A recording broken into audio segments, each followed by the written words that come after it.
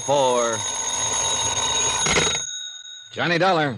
This is Robert Ecker, Mr. Parsons' secretary. You telephoned this office for an appointment with Mr. Parsons. That's right. I'm an investigator, Mr. Ecker. I was sent here by Eastern Casualty and Trust. We understand David Parsons is missing. I want to talk to Mr. Parsons Sr. about it. Oh. Well, Mr. Parsons Sr. isn't in the office today. He's home ill. This is pretty important, Mr. Ecker. Maybe I better call him at home. Why don't you come to the office? I'll try to arrange to take you out there. I don't want to be a lot of trouble. There'd be more trouble if I didn't.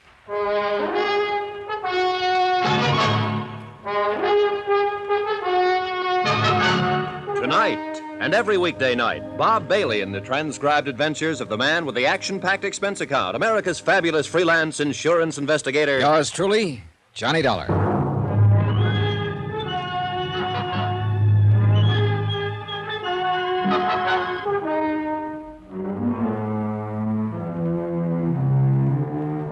Expense account submitted by Special Investigator Johnny Dollar to the Eastern Casualty and Trust Company, number 25 Yardley Boulevard, Boston, Massachusetts. The following is an accounting of expenditures during my investigation of the Callicles matter. Expense account item 1, $200, 5 cents, airfare and incidentals, Hartford to Los Angeles. I arrived at midnight, went straight to the Beverly Hilton, had a good night's sleep, and woke up to an early spring heat wave. By 9 o'clock, I had placed my call to Parsons, Stocks and Bonds. At 10 o'clock, I met Robert Ecker in person. He was a man about my age with a thin face and good clothes. Judging from his office, the job as secretary was a pretty responsible one. I don't quite understand this, Mr. Dollar. What made you think that Mr. Parsons Jr. is missing? Is he around? You mean, is he in town? Yeah, is he in town? Is he around? Can I see him? Well, none of us exactly knows where he is, but he's not what you'd call missing. Well, now, that depends on how you look at it, Mr. Ecker. We understand David Parsons hasn't been seen for 10 days. Is my information wrong? Well, no, what you say is true. You mean you're here to look into the matter? That's about it. May I say something? Sure. When you're speaking of David Parsons in front of his father, Mr. Parsons Sr., I suggest that you don't use that word missing. I'll try to remember that. The connotation might upset him. I'm certain he doesn't regard Mr. Parsons' absence in the missing sense. Maybe you can tell me how he does regard it. I'm afraid I can't. Mr. Parsons Sr. doesn't confide in me. How about David Parsons' wife? Sorry. How about your own opinion? I'd rather keep my opinions to myself, Mr. Dollar. There's nothing personal, but Mr. Parsons Sr. is very adamant about certain matters. In other words, Mr. Parsons Sr. does all of the thinking for publication. So to speak, yes. What concern does the Eastern... Casualty and Trust Company have in this matter? Yes. What is the bonding company's concern? $100,000. It was an automatic write-up on David Parsons Jr. when he entered the firm. I still don't understand. David Parsons had access to great amounts of money and transferable bonds here. That's where we're responsible, Mr. Ecker. Is that an inference? If it sounds like I'm worried that David Parsons might have walked off with some money or some bonds, it's an inference. That's rather ridiculous, isn't it? I don't know whether it is or not, Mr. Ecker. Well, I regard it that way. Mr. Parsons is worth a considerable amount of money. $1 million would be a conservative estimate of his fortune. His father, of course, is, well, Mr. Parsons Sr. Yes, we're well aware of Mr. Parsons' holding. But sometimes things aren't what they seem. You know what I mean? No, I'm afraid I don't know exactly what you mean, Mr. Dollar. Well, now, take these, for instance. Mr. Dollar. Take these, Just what? here. These copies of Eastern Casualty's policies on your desk, Mr. Ecker. Now, let's see. You called me about 9. It's a little after 10 now. That gave you an hour to dig them out, study them over, and answer for yourself the exact questions you've been making me answer. Isn't that about it, Mr. Ecker? Yes. Yes, I'd say that's just about it, Mr. Dollar. Robert Ecker drove me out to the Bel Air home of David Parsons Sr. On the way, he spoke of the weather, the situation in Algiers, the trouble he had making reservations for weekends in Palm Springs, and the low fuel consumption of his new Studebaker Golden Hawk. He avoided very carefully any further mention of David Parsons Jr., the missing son. I put a couple of direct questions to him, which he answered indirectly by referring me to Mr. Parsons Sr., so I let it go at that. Jenny? Jenny? Somebody must be around. You said your phone. I did. Jenny? Oh, hello. Hello, Robert. Nobody around? No one so far. They must be upstairs. He's been at it today. Called me over here an hour ago. Oh, I'm Mrs. Parsons. I'm Johnny Dollar. How do you do? I beg your pardon. You shouldn't, Robert. It was purposeful. Mrs. Parsons. I'm the one you're not supposed to meet, Mr. Dollar. I'm David's wife. I just received orders from upstairs that this matter will be handled upstairs. Is that so? Oh, yes, that's quite so. My father-in-law feels that he has extraordinary competence in this matter. As in all matters, huh, Robert? We'd better get along, Mr. Dollar. How do you feel? No, I feel fine. I mean about your father-in-law handling it. That makes very little difference, Mr. Dollar. It's my husband who's missing, but his son. You're a policeman or a detective, aren't you? In a way, yes. You look like a very charming man, Mr. Dollar. Ecker! Ecker, that you down there? Just a moment, Mr. Parsons. Hurry up! You may have to practice some charm on him. Thank you for the tip, Mrs. Parsons. Not at all. It was nice to have met you. Good morning, Robert. Good morning, Mrs. Parsons. We'd better get up there. Ecker! Robert Ecker led me upstairs into a massive bedroom that could only have been decorated for a massive old man, which is exactly what David Parsons Sr. turned out to be. 6.5 feet tall, I guessed at it, since he was stretched out in bed. He had a pair of coal black eyes and white hair liberally sprinkled with gray. He spilled a briefcase full of papers and documents off the bed, punched his pillow around, and glared hard at me. What's his name? This is Mr. Dollar, Mr. Parsons. You see if he had any credentials? No, sir. Well, find out! Mr. Dollar. Sure. Here, look these over. I'll look them over. Hand them to me. Yes, Mr. Parsons. They could be forgeries. He could be a newspaper reporter, something like that. Go downstairs and use the hall phone. Call this company and see if they have anyone named Johnny Dollar working for them. And hurry it up. Yes, sir. Wait a minute. Those credentials are genuine. You know it and I know it, Mr. Parsons. I'm not waiting around here while you call Boston and talk to someone there you won't believe either. Now, I'm at the Beverly Hilton. You call me when you've made up your mind to talk about this matter. Fine. Now get out. I got in town last night and contacted your office first thing. I wanted to talk to you about it first for several reasons. One, you're David Parsons' father. It's your company, not his, that can be jeopardized in a situation like this. Two, you seem the logical man to see to clear up the matter easily. Now that I've seen you, I'm not so sure of that. I'll have to go to somebody else. Wait a minute. What do you mean, go to somebody else? I mean, I'm not going to sit in a hotel room cooling my heels waiting for you to call me. I have to find out about this, and there are other people to talk to. Your son's wife, the whole household. They wouldn't let you in. The police, if I have to. I'd break you. I'd break you in half. Then I'd get pretty mad, and both halves of me would figure this thing out if it took 1,000,000 years and $1 million. Ecker, Yes, sir. get out of here. Yes, sir. You've got 5 minutes. I've got 5 minutes and 10 minutes and 1,000,000 minutes if I need them. We have a report your son's been missing for 10 days now. One of our brokers reported it. He happened to be one of your son's clients. Missing. All right, where is he? How would I know? I take that to mean you don't know. Do you have any ideas? Of course not. Have you had an audit of your books since he disappeared? What? Have you had an audit? Is there anything missing? Bonds, cash in the company? Ecker! Ecker! Throw this bum out of here and make sure he bounces a couple of times. Mr. Parsons. Throw him out! I've got you by a good 25 pounds, Ecker. Maybe you'd better leave, Mr. Dollar. I think I'll stay. Oh, if I could get out of this bed, I'd do it myself. Ecker! Run along, Mr. Ecker. He'll calm down. I can wait him out. You leave without throwing him out and you're fired. Throw him out! I'll wait for you downstairs, Mr. Dollar. All right. Sit down. What day's today? Friday. It was a week ago Tuesday. David left the house, according to his wife, and that's the last anyone saw him. No word, nothing since then. No police? Of course not, no police. I can hear you. Why? You know why as well as I do. An investment broker missing. What the papers wouldn't do with that? What's been going on? Nothing. We've been waiting to hear from him. No one's done anything? What is there to do that won't bring out the press? Look, I'm not worried about the press. I'm worried about your son, Mr. Parsons. Whatever happened to him has had a 10-day start, and nothing's been done about it. Now, how about the books? What about them? Have you had an audit? Now, look here, you Keep your young... voice down, will you? I ask you a simple question. Have you found anything missing? I haven't looked. Where are you going? Well, if what you say is true, no one's seen or heard of David Parsons for 10 days, then I'm going to get some help. What help? Police. I don't want any police in on this. How much does your responsibility come to? $100,000. I'll post it in cash. You'll what? I'll post that amount of money and assume your liability, if there is a liability. You'll never get a fair offer than that.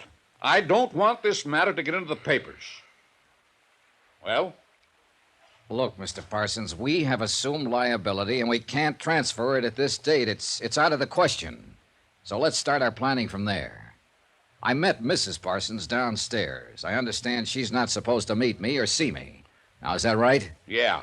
Well, you better fix up that part of it. That's so? Yeah. Suppose I don't. I'll see her anyhow. Get out of here! He was looking for something to throw when I stepped out the door and walked down the hall to the stairway. At the foot of the stairs, I looked around for Robert Eckert, who wasn't around. I found my hat by the door, and then I ran into Mrs. Parsons again. Mr. Dollar. Yes? What's been decided? What's he going to do about David? Well, it's pretty hard to say what he's going to do about anything. What are you going to do? I was going to drive over to your house this afternoon and ask you to go to the police and make out a missing persons report.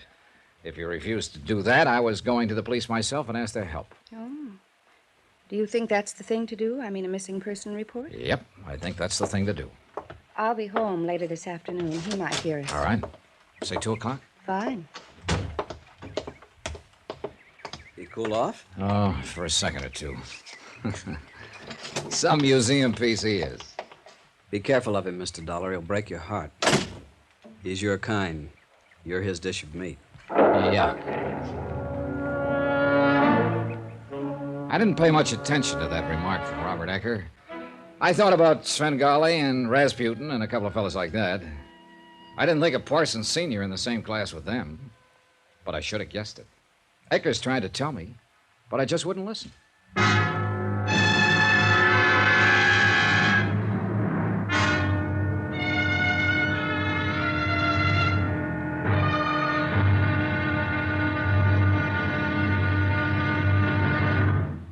Now, here's our star to tell you about tomorrow's intriguing episode of this week's story. Tomorrow, some more facts about how the Earth swallowed a man. Join us, won't you? Yours truly, Johnny Dollar.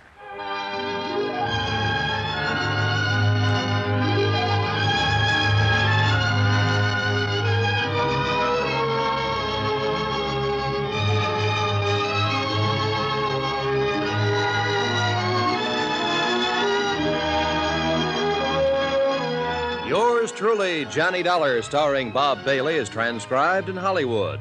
Written by John Dawson, it is produced and directed by Jack Johnstone.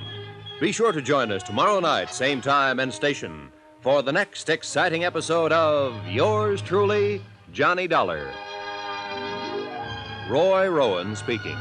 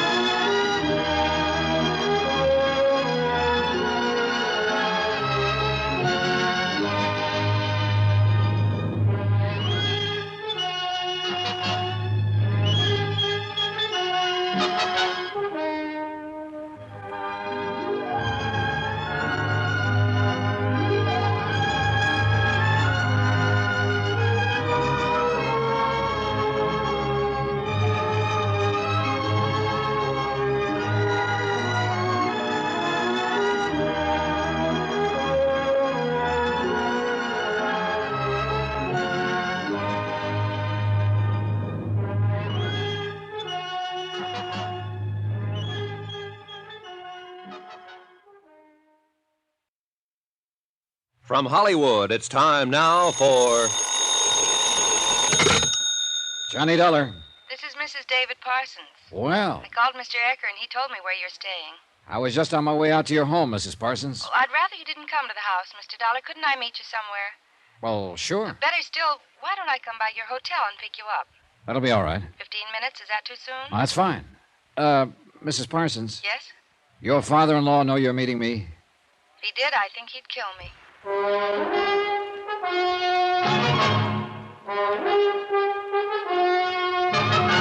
Tonight and every weekday night, Bob Bailey in the transcribed adventures of the man with the action-packed expense account, America's fabulous freelance insurance investigator. Yours truly, Johnny Dollar.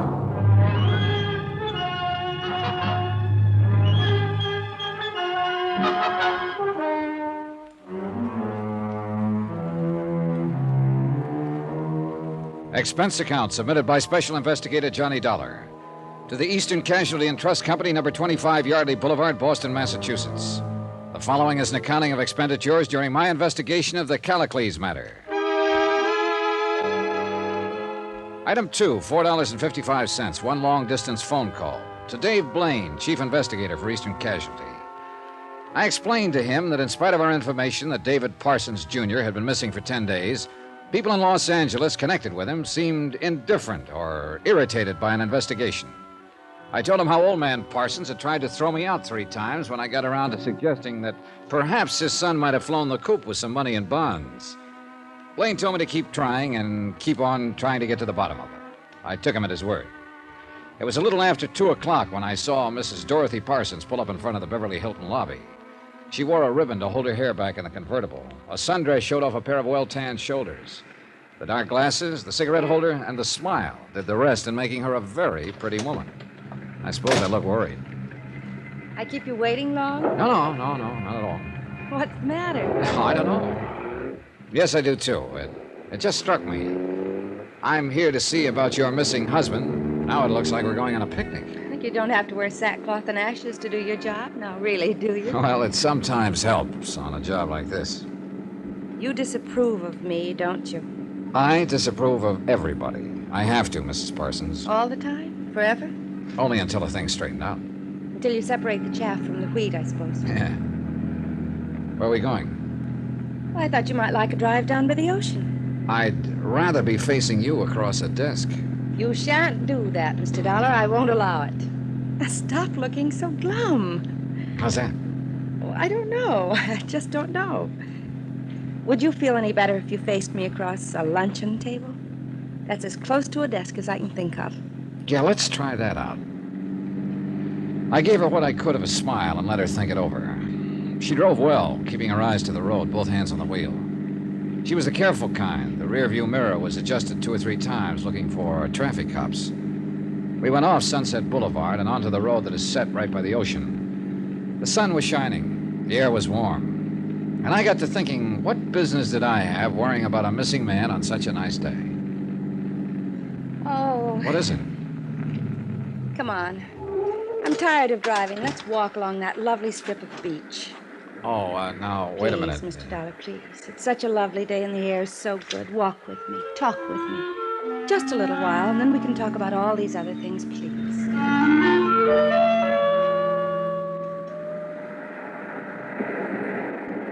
I married David when I was not quite 18. He was almost 30. Let me see, that was 14 years ago. 14 years. Go on. He joined his father's firm, and he's been there ever since.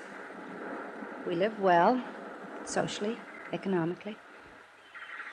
I guess I belong to the Keep Your Social Position in Mind club, don't I? I don't know. What do you think of me? I met you today to talk about your husband, Mrs. Parsons. But I've been talking about my husband. I told you about meeting him, about being married to him. What else is there to tell? Now tell me about missing him. What can I tell you about that? Well, where he is, for one thing. I don't know. Any ideas? No, none. You're so pretty, I almost believe you. Oh, you are a human being. But I don't believe you. I don't care. Tell me how pretty I am. I don't understand you. I didn't understand your father-in-law. David Parsons is missing. No one wants to talk about it, do anything about it, make any moves. Now, what is this? You're cross with me now. Yeah.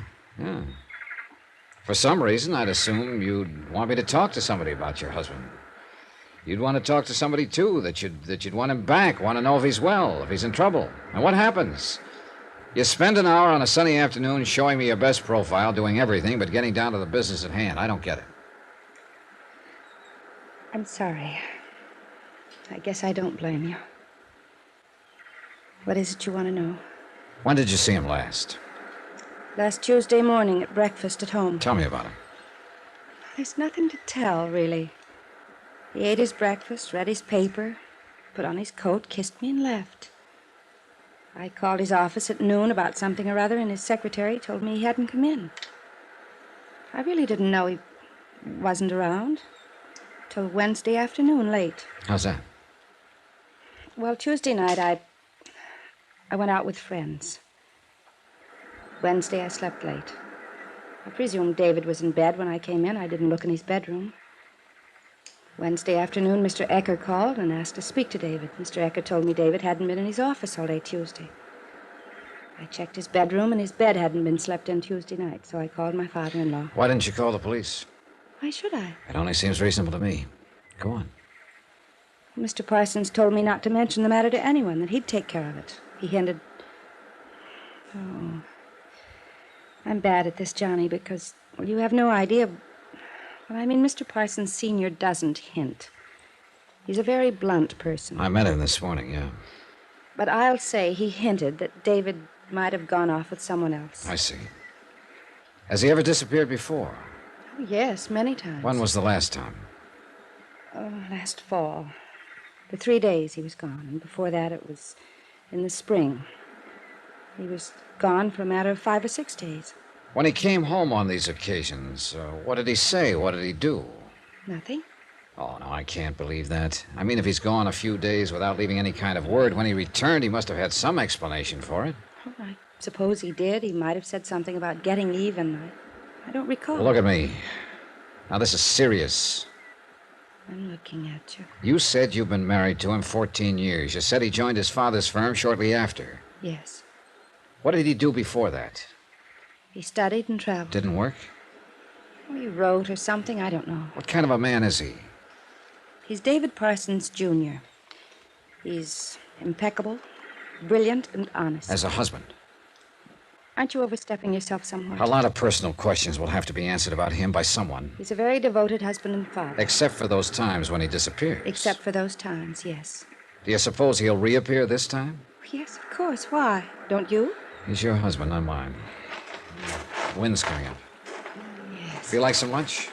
I feel very much like going home. All right. Mrs. Parsons. Yes. Did you expect me to make love to you out here this afternoon? What kind of question is that? It's to the point. Did you? Yes. Why? It's not a nice question to ask me. I think sometimes I'm quite attractive. I think you must be attractive all the time. Thank you. Why didn't you kiss me? We, don't have to go into that. Unless, of course, you want to tell me why you stalled me all afternoon. Do you? Touché, Mr. Dollar. One thing more. When I spoke with you earlier, you asked my advice in this matter. I advised you call the police about your husband. Did you? You know I did. I also advised your father-in-law to do the same thing. He said he'd kill me and himself before he'd call the police in. You said, or I thought you said, you'd call him in anyhow. That you were concerned about your husband and wanted him found. Did I get that wrong? I don't want any police, Mr. Dollar. I don't think they're necessary. David will come back. No police. What made you change your mind? Your father-in-law? You said you only had one more question. I lied. I've got 1,000 questions. I should call home. Come on. We walked up to the highway and climbed back into the car. She drove to the nearest filling station and public telephone booth. I waited in the car while she made a phone call. Some high school kids drove up in a jalopy and sweatshirts and jeans. They waved 10 pounds of wieners at me for no reason at all and asked me if I'd like to go on a wiener fry. I told them no. An old man with a bamboo fishing pole came in. He dropped a soggy gunny sack on the pavement while he disappeared around at the back. I went over and peeked in. 3 pretty good-sized perch smelled out at me. I looked off at the ocean. Just in time to see a pair of surfboard riders catch the creamy top of a roller, climb up on their feet, and wave to their girlfriends sitting in the sand. Nothing was wrong with the world. Nothing at all. Life was going on just fine. David Parsons, Jr. had been missing 10 days, and nothing was wrong at all.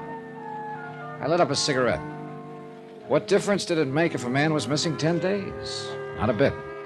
Especially to his wife, who looked her prettiest when she told me practically nothing about his disappearance. The ashes fell on my lap. I'm sorry I took so terribly long, Mr. Dollar. I had to call my father-in-law's home, too. There was a message for me. Look, I'm afraid I'm going to have to go over your head, your father-in-law's head, everybody's. When I get back in town, I'm going to tell the police about this. I just decided while I was sitting waiting for you. There won't be any need for that. Huh? David's come back. What? He's home. Now, that was the message. He'll be there when we get there. You see, all of your worry was for nothing. You and I, we could have had a perfectly lovely afternoon if we'd known this, couldn't we? If you say so, Mrs. Parsons. Look out!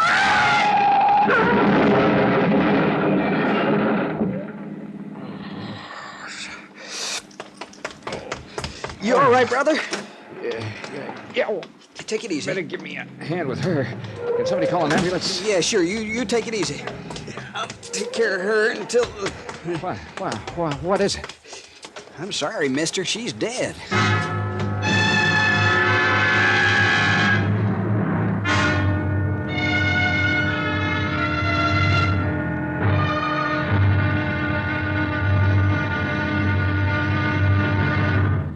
Now, here's our star to tell you about tomorrow's intriguing episode of this week's story. Tomorrow, trouble comes early and stays late. Join us, won't you? Yours truly, Johnny Dollar.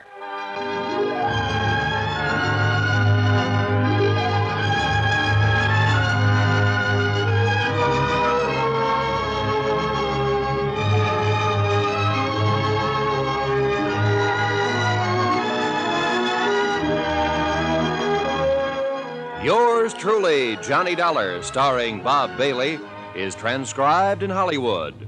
Written by John Dawson, it is produced and directed by Jack Johnstone. Be sure to join us tomorrow night, same time and station, for the next exciting episode of Yours truly, Johnny Dollar.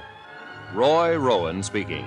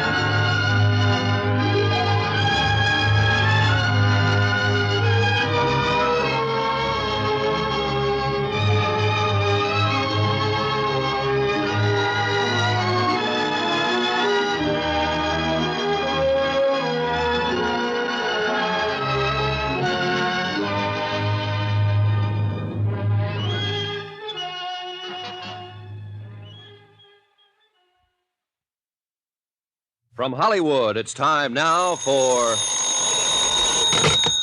Johnny Dollar. What are you doing lying around a hospital? This is Dave Blaine, Johnny. Are you here in Los Angeles? No, I'm in Boston still. What happened? I was with Mrs. Parsons this afternoon, trying to find out what happened to her husband. She missed a turn in the road. How is she? Is she all right? She was killed, Dave. Oh, good Lord. Johnny, what can I do to help? Nothing, Dave. Nothing much to do now. Parsons is back, and, well, now he's back, I'll wrap it up. Johnny, what is it, pal? She was a pretty nice person, Dave. I saw her die.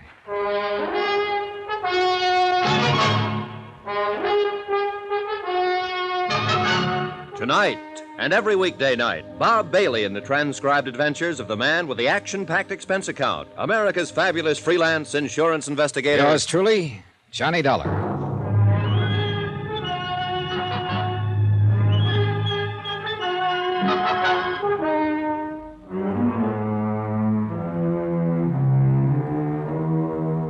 Expense account submitted by Special Investigator Johnny Dollar to the Eastern Casualty and Trust Company, number 25 Yardley Boulevard, Boston, Massachusetts. The following is an accounting of expenditures during my investigation of the Callicles matter.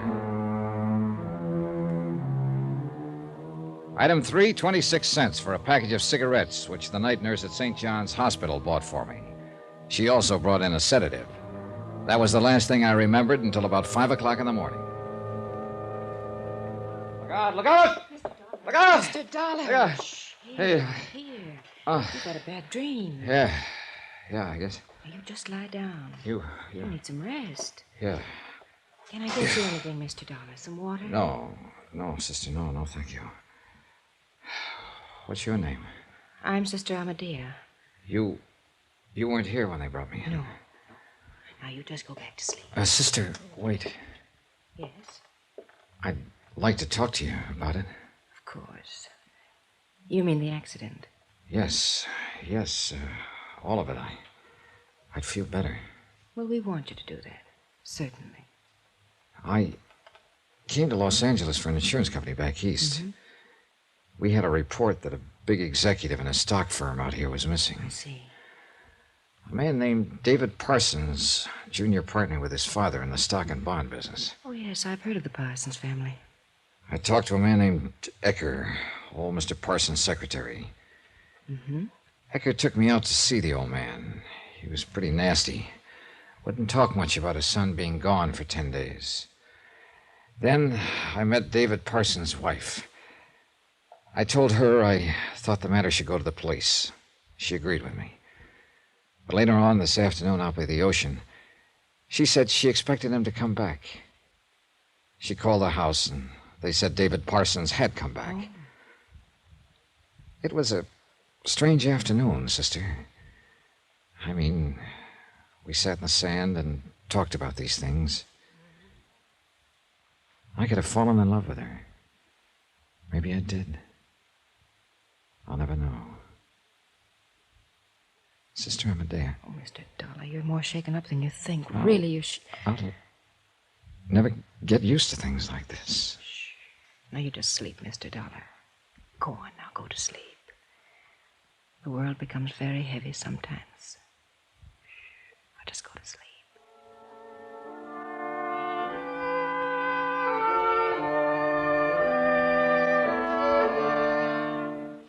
Item 4, $14.95, one night in the hospital.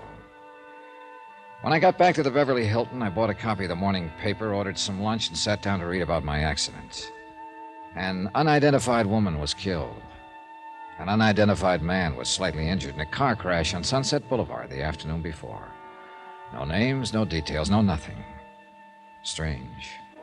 But even stranger was the appearance of Robert Ecker, old man Parsons' secretary, at my door.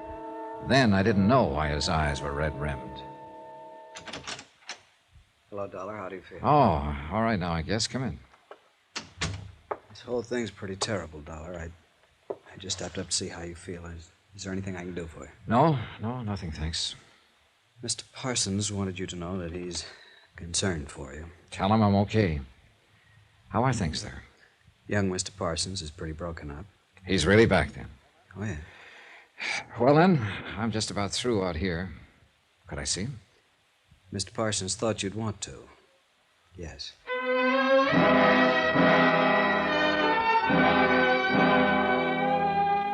Expense account, item 8, $178, airplane ticket, back to Hartford. Item 9, $43, hotel and board for 2 days in Los Angeles. Item 10, $6 cab fare. My plane was scheduled to leave at 9 o'clock that night. I checked out about 4 in the afternoon and went directly to the home of David Sr. He looked a little ashen when I came in, but his temper hadn't improved much. He pointed a crooked finger at me. I've got this to say to you right now, Dollar. If you hadn't insisted on talking to her, she'd be alive today. She wouldn't have been with you driving that car. If she hadn't been forbidden by you to see me, we wouldn't have had to drive around in a car. You have a drink around here? Right there. I didn't come here to argue with you anymore. My job was to find your son. Evidently, he wasn't lost. Ecker told me I could meet him here about this time. You're pretty free with my whiskey. You can afford it. You want one? Oh, I get a jigger before every meal, that's all. Cheers. Well, am I early or what? David will be here any time now. Have any arrangements been made yet? You'll have to ask Ecker about that. I don't know. I'd like to send some flowers, something. That's always the logical gesture. This is Mr. Dollar, David. Come in. It's my son, David. The man in the black suit wasn't what I expected in the way of David Parsons, Jr., somehow. He was tall and rangy, almost athletic. He had a good sunburn and a pair of square shoulders. I would have read him for an advertising man or a pro ball player. Certainly not for the investment brokerage business. We shook hands. He smiled wanly and lit up a cigarette. Dad tells me you've been looking for me. That's right, Mr. Parsons. Where have you been all this time? Well, I took a freighter out of Los Angeles and rode it up to Oregon. Just a whim. Wanted to be alone and do some thinking. How come no word? Oh, that's a whim, too. Are you trying to get into my personal life? No. Just curious again.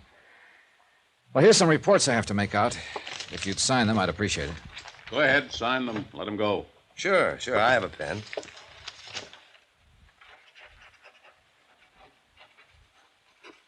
Okay. Fine, thank you. Satisfied, Dollar? Completely. What ship did you take up there? Ship? The boat to Oregon. Oh, the Laureen B. Wintermaker Timber Company ship. Oh, sure. Well, I'm glad you're okay. Thank you for your cooperation.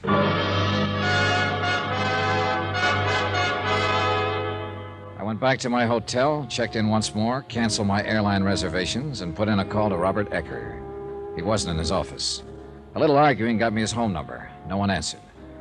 I went out and spent $25, item 8, to rent a car. I drove it over to Ecker's apartment address. He wasn't in, so I waited. A half an hour later, he drove up, ran into his apartment for about a minute and a half, came back out and got into his car. When he pulled into traffic on Wilshire, I was one Buick behind him. He finally stopped at a place on Olympic Boulevard, the Parkway Funeral Home. I waited 5 minutes and then walked in. Robert Ecker stood in a semi-dark room, hands folded before him as if in prayer. He was looking down at the body of David Parsons' wife. Hello, Ecker. Hello. Came by to pay my respects. Sure. Who is she, Ecker? What was that? Who's this girl? She isn't Dorothy Parsons, I know that much. Who is she? We better talk about this. Yeah, we better talk. Her name's Ellen. Her name was Ellen Myers. We're going to be married. I'm sorry. She was one of those lonely people that you find in this town. I mean, she worked a bit in pictures and drew and painted a little bit. I don't know how I met her. I just know that she was fresh and lovely, and she'd do anything for me. Or for old man Parsons. For me. She was mine. Everything else is his. She was mine. He blew up the other morning when I called up and said you were in town looking for David Jr. He said we had to steer you out. He didn't want you talking to anybody. So he arranged that she'd be there posing as Mrs. Parsons. He asked me to get someone. She was delighted with the idea. It was kind of a little game for her. Where's the real Mrs. Parsons? Home, I guess. I don't know. I'll find that out. Now, tell me who's the guy I shook hands with this afternoon who said he was David Parsons, Jr. I don't know his name. Someone the old man hired to play the part for him. Then David Parsons is still missing. Yeah. Why all the cover-up? Why doesn't the old man want him found? He does want him found. He wants him found in the worst way. He's been turning the country upside down looking for him for a week now. There's something like 23 operatives from a private detective firm looking for him, but he doesn't want it to go to the police. He wants it out of the papers at all costs. Why? Parsons is going to merge with Little and Tennyson. You've heard of them? Yeah. The old man's got to take it easy. Heart attack. Parsons Jr. will get into the saddle when the merger happens. He'll take over the whole play. That is, of course, with the old man sitting down in Palm Springs dictating orders to him. In other words, old man Parsons wants his figurehead to be on deck, clean and unsullied for the merger. That's it. What do you think happened to Junior? I don't have any idea. What happens to any of us who work for Parsons? We give him lip at first, we get mad at him. In the end, he shakes out all the dignity and honesty you might ever have, and he makes you his own personal robot. Look at me, Dollar. He got me to make my girl play all that out in front of you. Now she's dead, and I'm still a robot for him. Take it easy. Yeah, sure. How did you get on to Junior? Oh, he didn't look broken up. He was a pretty bad actor. He also gave some wrong answers about being off on a ship and so on. Hey, look, you don't have to say anything about talking to me. Oh, but I will. I'll tell Parsons you pumped it all out of me. Won't worry him a bit. He'll figure out some other way to stop you. I told you once before, Dollar. He'll break your heart.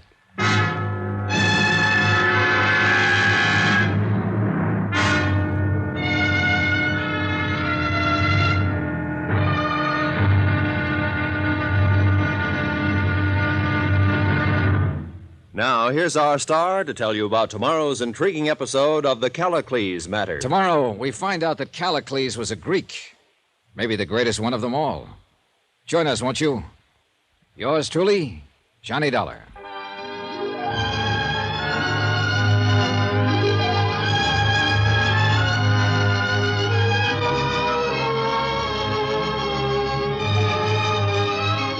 Yours truly, Johnny Dollar, starring Bob Bailey, is transcribed in Hollywood.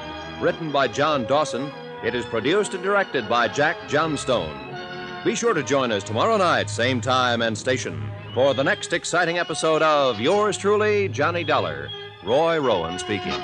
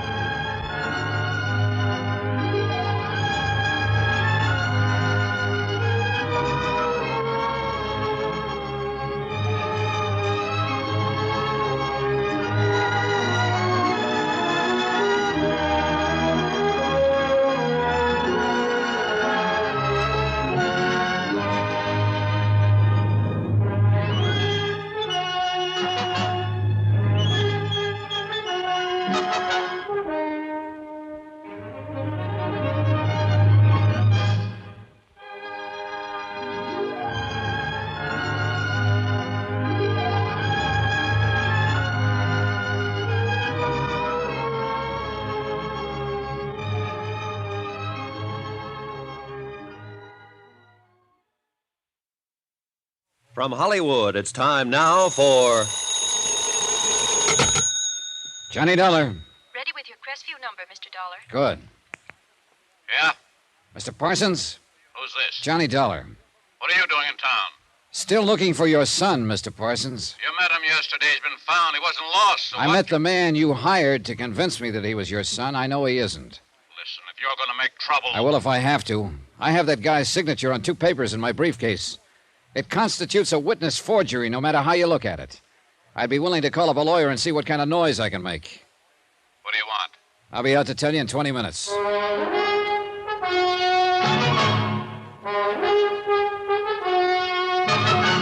Tonight and every weekday night, Bob Bailey in the transcribed adventures of the man with the action-packed expense account, America's fabulous freelance insurance investigator. Yours truly, Johnny Dollar.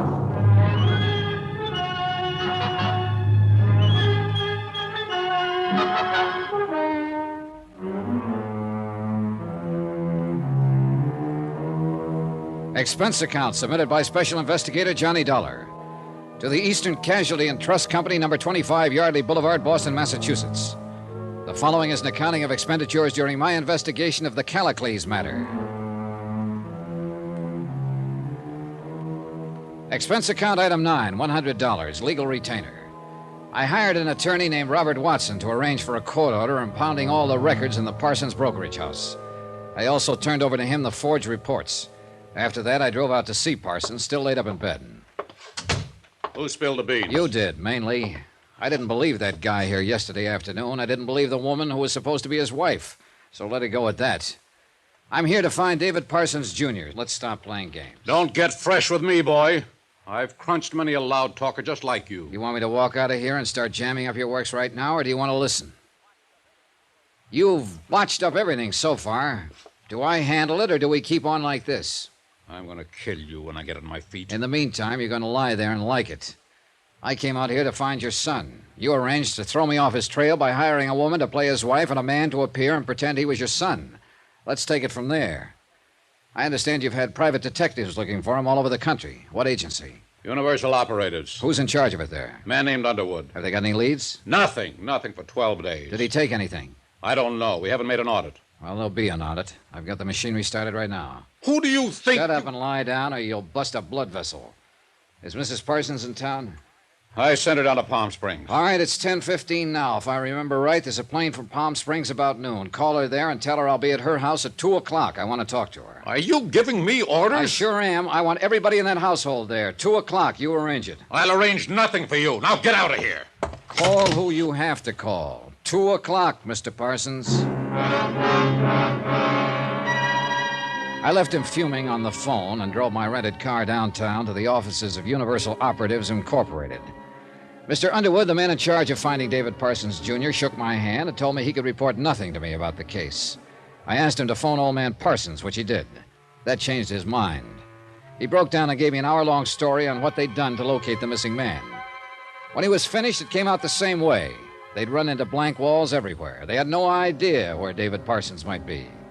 I told Underwood he and his staff were fired and that Mr. Parsons would confirm it. I left him fuming on the phone.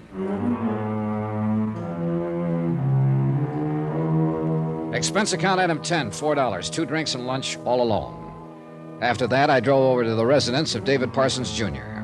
Mrs. Parsons was a tall, graceful woman in her late 30s, settled on a sofa in front of the fireplace. The clothes she was wearing, the house itself, the appointments of the formal room, all suggested a well-run, well-kept sort of life. I've answered so many questions from those private detectives. I'm sorry to put you through it all again. You must operate in a rather high-handed manner, Mr. Dollar. My father-in-law expressly told me the point here is not to let any of this get into the papers. The point here is to find your husband, Mrs. Parsons. He's been missing 12 days now. Well, I suppose I was the last one to see him. It was after dinner. He went upstairs. I didn't see him after that. This would be... The 13th. Yes, it was. Did he sleep here that night? His bed had been slept in, yes. Then he really disappeared sometime on the 14th. I suppose that's accurate. He wasn't in his office that day. Did he take a car? No. But I know the private detectives checked the cab companies He to could see... have flagged one 2 blocks away. How about clothes? Did he pack anything? Not a thing. Money? I don't know. Okay. Can you think of any enemies who might want to harm your husband? Enemies? Oh, dear, no. Think a minute. Well, perhaps in his office, in his business, there's someone. But he never discussed what went on there with me. Mm-hmm. Are you sure? It was a rule. This is our home. That is David's business. We just never talked about what went on in his office at all. How long have you and Mr. Parsons been married? 18 years next July. Have you been getting along? Of course we've been getting along. We've gotten along always. Ever discussed the probability of divorce or anything like that? Certainly not. Can you think of any reason why Mr. Parsons would just walk out and not come back? None whatsoever. Have the people in his office been worried about him? Well, I believe Mr. Ecker's the only one who knows. The others think he's away on a business trip. In other words, the whole thing's been kept quiet. Well, yes, of course. This merger situation is quite delicate. As you know, Mrs. Parsons, were you very close to him? I beg your pardon. Don't beg my pardon. Just answer the question. Everybody seems to be worried about a merger, not about a man. Did you spend time together, do things together? Of course. We entertained frequently, we traveled, we had common interests. What? Well, home, of course. What else? I don't know what you mean. Did you enjoy each other, go out together, have fun? Oh, really? Did he have a hobby? Well, yes, sort of. David liked to read and write a little. He fancied himself a scholar along some lines. What lines? Oh, literature. Of course, it was just an indulgence. Where did he indulge himself? He had a small study upstairs. Would it be possible to look at that room? Oh, yes, I suppose so. All right, I'll get to that in a minute. Mr. Parson, drink very much? Cocktails before dinner, maybe 2 or 3 after. Ever any long drinking jobs on the town? David never went off and drank, if that's what you're trying to find out. Well, that's what I'm trying to find out. Is he in good health? Yes, perfect, I think. What's the name of his doctor? Stanley Warner, Dr. Warner. Okay. How about his attitude? What do you mean? What kind of man is he? Quiet, loud, what? Oh, I'd say David is, and always has been, a very quiet person. Like his work? Of course, he loves it. His home? I'm terribly afraid there's a great deal of insinuation in these questions you ask, Mr. Dollar. What have you been doing in Palm Springs? Resting. Got a boyfriend? Mr. Dollar. Have you? I resent that very much. Naturally, with my husband here, I go out with friends there. David knows about it. He have a girlfriend? You're being ridiculous. No, you're being ridiculous. What? You sit here and describe the kind of association a man has with a drug clerk who sells him cigarettes, and you call it a marriage. Your husband disappears from the face of the earth, and you romp off to Palm Springs, forgetting all about it. You're insulted when I ask you what's wrong. You're hurt when I ask you how come, and you're annoyed when I mention it. What on earth do you want me to do? File a missing persons complaint right away. Get some help in here if it isn't too late. Too late? It could be, lady. It just could be you and your father-in-law have fooled around too long. She made the call. A half an hour later, 2 detectives from the Missing Persons Bureau were out here gathering facts. I tagged along. They questioned Mrs. Parsons, the servants. They examined the study as well as his bedroom. From all they could gather, David Parsons had nothing but the clothes on his back when he disappeared. By mid-afternoon, the police had started on old man Parsons and gone downtown to question the members of David Parsons' office force. The district attorney moved in quickly and negated my court order, impounding the books and records for a careful audit to determine if any money or bonds were missing. They promised to keep me informed. I went out on my own. Come in, please. Dr. Stanley Warner had a 4-suite office on Wilshire Boulevard. He was a big graying man who looked as though he played a lot of golf and drank a lot of whiskey when he had the chance. I told him about Parsons being missing and asked for some details. Well, according to my records, I examined him the 1st of last month. He was in good health. Excellent for a man of his age and responsibility. Could you explain that, Doctor? No, I was thinking only by comparison. David Parsons is 40 years old. He's held a position of tremendous responsibility for many years. For a lesser man, or for a frailer man, the incidence of organic disturbance in this age area increases considerably. David Parsons' case, that didn't seem to hold true. Doctor, are you talking about the pressure from his father?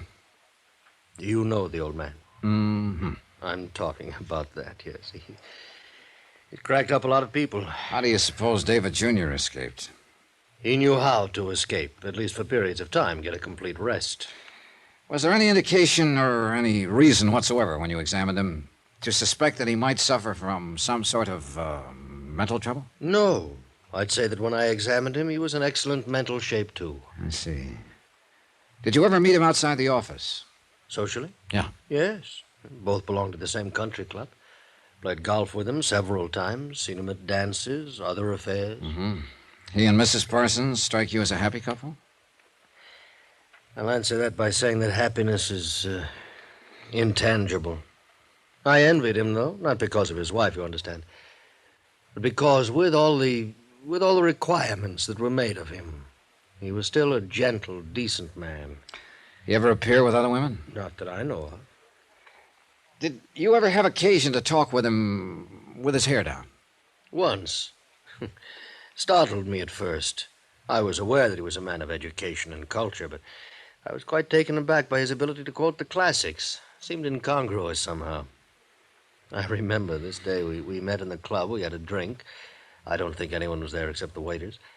I was talking to him, and suddenly he dropped off the conversation. He stared ahead, And then he began to quote a Greek, Callicles. Callicles? Yes. I was so impressed by the passage, I took the trouble to look it up myself and write it down. I have it here. Yes. Here. I can still see him quoting that word for word. Read it. But if there were a man who had sufficient force, he would shake off and break through and escape from all this. Go on, will you, please? He would trample underfoot all our formulas and spells and charms, and all our laws which are against nature. The slave would rise in rebellion and be lord over us, and the light of natural justice would shine forth. When did Parsons quote this to you, Doctor? Monday. The day before he disappeared.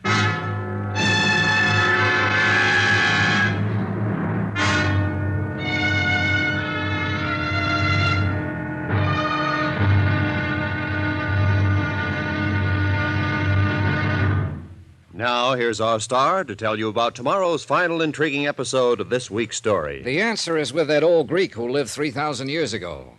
Tomorrow we'll find it. Join us, won't you? Yours truly, Johnny Dollar.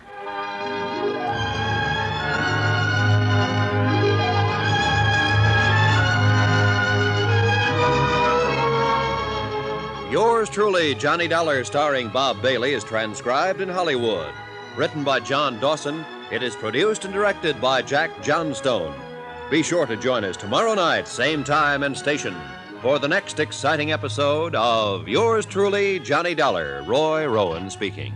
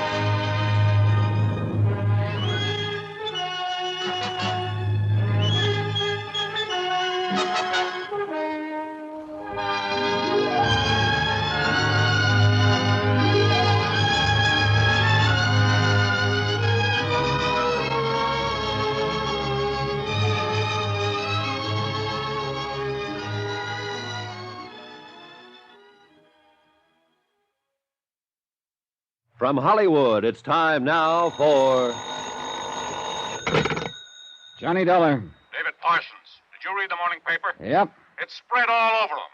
My son missing. I've had calls from New York all morning long. The business merger's jeopardized, and it's your doing. Anything else to say? When I finish with you and your liability company, there won't be enough left to burn for junk. Mr. Parsons, before you shoot off any more steam, do you want me to give the papers the other half of the story? The one about you arranging for people to impersonate your son and his wife? Are you threatening me? I guess I am. Why, you... Bye.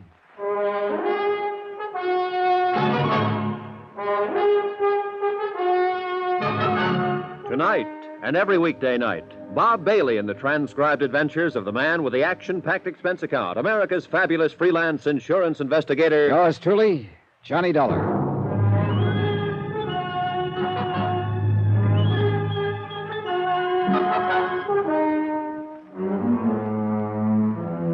Expense account submitted by Special Investigator Johnny Dollar to the Eastern Casualty and Trust Company, Boston, Massachusetts.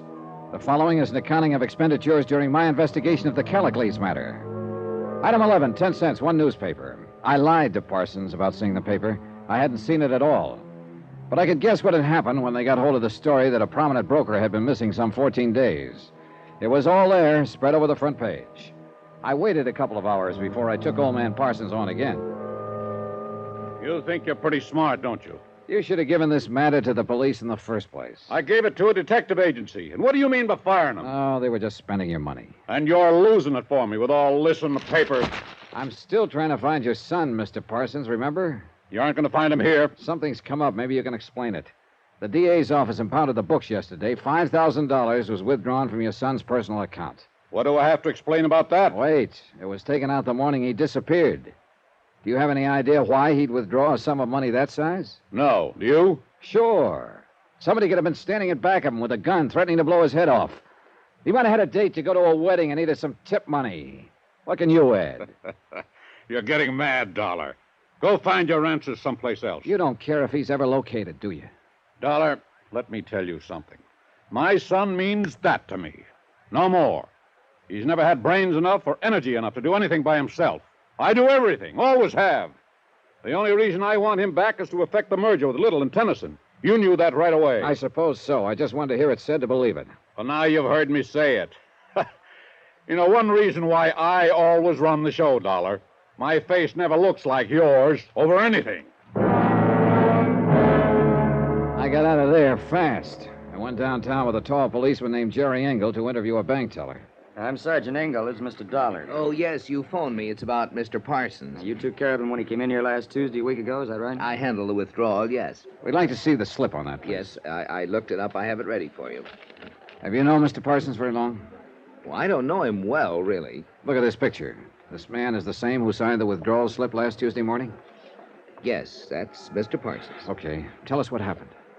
Well, he just came up to the cage and handed me the withdrawal slip, that's all. I see.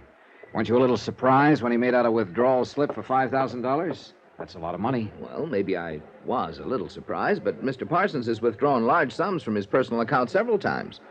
I always assumed it was some sort of speculation where he needed cash on hand. When he came up to the cage to you, what exactly did he say?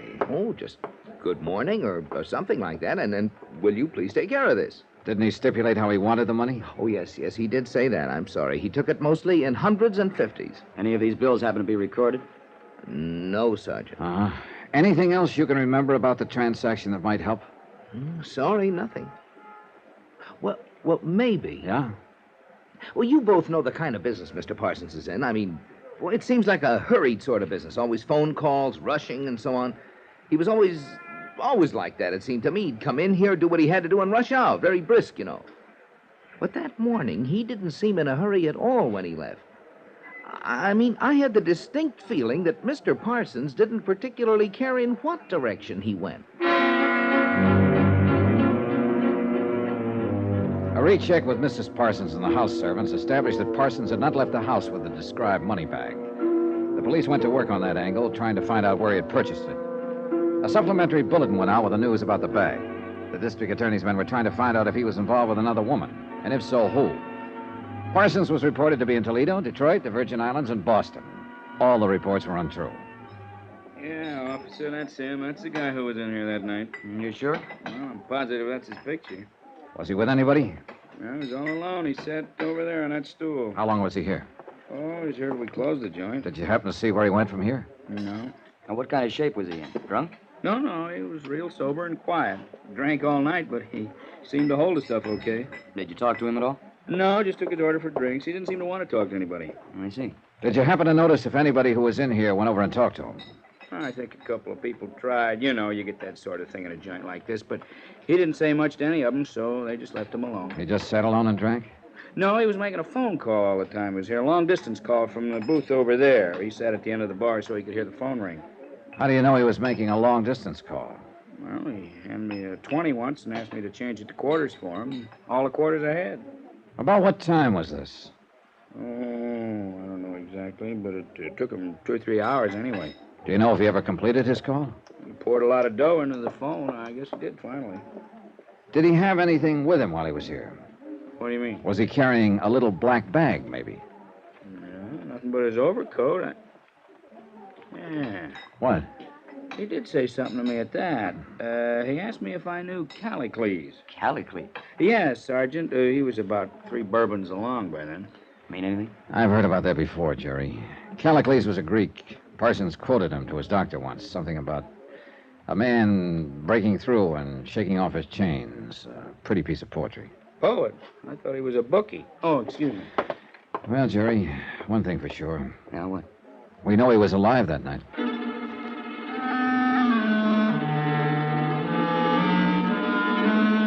Jerry Engel started a check with the telephone company. Their records disclosed that David Parsons had placed a call from the pay booth in the bar on the night in question. It had been a person-to-person call to a Kenneth Temple in San Francisco. We tried to place a call to the same number, but there was no answer. We waited another 2 hours trying to complete the call, and the operators were still trying when we drove out to the Parsons residence once more. Mrs. Parsons gave us a cool greeting. I certainly don't appreciate any of this. You're responsible, Mr. Dollar, for all this publicity. We don't have to go into that, Mrs. Parsons. We need your help now. We found out that your husband called a man named Kenneth Temple in San Francisco the night he disappeared. Oh? That name, Kenneth Temple, does it mean anything to you? No, I've never heard it before. Mr. Parsons never mentioned it to you? Well, I can't say for certain, but it's not familiar to me at the moment. Have you ever been to San Francisco? Yes. When? Twice. Going to and coming back from Hawaii 2 years ago. Has Mr. Parsons ever been in San Francisco? He was on the same trip.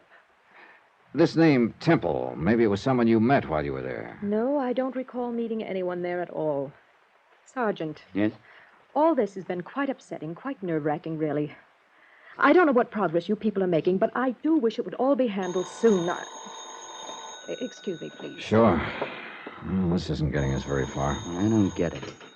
Hello? Who? Oh, yes, operator. Just a moment. It's for you, Sergeant. Oh, thanks. Probably San Francisco operator. Thank you. This is Sergeant Engel. Yes? Oh, hello, Mr. Temple. This is Sergeant Engel, Missing Persons Division, Los Angeles Police. We're trying to locate a man named David Parsons. Huh? All right. He's there now. He's going to put him on. David? Well, let me talk to him. Just a minute. That an extension? Oh, yes. Please. I'll get it. Let me talk. Hold it a minute. Mr. Parsons? I've been pretty worried about you. Yes. Yes, she's all right. She's right here. Okay, Mrs. Parsons. Here, take it. David? How are you? Oh, it's so good to hear your voice, David. When are you coming home? Your father and I have been... I read about it in the papers. Now, I want you to listen to me, Dorothy. Dad's going to ask you, so listen. But... Listen to me. I'm listening, David. Do you remember all the times that I've asked you to talk to me? The times during these years when I've wanted companionship, warmth, a home that was lived in? Each time I asked for these things, you were always too busy, too taken up with things outside my life.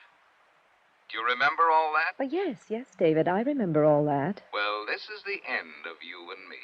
But your father... It's the end of Father and me, too, Dorothy. You tell him that. He probably won't believe it, but you tell him the merger's all his. He'll have to get another figurehead. You'd be so angry. Dorothy, what I'm trying to say is his anger doesn't worry me anymore. Oh, what about me? I never worried you. But, David... I'm going away. A long sea voyage with Temple. You don't remember him, but he was a sailor I used to talk to aboard ship when we went to Hawaii. He has a boat now. I'm shipping on it. Well, when will you be back? I won't be back. David. Now, will you put that police officer on? Hello, Mr. Parsons. Who's that? My name's Johnny Dollar. I've been trying to find you for 2 weeks. I'm an insurance investigator. Oh. I found out quite a lot about you. I want to make sure I'm talking to the right man. I won't answer a lot of questions. Just one. It's not even a question. Callicles. Oh. Mean anything? I don't know who you are. I didn't even get your name, but you did find out. If there were a man who had sufficient force, he would shake off and break through and escape from all this. He would trample underfoot all our formulas and spells and charms, and all our laws which are against nature. The slave would rise in rebellion and be lord over us. So far as the police were concerned, there was nothing more to do. So far as the insurance company's concerned, we'll have to sit on a $100,000 bond and hope that David Parsons will return to his life in Los Angeles when he gets whatever it is out of his system. Expense account total, $1,100.59. Remarks? Just Mrs. Parsons, to me. She asked, why he never talked about this to her. I told her he did. No one ever listened. She didn't understand that either. Yours truly, Johnny Dollar.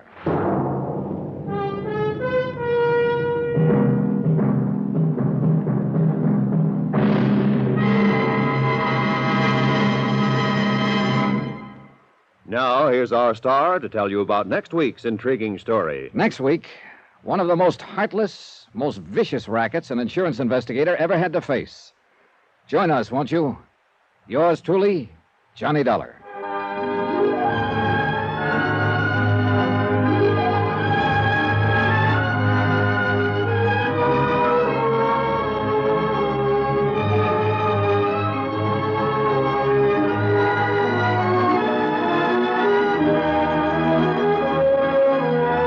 Yours truly, Johnny Dollar, starring Bob Bailey, is transcribed in Hollywood. Written by John Dawson, it is produced and directed by Jack Johnstone.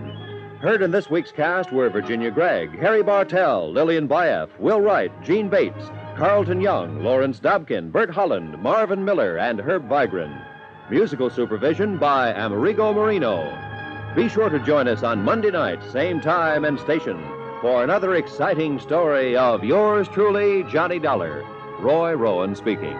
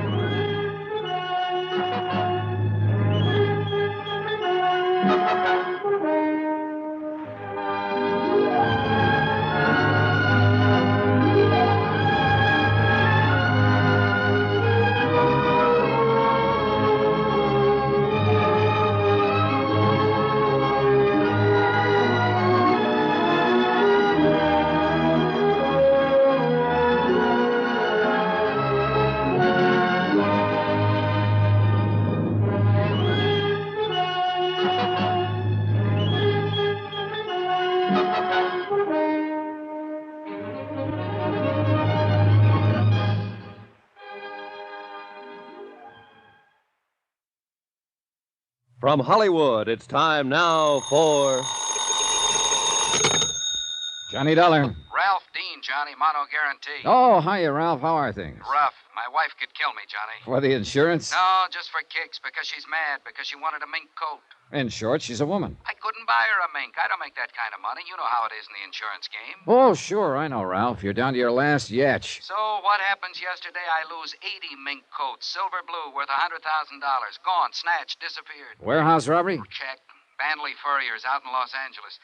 My wife's about to blow her stack. She says if I can't afford one fur coat for her, then how come I can pay for 80 of them that I haven't even got?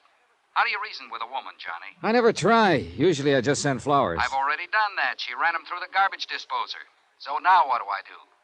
Buy some more flowers.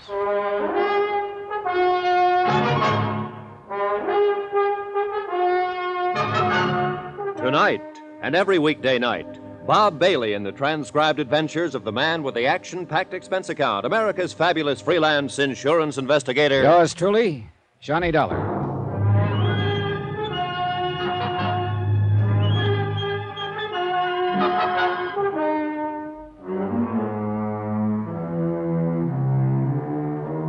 From Special Investigator Johnny Dollar to the Home Office Mono Guarantee Insurance Company, 4312 Spring Street, Hartford, Connecticut. The following is an accounting of expenditures during my investigation of the Silver Blue matter. Item 1, $152.40, telephone and incidentals and transportation to Los Angeles. I called the Mono Guarantee agent out there before I left and got a brief rundown on the case. Among other things, I learned that a man I'd known and worked with before, Detective Lieutenant Raymond Garcia, had been put in charge. And with Garcia on hand, I knew I could count on cooperation by the police. But I still wasn't expecting quite as much as I got. Flight 12 for Las Vegas, Salt Lake, Minneapolis, and Chicago, now loading at I knocked over the fur joint myself, Johnny. Garcia. The only way we get to see you. How have you been? Overworked, underpaid, frustrated, disillusioned, unappreciated. In other words, fine. Got your luggage yet? It's coming right there. Good.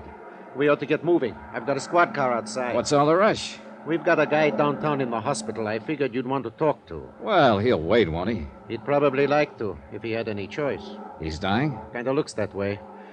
He's one of the 2 night watchmen the gang slugged when they broke into the warehouse. And he's our big one, Johnny. He's all we've got. Has he been able to talk? A couple of sentences during the night. He's got to talk. What do you mean?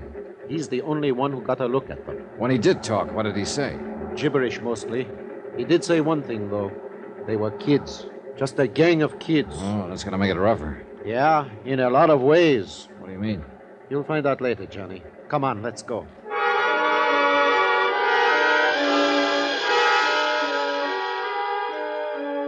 We took the freeway into town with the accelerator floorboarded and the siren screaming.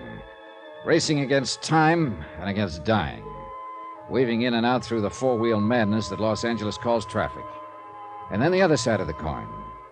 The solemn quiet of hospital corridors. The calm voices of the nurses. And the blank hardness of sterile white walls.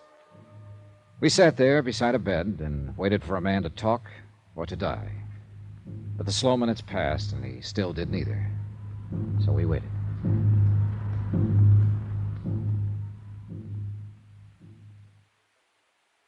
Guess that shot the doctor gave him is not going to have any effect. Apparently not.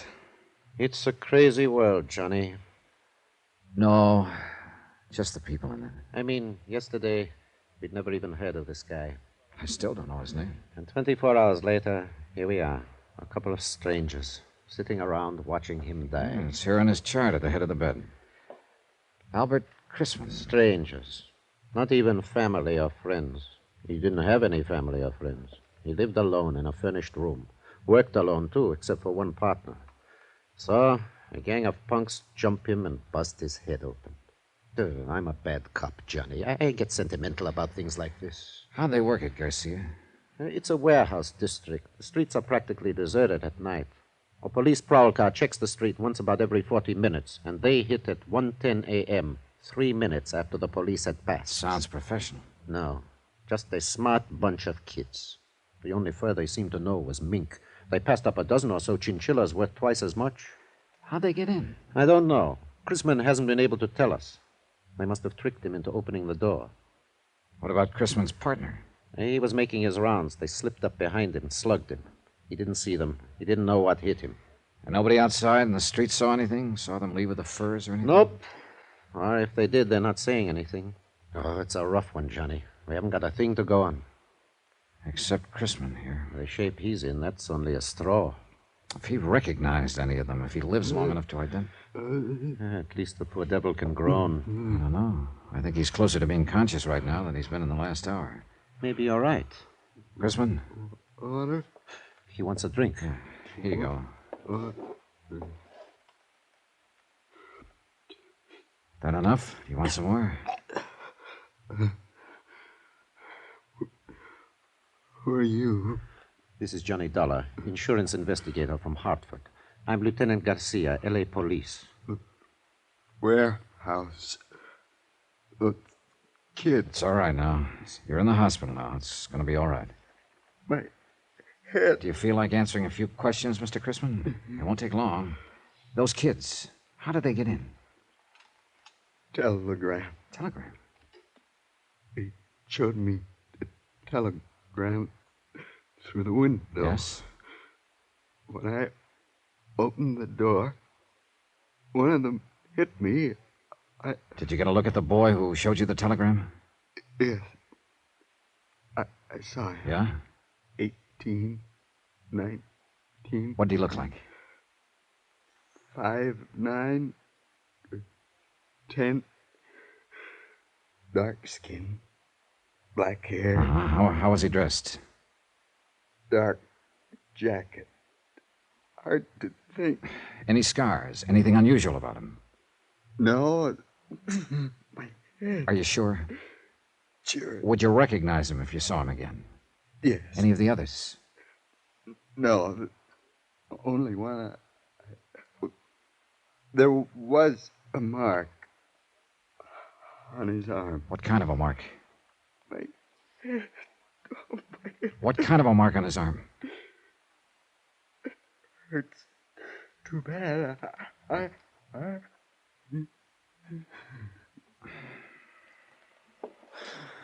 Well, that's that. Yeah, he's passed out again. Well, we got a description. Only one thing wrong with it. What? Right in that area, there are about 50,000 kids who fit it.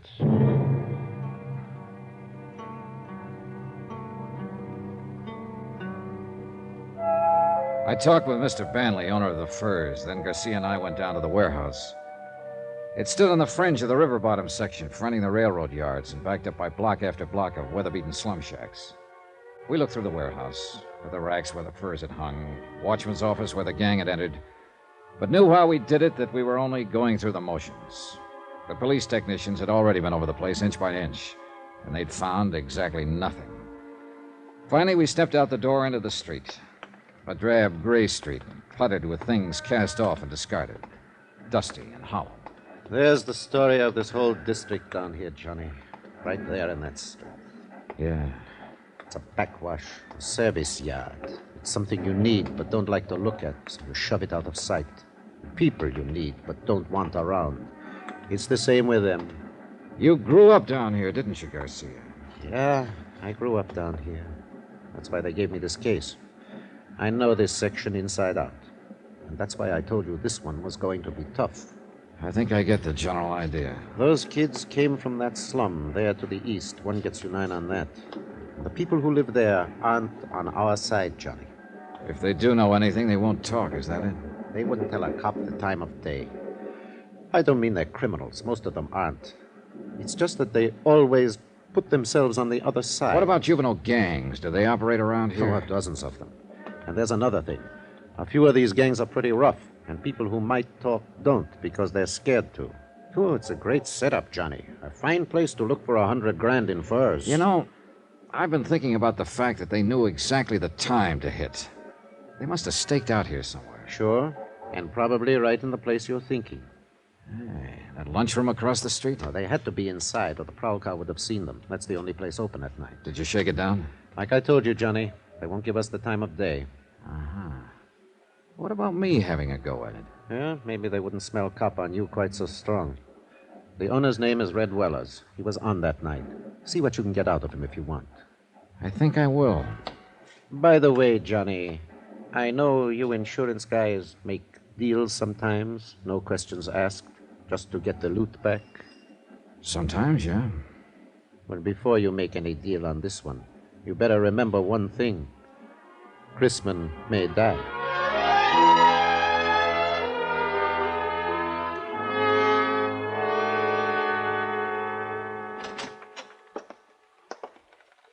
What do you say, Mac? Save your money. What do you want? Coffee? Yeah, I guess so. How's business? $1.02 a day. Father in the hole. Want cream? No, I'll drink it black. Want a sinker with it? No, thanks. Are you Red Willers? So that's it. What do you mean? You're in that fur case, ain't you? Maybe. I thought you was the same one, but I couldn't be sure seeing you across the street. You come up with that cop Garcia a while ago, didn't you? That's right. I'm an insurance investigator. Well, you come to the wrong address, mister. I don't know nothing about nothing. Who was in the lunchroom here just before the robbery? I don't remember. Any young kids here? No, it was all old men with long beards. I see. 10 cents for the coffee. Yeah, they got you real scared, haven't they? Haven't they? I don't know any theys. All right, look. You know Chrisman, the watchman over at the warehouse. He comes in. He didn't know any theys either. What about it? Nothing. Except he's dying. I'm at the Wilkins Hotel if you change your mind. Room 312, Johnny Dollar. Sorry, I don't see no use of me dying, too. Follow me, Mac?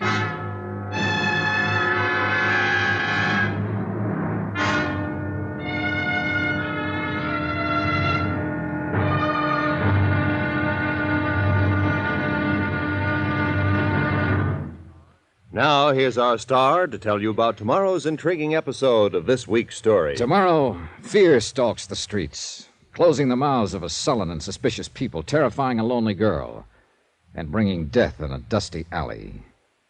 Join us, won't you? Yours truly, Johnny Dollar.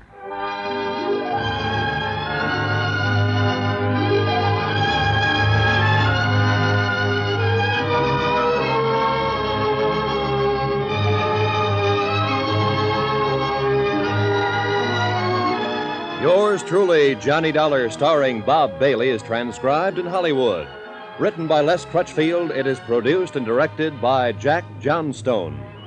Be sure to join us tomorrow night, same time and station, for the next exciting episode of Yours truly, Johnny Dollar. Roy Rowan speaking.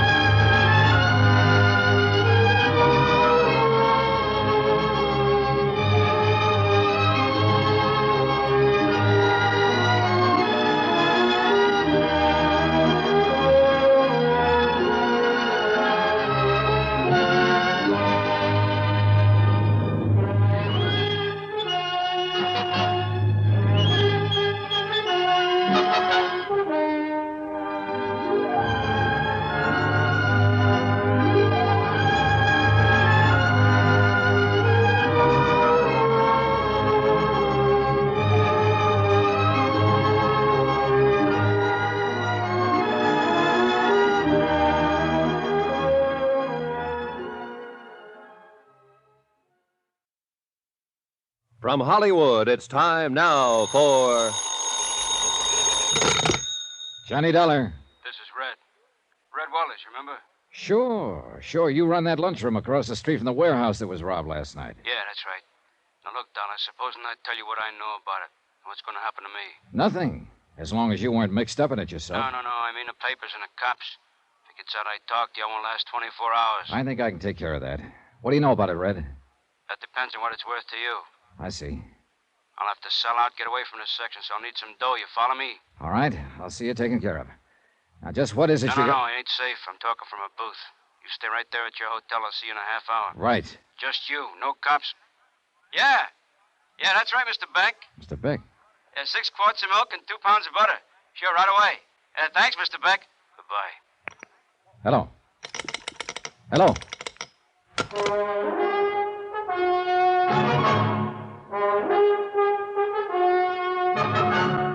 Tonight and every weekday night, Bob Bailey in the transcribed adventures of the man with the action-packed expense account, America's fabulous freelance insurance investigator. Yours truly, Johnny Dollar.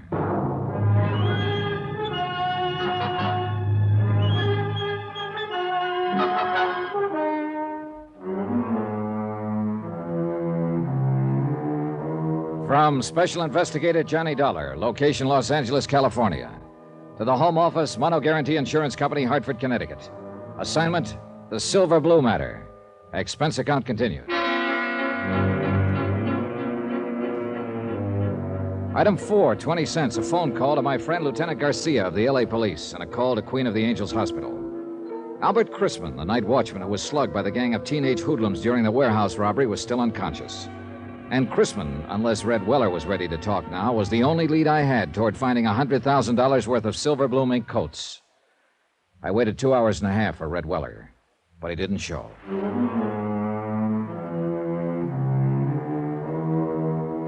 Item 5, $2.85, taxi to the warehouse district at the south end of the railroad yards. It was night by now, and the area was almost deserted. A lost, lonely district, shabby and worn even in the softening darkness, and haunted now by fear. The only lights in the block were those shining from the windows of the warehouse office and from Weller's lunchroom across the street. Good evening. Hello. What would you like, sir? Cup of coffee, I guess. Oh, you're lucky. I just made some fresh. Good.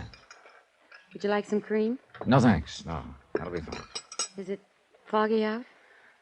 Yeah, a little. Not bad, though. Hey, this coffee's all right. You're a good cook. Thanks. The boss always has me make it when I'm here. He says I do it better than he does. I'll bet you do. Is the boss around, by the way? No, he called me and said he had to go out. That's why I'm working. I'm on in the daytime mostly. Do you have any idea where he might be? No, he had to go somewhere, I guess.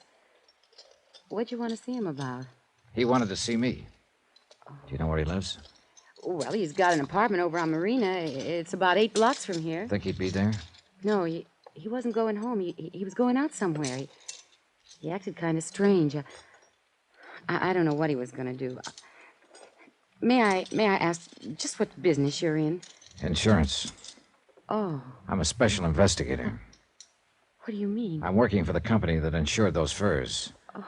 The furs that were stolen the night before last from the warehouse across the street. Oh.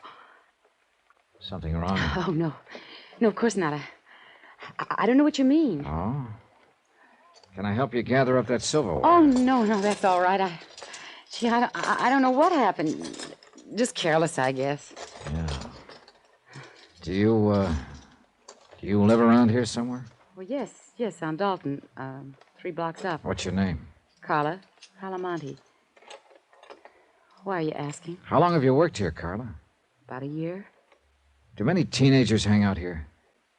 What do you mean? Kids, 17, 18, 19. Do many of them come in here for coffee, hamburgers? Well, sometimes, yeah. I've never noticed much. Know any of them? No. I don't know any of their names. Are you sure? I don't ask them their names. Did I ask you your name? It's Dollar, Johnny Dollar. Well, I still didn't ask you. If you want to tell me What are you scared of, Carla? Nothing. I'm not scared. You're not? Of course not. Why would I be scared? For the same reason your boss is, Red Weller. He was scared when he talked to me this afternoon and when he phoned me later. I don't know what you're talking about. Oh, yes, you do. That's why he didn't come to my hotel. He was afraid to.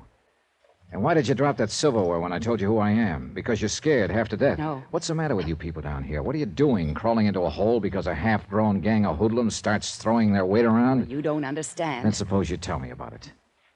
Do you think that's any kind of an answer in the long run? To pull the covers up over your eyes and let them do as they please and just keep hoping they'll leave you alone? All you're doing is making things worse. Oh, you don't know how it is. You don't have to live here. No, I don't have to live here, but I know how it is. Because I've seen it in other places where the mobs manage to take over. And if you let it happen here, then you'll really have something to be scared of. Maybe they've already taken over. Oh, a bunch of kids with a gripe on running in packs so they feel safe? Is that the kind of mob you mean, Carla? No. They're not a mob yet, but they will be if they're not stopped. It seems to me you'd have some sense of responsibility to them, if nobody else. Maybe if other people had a sense of responsibility, kids wouldn't have to grow up in a place like this. Have you ever thought of that, Mr. Dollar? Yeah, I've thought of it. But it doesn't hold water. Well, you'd think so if you lived here. All right, so it's a slum district. And sure, these kids start out with a strike on them. But that's a pretty weak excuse for joining up at criminal bands and terrorizing a whole neighborhood, for slugging people and looting warehouses. Yes, I know. Most of them find other answers. It's only a small minority that turns to crime. But if you let them get away with it, others will join them and they'll grow until finally it's too late. Well, Carla, still nothing to tell me? I can't. I just can't. I see. Well, there's a quarter for the coffee. Keep the change. Good night, Carla. Wait. Yeah?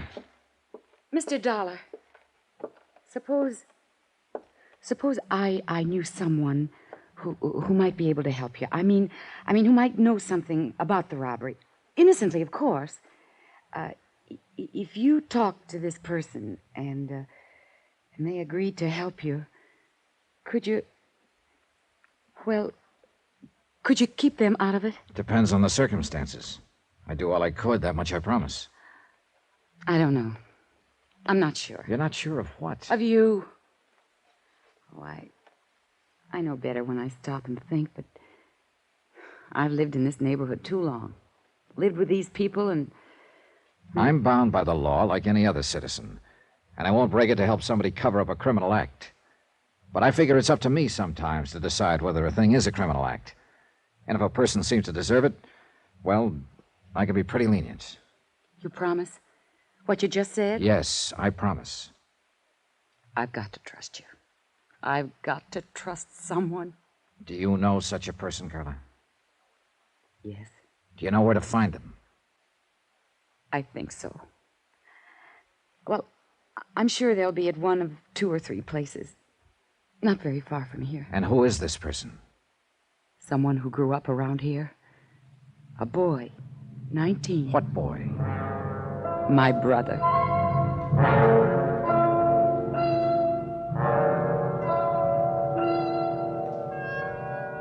Expense account item 7, $2.70, taxi.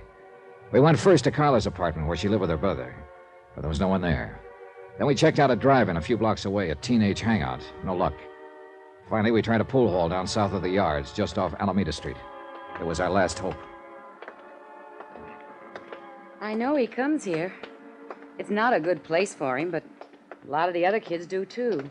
And he wants to belong. Yeah, sure. Everybody does, in one way or another. Oh, gosh, it'd have been different if our folks had lived, but well, our boy just won't take orders from his sister. Yeah, I know. Go ahead. Thanks. Let's see. Well, if he's not here, then I just don't know where he... Oh, wait. There he is. Down near the corner. The one with the dark curly hair. All right, come on. Take it easy. Just tell him I'm a friend of yours and you want to talk to him. We'll get him off to one side. Oh, whatever you say. Eddie! Yeah? Well, what are you doing here, Carla? Eddie, this is Mr. Dollar, a friend of mine. I wonder if we could talk to you for a moment. What about? Well, You know better than to come in a joint like this. But I want to talk to you, Eddie. You can talk to me at home. Now, go on, get her out of here, will you, mister? It might be a good idea if you listen to her first. I thought it was her that wanted to talk to me. Go on, get her out of here. All right, if you'll go with us. What for? I like it here. It's a nice place. Yeah? At least it's better than San Quentin. What are you talking about? A warehouse robbery, $100,000 worth of furs. I understand you may know something about it. Innocently, of course. I thought you said this guy was a friend of yours. Well, that's right, Eddie. He's just... Who is he? He's an insurance investigator. Oh, so that's the pitch. He's promised to help, Eddie. If you'll tell him whatever you know, he'll protect Knock you. it off, Carla. Now, look, mister. I don't know nothing about nothing. I never even heard of no fur robbery. So take her with you and get out of here. This may be your last chance to get off before the boat sinks, Eddie. You're not leaving, huh? All right, then I'll leave. Eddie! Let him go. We can't force him to talk. I don't know, Mr. Dollar. I don't understand him. I do.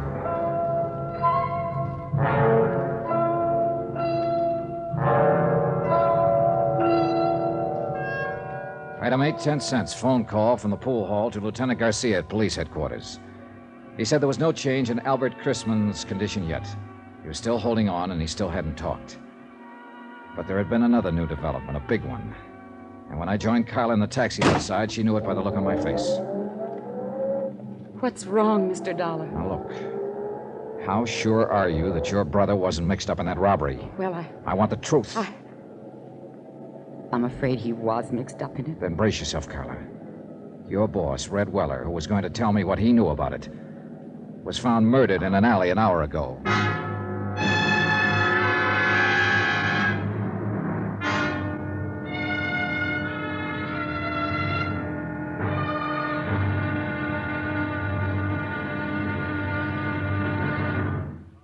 Now, here's our star to tell you about tomorrow's intriguing episode of this week's story. Tomorrow, a lonely, broken-hearted girl, a blood-stained shirt, and a fight with a cornered rat. Join us, won't you? Yours truly, Johnny Dollar.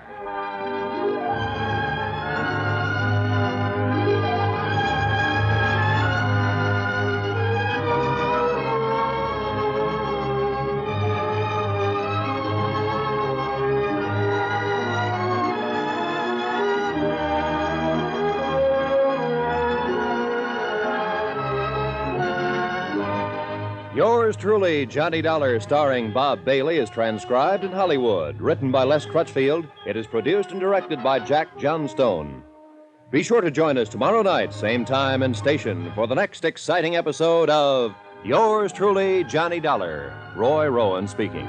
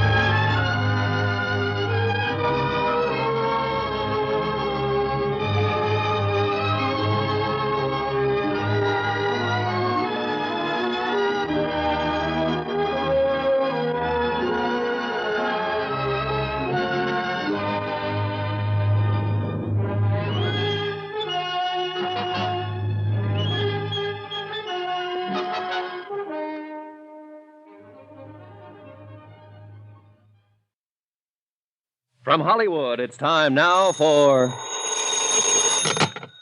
Johnny Dollar. Wake you up, Johnny? Oh, Garcia. No, just finished breakfast. Oh, you special investigators do live. Suppose that insurance company of yours could put me on expense account? Maybe. If you found that $100,000 worth of stolen furs. Just a matter of time, Johnny. Now you're talking like a police lieutenant. How soon can you come down here to headquarters? What's up? Has the watchman talked? Crispin? No, he's still in a coma. But I want to know some more about that kid you mentioned on the phone last night. Eddie Monty. Yeah. Well, I don't know. That was told to me in confidence. Look, Johnny, I'm going to talk to you like a policeman for a minute. A man named Weller was knifed to death last night. You told me yourself his death is probably tied in with that warehouse robbery. Another man is dying at Queen of the Angels. So, confidence or no confidence, I want to know about that kid. All right, Garcia. I'll be there in 20 minutes.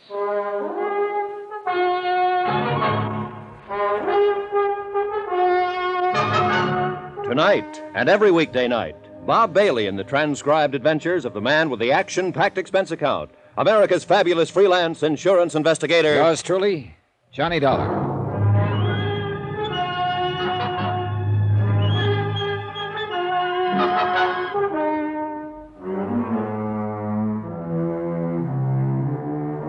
From Special Investigator Johnny Dollar, location Los Angeles, California. To the Home Office Mono Guarantee Insurance Company, Hartford, Connecticut. Assignment, the Silver Blue Matter. Expense account continued. Item 10, $1.45. Taxi from my hotel to the police headquarters office of Lieutenant Garcia. The early morning fog was starting to lift and the city sprawled beneath a slate-gray sky. The filtered sun should have softened things, but didn't.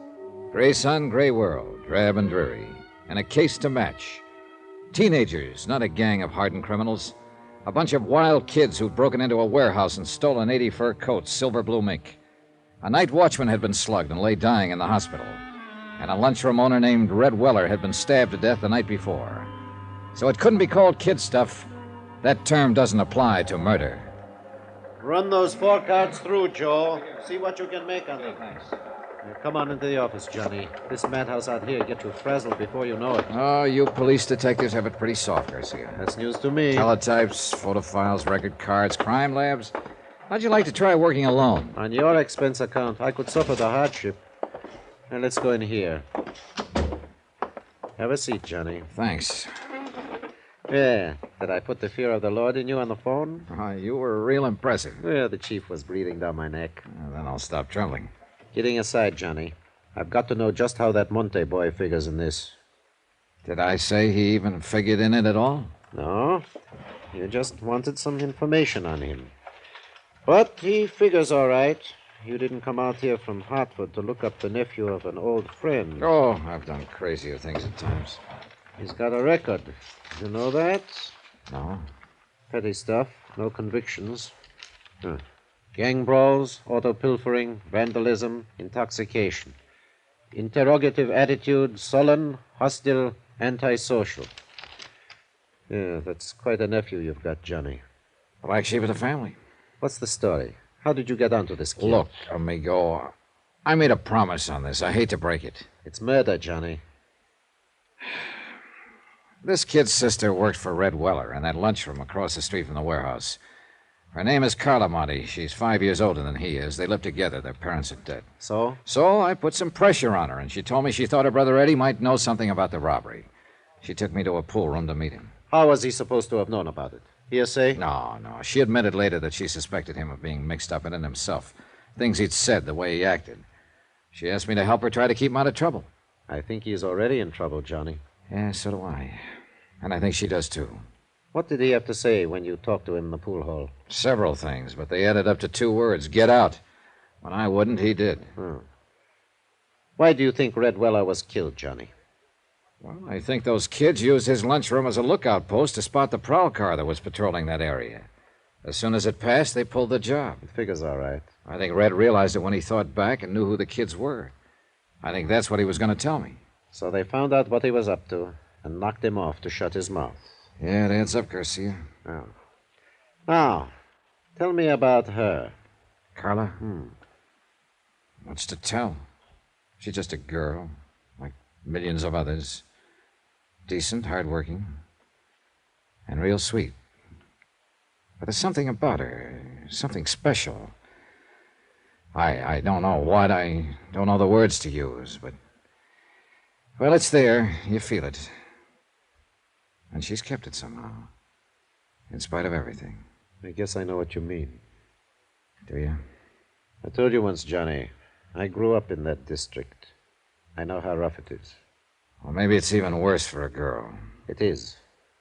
I know. I had a sister. Oh, I didn't know that.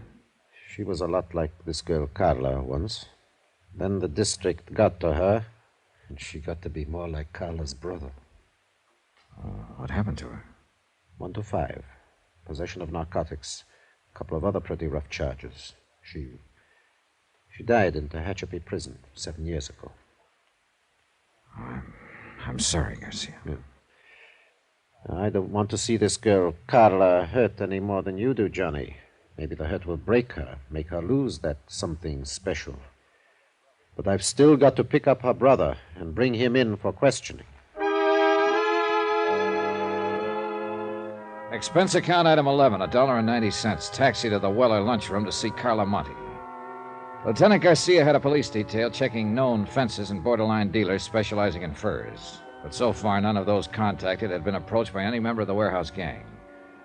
Albert Chrisman, the night watchman who had been slugged during the robbery, was still in a coma, unable to talk. So Carla remained my best, in fact, my only lead to the case.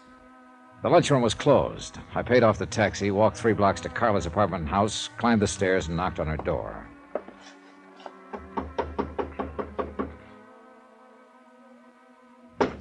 Yes? Who is it? Johnny Dollar, I'd like to talk to you. Oh, all right. Just a moment.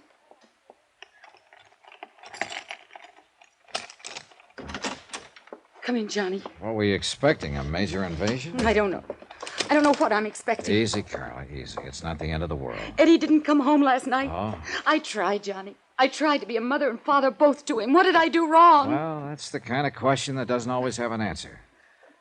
Have you got a drink in the house? Have I what? Got anything to drink? Well, there's some brandy, I think. All right, get it. Well, I don't know if it's a good brand or It not. doesn't matter. Bring 2 glasses. Pour out a couple of stiff ones. No, I don't Go ahead and pour them, 2 of them. All right. Is this a snapshot of Eddie when he was younger? Yeah. He was in junior high school then.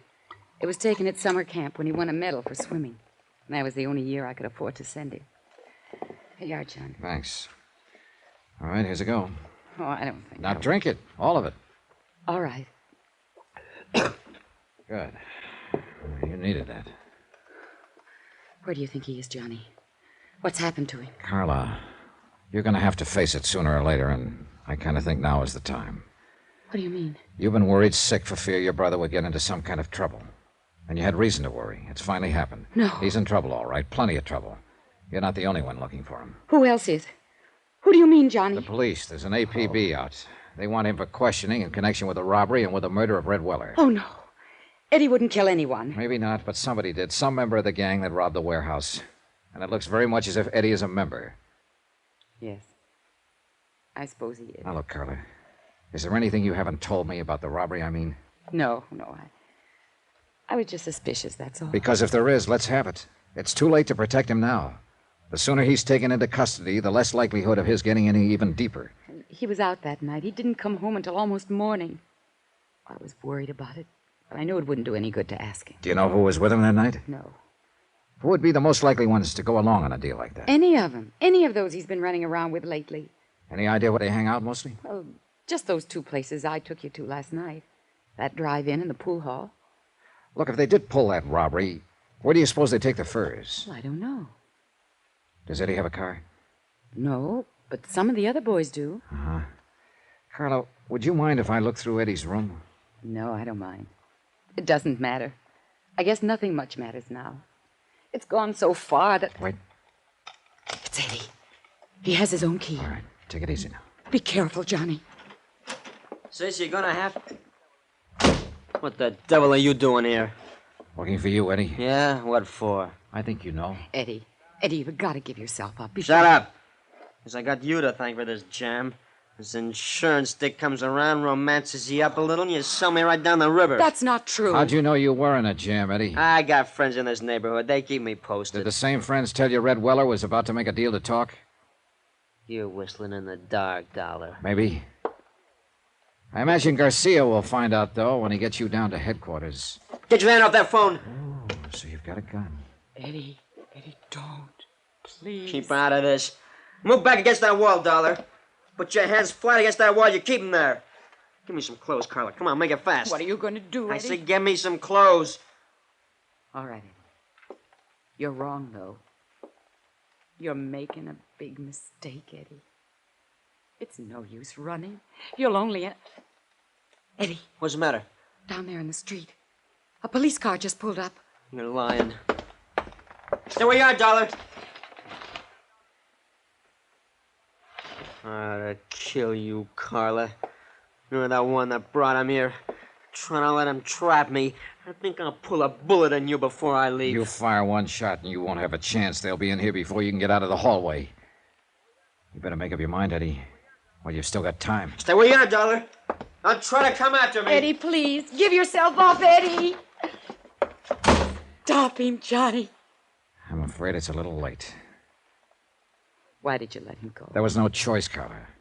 He'd have killed you if I'd moved. Well, you'd better give me that list of his friends. The police will want it. Heaven help him. Yeah. That's about all that can help him now.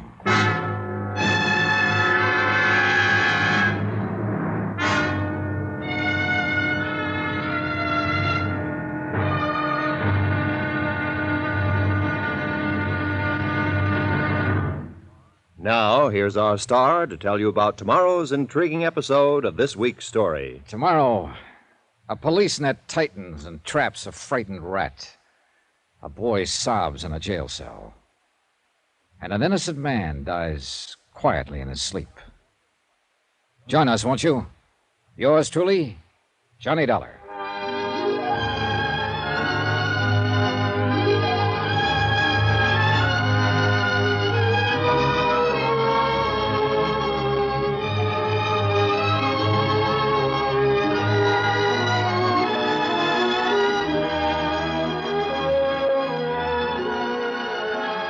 Yours truly, Johnny Dollar, starring Bob Bailey, is transcribed in Hollywood. Written by Les Crutchfield, it is produced and directed by Jack Johnstone. Be sure to join us tomorrow night, same time and station, for the next exciting episode of Yours truly, Johnny Dollar. This is Roy Rowan speaking.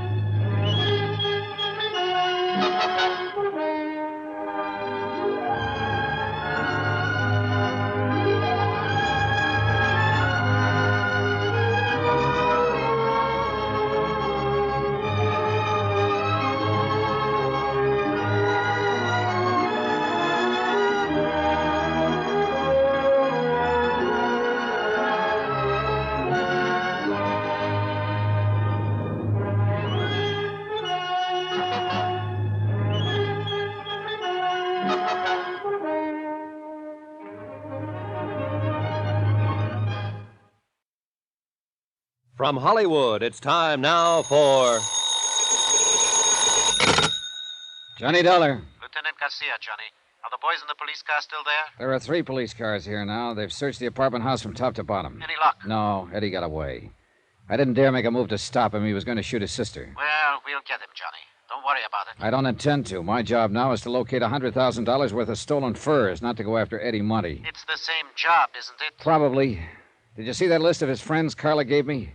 I just put out an APB to bring them in. Good. They weren't all in on that warehouse robbery, but some of them were. If they were, we'll tag them. We've got an interrogation room down here to sort the sheep from the goats. Yeah, I know. But first, you got to catch your goats.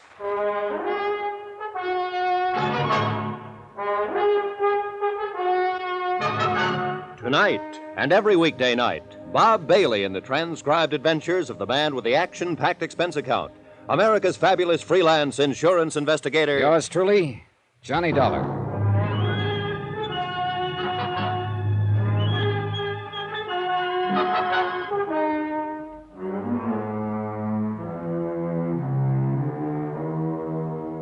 From Special Investigator Johnny Dollar, location Los Angeles, California. To the Home Office, Mono Guarantee Insurance Company, Hartford, Connecticut. Assignment, the Silver Blue matter. Expense account continued.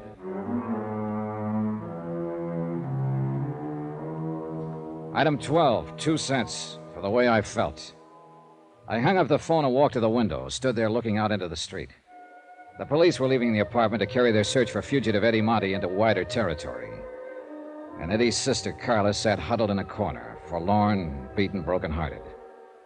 From the window, too, the view was anything but cheerful. Dirty, cluttered streets lined by row on row of sagging tenements, drab and gray in the weakening light of late afternoon. This was the slums that had spawned Eddie Monty, raised and nurtured him, made him into a member of a gang, and had now sent him fleeing from the police with a gun in his hand. And the same slum had bred the others of the gang who'd robbed a warehouse of 80 silver blue mink coats, slugged night watchman Albert Grisman into a near-death coma, and had murdered a man who'd tried to give them away. Why, Johnny? What got into him? Why is he ending up this way? I wish I could tell you, Carla. I did something wrong. That's it, of course, but what? Forget it. You did all you could. It wasn't enough. Well, sometimes nothing is enough. And nobody knows exactly why. I loved him. I never thought of him as just a nuisance of a kid brother, the way a lot of girls do. Now, look. You did more than anybody could expect.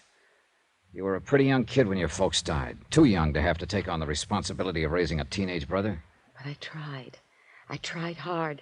And I thought I was doing all right until lately. But now there's... So it didn't work. And what's happened is breaking your heart. Well, that can't be changed. But just remember this one thing. You did the best you could. And that's all anybody can do. So don't blame yourself. Tell me something, Johnny. Yeah? You're wearing a gun. I don't think Eddie knew it when he ran from here. Maybe you couldn't have used it to disarm him. Not when he was on the verge of killing you. But you could have drawn it and killed him. He was careless. He gave you several chances. Why didn't you? I don't know. Thank you, Johnny. I'd like to look through Eddie's room, if you don't mind. All right. I'll go with you. This way. It's down the hall. Thanks. Oh, somehow I still can't believe it. Not the killing, at least. Eddie is just not that kind. Well, a kid gets under pressure sometimes and gets pushed overboard. Maybe we'll know more when they pick him up. What if he tries to resist arrest? You know the answer to that. Oh, I hope he doesn't. Well, here it is. This has been Eddie's room since he was 13. It ought to tell something. The main thing at the moment is to find something that tells where he might go to hide out. And I've also got $100,000 worth of furs to locate. Well, you go ahead and look around. Whatever you want. Okay, thanks. I'll be in the living room. You call me if you want me.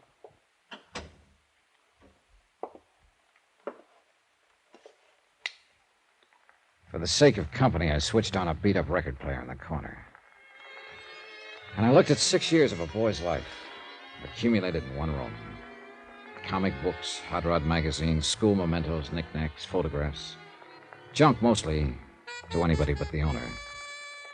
I went through all of it, then through the drawers and chests and through his clothes. Nothing. I looked over the photographs stuck in the mirror tacked on the wall. Some of the names on the boys' pictures were the same as those on the list Carla had given to the police. There were a few pictures of girls and a lot of pictures of hot rods. I picked up an envelope of loose photographs lying on the dresser. They were views of a second-hand panel truck, and in all of the pictures, Eddie was standing beside the truck with obvious pride of ownership. One of the views showed the front license plate. I turned the envelope over. The film had been developed less than 2 weeks before. I called Carla back into the room and asked her about it. No, I didn't know he had a car, or a truck, rather. It may not be his, but I'll lay odds that it is. That look on his face is a dead giveaway. I don't know. He sure kept it a secret. He never brought it here once. Do you recognize the background in those pictures? No, I don't. It looks like a storage yard or an industrial place of some kind, doesn't it? Yeah, I'd call it that. Do you mind if I take these with me? Of course not. Why? The gang had to use something to haul those furs away from the warehouse. But if Eddie was keeping the truck a secret from me, it was because he was planning to use it for the robbery. That one or some other one. Johnny, he was in on it all along. Look, Carla, I've got a hunch Eddie is the leader of that gang. Oh, no. I think the truck was used in the robbery, and I think when we find it, we'll find the furs and we'll find Eddie. See you later, Carla.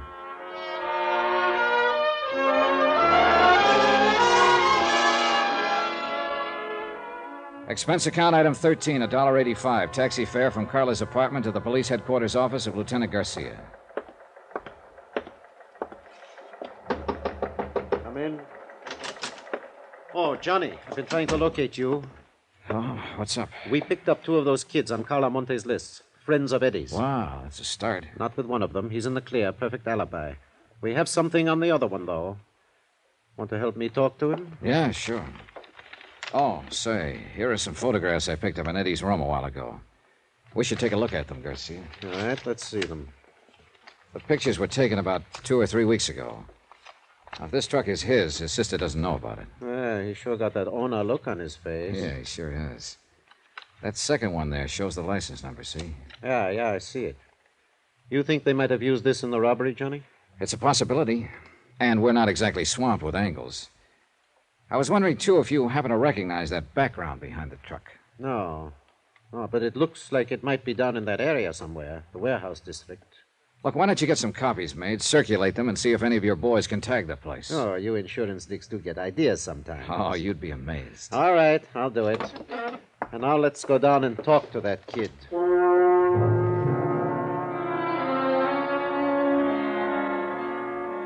Interrogation room 519 was on the 5th floor. Bare walls painted gray, a businesslike room without a doorman or compromise. Furnished only with the necessary table, chairs, and lights. We stopped in the anteroom and looked in through the one-way glass window. The boy waited alone at the interrogation table, trying to put up a tough, defiant front, but failing by the tremble of a lip and the occasional flick of his eyes. Well, let's go in, get it over with. The kid stiffened when he heard the door open, but he didn't turn around. He just sat there at the table, braced and waiting. You can take that chair at the side, Johnny. Okay, thanks. What's your name? You already know it. I said, what's your name? Mario Santoris. That your right name? Yeah. Where do you live? Roxman Place, my aunt. Ever been arrested before, Mario? No. Yeah, you've got kind of a bad memory, haven't you? Why? September of last year. Arrest made by Officer C.J. Barton. Charge, possession of stolen articles. Hubcap, 2 auto radios, 1 camera. I wasn't convicted. I asked if you'd ever been arrested. Not convicted. It was a frame-up. I didn't have any evidence. No, apparently not. Witnesses for the prosecution refused to testify. Case dismissed. Here, what are you going to claim this time, Mario? Another frame-up? I don't know why you brought me in here. I don't know anything about anything. That bad memory again, I just don't know what you're talking about. It's lucky for us that Eddie Monty had such a good memory, isn't it? Yes. What about Eddie? Huh? What do you mean? Is he a friend of yours? I know him. He's got a fine memory, that boy. Too bad you can't remember things the way he does. What are you talking about? Oh, that's true, all right. Eddie remembers everything that happened. What he did, what Mario did. I don't know what you mean. Well, that's because of your bad memory, Mario. Why, Eddie remembers the name of every boy who was in on that job and just what each one of them did. What job? That warehouse robbery. Have you forgotten about that? I don't know anything about any robbery. Well, there's been a lot of talk. At least you've heard about it, haven't you? I don't know anything about it. Maybe you've just forgotten. I don't know what you're talking about. When did you see Eddie last? I don't remember. Have you seen him since the robbery? No. How can you be sure? You said you hadn't heard of any robbery. I haven't. Still, you haven't seen Eddie since the robbery. Well, Come on, Mario. Tell us about it. I guess maybe I did hear about it. So? Well, why shouldn't I hear? It was in the papers. Everybody's been talking about it, so what if I did hear it? I don't prove anything. But you said you hadn't heard. So I forgot. Guy can forget something, can't he? Yeah. If he's got a bad memory, he can. And Mario's got a real bad memory, Johnny. Not Eddie, though. He remembers how you guys loaded those furs into his truck. How you waited across the street in Red Weller's until the prowl car passed. How you slugged the night watchman, Albert Chrisman. That's a lie. How do you know it is, Mario? You don't even remember it. Eddie does, though. He even remembers the next night. When you stabbed Red Weller to death to keep him from coming to me. No. No, I didn't do that. Of course you did. You don't think Eddie would lie, do you? It's not true. Makes sense to us. Is Eddie here? You pick him up? How would we know what he remembers unless we picked him up? Now, how do you think we got your name? Out of the telephone book? It's not true what Eddie says. Well, if you've got anything to say, we'll listen to it. But I don't think it's necessary, do you, Johnny? No, I think Eddie remembers everything. Let's get out of here. Yeah. He's lying! You listen to me. I'll tell you the truth. I'll get a stenographer.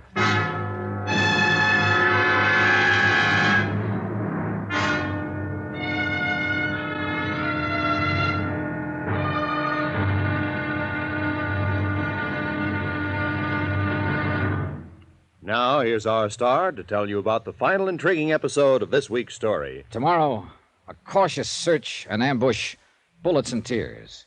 And the end is violence. Join us, won't you? Yours truly, Johnny Dollar.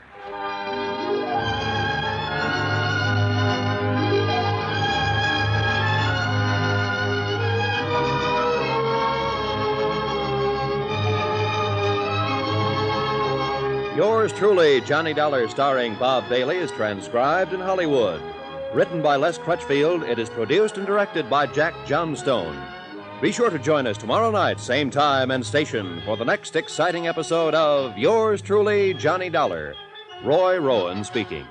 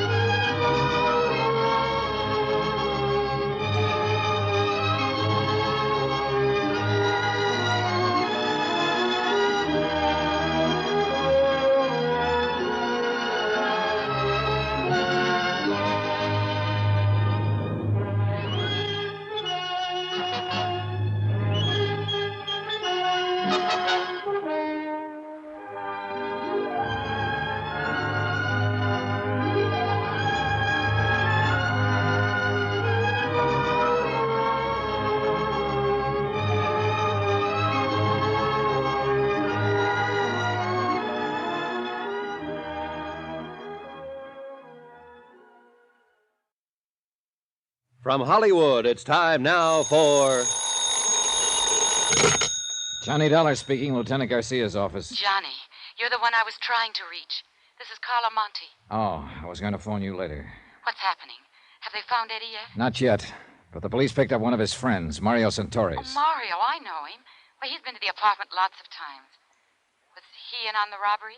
Yes, he just made a statement admitting it. And what did he say about my brother?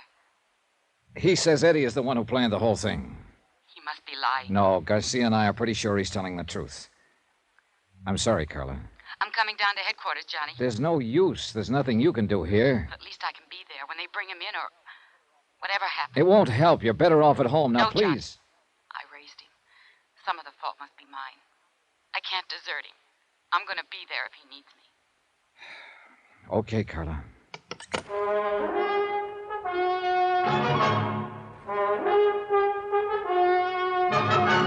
Tonight and every weekday night, Bob Bailey in the transcribed adventures of the man with the action-packed expense account, America's fabulous freelance insurance investigator. Yours truly, Johnny Dollar.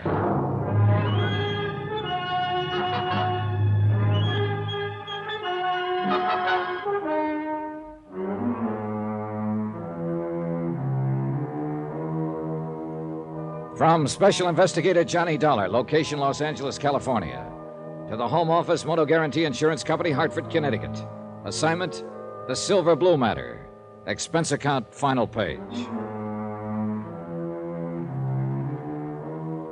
$100,000 worth of fur coats, silver blue mink, stolen in a warehouse robbery and still missing. A night watchman slugged during the robbery by one of the teenage gang, still lying in a coma, unable to speak. And Red Weller, a man who'd tried to speak, lay in the county morgue, stabbed to death in a dark alley. But now one of the gang had been arrested, a 17-year-old named Mario Santoris, and he'd finally talked. Sitting in Garcia's office, I read Mario's statement through for the second time. Well, what do you think, Johnny? I think the kid was telling the truth.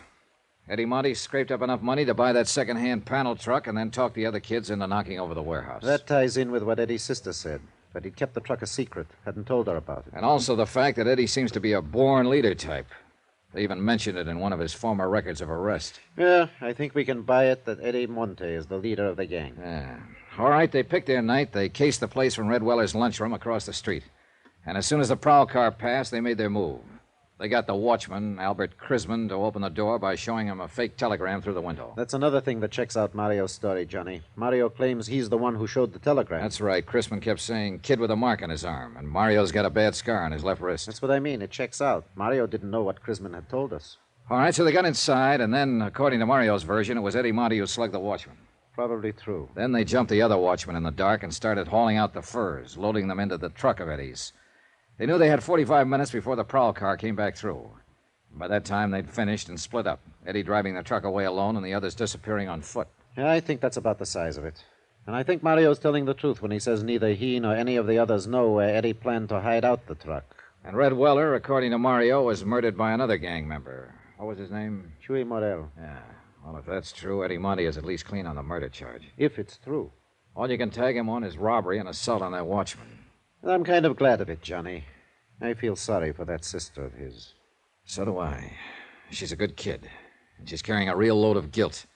Thinks that she's responsible in some way. Oh, she was only 19 herself when their folks died. How could she be expected to hold him in line? And especially in that district. Yeah. She's on her way down here, by the way. Carla Monte? Yeah. I tried to talk her out of it. Oh, maybe she's as well off hanging around here, though, as she is waiting alone in that apartment. It's a rough deal for her, no matter where she waits. Well, at least we can tell her brother's not in quite as deep as we... Excuse me. Yeah, sure. Garcia speaking. Good. Well, who's the other one?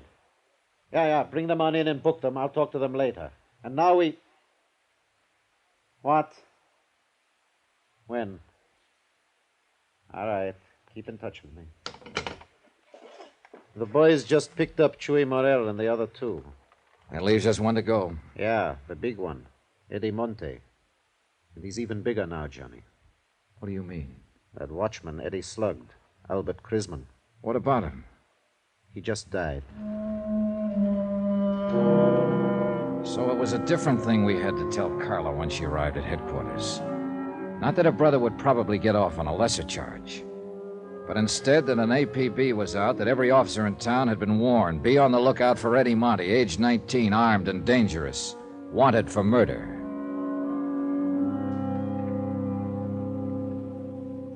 Expense account item 15, $12.50, rent on a hired car. One of Garcia's boys was certain that the background appearing in the photograph of Eddie's truck was somewhere in his district, but he couldn't tag the exact spot. So I decided to cruise that area street by street. Carla Monte, Eddie's sister, went along with me.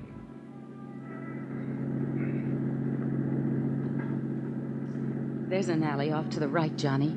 It might be worth a look. Yeah, it runs back toward a lumber yard there. That could be a lumber yard in the background of that photograph. Well, we'll give it a try. This isn't it, Johnny. Sally makes a right-angle turn there before it even gets to the lumber yard. Well, we may as well check it on through. It seems to run clear on down to the railroad yards. Please let us find him. If it's the police, he'll fight. And he'll kill someone else. Be killed himself, maybe. It's out of your hands now, Carla. It's got to work itself out in its own way. And there's nothing much anybody can do to stop it or change it. I know, Johnny. I keep trying to fool myself.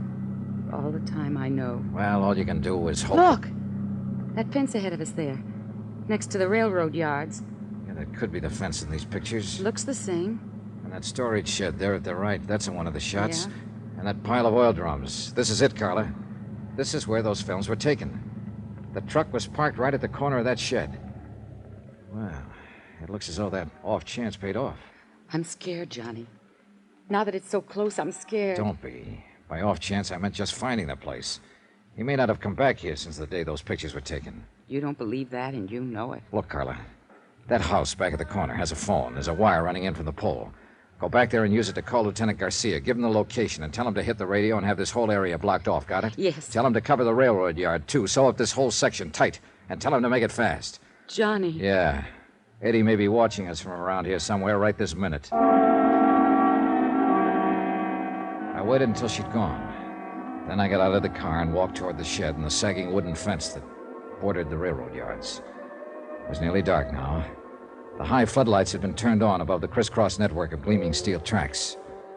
Shadows play tricks at such a time of evening, and I got sudden movements now and then from the corner of my eyes, but, well, yet nothing really moved. And the only sound was the sound of my own footsteps.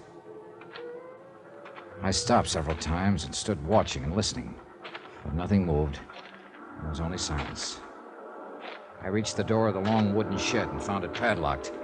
But looking in through a broken window, I could see the lock didn't matter. The shed was empty and long abandoned. Between it and the fence was a drive leading toward the rear. And behind the shed, in a loading area, I found Eddie's truck.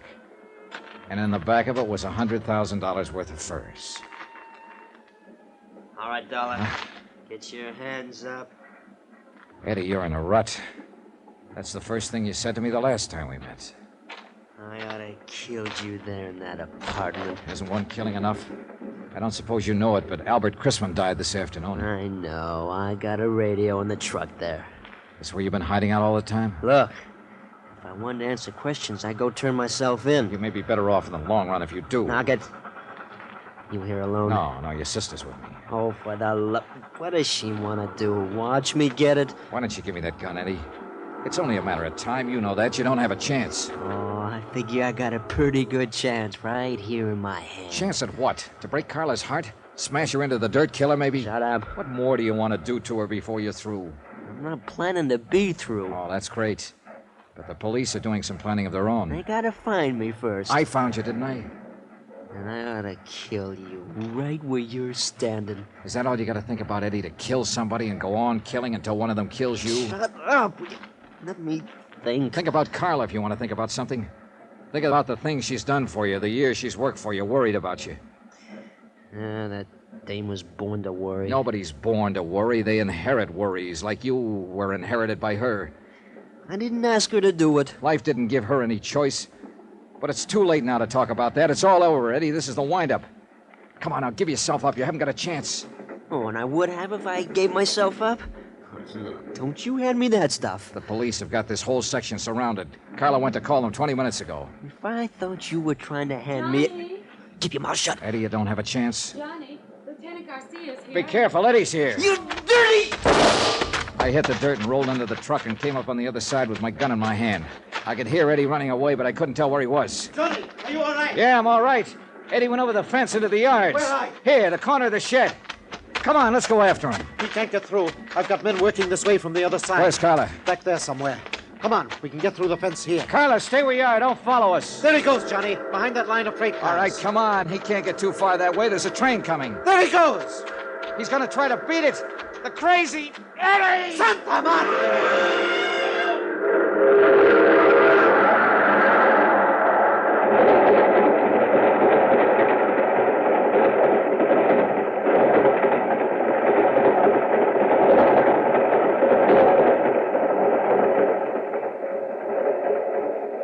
I don't know, Johnny. There must be better ways to die.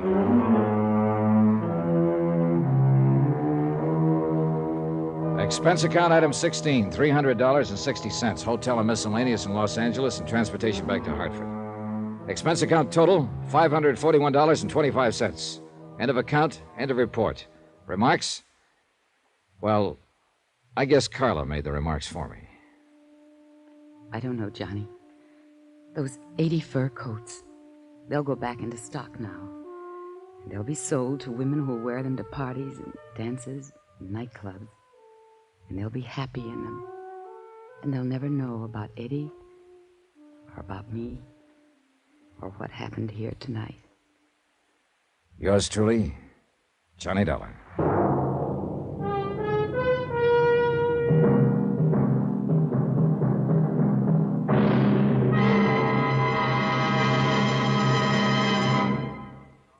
Now, here's our star to tell you about next week's intriguing story. Next week, The Matter of the Medium, Well Done.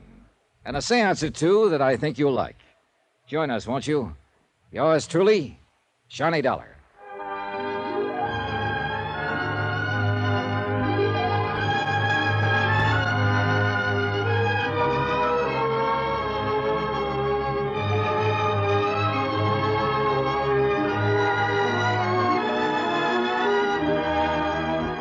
Yours truly, Johnny Dollar, starring Bob Bailey, is transcribed in Hollywood. Written by Les Crutchfield, it is produced and directed by Jack Johnstone. Heard in this week's cast were Lucille Meredith, Edgar Barrier, Victor Perrin, Jack Crucian, Tommy Cook, and Richard Crenna. Musical supervision by Amerigo Marino. Be sure to join us on Monday night, same time and station, for another exciting story of yours truly, Johnny Dollar. Roy Rowan speaking.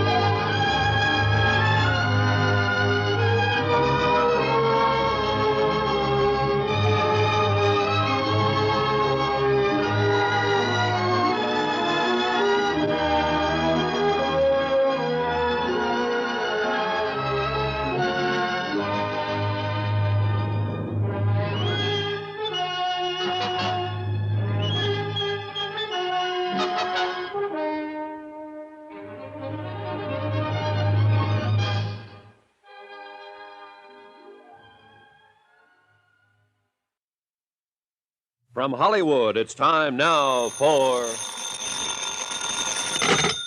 Johnny Dollar. Hi, Johnny. Pat McCracken at Universal Adjustment Bureau. Hiya, Patsy. What's on your mind? Had your fortune told lately? Nope, and I don't think I want to. The last time it came true. Oh, what was it? Well, this Madame Gaga went into a transom or whatever you call it, and... Oh, trans boys, if you didn't know. Yeah, anyhow, she told me I was going to become an insurance investigator, and I've been stuck with it ever since. Sad, sad. But now, how'd you like to try your hand as a psychic investigator? Sure. What do I do? Drop over, will you? I'm on my way.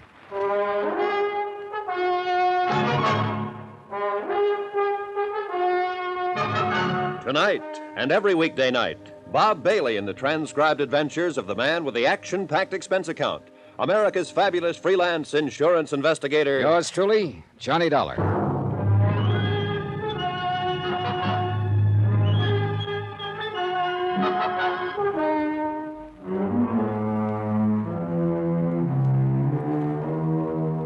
Expense account submitted by Special Investigator Johnny Dollar to the Universal Adjustment Bureau, Hartford, Connecticut. Following is an accounting of expenditures during my investigation of the matter of the medium. Well done. Expense account item 1, 115, taxi to the office of Pat McCracken at Universal. I hadn't seen Pat since he'd ruined my Southern California vacation by insisting I tie it in with the Jolly Roger matter in the Lamar case, where my expense account, for some strange reason, came out to a right nice figure. I've even included the case of VO that I'd sent him for having handed me those investigations. So I didn't know whether he was going to be nice to me or to rub my nose in the dirt. As it turned out, he didn't know either.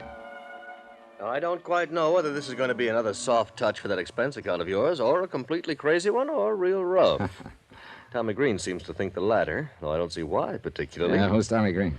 Mid-Eastern life down in New York. Oh, but just bill me as usual. Sure, okay. Now, Tommy says he's run into this sort of thing before, but not on so big a scale. That's why he's worried about it. Pat, you still haven't told me what.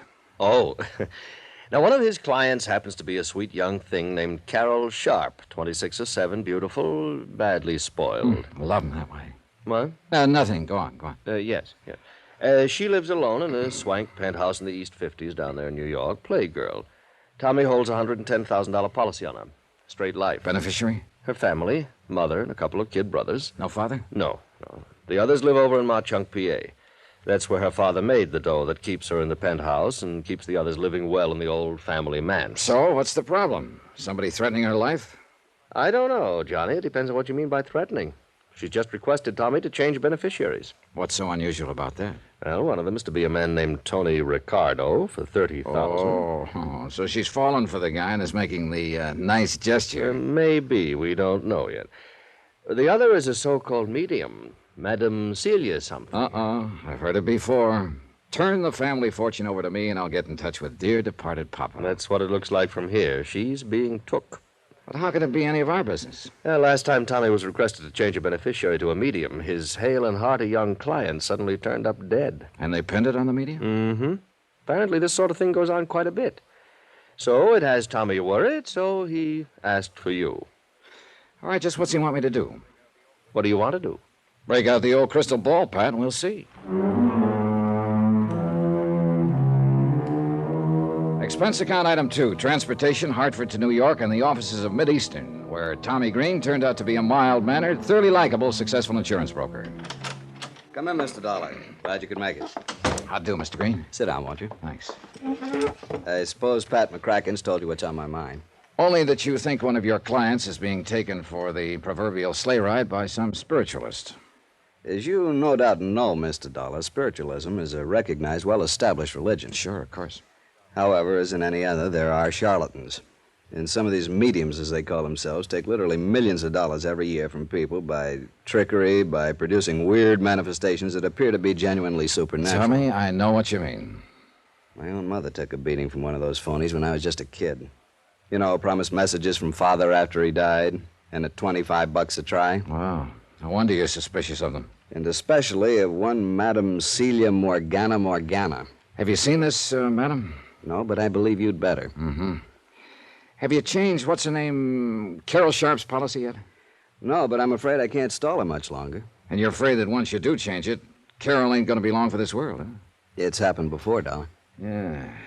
Well, I can't just barge in on this Madame Morgana, announce that I'm an insurance investigator, and then another... Hey, wait a minute. What's the name of this other beneficiary?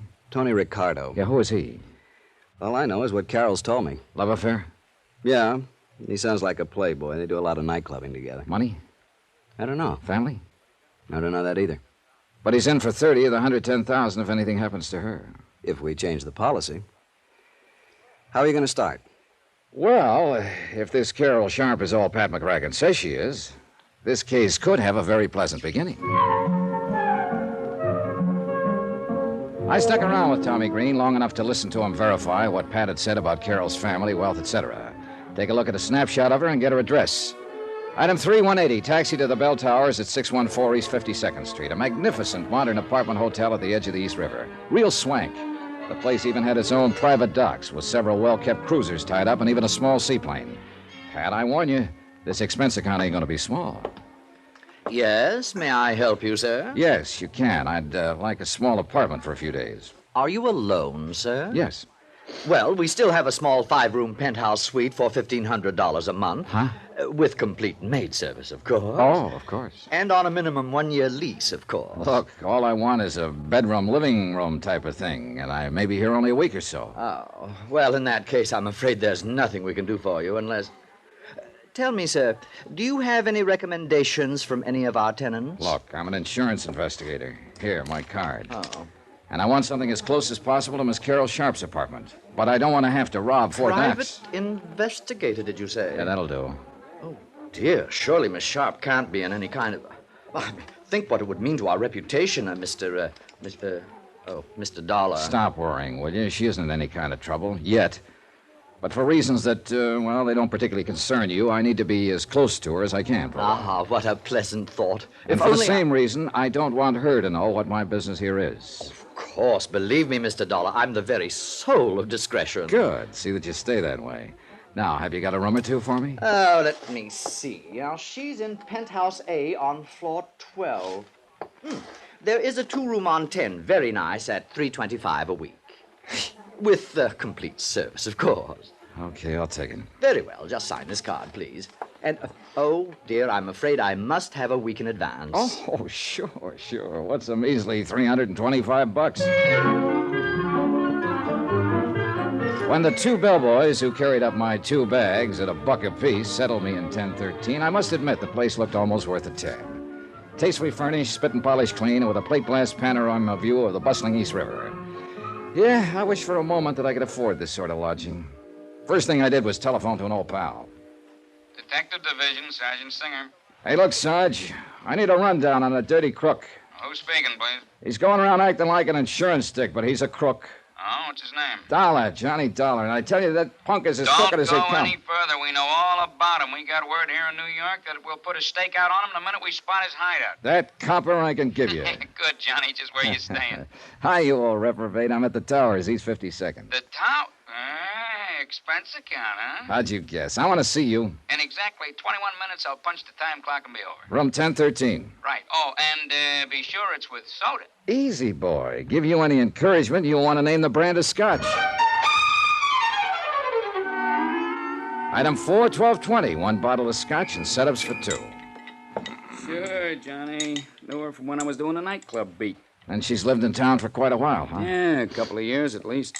How much do you know about her, Randy? Not much. She's loaded. Throws her money around like it's confetti. Yeah, I figured that when I found her staying here. Father left it to her. Coal miner, wasn't he? Owned a big colliery in Frankville, Pennsylvania, somewhere near Mockchunk. Well, it must have paid off good in the old days. But tell me, what's... you want to give me a refill? Yeah, sure. Ever hear of a Madame Senior Morgana? Huh! I've chased that blousy old phony from one end of the island to the other. I look into the crystal ball, and I see into the past, the present, the future, and into your pocketbook. Yeah, and man, she could. I think she's operating somewhere over on the Jersey side now. Oh, yeah. Thanks. But she's still operating. Operating with real class. Last time we picked her up and kicked her out. How do you mean? Nice apartment over here on the east side. Classy clientele. Say, is Carol Sharp hooked by her? Appears so. Just how does she work? Well, the usual way the phonies do. Goes into a trance, writhes around like a seasick rattlesnake, then gives with the voices. Voices? You know, speaks with the tongues of the departed. Hey, look, where's the money angle in this thing? Well, she makes like the trances cause her great agony of body and mind. Starts with the pitch about doctor bills. And the more clients can afford, the more they pay. And they don't get wise? Yeah, she's smart. Works it like a serial story, you know. Continued next week? No, I don't know. Brief me. Well, at each seance, she tells them just enough to whet their appetite for more. Leads right up to the next hot bit of information, has them hanging on every word, then bingo, the trance is over. However, if you come back next week when I recover my strength, so they pay her off and they're back a week later to play games with her again. I don't know. Seems pretty obvious to me. Well, that's because you've never attended a seance run by an artist at it. Hey, why don't you? I think I will. I'll see what I can dig up for you. You mean there are still some going on around town? Some. Dozens, hundreds probably. Kick them out of one place, they move to another, unless you can tie a serious rap on them. Which reminds me, Tommy Green told me... Yeah, I handled that one myself for Madame Gabor Chernarsky. Got a sweet old man to sign over his fortune, then had him knocked off. Oh, that's a dirty racket. Yeah, religion, science, the professions, they all leave an open door to the racketeers, I guess. Okay, set up a seance for me, Randy. And meantime... Yeah? Run me a make on Tony Ricardo, will you? Ricardo? Yeah, he's the other one Carol Sharp wants to name as a beneficiary. Besides the medium? Yeah. Beneficiary of a whopping big life policy. Okay, good, Johnny. I'll call you later. While I took my time showering and changing clothes, I racked my brain trying to cook up a smooth way to meet Carol Sharp. Under no circumstances did I want her to suspect the reason behind my interest in her, at least not for the present. Requisite number one, then, meet the gal. I was just tying my tie when the phone rang. Johnny Dollar. Randy, Johnny. Oh, hi, Rand. Set up a date with a medium? Yeah, for tonight, but that's not what I'm calling about. Johnny, I could write a book for you. Huh? On Tony Ricardo, and I don't think you'd like it. You seen him yet? No, but I will as soon as I can locate him. Well, if he finds out what you're working on, he'll locate you. Fine. Yeah, just be sure you see him first, and that you're carrying a gun. Thanks, Randy.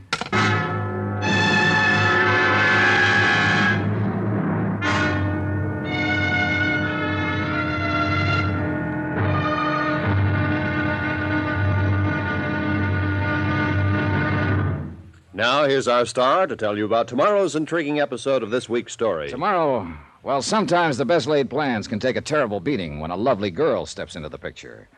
Join us, won't you? Yours truly, Johnny Dollar.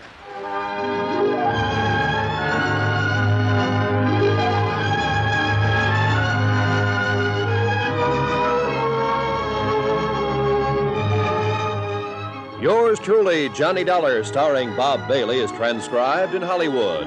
It is produced and directed by Jack Johnstone, who also wrote tonight's story. Be sure to join us tomorrow night, same time and station, for the next exciting episode of Yours truly, Johnny Dollar. Roy Rowan speaking.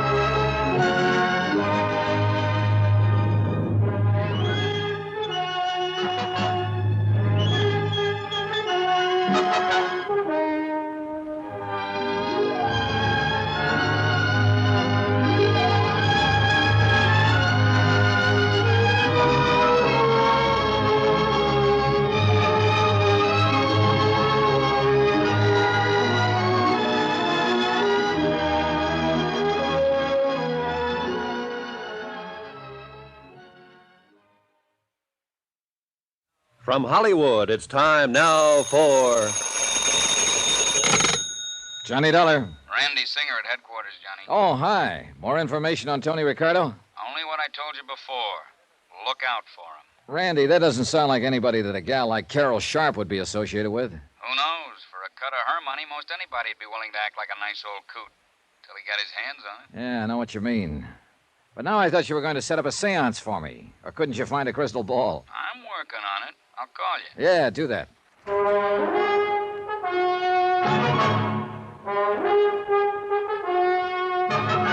Tonight, and every weekday night, Bob Bailey in the transcribed adventures of the man with the action-packed expense account, America's fabulous freelance insurance investigator. Yours truly, Johnny Dollar.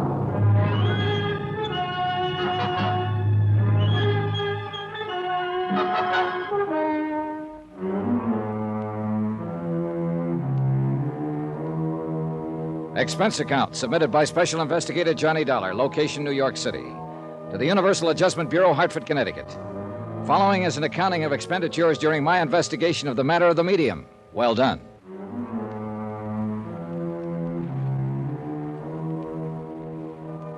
Three people to look up immediately. First, Carol Sharp, wealthy heiress who insisted on a funny change in the beneficiaries of a whopping big life insurance policy. Second, a questionable character named Tony Ricardo, who was scheduled to be one of those beneficiaries. Third, in the same category as Tony, one Madame Celia Morgana, a self-styled psychic medium. Instead, I huddled with Tommy Green, the broker who handled Carol Sharp's policy. But you haven't even seen Carol yet? Nope. Johnny, I can't stall off changing the beneficiaries of her policy much longer. You've got to do something about this. Because you don't like mediums? This one is a fake. Or you don't like playboys with foreign names? Listen, Johnny, I'm afraid that once she names them in her policy, her body will suddenly turn up floating around somewhere in the East River. But what if I find they're okay? In spite of the opinion of Sergeant Singer of the NYPD. What did he say? Oh, not much. But he hinted that when I meet Ricardo, I'd better be carrying a gun. Well, don't you see? That's exactly what I'm driving at. As for the medium, well, Tommy, you know as well as I do, there are a lot of perfectly legitimate, honest spiritualist churches all over the country. Believe me, Johnny, if this one ever saw the inside of a church, it'd be a miracle. She's a fraud. How do you know? Ever met her? I know how these phonies operate. Ever met her? No, I haven't. I haven't the least idea where to look for her. That's why I sent for you. But you haven't even seen Carol yet. Now, look. Tommy, I've taken a place in her apartment hotel, the Bell Towers. Oh, you expense account boys. And I'll meet her as soon as I can, in my own way. Meanwhile, I want you to do something for me. It'll help to get things moving, anything. Find out some more about the beneficiary she wants to cut off. Her mother and two brothers out in Mauchunk, Pennsylvania. Find out how they're doing financially, among other things. How, Johnny? Hire another investigator? I take it that you don't want them to know about it. Well, why don't you cook up some kind of a news item about Carol, the local girl in the big city, and phone it into the local newspaper editor. Those small-town papers love that sort of stuff, and the editor will probably talk his head off about the family if you encourage him a bit. What kind of a news item? Oh, anything that's harmless. Sounds like something you'd be better at than I am. Tommy, I've got other things to do. Plenty. Armed with the snapshot of Carol, I took a cab to the Bell Towers. And I hoped that somehow, and without making it too corny or obvious, I could figure a way to get next to Carol Sharp. As it turned out, it was both corny and successful. You see, the automatic elevator in the Towers is a slow one. Will you push the button for 12, please? Oh, surely, miss. I'm only going to the... What's the matter? Huh? Oh, I'm sorry. Here, I'll push No, it. no. I beg your pardon. I'm sorry, but I can't believe this. Unless I'm psychic. Now, look, mister, this city is too big and sophisticated for... Is something wrong with you? You did want to get off on the 10th floor, didn't you? Yes, I did. Well, we're here. Floor 10, so... Mister, did somebody hypnotize you? Yes. No. Oh, please, miss, excuse me. It's just that I can't believe... Oh, I'm terribly sorry. Well, when I was a kid, I used to have a dream over and over again about a beautiful girl, and her name was Carol. What? The same dream over and over, and it startled me just now because you look just like she did. Oh, but it's all nonsense, and I know it, and I apologize. Carol, did you say? Yes, but it was just a dream, and probably I just imagined that you resemble her, and I'm terribly sorry. I know what this must look like to you. Yes. Like a veridical dream. What? A truth dream.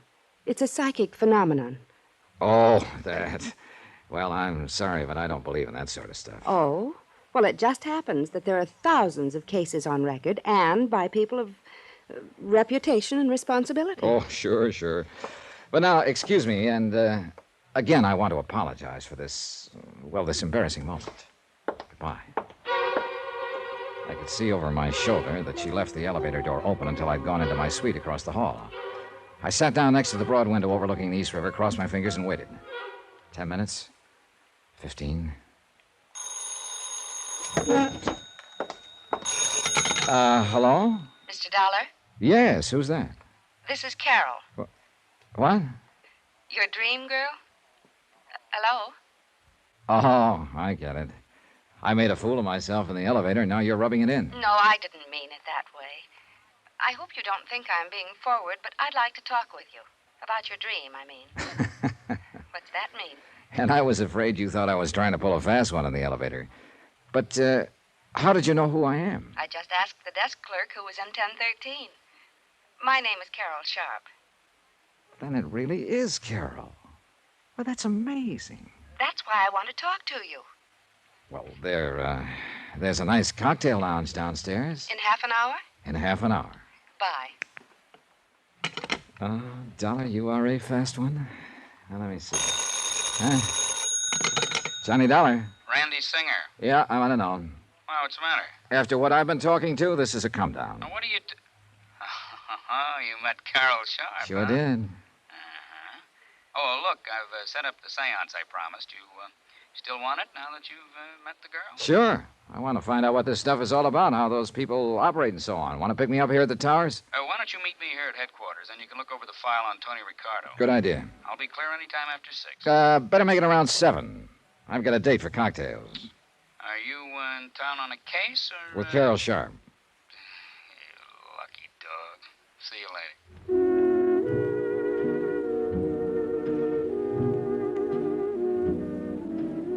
To say that Carol looked like a vision when she swept into the cocktail lounge would have been a gross understatement. Her light blue cocktail gown was probably from Hattie Carnegie, but its lines were simple in the extreme, and it only served to accentuate the fresh, lithe figure and the natural beauty of the girl. Her blonde hair was drawn back tightly, and a silver blooming stole was draped carelessly over her shoulder. If I'd put on an act when I stared at her in the elevator, believe me, this was no act now. I hope you don't think me too brazen for having called you the way I did. You have no idea how glad I am. Will this be all right? Oh, fine. Thank you. I was afraid after that episode in the elevator you might have thought I was just some lonely bachelor trying to find a date. Are you a bachelor? I confirmed. Well, you just haven't met the right girl. Well, there are times like this when I think perhaps the... Your order, sir? Oh, sure, point killer. Carol? Sherry and bitters, please. Sherry and bitters and VO over ice. Thank you, sir. Be honest with me. Do I really look like the girl you used to dream about when you were a little boy? Or did you dream about a little girl your own age who just happened to bear some resemblance to me? Well, no. No, you see... That's very important. You see, if it really was a veridical dream, well, you see, the phenomenon of precognition would be involved, too, so to speak. Precognition? Yes, you're now knowing me psychically before you could possibly know about me by any natural means. Where have you lived most of your life? Oh, all over. Here in New York, Hartford, Connecticut. Eastern Pennsylvania? Oh, never, except for an occasional trip to Philadelphia. But that wasn't until I was grown up. Well, then you couldn't possibly have ever actually seen me, because all my life I've lived in Pennsylvania, in the coal mining district. Well, So your dreams of me must have been due to some supernatural cause. There's Carol. no other explanation. Well, is there? Carol, Sherry and bitters for the lady, and... Yeah, thanks. I'll sign that. Saved by the bell, or rather by the waiter. I'm afraid I came awfully close to admitting to Carol that I'd trumped up the whole dream business just to meet her and talk with her. She was certainly hep on the subject of things psychic, and I'm afraid a natural sucker for anyone who wanted to capitalize on her gullibility. Beautiful, intelligent, well-educated, but, well, you'll see what I mean. And although it's a terrible strain on her, these deep trances, I've received messages through her, Johnny, from my father. Through this medium? Yes, Madame Morgana. And your father's dead? He died 3 years ago. Carol, are you sure about those messages? Oh, yes, Johnny, I'm sure. That's why I want you to go and see. See these things for yourself, will you? Will you go to her with me? Now, don't swing at me, but at this point, I think I'd go anywhere with you. Johnny, I'm serious. I want to tell her about you anyway, and the veridical dreams. Well, all right. When? I'll call her tonight, and perhaps we can see her tomorrow night, all right? Yeah. Carol, I don't want to seem suspicious, but, Yes? don't tell her anything about me, except that you're bringing me along. Oh, no. No, of course not. She wouldn't let me anyway. That's the way the fraudulent mediums work. Oh? There are frauds among them? Oh, plenty of them. You know, they get the information from some mutual friend, then pretend they're getting it from a supernatural source. And she doesn't. I'm sure of it. So far, so good. I'd met Carol Sharp. I'd convinced her in a snide sort of way that I was intrigued with this psychic phenomena business. I was well on the way to meeting the medium who had sparked this whole case. And later tonight, thanks to Sergeant Randy Singer of the NYPD, I'd attend a seance calculated to be my first step in finding out how the phonies in the racket impress their customers.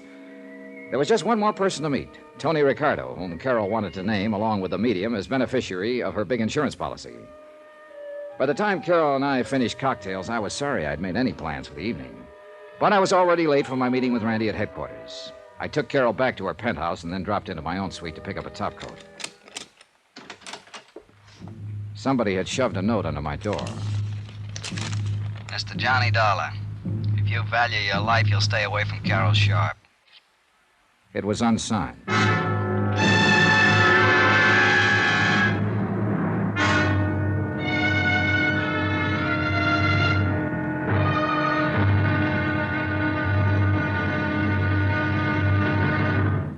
Now, here's our star to tell you about tomorrow's intriguing episode of this week's story. Tomorrow, I find out a thing or two about a killer and about a medium not so well done. Join us, won't you? Yours truly, Johnny Dollar.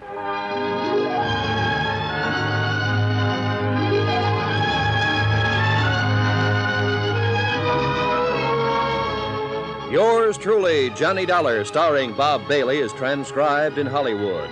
It is produced and directed by Jack Johnstone, who also wrote tonight's story. Be sure to join us tomorrow night, same time and station, for the next exciting episode of Yours truly, Johnny Dollar. Roy Rowan speaking.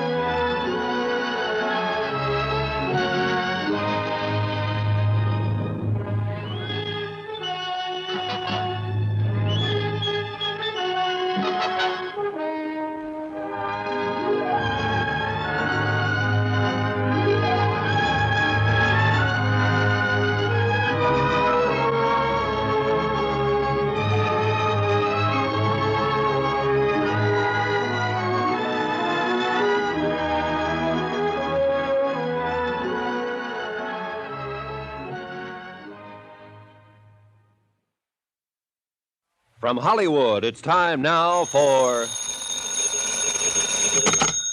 Johnny Dollar. This is Tony Ricardo. Oh, I've been hoping to get in touch with Did you receive my note? Was that your polite threat to kill me if I don't leave Carol Sharp alone? Yeah, I received it. And I have a sneaking suspicion the police department might be interested in No. it. Oh, please, I guess I acted a bit hastily. Perhaps you'll let me talk to you. You want to take the threat back? That still stands. Then you don't leave me much choice. Talk to me first. Believe me, you won't be sorry. But I might be dead. Is that it? I want to see you. Can't do it now, but where can I reach you? Sunrise 3, 9970. Okay. Meantime, don't get trigger happy.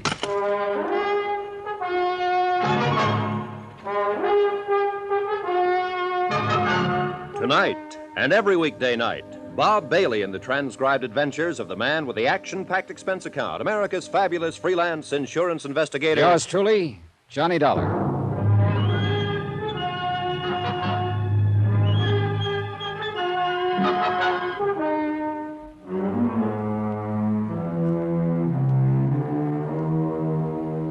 Expense account submitted by Special Investigator Johnny Dollar, location New York City, to the Universal Adjustment Bureau, Hartford, Connecticut. Following is an accounting of expenditures during my investigation of the matter of the medium. Well done. Expense account item 7, 85 cents. Cab fare from the Bell Towers to the 18th Precinct Station and Sergeant Randy Singer. So, you met Carol Sharp, huh? Yep. I put on an act that would have done credit to the Theater Guild. Told her she looked exactly like a girl I dreamed about as a kid, a girl named Carol. Oh, Lord, she swallowed it? Not only that, but she gave me a lecture on veridical dreams and allied psychic phenomena. You deserve an Oscar. Also, she wants me to go with her and see this Madame Morgana. Oh, good. When? Tomorrow night. Well, you're not figuring on skipping tonight's seance, are you? Oh, no, not a bit. I want to find out what this stuff is all about, so I'll be prepared for tomorrow. This dame you have lined up pretty good? She's got a big following. You ready to go? Oh, wait a minute. You said you have the file on Tony Ricardo. Oh, yeah, here it is, waiting for you. Anthony Ricardo, alias Ricky Marino, alias Tony the Tip. Here's his picture. Height 5'9", weight 172, eyes brown, hair sparse gray, suspected member of the Dutchy Sperling outfit, 12 arrests, no convictions. Started as a rum runner back. Hey, this is Tony Ricardo? It's the guy. I would have sworn the man I talked to over the phone was in his 20s. Late 20s at most. You talked to him? After leaving an unpleasant little note under my door at the Towers, he called me on the phone. Now, what kind of note? Oh, nothing particular. Just a gentle suggestion I lay off Carol Sharp. Threat, huh? Still got it? But I'm sure that voice couldn't have come from this old geezer. Yeah, well, frankly, I kind of wondered about the Sharp girl being interested in him, even though the file does show he's always surrounded himself with a bunch of young ones. He's probably handed out more mink coats. Oh, Johnny, wait a minute. Old Tony's got a couple of kids. Here, Angela goes under the name of Angela Richards. At least she used that name at Bryn Mawr. Bryn Mawr? Yeah, and Sarah Lawrence College at Bronxville. Yeah, the old boy tried to keep the stigma of his past away from her, I guess. Yeah, you see, married to a doctor over in Hackensack. Respectable housewife. Mm-hmm. What about the other? Anthony Jr., age 26. That was last year. Let's see, that makes him 27 now. Rutgers University, class... not much on him. Unless I miss my guess, he's a chip off the old block. Well, you know where I can find him? All I have is his phone number. What is it? Wait till I see and talk to him. That may be too late. He's what I think he is. Why not ask this medium about him tonight? Yeah, that... Hey, come on, we're late. Let's go.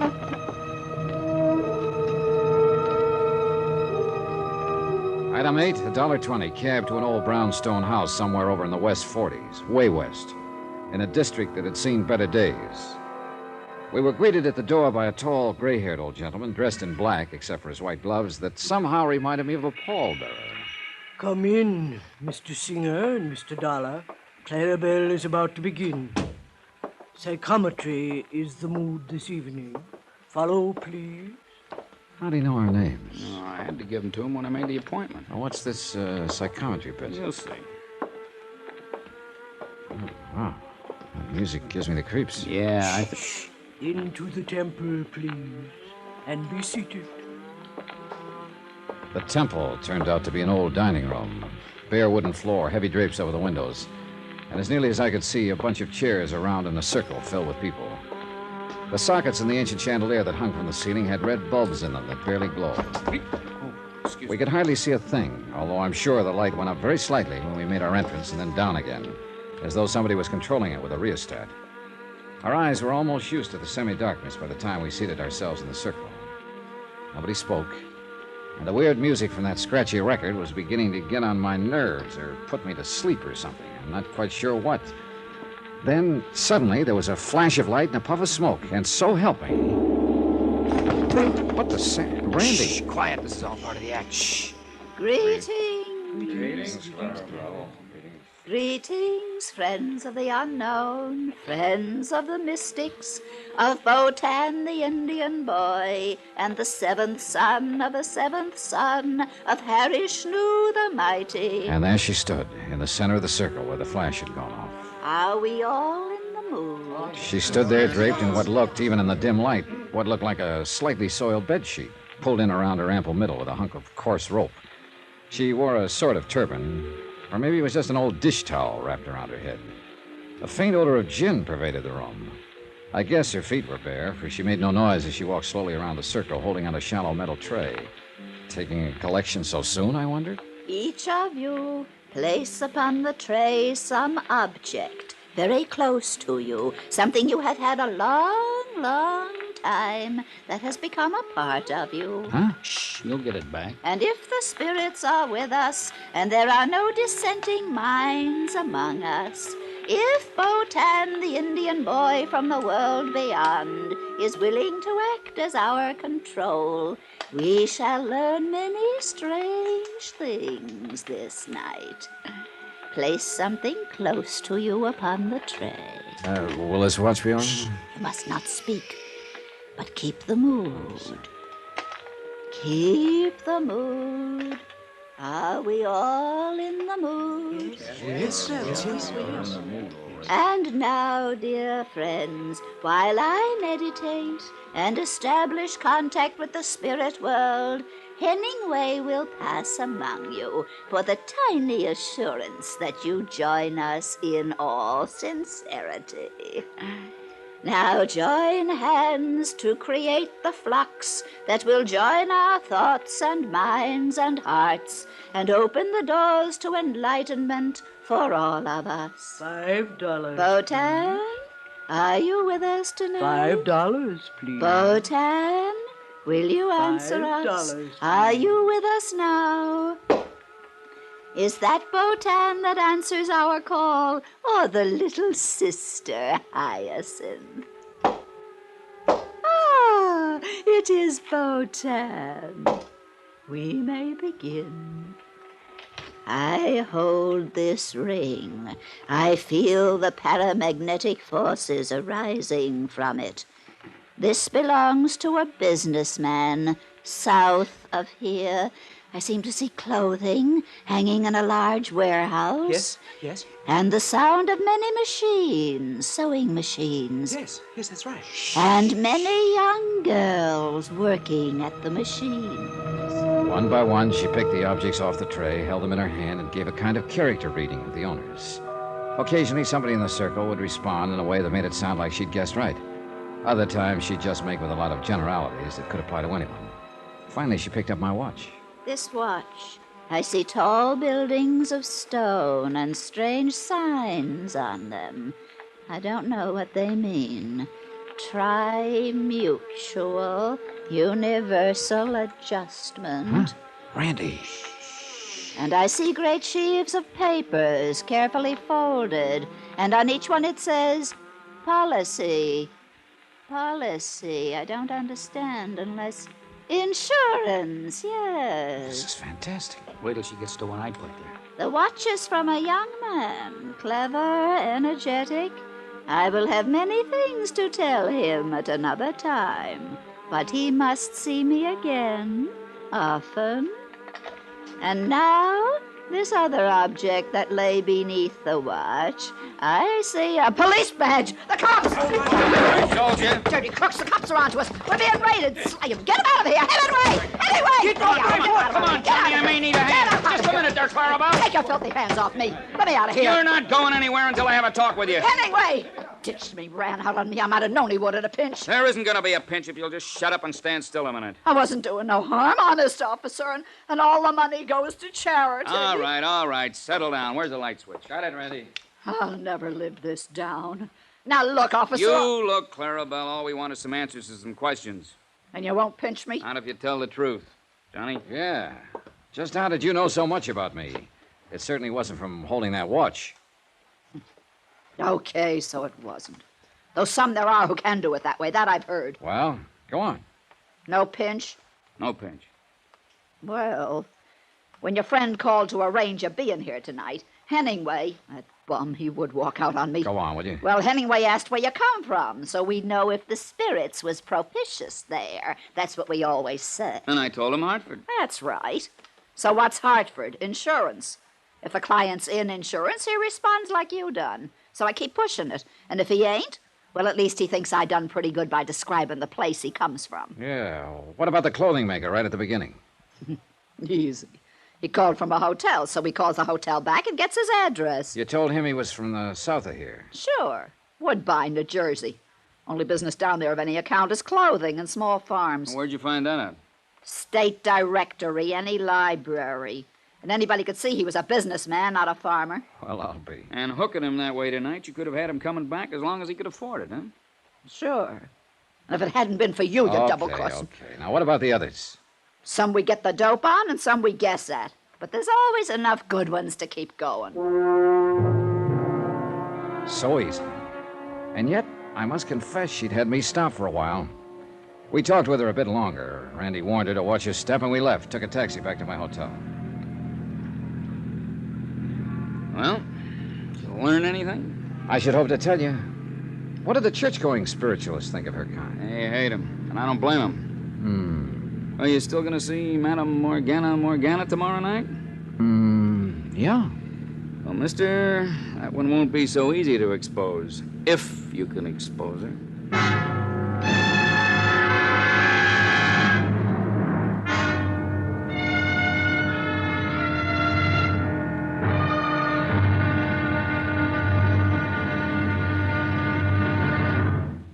Now, here's our star to tell you about tomorrow's intriguing episode of this week's story. Tomorrow, the medium Well Done appears.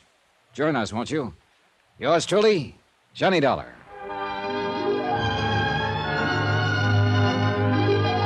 Yours truly, Johnny Dollar, starring Bob Bailey, is transcribed in Hollywood. It is produced and directed by Jack Johnstone, who also wrote tonight's story. Be sure to join us tomorrow night, same time and station, for the next exciting episode of Yours truly, Johnny Dollar.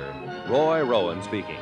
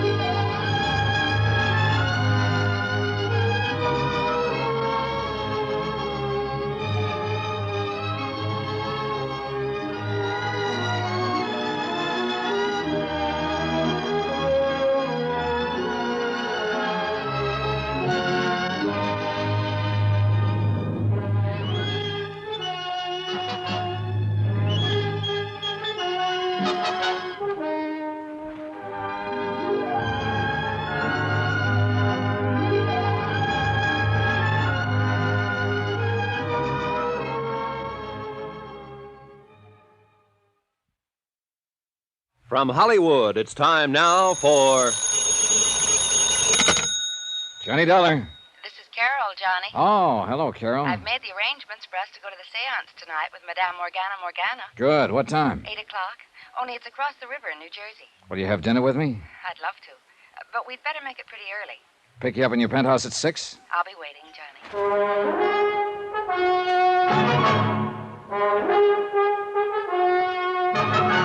Tonight and every weekday night, Bob Bailey in the transcribed adventures of the man with the action-packed expense account, America's fabulous freelance insurance investigator. Yours truly, Johnny Dollar.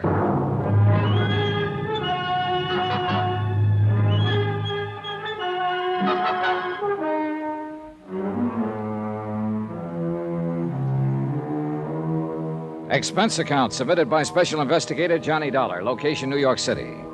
To the Universal Adjustment Bureau, Hartford, Connecticut.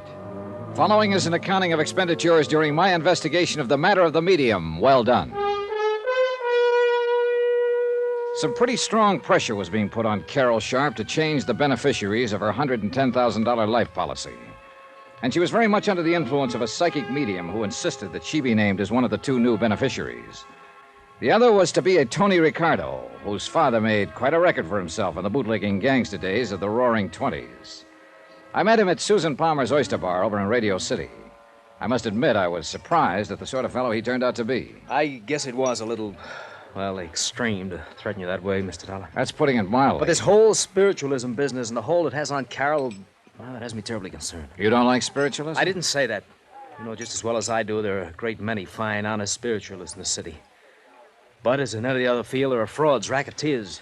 So I've heard. It's not only true of religions, but businesses, professions, anything, you know. Sure. But now look here, Tony. Dollar, I will not have you or anyone else leading Carol on. This medium who's already has such a hold on her. Do you understand? Pardon me, Tony. Your background is showing. What? I say come off it. This kind of act won't work. What are you talking about? Do you think I don't know you're one of the two Carol wants to name as beneficiaries of her policy? You and that medium? That's not my doing. Whose doing is it? That medium, Morgana. She's been taking Carol's money by the hundreds week after week. Now you've come along to encourage her, and Dollar, I tell you to stop it. Tony. Maybe that story you gave her about dreaming of her over and over when you were a kid and couldn't even have known about it was true, but I don't believe it. Tony, that was made up out of whole cloth. I still... What? This funny decision to switch your policy around is the case I'm assigned to. Wait a minute, you mean that... Yes.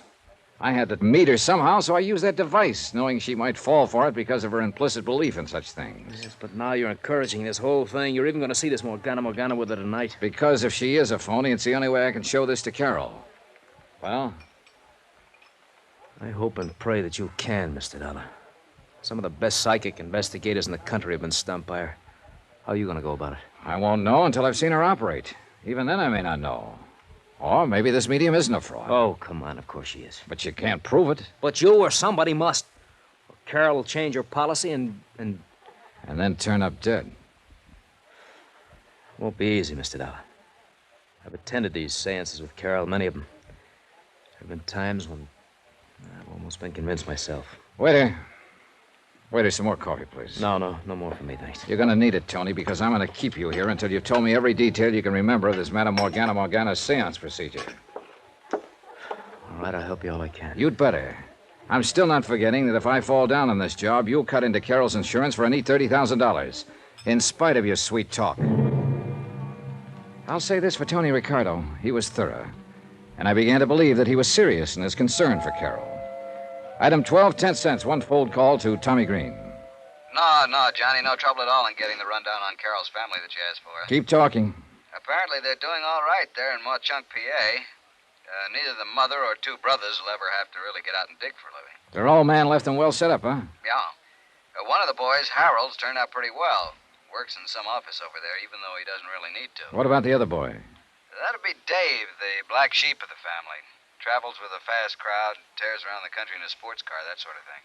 Oh. Right now, he's somewhere here in New York, just playing around. But, Johnny, are you getting anywhere on this case? Yeah, Tommy, I think I am. Especially after what you just told me. Huh? Item 13, another phone call, this time to Sergeant Randy Singer at 18th Precinct Headquarters. Yeah, Johnny? Got a real easy one for you. What's that? Find a man. Name is David Sharp. Home address, Mauchunk, Pennsylvania. Chunk, Pennsylvania. Got it. Description? None, though he's probably in his 20s. Well, that's not And enough. he's probably staying at a hotel here in the city. Well, yeah, but where? What part of the city? Let me know when you find out, will you? Yeah, now, wait a minute, Kate. Expense account item 14, $106.80, and it includes cabs to several camera shops. One miniature camera with an f2 lens, a couple of rolls of special film, some very special flash bulbs, and a tiny flash holder. Item 15, taxi back to the towers to clean up and dress for my date with Carol. Then the phone rang. Johnny Dollar. We located David Sharp for you, Johnny. Just dumb luck. Now, who knows, Randy? Maybe you're psychic. Nah, leave us not have that stuff. Where is he? Found him staying at the third hotel we called, the Aberran over on East 53rd Street. Not 2 blocks from that palatial joint where you're staying. Is he there now? No, but he always comes in just before dinner time. Hey, you still haven't told me why you're interested in him. I'm not sure myself. But do me a favor, will you? Like what? When he shows up, put a tail on him. I want to know where he goes, how long he stays, and when he comes back. But you won't say why? Not until I'm sure I know why. Thanks, Randy. Yeah, but I haven't said Thanks, boy. Dinner with Carol could have been one of the pleasantest things in years. But I'm afraid I was preoccupied with matters at hand and she with anticipation. She's promised to try to hear from Daddy again tonight. Oh, Johnny, I so want to speak to him again. Finally, I signed the check. We hopped into a taxi and headed across the river to the Jersey side. We ended up at a rather plain but nice home somewhere on the outskirts of, I guess it's Union City.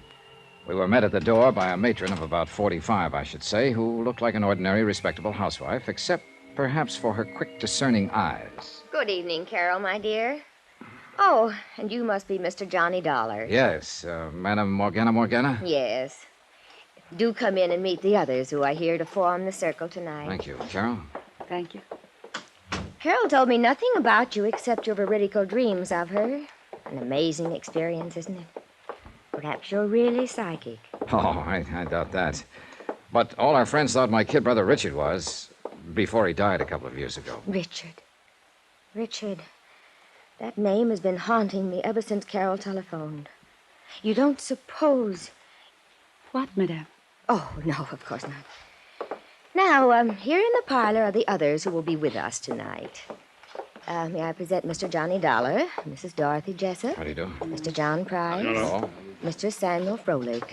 All right. And, of course, you all know Carol Sharp. Good evening. I see no reason why we shouldn't start. The atmosphere has seemed almost electric tonight. Very conducive to good contact with the, shall we say, the netherworld. And, oh, yes, you may smoke if you like, Mr. Dollar. We're very informal. Oh, I'm sorry. Just sort of a nervous habit, I guess, flicking this lighter. Oh, incidentally, I hope you tell these people of your dreams after we're finished. Oh, dear. The atmosphere is tense. We should begin right away. Well, yes, I'll turn on some low music. The six of us sat down in a small circle. On the floor were three long, slender metal trumpets, like Halloween horns, but made of thin metal, spaced about the center of the circle. In the subdued conversation of the next few minutes, I learned it was through these that the spirit voices would come to us, that they would rise in the air and the voices would issue from them.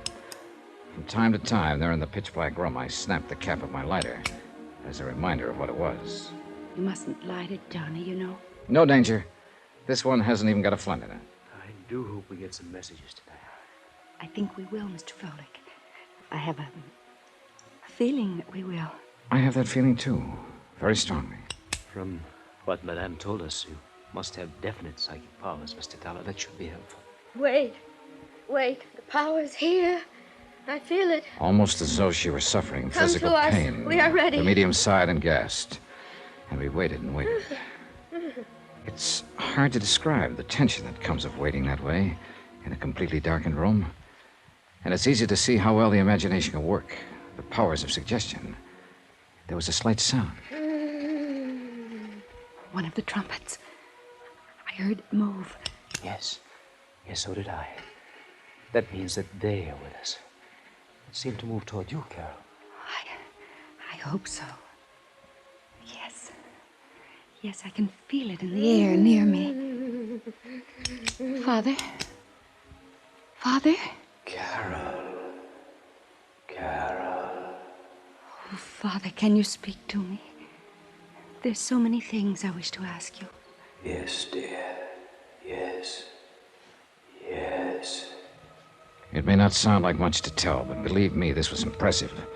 The death-like silence broken only by the faint voice from the trumpet, the whispered questions by Carol, an occasional sigh from the medium, and the shudder of my special little camera, which I hope sounded enough like my lighter had sounded. Yes, Carol. Always do the things I tell you to. You're a good girl, my darling. And you give me great happiness in this lonely, Father? Goodbye, Oh, Johnny, do you see? Because only he and I know the things we talked about. Wait. I feel the trumpet is still near us, and perhaps... John. Mr. Dollar, it's for you. Yes? Richard? Yes, John. Dick. I've waited so long to speak to you. Dick. My brother. The brief conversation I carried on with my dead brother Richard was amazing. Of things in my childhood that I thought nobody else even knew about. Personal, intimate things that could only be known to a brother or someone equally close. It was fantastic, amazing, awe-inspiring. Except for one thing. I never had a brother. I didn't tell this to anyone. I played it straight and even stayed around and discussed my trumped-up dreams after the seance. But I needed proof, and I couldn't wait to get back to New York to the police lab where I could develop the infrared film in my little camera.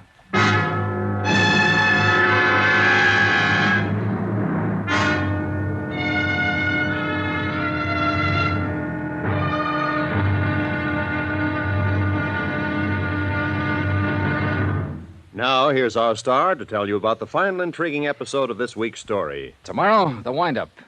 And a bit of heartbreak for a very chastened girl. Join us, won't you? Yours truly, Johnny Dollar. Yours truly, Johnny Dollar, starring Bob Bailey, is transcribed in Hollywood.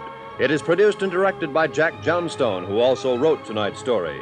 Be sure to join us tomorrow night, same time and station, for the next exciting episode of Yours truly, Johnny Dollar. Roy Rowan speaking.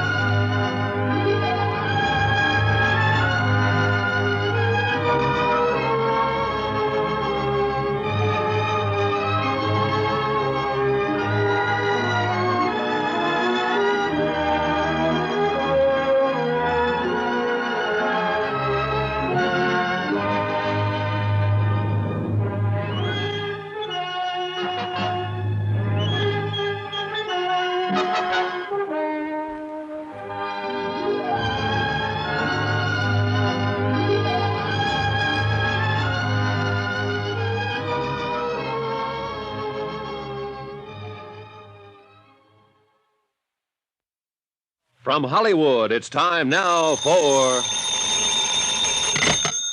Johnny Dollar. Good morning, Johnny. This is Carol. Oh, hi, Carol. Sleep well? Johnny, you were so quiet on the way back from the seance last night. I hope it's because Madame Morgana convinced you of her powers as a medium. How much did you pay her for that seance, Carol? $100. $100? Want to meet me in the coffee shop downstairs for breakfast? I'd love to. 15 minutes? 15 minutes. Goodbye. Oh, and weren't you thrilled to hear the voice of your dead brother again? Yeah. Bye. Except that I never had a brother.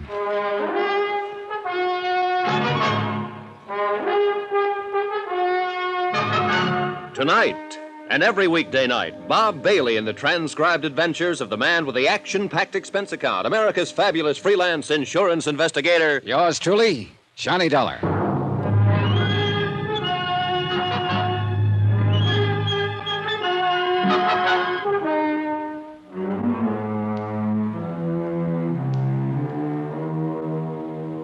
Expense account submitted by Special Investigator Johnny Dollar, location New York City. To the Universal Adjustment Bureau, Hartford, Connecticut. Following is an accounting of expenses during my investigation of the matter of the medium. Well done. Expense account item 18, 10 cents, phone call to Carol Sharp. Item 19, 10 cents, phone call to Sergeant Randy Singer. Hey, I thought you were coming down here to headquarters this a.m. It's nearly 10 o'clock. Soon as I've had some breakfast, your lab get those films developed for me? They're working on them right now. And did you put a tail on David Sharp? Carol's brother? Yeah. I suppose you know he was over there in the neighborhood of that seance over in Jersey last night. I would have bet on it. Didn't you see him there? No. Well, that's funny. Just keep that tail on him. See you later.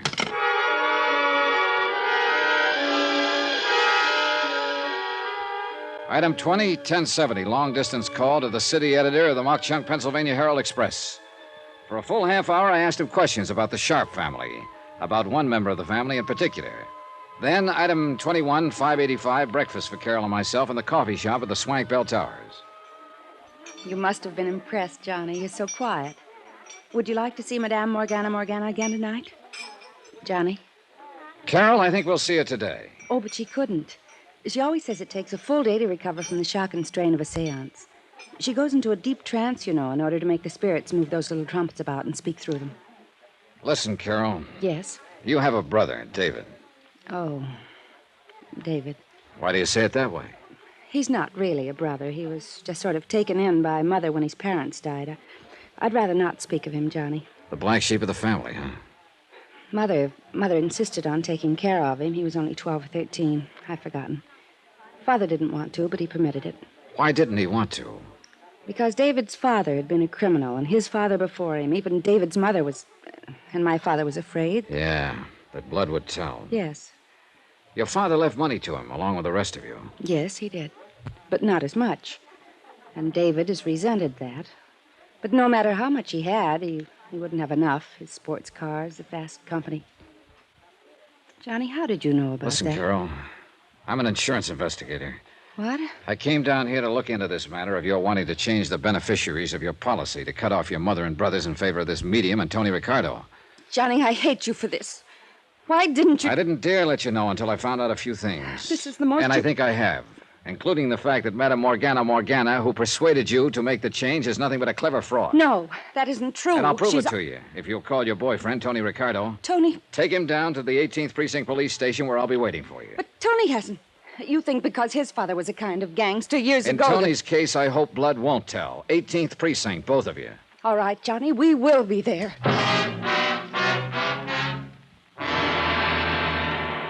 There you are, Johnny. The picture took last night. Oh, thanks, Randy. Hey, why'd you ever get the idea of using infrared light and infrared film? Anything else, anything that let them know I was taking pictures would have busted up the seance. Hey, look at this one. Yeah, I'd like to publish those. Scare a lot of those phony psychics out of business and out of town. Oh, here's the one that I'd like. Mr. Dollar, we're here. Hi, Dollar. Oh, hello, Tony. Miss Sharp, Mr. Ricardo, this is Sergeant Singer. How do you do? Hi. And now, will you please show us this proof you were talking about? Yes, Dollar. How did you make out, huh? Made out very well, Tony, thanks to a miniature flash camera I had tucked into my pocket last night. I guess you wondered, too, how Madame Morgana worked her racket. He did not. Tony knows as well as I do that she's completely honest. Like any normal person, he may have questioned the almost miraculous powers of this woman in the beginning, but no trumped-up tricks that you... Where did you get this picture? And look at this one. She's moving that trumpet herself with the long, kind of extended handles. Extension grip, they call it. She probably hid it in the front of her dress. Oh, no. But these pictures in that dark room, Infrared photography. Maybe she did use one trick. But the voices came from trumpets floating about in the air above our heads. Then look at this one. Taken when your father was supposed to be speaking to you. Oh, no. That little trumpet has a long tube on it. Yep. Extending into that curtained doorway at the end of the room where somebody could whisper through it. Oh, this is terrible. And the hundreds, the thousands of dollars I gave her, believing in her. Yep. I'm afraid you were really took. Here. Here's where my dead brother, Richard, spoke to me. The hanging trumpet is over your head. Yep. But how could she know? I didn't tell her. Oh, yes, you mentioned your brother. A completely non-existent brother, Carol.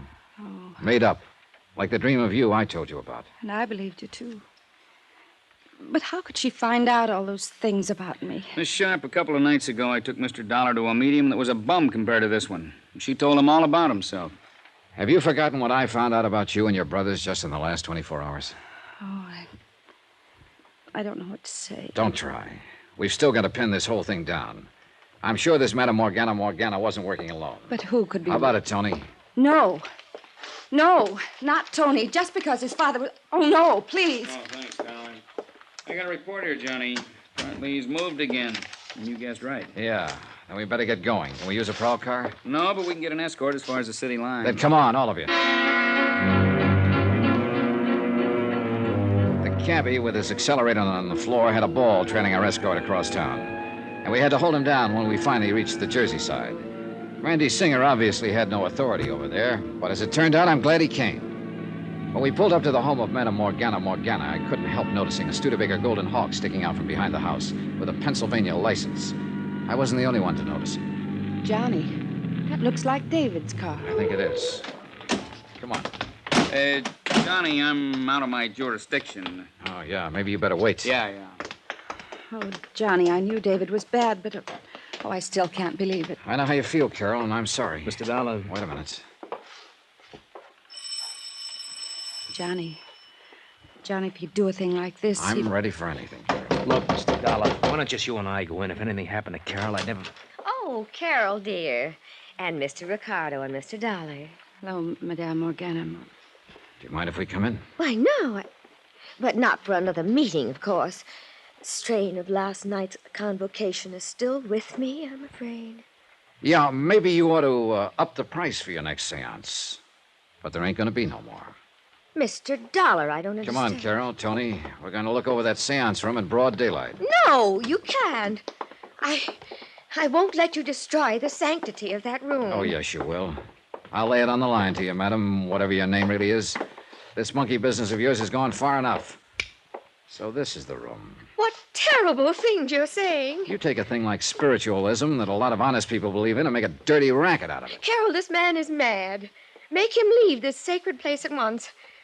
Carol, what right have you to make such horrible implications? Implications? Those were accusations.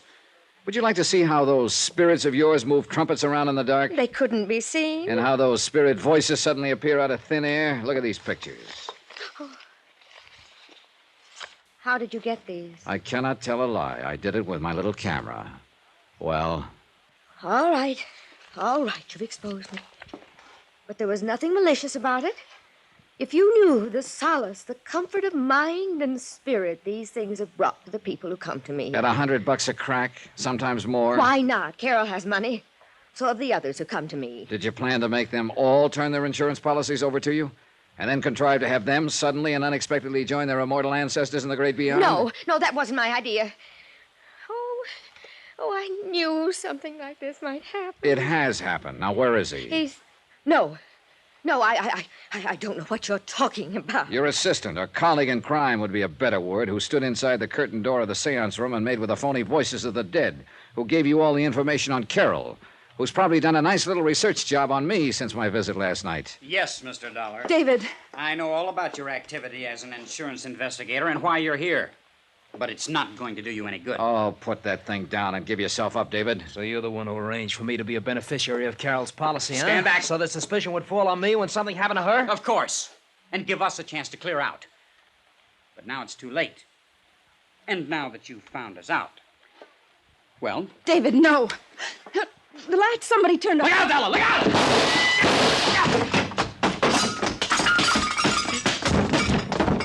Are you dirty? Pull a gun on me, will you? Easy, Johnny. Control yourself. I'll knock you. Randy. If you'll just get up off my chest. Here, the lights. But, David. When I flicked off the lights, Tony here made a dive for him. Here he is, wrapped up in the corner there. Yeah, I've got his gun. Ooh, you got a mean left there, Johnny. Oh, I'm sorry, Randy, but... See, I thought this was out of your jurisdiction.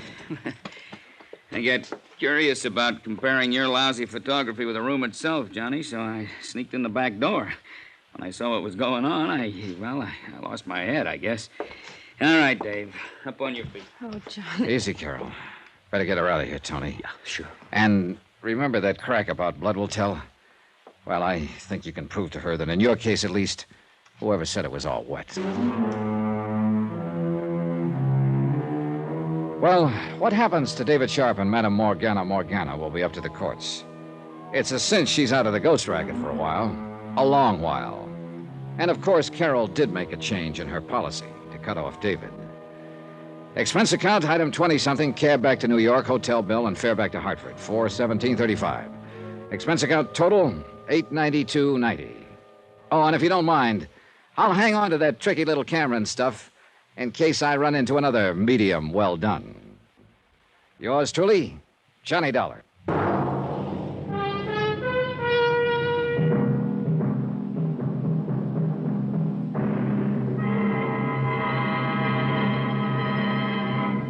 Now, here's our star to tell you about next week's intriguing story. Next week, the tears of night matter.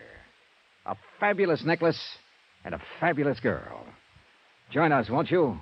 Yours truly, Johnny Dollar.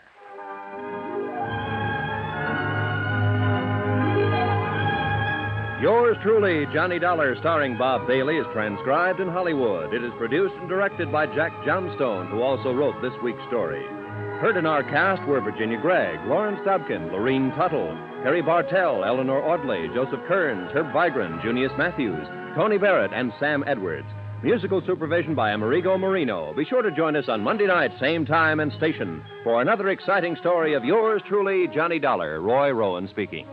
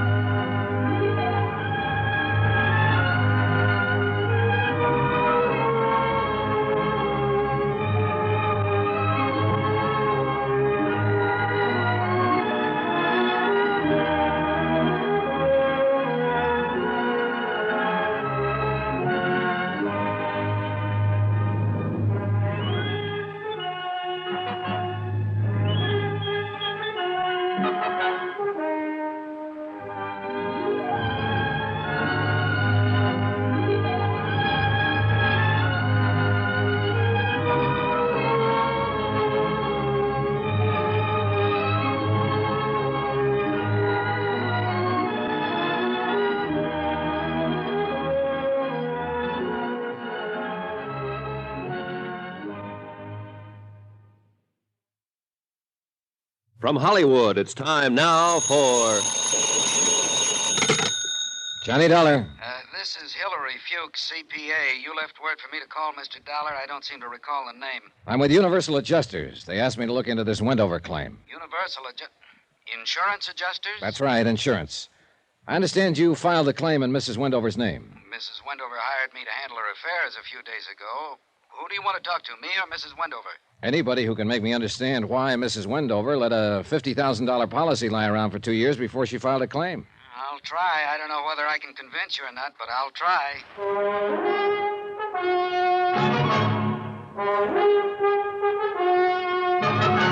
Tonight and every weekday night, Bob Bailey in the transcribed adventures of the man with the action-packed expense account, America's fabulous freelance insurance investigator. Yours truly, Johnny Dollar.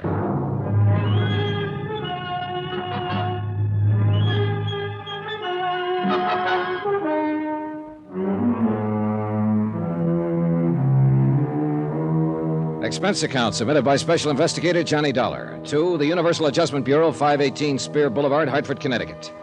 The following is an accounting of expenditures during my investigation of the Tears of Night matter. Expense account item 1, $92.50, airfare and incidentals, Hartford to Miami Beach, Florida. My plane got in at 11 p.m., so I went to a hotel and got some sleep. I put in a call to Hillary Fuchs, certified public accountant, as soon as I woke up. Then I had some breakfast and took a cab out to his office. It was a pleasant 4-mile trip along a beautiful white sanded oceanfront, and it cost me, item 2, $3 even. Come on in here, Dollar. The air conditioner's working here. Hillary Fuchs was a big man in his late 40s. He was semi-bald, had a good sunburn, and smelled faintly of Scotch whiskey. The office he led me into was cool and dark and elegantly furnished in bamboo knickknacks. The desk was cluttered with a stack of financial statements and legal papers. This is quite a thing, I guess, Dollar. By the way, I didn't find any Universal Insurance adjusters in the phone book. We're located in Hartford, Connecticut. Hartford? You're a long way from home, Dollar. They sent you all the way to Miami Beach about this? Yep. Seems like a pretty expensive way to handle it. Pretty expensive claim, $50,000. Would it do any good to tell you it's legitimate? Sure. But I'm hired to check it out just the same. In other words, you don't believe me. Well, look at it our way, Mr. Fuchs. The claim came into the office day before yesterday, and we have 72 hours to act on it. Okay. What can I do? First off, tell me your connection with Mrs. Wendover. She hired me to put her business affairs in order about 10 days ago. First time I ever saw her. She said the Treasury Department had advised her to get some expert help.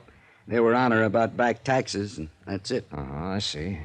Tell me about Noah Wendover's death. He died 2 years ago, last April 14th. By the way, it's just coming to me. Did you people... did the insurance company know anything about him being dead until that claim came in? Nope. No wonder they sent you all the way from Hartford. Well, Wendover and his wife took a party of 8 out on their boat for a 10-day cruise. Wendover had an attack of appendicitis at sea. There wasn't a doctor aboard. The appendix burst, and he died before they could make the nearest port. Mm-hmm. Let me get back to the original question. Why all this time before Mrs. Wendover filed claim for benefits? Well, you really got to know Mrs. Wendover, I guess. She's a little crazy, a little wacky, a little strange. These are your impressions of her? It's a consensus. I asked around after she came here the other day. The story is that she and Wendover had a pretty good thing in their marriage. They were wild about each other. They spent money like water, and they had plenty of it to spend. Then one day he died. Kind of threw her. Maybe it's still throwing her. I don't know. Sure. Somewhere along the line, in the last year, Mrs. Wendover's met somebody else. Oh? I don't know who he is because I wasn't paying any attention when she mentioned his name. But she's sort of coming out of it, and she's going to marry him. So she wants to get her business affairs in order. From the look of things, nobody's done much about them since Wendover's death. You see all that stuff on the desk? Yeah, I noticed it. It's all hers. She brought it to me in 3 big hat boxes. Stocks, bonds, bills, deeds, I don't know what all. I know she's in a little trouble with the government. Not because she hasn't got the money to pay them, but just because she hasn't bothered with anything like that. Anyhow, one of the first things I came across was the insurance policy thrown in there with all the rest of the stuff. And look, you see these checks? Yeah. Almost $90,000 dividends on some oil stock. Doesn't even bother to open or mail or cash her checks. Well, a lot of people around the country, including your insurance company, are going to be startled when I finish straightening all this out. I sent the policy claim in as a matter of course. That's my explanation for it being 2 years late. Well, that's a pretty good explanation. Look here. She completely forgot she loaned an $8,000 automobile to a friend in Tampa 14 months ago. I asked her about it, and she said she thought she'd left it at the filling station. What? And here, the boat Wendover died on, worth $60,000. She sold it to a fisherman last year for $5,000. Yeah, I get the idea, Mr. Fuchs. Yeah. So you filed the insurance claim in her name along with a dozen other matters that should have been taken care of 2 years ago. Yeah. You play golf? No. Well, I do, and I'm tired of looking at this pile of stuff. Mind if I look at it? Help yourself. All yours. I'll be at the club. Do whatever you have to. By the way, what do you have to do? Verify this death certificate and the coroner's report. Well, then you will honor the claim? I'll file my report, and it's up to the insurance company to do as they see fit. You're kind of cagey, aren't you? That's why they pay me. Mr. Fuchs. Yeah? Is there some kind of bank balance in this stuff, current? Well, you'll find it there, but I'll tell you, in cash, Mrs. Wendover's worth about $950,000. I doubt very much if she's trying to cheat the insurance company out of $50,000. You can't ever tell, though, can you, Mr. Fuchs? Nope. Can't ever tell.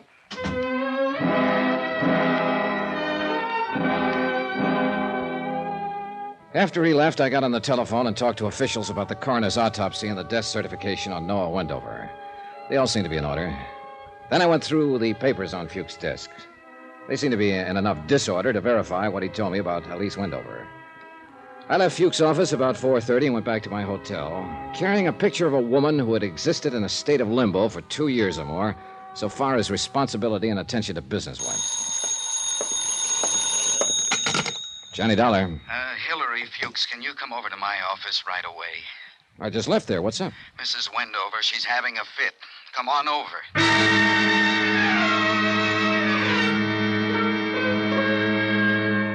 Expense account item 3. $3 more, more cab fare back to Hillary Fuchs' office. I pulled up in front at exactly 5:30 and noticed a 1956 white Cadillac convertible parked in front. For no reason at all, I took 30 seconds to peek inside. The registration told me the car belonged to Elise Blair Wendover. She had left her purse on the seat and the keys in the ignition. A mink stole was thrown carelessly over the back of the seat. Anybody could have taken the stole, the purse, the car, the whole works. Mrs. Wendover was living up to her advance notices. Come in, come in.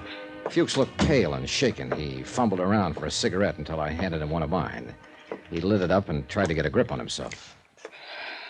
Mrs. Wendover's in there. Yeah, what happened? Well, I had some papers for her to sign, and she dropped in a little while ago. Uh-huh. I told her about you. I explained to her it was certainly reasonable the insurance company would want to investigate a claim that had been delayed 25 months. Well? She blew up, got kind of hysterical about it, said she wanted to see you right away, that she had something to tell you. Go easy on her, will you? Well, why do you say that?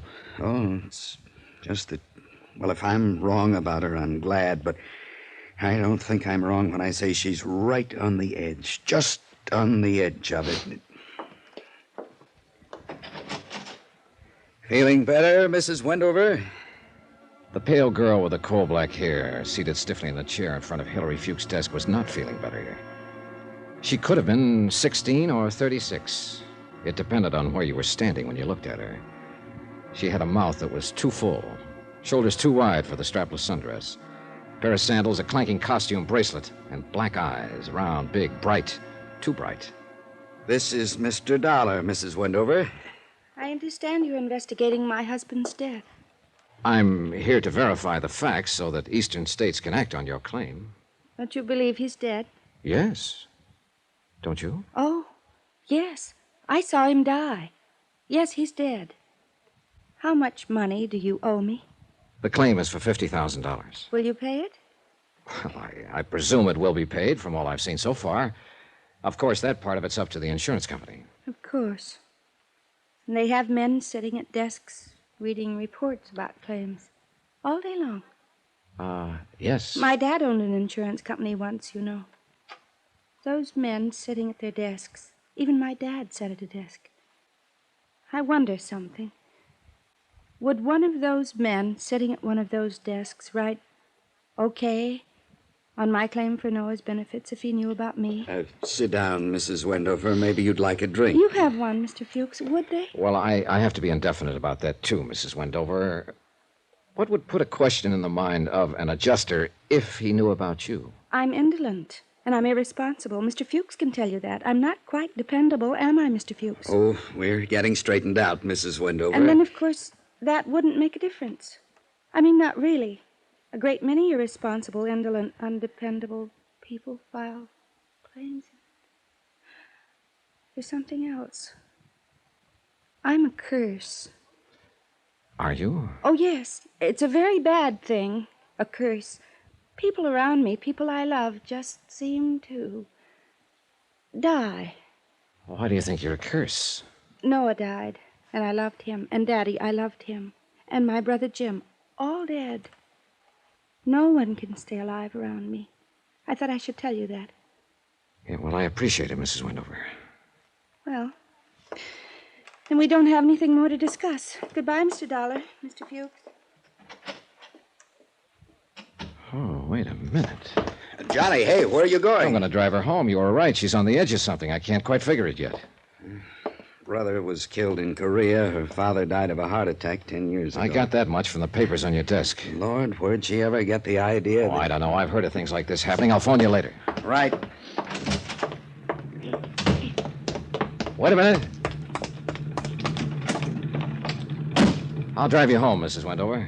Oh, that'll be nice. She smiled brightly, still too brightly, and we drove along. She didn't tell me which way to turn, what direction to go, and I didn't ask her. I liked it that way, no one saying a word. I was listening to something else anyhow, something inside of me, loud like a cannon firing twice a second. It was my heart making all the noise. Oh, it's happened a couple of times before, and it meant trouble coming up. I knew it. My heart never makes a mistake. Mr. Dollar, do you think he'll die, too?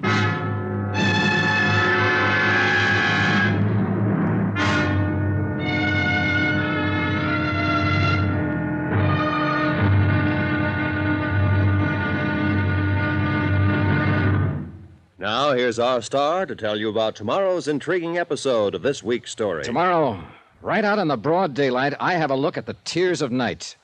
Join us, won't you? Yours truly, Johnny Dollar.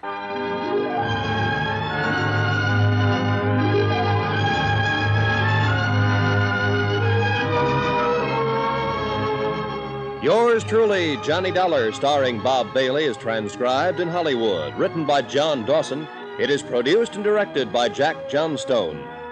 Be sure and join us tomorrow night, same time and station, for the next exciting episode of Yours truly, Johnny Dollar. Roy Rowan speaking.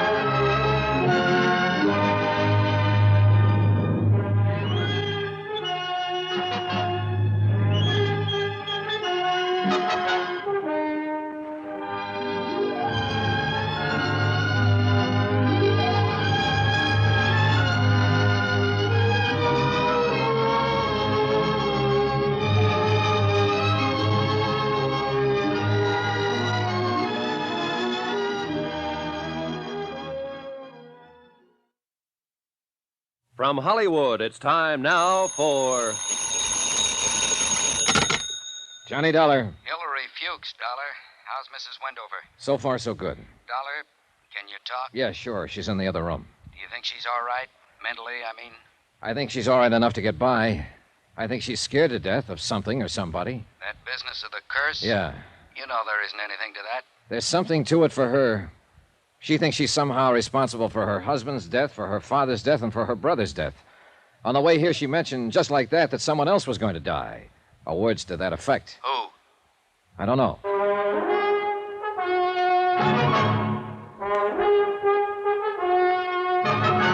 Tonight and every weekday night, Bob Bailey in the transcribed adventures of the man with the action-packed expense account, America's fabulous freelance insurance investigator. Yours truly, Johnny Dollar.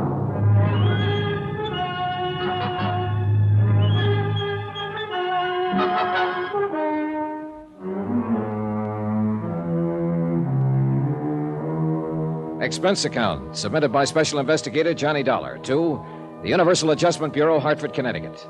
The following is an accounting of expenditures during my investigation of the Tears of Night matter.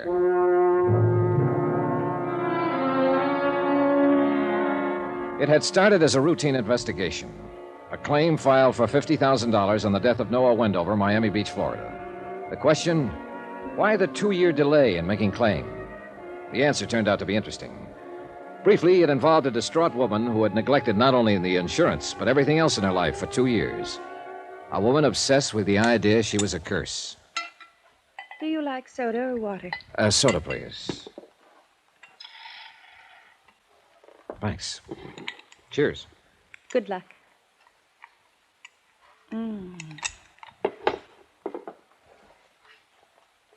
What's your name again? Johnny Dollar. Oh, yes, that's right. Mr. Fuchs introduced us, didn't he? Do you think he'll be able to straighten out all my business affairs for me? Yes, I think so, Mrs. Wendover. Including the insurance? Including the insurance, yes. Well, you're worried about the claim, aren't you? Well, I'm paid to worry about it. I'm not so worried now as when I first came to Miami Beach. I think I understand why it took all this time for the claim to be filed. You mean you've met me and you think I'm kind of,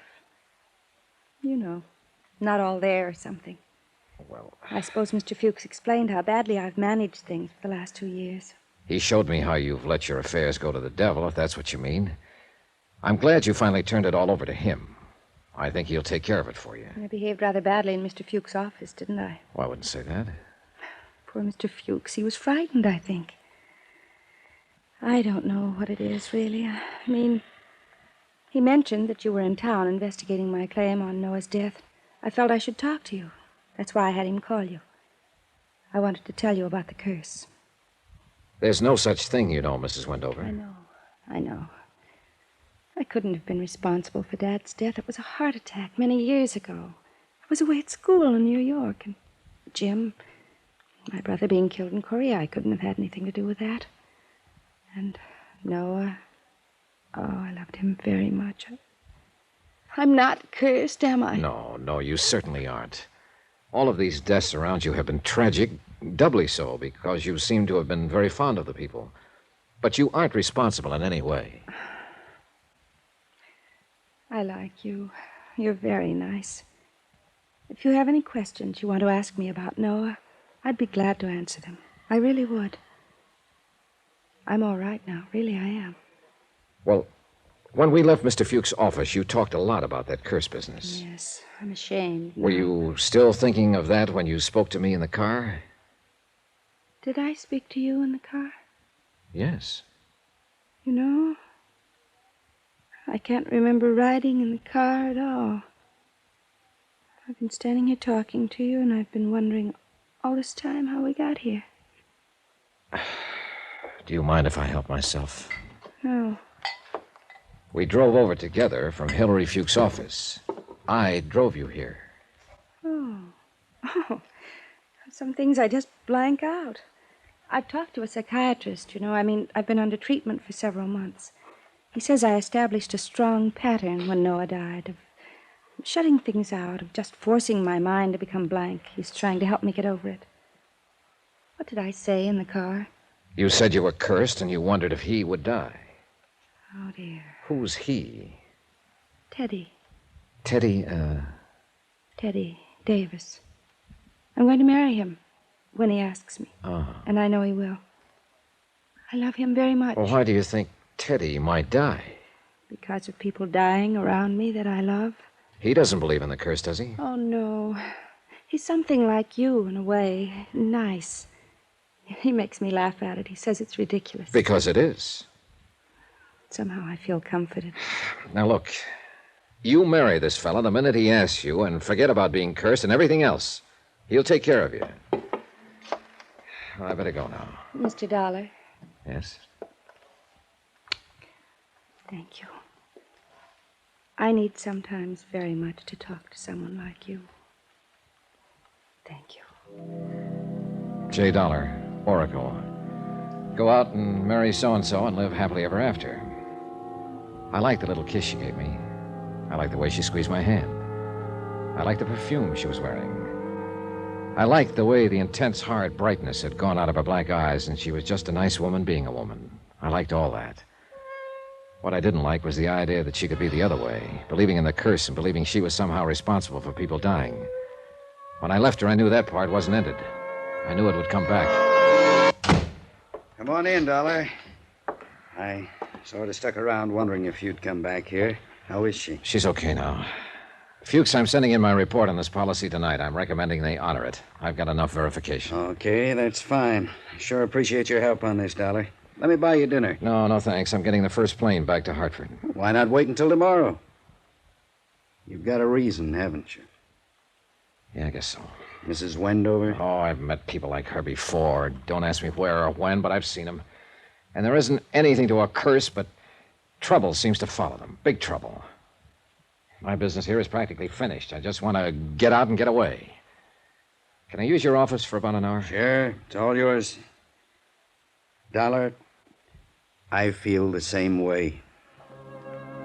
I spent a half an hour typing up my report on the Wendover claim and another 10 minutes on the phone asking for an airplane back to Hartford. They said they'd call me right back, and I poured myself some of Fuchs' whiskey and sat down to stare out at the night. Lights burned up and down the white beach. People strolled up and down, looking at the water, holding hands.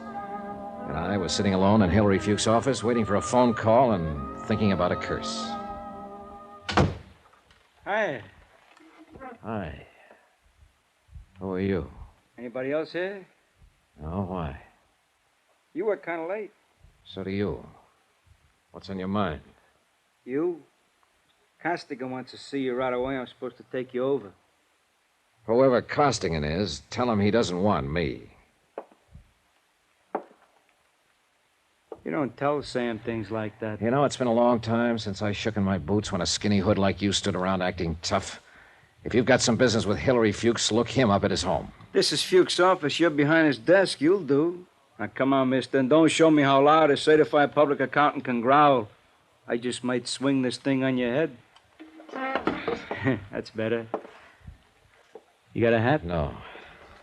I know Costigan wants to talk to you, but I'd sure like to belt you one just for the practice. I'm not Hillary Fuchs. Come on, let's go. Hey, You're gonna break my arm! I'd like to, just for the practice. Now then, this Costigan, is he the one from Chicago? Sam's been there. Answer. The Sam Costigan kicked out of Chicago a few years ago? Yeah. What does he want to see Fuchs about? The Wendover dame. What? Something about the Wendover dame. I don't know what it is. He just wants to see you. Okay, what's your name? Frank Scanlon. Here. You put this thing in your pocket. Pull it out again in front of me, and I'll brain you. Now, let's go. Huh? Now I want to see Sam. Well, sure. Anything you say.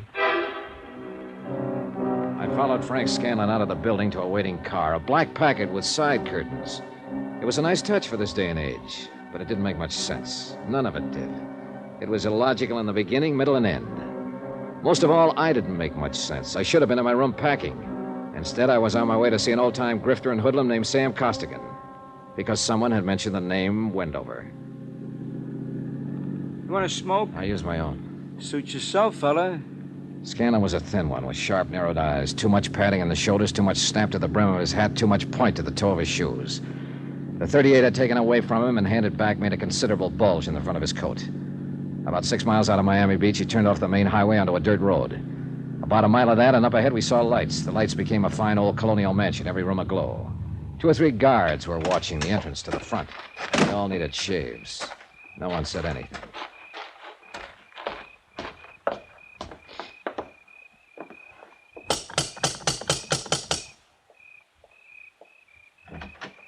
Yeah? It's me, Feely. This here is Hillary Fuchs. Sam wants to see him. Come on in. How are you feeling, Mr. Feely? All kinds of punks around nowadays. I wouldn't get frisky with him if I was you. He's a pretty touchy fella. That's so. Yeah. This way, come on. He led me into the main foyer, where a hat-check girl with a lot of red hair stood ready for the evening's business, which hadn't begun yet.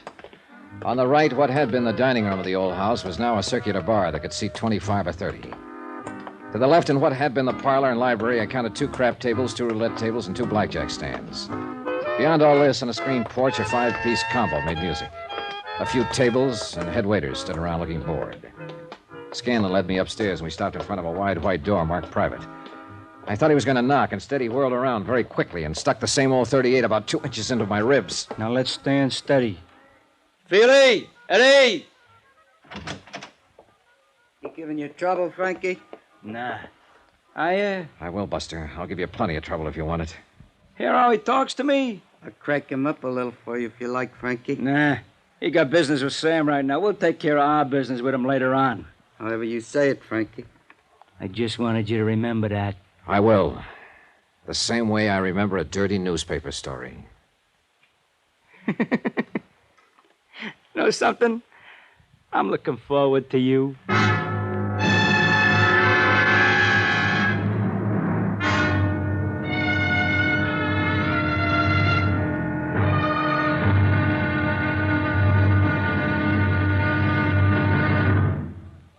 Now, here's our star to tell you about tomorrow's intriguing episode of this week's story. Tomorrow, there is a curse that goes with the Wendover name. Goes wherever it is. Join us, won't you? Yours truly, Johnny Dollar.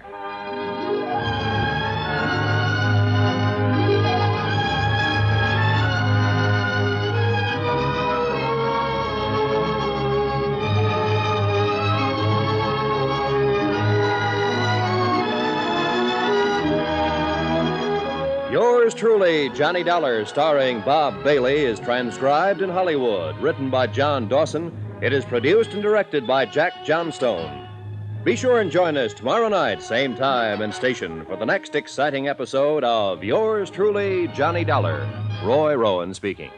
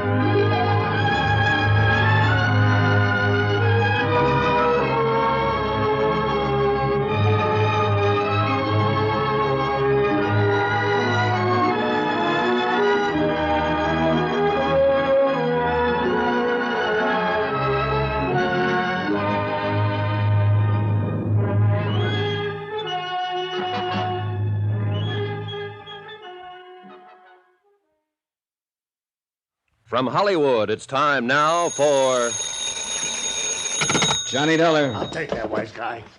Mr. Frankie Scanlon. Yeah, I'll tell him. What was that you yelled on the phone? You heard it. I heard you say Johnny Dollar. I told you a long time back I wasn't Hillary Fuchs. You told me a lot of things. If I'm going to see Costigan, trot him out. Just open the door and walk right in. I'm right behind you, see? Hello, Sam. Johnny Dollar. What's he doing here, Frankie? You mean this isn't Fuchs? Get out of here! Get out of here before I throw something at you! You heard the man, Frankie. Blow. No, sit down, Johnny. I won't bother shaking hands. You tried to put me in jail the last time we met.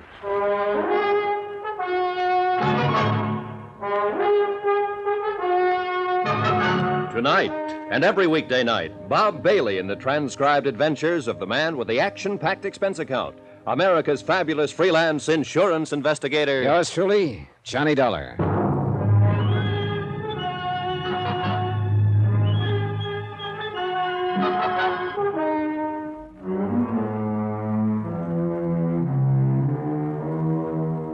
Expense account submitted by Special Investigator Johnny Dollar.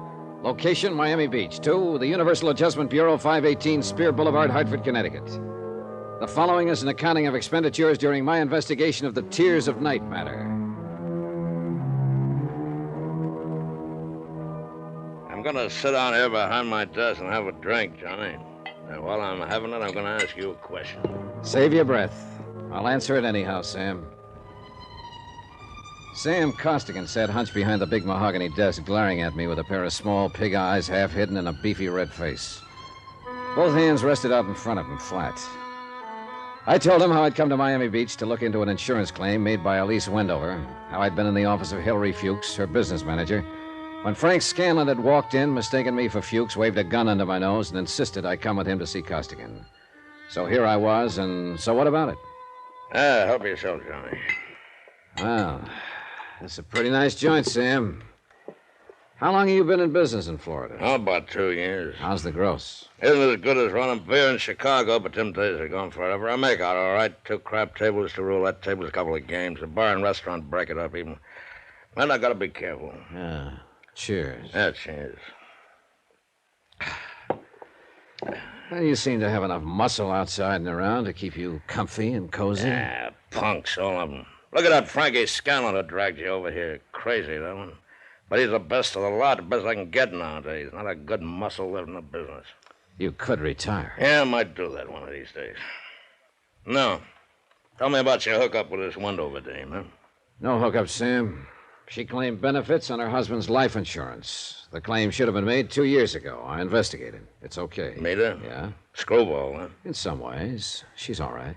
Well, maybe it's as good you're here as this Fuchs guy. I wanted him to handle some business of hers, but maybe you can handle it. Yeah. You ever see this before? No. Oh, it's a little bit of necklace called the Tears of Night. It's worth a big hunk of cash. Each 4 diamonds are good stuff. Your friend Miss Wendover left it here a week or so ago when she went for a plunge at the roulette table. Anything to say? It's a very pretty necklace, Sam. Okay. We both know she's screwy, a widow with a lot of dough, and a boyfriend named Teddy. Teddy Davis. He paints. Well, she sent me a check for the 5 G's she lost that night, and I wanted Fuchs to take his thing back to her, but now I got you instead. I want you to take it to her, huh? How about it? Is that all? That's all. I got my dough, she gets her Tears of Night back. I couldn't trust any of my punks with it, and I don't like to be seen in public, so you just take it back, huh? It's very simple. Why?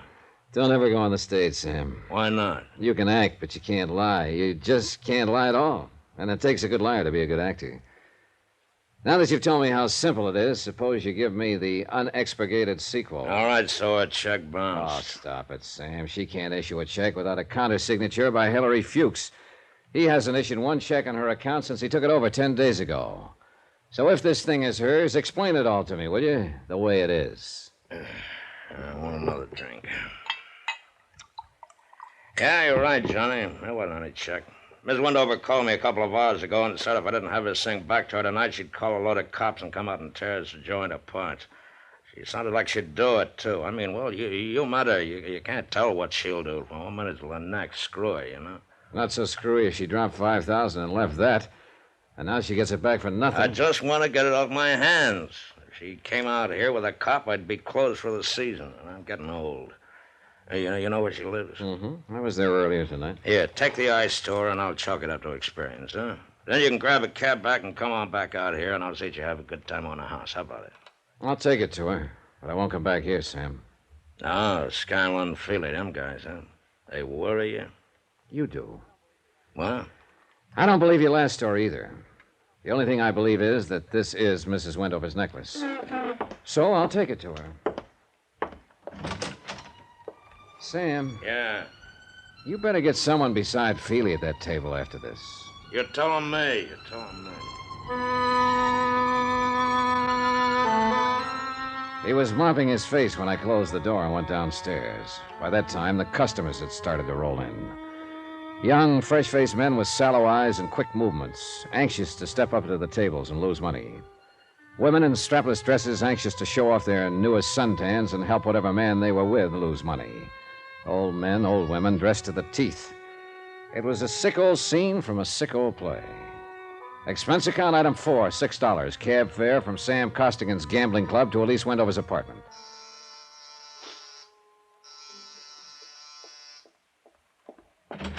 Oh, Teddy, I thought you'd never get here. The performance begins at 10 o'clock, and you know how the traffic is, and if we're going to have a bite to eat.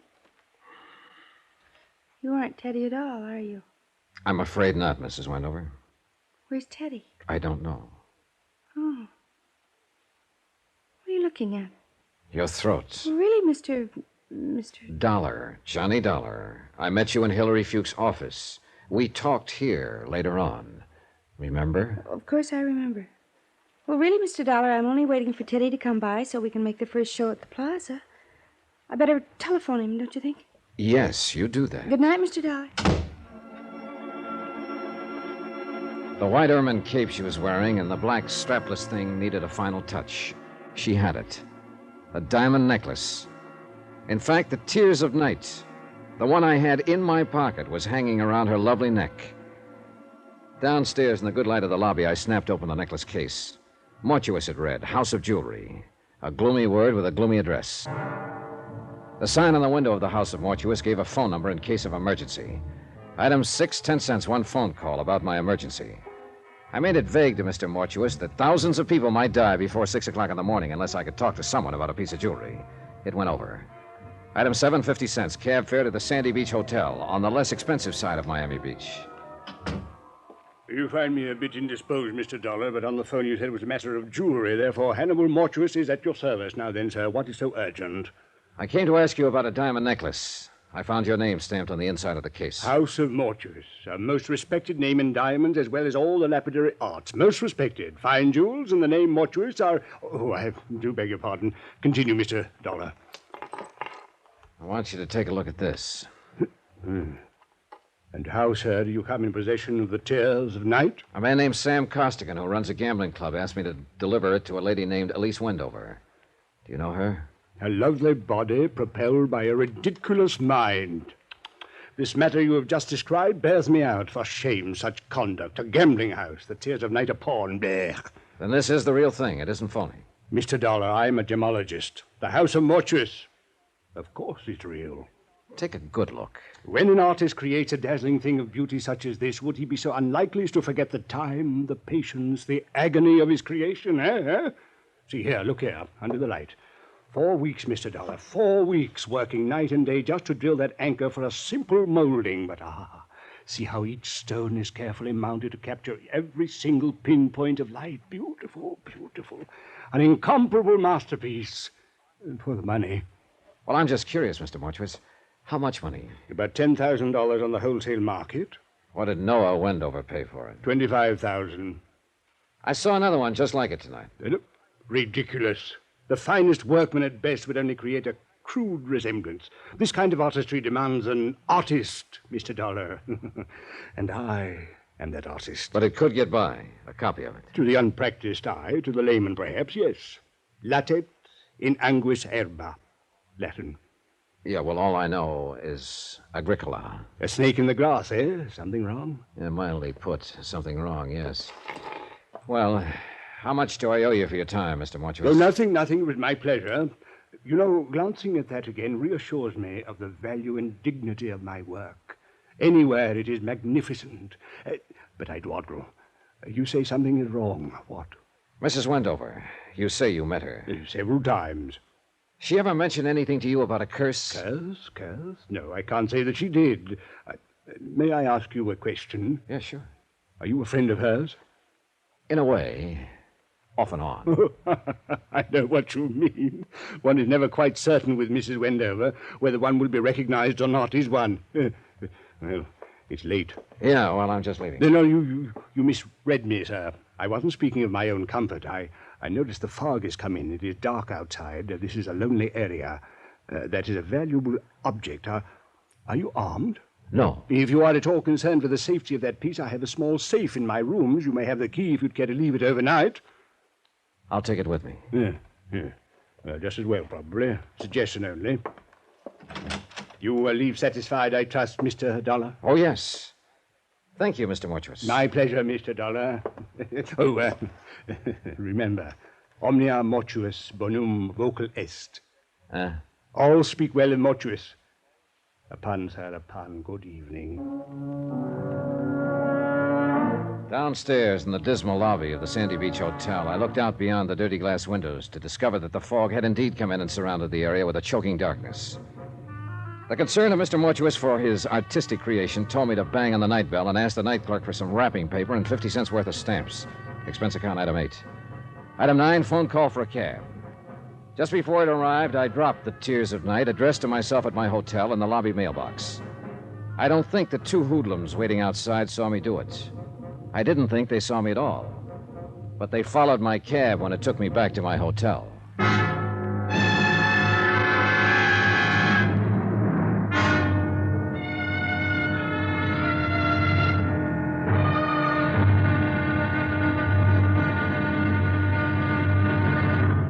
Now, here's our star to tell you about tomorrow's intriguing episode of this week's story. Tomorrow, and the old curse comes up with an old-fashioned flourish. See you then. Yours truly, Johnny Dollar.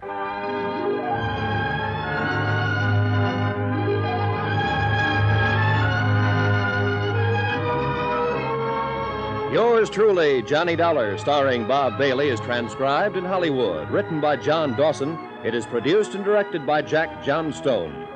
Be sure and join us tomorrow night, same time and station, for the next exciting episode of Yours truly, Johnny Dollar. Roy Rowan speaking.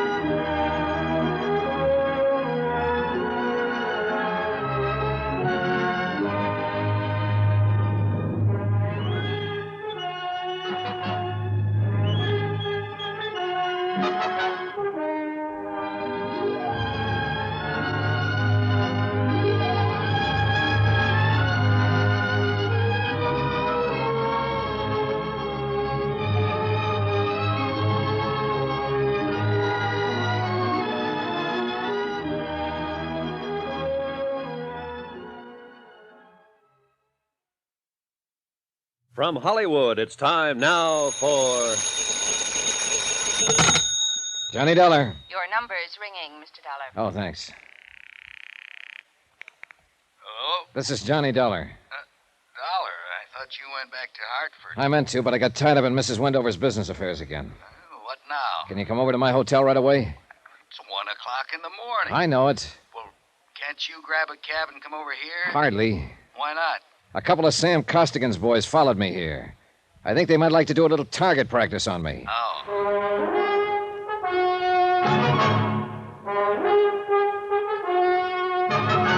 Tonight, and every weekday night, Bob Bailey in the transcribed adventures of the man with the action-packed expense account, America's fabulous freelance insurance investigator. Yours truly, Johnny Dollar.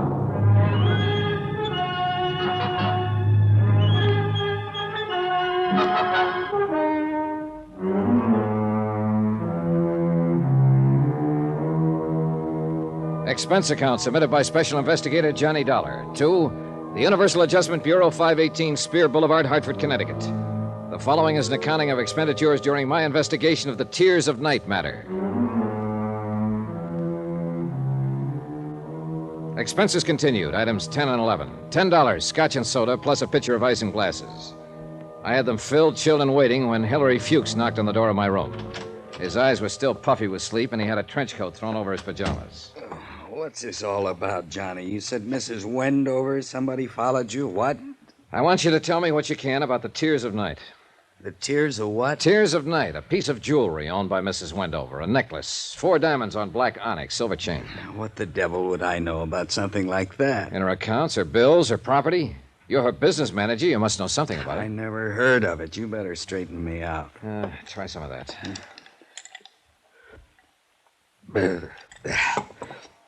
This is all too fast for me. Okay, I'll bring you up to date. I came here day before yesterday to investigate Mrs. Wendover's claim as beneficiary of the death of her husband. She forgot to file it for 2 years. Now, you explained why. I bought that. It's a legitimate claim. But I didn't buy her story about being cursed, or I didn't buy your idea that she was on the verge of blowing her top. No, I'm not so sure. I'm just along for the ride. Well, you left me in your office last night. A little while after you left, a man named Frank Scanlon came in and stuck a gun at me and said Sam Costigan wanted to see me. Costigan, the gambler? The same. Scanlon thought I was you. He took me over to Costigan's place. What's this got to do with insurance? Nothing. But it has something to do with Mrs. Wendover. Costigan had a necklace, the Tears of Night there. He said Mrs. Wendover left it as a pawn a week or so ago. Oh? He told me Mrs. Wendover called up and threatened to come out with policemen unless Costigan returned it. And as long as I was there, Costigan asked me to take it to her. I went over to her place, and what do you know? She was wearing the Tears of Night. I don't get this. Well, have another drink. Neither do I.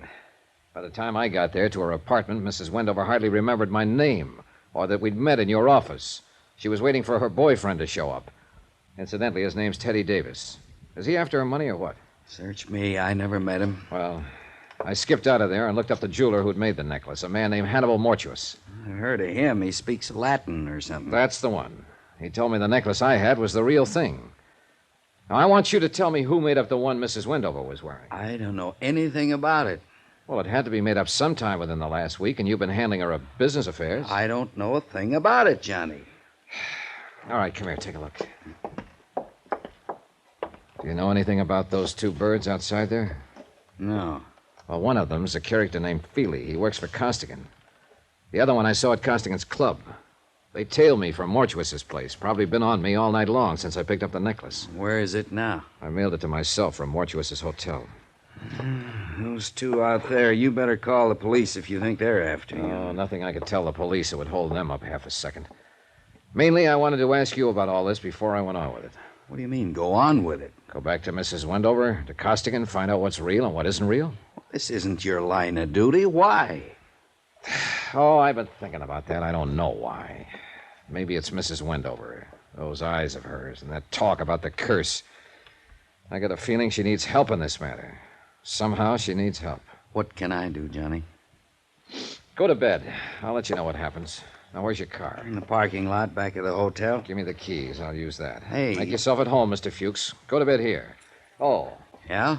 Every now and then, walk over and look out that window and have a drink. They'll think it's me, and that's a good thought for them to have. Okay, what else? Well, if they start for the lobby, call downstairs and have them send up the houseman and get the police. I don't think they will, but remember that. Well, why would they want... still think I've got that piece of jewelry on me. We shook up another drink, and I borrowed Fuchs's trench coat and left. I found his green Chevy without too much trouble, since there weren't too many cars out in the lot that time of morning. I looked at my watch, and it said 2:35. I drove around front past the two hoodlums, still keeping up their silent vigil, and found a street that looked familiar. 20 minutes later, I was in the parking lot beside Elise Wendover's apartment building. It was still dark, still foggy, and too late I found out too crowded. Somehow, the pair of hoodlums were waiting for me after all. Hey, this is him, Feely. Got a match, Dollar? Toby asked you if you got a match. He's a dummy, Toby. Don't answer. Got a match, Dollar? What'd I tell you? He's a dummy boy. You don't look like no dummy boy. You're nearsighted. Take your hands off. He's a dummy, all right, ain't you, Dollar? See, Toby? I told him about you being nearsighted, and he wouldn't answer. He don't talk. Go on, smart boy. Tell Toby how sorry you are about him being nearsighted. Talk. I heard you talk before. Told you he was a dummy. Hey, tell me something, dummy. All insurance guys like you? Toby asked you a question. He wants to know if all insurance guys are like you. I don't like him. We asked questions, and he ain't told us nothing. Hey, maybe we find out something we went through his pockets, huh? Yeah. Even a dummy's got pockets. Ain't that right, dummy? Hold him, Toby. Yeah. All right, boys, you played the scene good, and I'll see what I can do for you, but I haven't got the necklace. Hey, he talks. Yeah, you make him talk again, Toby. Now, don't make him talk too much. We know if the stuff ain't on him, it's in his room. We can pick it up anytime. That's it. Easy, Toby, easy. Oh, he talks real nice, Feely, but he don't say much. Hey, you think maybe he's tough? Could be. No, I wasn't. And I didn't feel like talking in that quiet little parking lot where the only noise was them pounding on me. I told them I didn't have the necklace anymore, but they didn't care about that. They wanted to find out the hard way for me.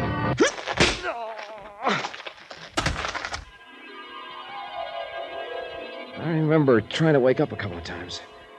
I dreamed I was driving along in a big Cadillac. Frank Scanlon was on one side of me, Sam Costigan on the other. Hannibal Mortuus was in the front seat. He had his jeweler's glass out, looking at the tiers of night. I tried to see who was behind the steering wheel, and I gave that up because the steering wheel was a roulette wheel. Then we had a blowout, and the whole car vanished with everybody screaming, "Demortuous, Demortuous."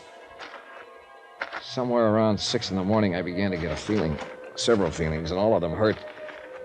It just turned dawn, and I rolled over on my side to watch a man who hadn't seen me step into his car with a fresh shave and a fishing pole, pull out of the lot and disappear. Somewhere, vaguely, I heard the sounds of early morning traffic. A streetcar clanged somewhere. Nothing much happened for a while.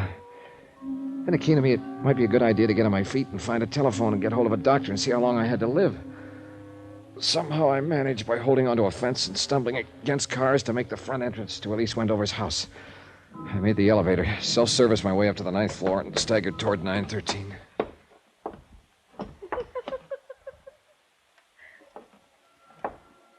I would have been better off in the parking lot. Elise Wendover was there, sitting in a large chair by the window. She still wore the black strapless dress and ermine piece she'd had on the night before.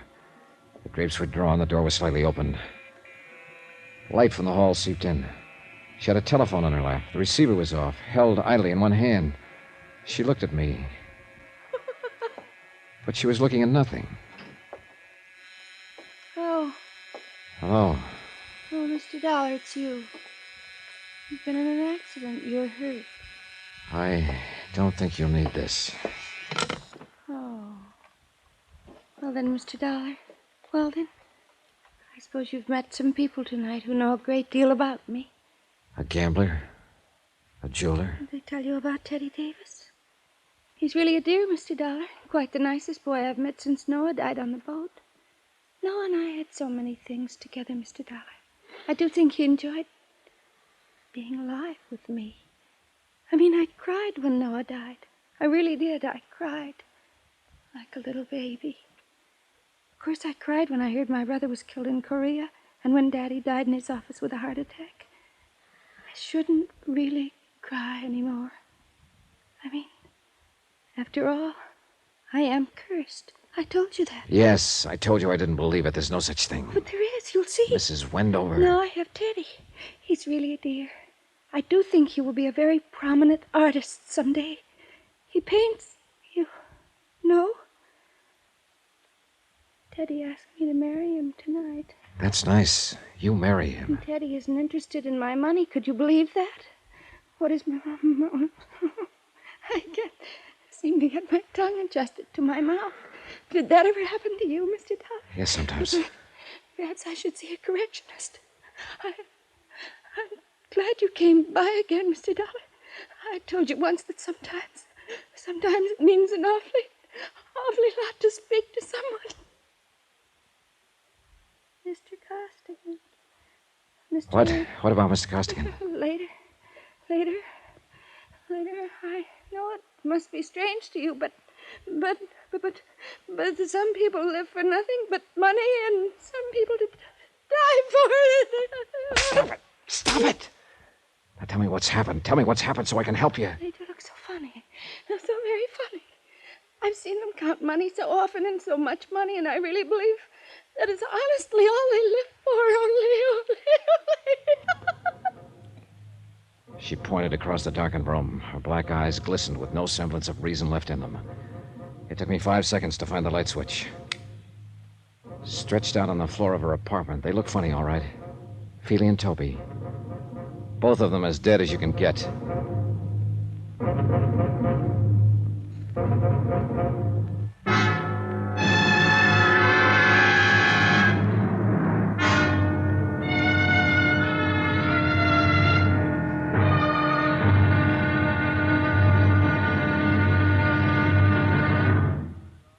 Now, here's our star to tell you about tomorrow's final intriguing episode of this week's story. Tomorrow, the tears of night come home. Join us, won't you? Yours truly, Johnny Dollar.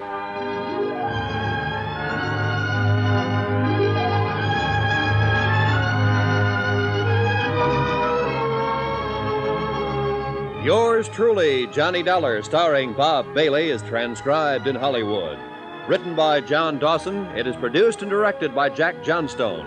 Be sure to join us tomorrow night, same time and station, for the next exciting episode of Yours truly, Johnny Dollar.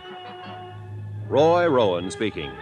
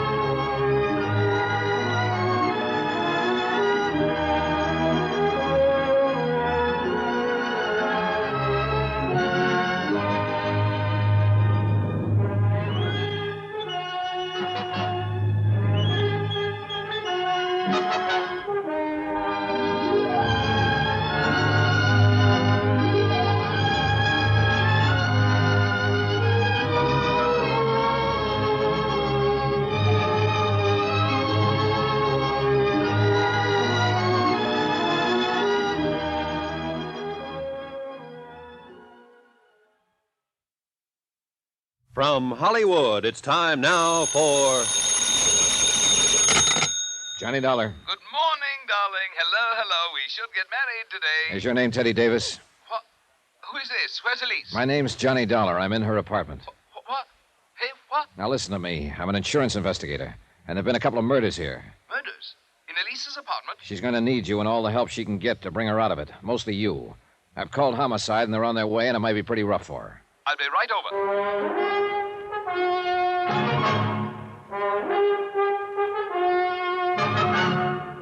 Tonight and every weekday night, Bob Bailey in the transcribed adventures of the man with the action-packed expense account, America's fabulous freelance insurance investigator. Yours truly, Johnny Dollar.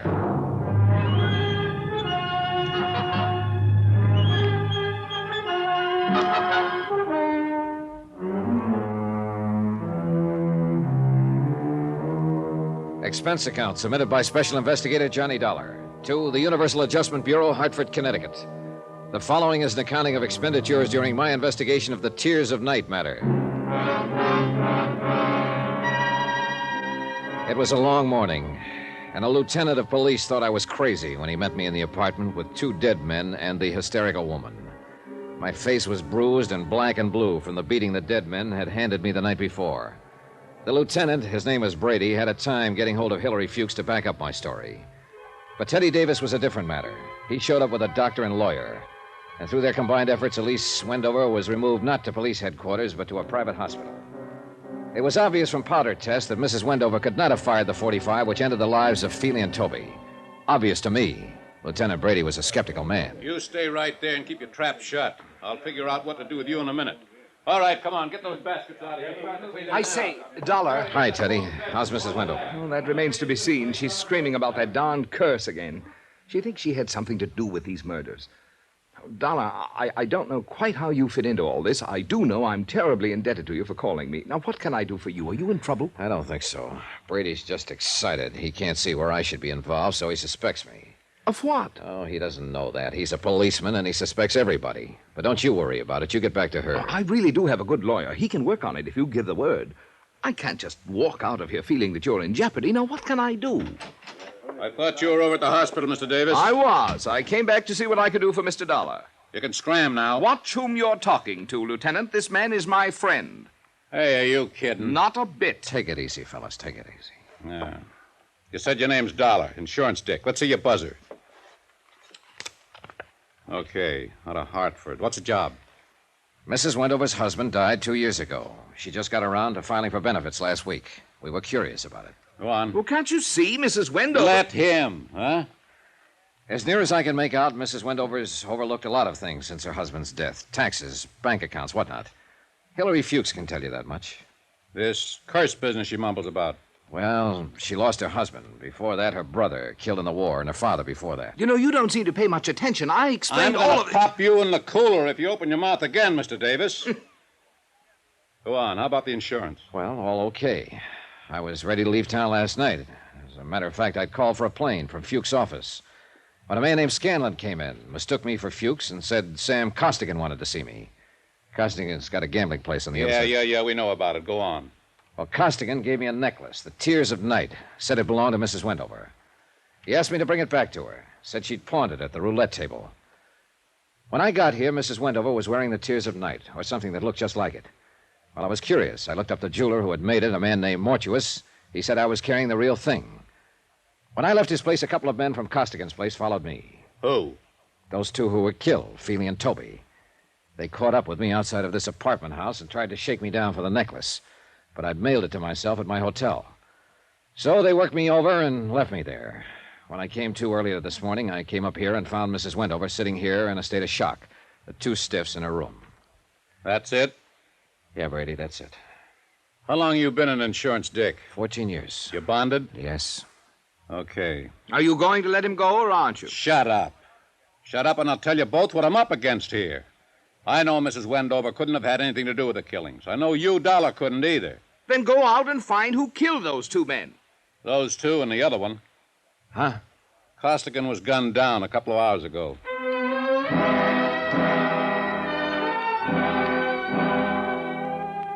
About 3 o'clock in the afternoon, Brady released me, and Teddy Davis drove me back to my hotel. The clerk at the desk looked at my bandaged face and turned 8 shades of white when he handed me my key. I thanked him and told him I'd kept a date with a Barracuda. I was feeling kiddish, also a little dizzy and a little tired. I was looking forward to a hot shower and 10 hours sleep when I walked in my room. Ah, Dollar, I've been expecting you. Come in, sir, come in. Oh, hello, Mr. Mortuus. I've been amusing myself with this pocket chess set of yours. Mexican, eh? Sit down, sit down. You've had a hectic night. Your boys were pretty rough, Mr. Mortuus. Philly and Toby are two men of another world, Mr. Dollar, not of our world. Allow me to apologize for their actions. I want more than an apology. They almost beat me to death. And so unnecessary, too. You know, I underestimated you, Mr. Dollar. Such an ingenious method of protecting the tears of night. Why, sir, by the simple expedient of placing it in an envelope and mailing it to yourself from my hotel lobby, you hired as guardians the entire United States Postal Service, not to mention the armed forces. Yeah. Want one of these? No, thanks. I'm one of those faint-hearted persons who cannot abide liquor until after 6 in the afternoon. What happens now? We wait for the mail. We do, huh? Precisely. Then while we're waiting, maybe you'll be kind enough to tell me about the double cross. If you can bear my vanity, Mr. Dollar, I have invented a new word, triple cross. It has a ring to it, eh? That sounds likely. You see, Mr. Scanlon approached me last week and asked me to duplicate the Tears of Night Mrs. Wendover had truly pawned at the gaming table. Naturally, I became suspicious. Let me guess what you became suspicious of. Oh, well, it was fairly obvious that Mr. Scanlon was planning to double-cross Mr. Costigan. That is, when the time came to return Mrs. Wendover's necklace, he, Scanlon, intended to return the bogus piece I made up. And you got into the act. That is when I first conceived my own plans, yes. Unfortunately, Mr. Costigan learned of the little deceit going on around him, and Mr. Scanlon was forced to shoot him. So Scanlon shot Costigan. How about Toby and Feely? Mr. Scanlon again, abetted by the last of the house of Mortius. You helped him kill them, then planted them in Elise Wendover's apartment. Oh, dear, a crude touch, I thought, but it had a purpose. With 2 cadavers in a living room, she was very unlikely to discuss a bogus necklace with the police, and I doubt very much if she knew whether she was wearing the original or an imitation. Flighty girl. That's the lousiest thing the house of Mortuus ever did. She walked in and found these 2 there, and the doctor doesn't know whether she'll ever be sane again. Oh, dear. If you had merely returned the necklace to Mrs. Wendover, it would have been a simple thing to effect an exchange, and none of this would have been necessary. Well, then, bygones are bygones. Yeah, sure, I know. You just sit here and wait for the mail. No. We wait for the mail. What about your playmate, Scanlon? Why isn't he waiting with you? Scanlon? I'm afraid I'll be sought for a murder of 2 or 3 this night. I'm certain the police will find his body before the day is out, but I did need him to help me carry the bodies to Elise Wendover's apartment. Elise. Tell me something, Mr. Dollar. Does that name Elise bother you as much as it bothers me? Give me a woman with a name like Celeste or Josephine or Roxanne. Those, sir, are names for the creatures. But Elise, twaddle. Where are the police going to find Scanlon? Oh, in my hotel room, which I departed hastily once the room clerk had informed me of your ingenious method for protecting the necklace. I shot him there. You work cheap, Mr. Mortuus. Cheap, sir? I don't understand. A $10,000 necklace. It's not quite a king's ransom, is it?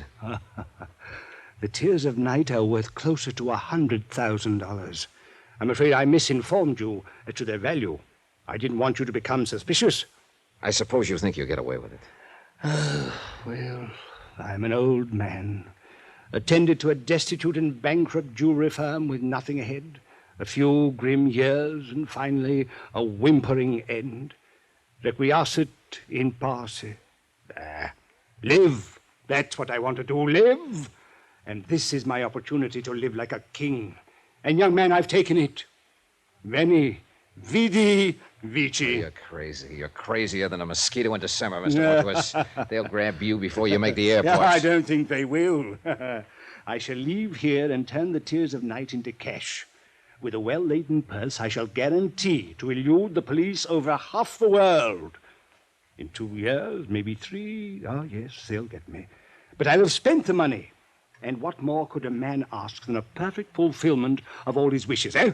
I ask you, sir, as one gentleman to another, what more could a man ask? Cautious, Mr. Dollar. I do shoot well. Answer it. Tell them to go away. I'll be right beside you. All right. Open it. One side, Dollar. I got a gun. Scanlon! I thought I'd find you waiting for the mail. You dirty. You didn't do such a good job on me. Caution, Mr. Scanlon. I have a gun, too. I'll last long enough to let you have it. Your loss of blood has made you groggy, Mr. Scanlon. But still good enough. Scanlon rolled over and lay still. Mortuus kind of grunted and leaned back against the wall. He had a pained look on his face. Mr. Dollar. Mr. Dollar. I do believe I've been shot. I'll need a little assistance. I can't seem to hold my feet, sir. I can't seem to hold my feet. Lie still. It was an awkward plan at best, eh? De mortuis nil nisi bonum, Dollar.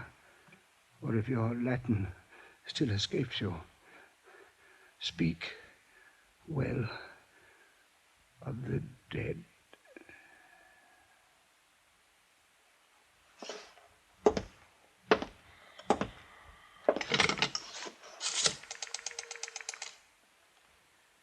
Let me have the police.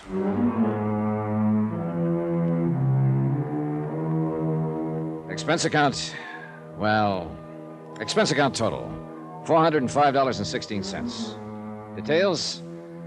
Mrs. Wendover will recover. Remarks.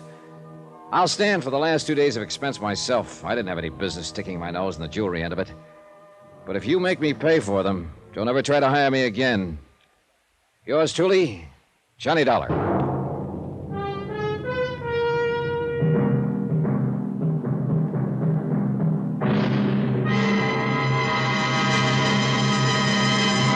Now, here's our star to tell you about next week's intriguing story. Next week, the matter of a reasonable doubt. A case of many doubts, and believe me, all of them are most unreasonable.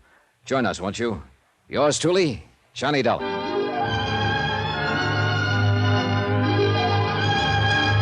Yours truly, Johnny Dollar, starring Bob Bailey, is transcribed in Hollywood. Written by John Dawson, it is produced and directed by Jack Johnstone. Heard in this week's cast were Virginia Gregg, Victor Perrin, Jack Crucian, Jay Novello, William Conrad, Frank Gerstle, Marvin Miller, and Will Wright. Musical supervision by Amerigo Marino and Carl Fatina. Be sure to join us on Monday night, same time and station, for another exciting story of yours truly, Johnny Dollar. Roy Rowan speaking.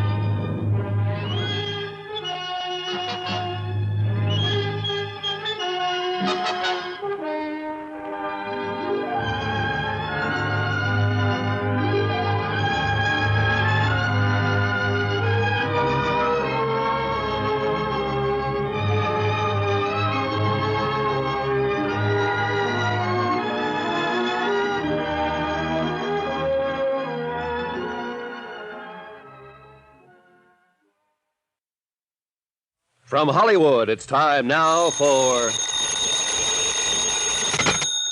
Johnny Dollar. Ben Gartley, Johnny. Amercon Northern Trust. Oh, hiya, Ben. What do you hear from Wall Street? Save your money. What money? The money I'm going to pay you for this case. I've got a crazy one, Johnny. So naturally you thought of me. Nothing personal.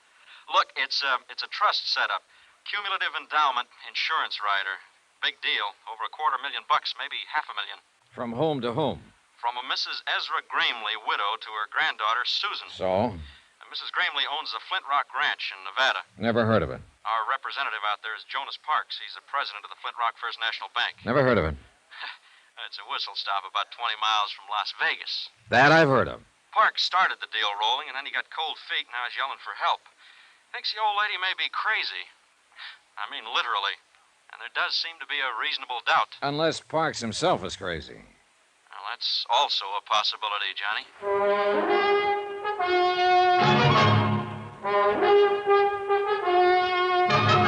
Tonight and every weekday night, Bob Bailey in the transcribed adventures of the man with the action-packed expense account, America's fabulous freelance insurance investigator. Yours truly, Johnny Dollar.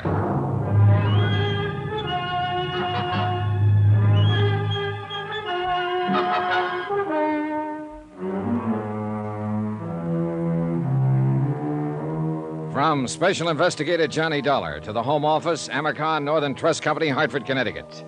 The following is an accounting of expenditures during my investigation of the matter of reasonable doubt. Item 1, $154.40, transportation and incidentals, Hartford to Las Vegas, Nevada, where I checked into a hotel and then phoned the local office of a national business and credit rating bureau that my client retained on a permanent consulting basis. I asked for a rundown on Jonas Parks and got it. An A1 set of references. Parks had been a resident of Nevada for 32 years and president of the Flint Rock Bank for 17. He was regarded locally as a cautious investor, a prudent financial advisor, scrupulously honest, and as sound as a dollar. A silver dollar. Crazy? Hardly. Item 2, $32.50. Deposit and first day's rental on a drive-it-yourself hired car. Mileage, Las Vegas to Flint Rock, 23.6. Itemized building appraisal, Flint Rock. 3 bar casinos, all needing paint. 1 restaurant, 1 general store, barber shop, garage, welding shop, railroad depot, also needing paint. 4 dwellings, and of course, 1 bank. Jonas Parks, president. What can I do for you, young fellow? Well, my name is Dollar, Mr. Parks, Johnny Dollar. I'm a special investigator for Amercon, and I'm here in regard to the Gramley Trust case. Oh, yes. Well, I'm mighty glad to know you, Mr. Dollar. And I don't mind telling you I'm glad you got here. Oh? Here, pull up a chair. Okay, thanks. Sit down. It's been a real odd day. Funny-looking clouds hanging off there toward the river. Yeah, I noticed them driving out from town. Storm clouds, that's what they are. This time of year? Son, in this neck of the woods, it can happen any time of the year. Cloudbursts come up just like that, and they're over just as fast. Uh-huh, that's very interesting. You're a hypocrite, young fellow. What makes you think so? You didn't come clear across the country to hear a dissertation on desert storms, so stop sitting there trying to pretend you're interested. Whatever you say, Mr. Parks. Matter of fact, you weren't even half listening to me. No, as a matter of fact, I wasn't. Well, what were you doing then? Looking you over, sizing you up. Come to any conclusions? A couple. Such as? Well, in the first place, I'm inclined to discard the theory that you're crazy. That what they told you in Hartford? Well, they figure one of you is, either you or Mrs. Gramley. They do, eh? And what is your second conclusion? That you were sitting there sizing me up. You're right. I was. Come to any conclusions, Mr. Parks? Yeah. One. Such as? That we'll probably get along together all right, you and me. Good. Then suppose we get down... The Gramley case. Oh, no wonder they thought what they did. Maybe they're right. Maybe we are crazy, both of us. Well, as I understand it, Mrs. Gramley wanted to set up some kind of insured trust for her granddaughter. You started the proceedings for her and then stopped cold and called for help. Yes, that's about what happened. Well, why? Was she financially unable to carry out the deal? Of course she's able. I wouldn't need any outside help if that was the problem. She's been banking with me for mighty near 20 years. Then is she mentally incompetent? Sarah Gramley is as sane as... Well, at least I've always figured she was. But confound it, Mr. Dollar, there's something wrong out at that ranch. Oh, what do you mean? I don't know what I mean. Well, if you don't... I mean, it's mostly things you can't put your finger on. Little things that add up, finally. Add up to what? I don't know. It's just a feeling, kind of a... A hunch? Is that what you mean? Yes, if you want to put it that way. So I brought you clear out here from Hartford on a hunch. Go ahead, say it. Relax, Mr. Parks, relax. I've had hunches of my own. And sometimes the horse is one. But I don't even know why I think something is wrong. All right, what's the setup out there at the ranch? What's the background? Mrs. Gramley is a widow. Her husband died about 14 years ago, and she stayed on afterward and ran the ranch. Of course, her son Ed and his wife were there with her until 3 years ago and done most of the work. And they moved out 3 years ago? No, they were killed in an automobile accident. This girl, Susan, that Mrs. Gramley wanted to set up the trust for, is their daughter. She's going on 17 now. Then the two of them live there alone? No, there's another couple. Walter Gramley and his wife, Hilda. Walter's Mrs. Gramley's nephew. Sort of manages the ranch. Does a pretty good job of it, too. Mm-hmm. Then that's the whole family. Mrs. Gramley, her nephew Walter and his wife, and her granddaughter Susan. That's the family, for better or worse. Mr. Parks, do you even have any idea as to what might be wrong? Not the slightest. You're on your own, son. Well, how did this trust business start? How did it come about? Miss Gramley came into town one day about 2 months ago and sprung it on me out of a blue sky. First time she'd been in town in nearly a year. Did she say why she wanted to set up the trust? No. She says it was nobody's business but her own. She's changed a lot in the last year. She's not herself anymore. And the trust was intended in its entirety for her granddaughter Susan. That's right. Within the next 3 years, she wanted the whole estate transferred to the girl. Did Susan know about it? According to Mrs. Gramley, nobody knew about it, and she didn't want anybody to know. All right, then. You started the ball rolling, and then you stopped it. Her nephew, Walter, came in to see me last week. He knew something was up, and there was no use trying to lie to him. When I told him what she was doing, he said that she would never go through with it. So? Oh, I went out to the ranch to see her. Laid all the cards on the table. I told her what Walter had said. Oh, what was her reaction? She said maybe he was right. Maybe she wouldn't go through with it. Then she started rambling, not even making sense, talking about the auto accident and her son's death. But before I left, she told me again that I should keep pushing the trust, get it set up. So you called for help? I called for help. Well, I guess I'd better go talk to the lady. That's not going to be so easy. Why not? Walter won't let a stranger on the place. You mean he's holding her captive? No, I think he believes she's losing her mind and he's trying to keep it quiet. And what do you believe, Mr. Parks? I don't know. Well, maybe we can find out. I hope so. Just one thing, though. Be careful. Of what? I don't know. Jonas Parks had one other suggestion, that I pretend to be a special investigator for the Cattlemen's Association. I agreed to try it. 4 miles from Flint Rock, the narrow ranch road left the plateau and began climbing up through the broken bluff country. 1.5 miles from the ranch house, I pulled out the choke, flooded the engine, and let the car cough to a stop, the old out-of-gas gimmick. And about 10 minutes later, I was wishing I'd thought of some other plan.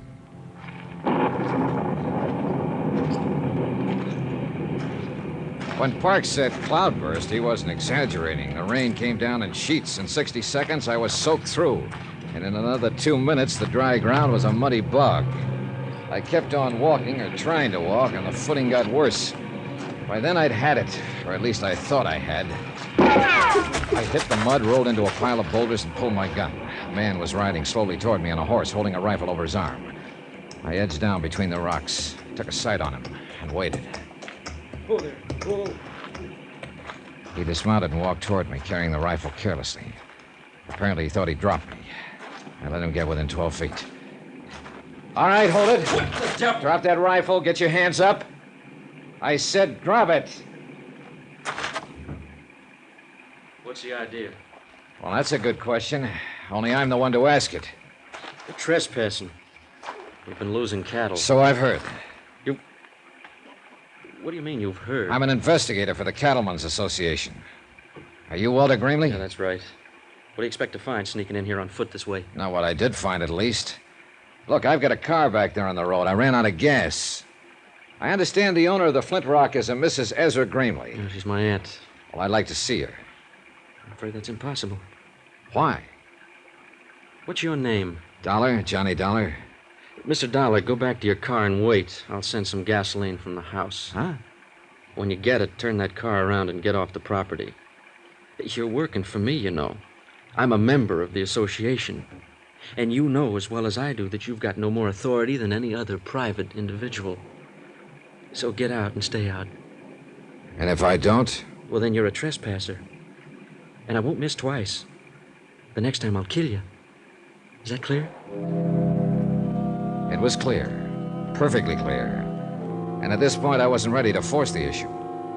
So I conducted an orderly, strategic withdrawal, and short I went back to the car. The rain stopped before I reached it. And a few minutes later, a station wagon came lumbering down the road from the ranch and braked to a stop a few yards away. The girl who came toward me carrying a 5-gallon gasoline can was a living little doll, a daffodil, as perky and bright as a brand new penny. Hello there. Hi.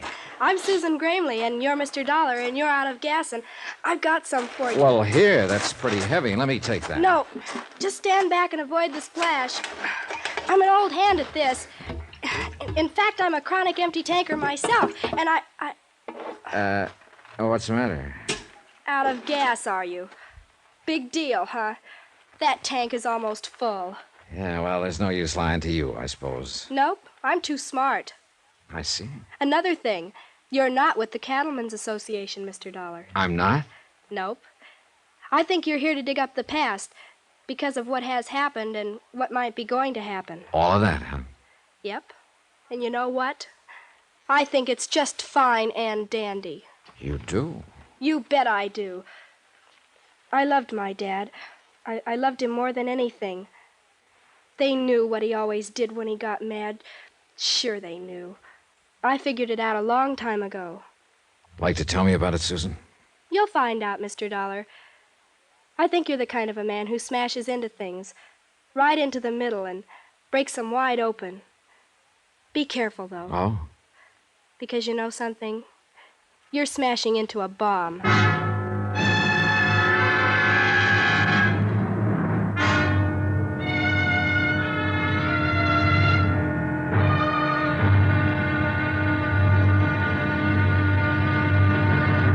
Now, here's our star to tell you about tomorrow's intriguing episode of this week's story. Tomorrow, the dead past speaks in a musty morgue, or tries to. And a living lady gets cozy, or tries to. Really tries to. Join us, won't you? Yours truly, Johnny Dollar.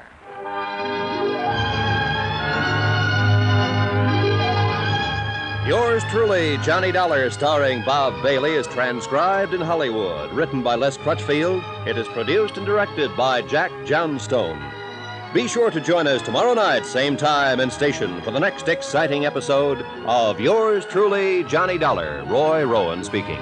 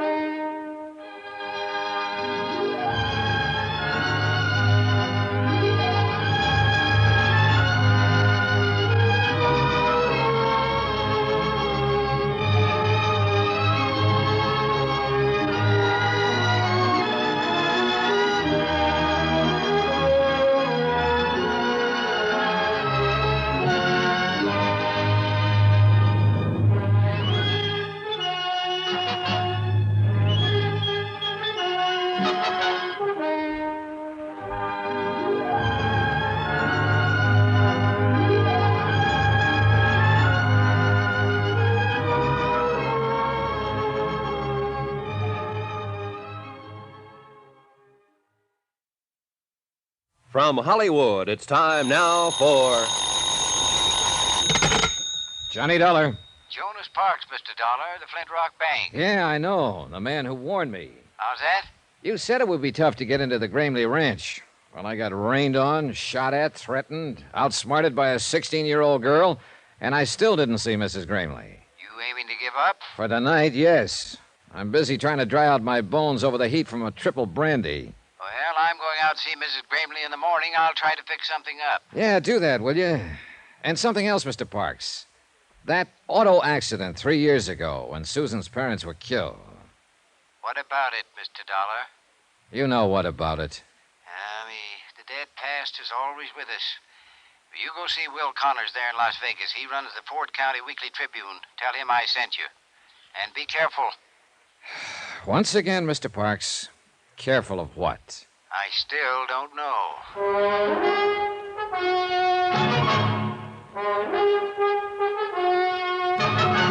Tonight, and every weekday night, Bob Bailey in the transcribed adventures of the man with the action-packed expense account, America's fabulous freelance insurance investigator. Yours truly, Johnny Dollar.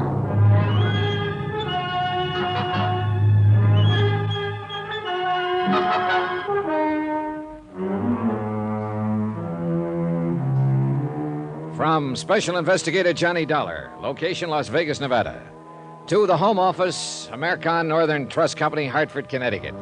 Assignment, the matter of reasonable doubt. Expense account continued. Item 4, $7.25. A triple wasn't enough, so I bought the whole bottle and took it up to my room. I was bushed, and not just from being caught out in a desert cloudburst. Mrs. Gramley, elderly widow, owner of the Flint Rock Ranch, wanted to set up an insurance trust and convey all her holdings over to her 16-year-old granddaughter, Susan. Her only other heirs were her nephew, Walter, who managed the ranch, and his wife, Hilda. Jason Parks, my client's local representative and respected president of the Flint Rock Bank, had started proceedings, then got cold feet and dropped them. Why? He didn't know. Just a hunch. Something was wrong. He'd called for help. And I was that help. Total results so far, 0. I put the cork in the brandy bottle and went to bed.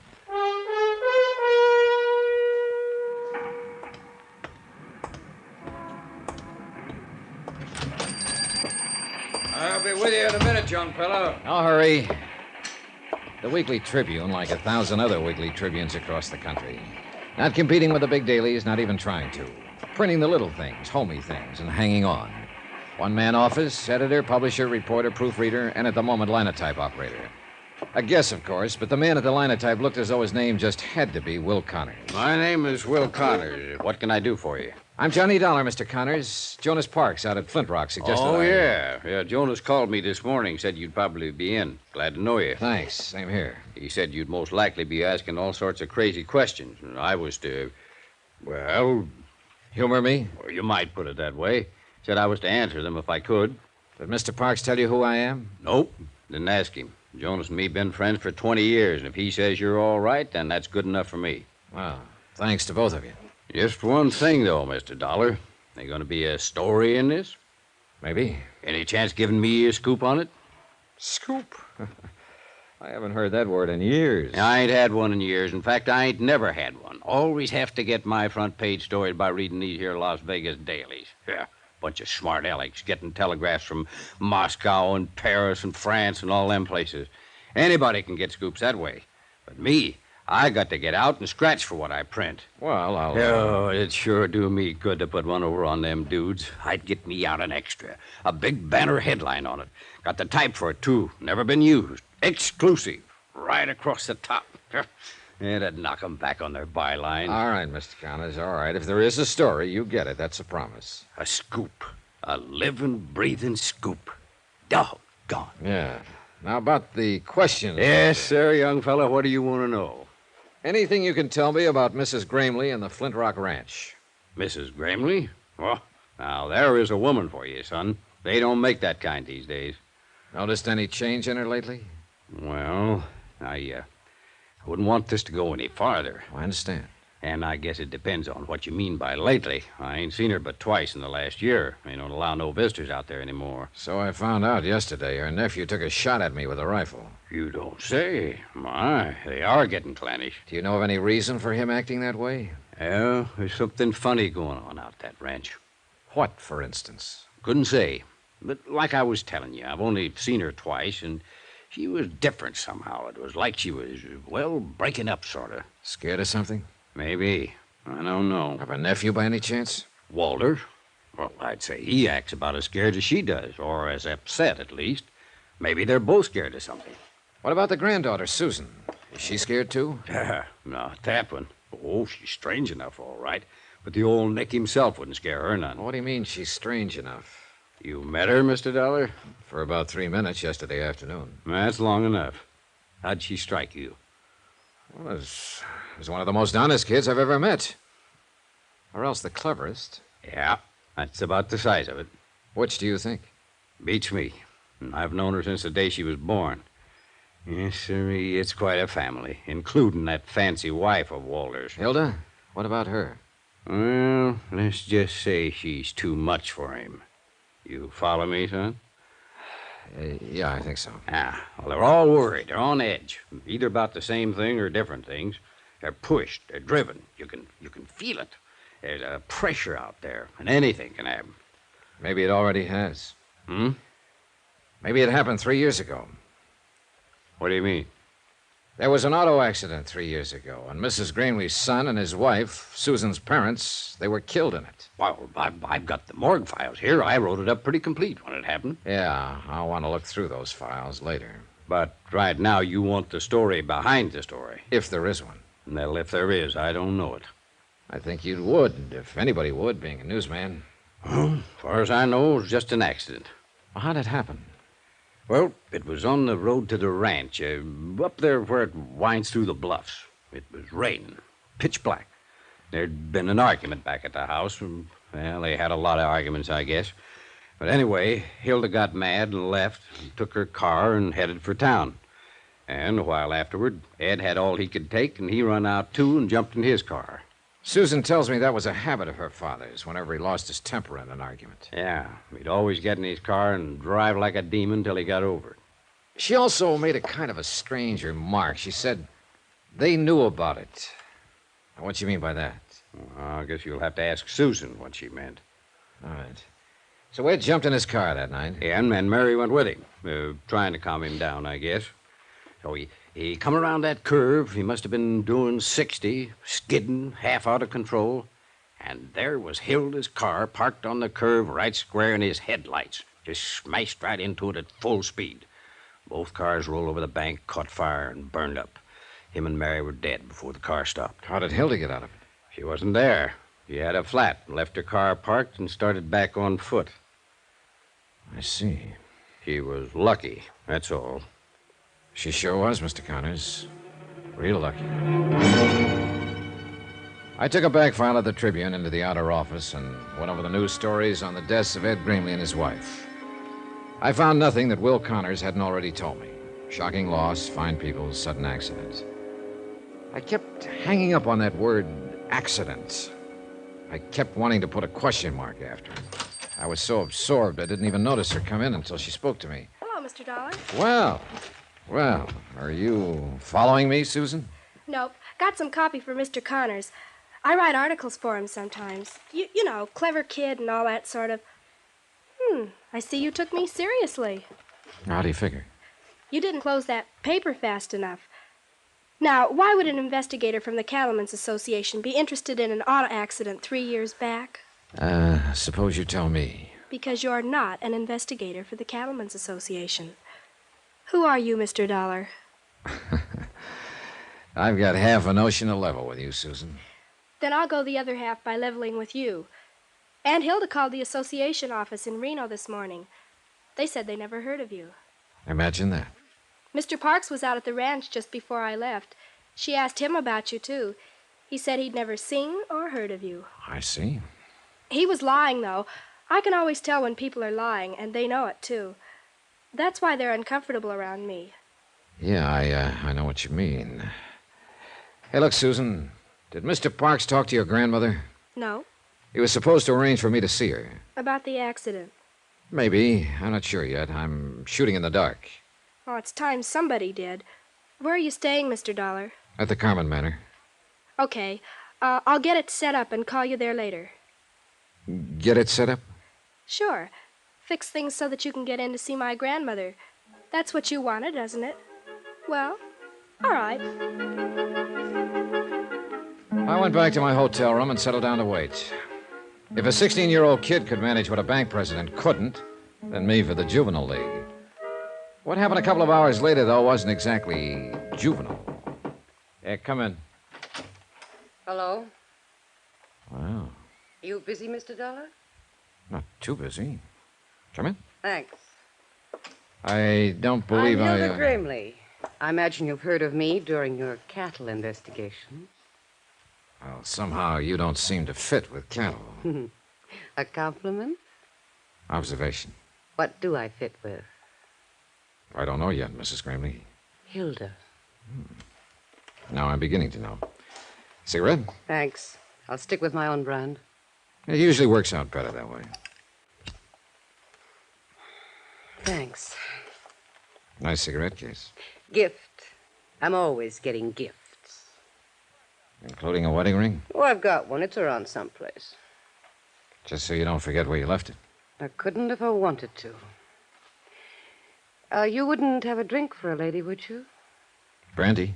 I love brandy. And gifts. Hmm? And a lot of other things. Like money? Oh, money's real nice. It's next to the best. And what's the best? Excitement. I see. Don't you think it's best? Well, it depends. At least you're in the right spot for it. I hope so. Look, I haven't got any money, and I never give gifts. You've got brandy, though. Pour us a drink, Johnny, and then we'll talk. What about? Excitement.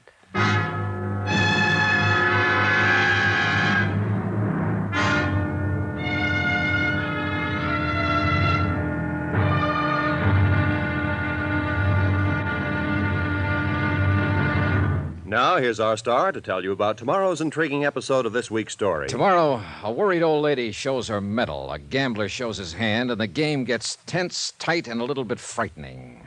Join us, won't you? Yours truly, Johnny Dollar.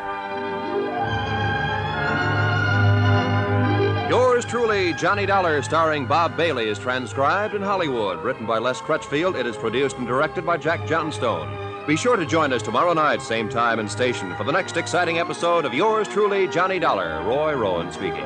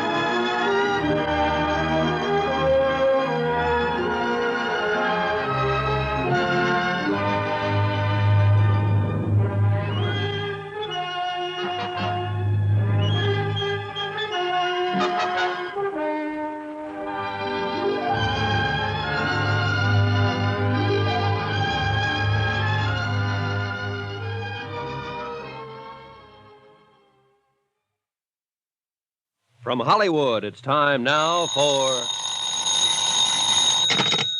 Johnny Dollar. This is Susan Gramley, Mr. Dollar.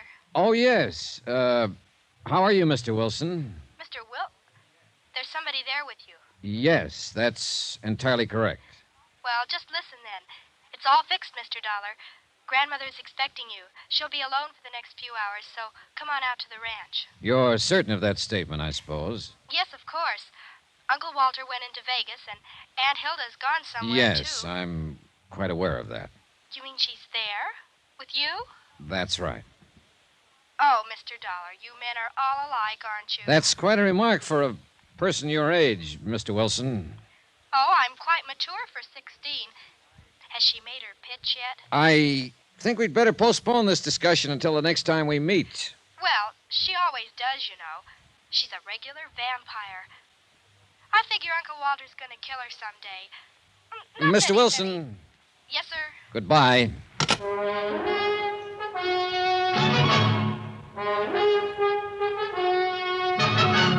Tonight and every weekday night, Bob Bailey in the transcribed adventures of the man with the action-packed expense account, America's fabulous freelance insurance investigator. Yours truly, Johnny Dollar.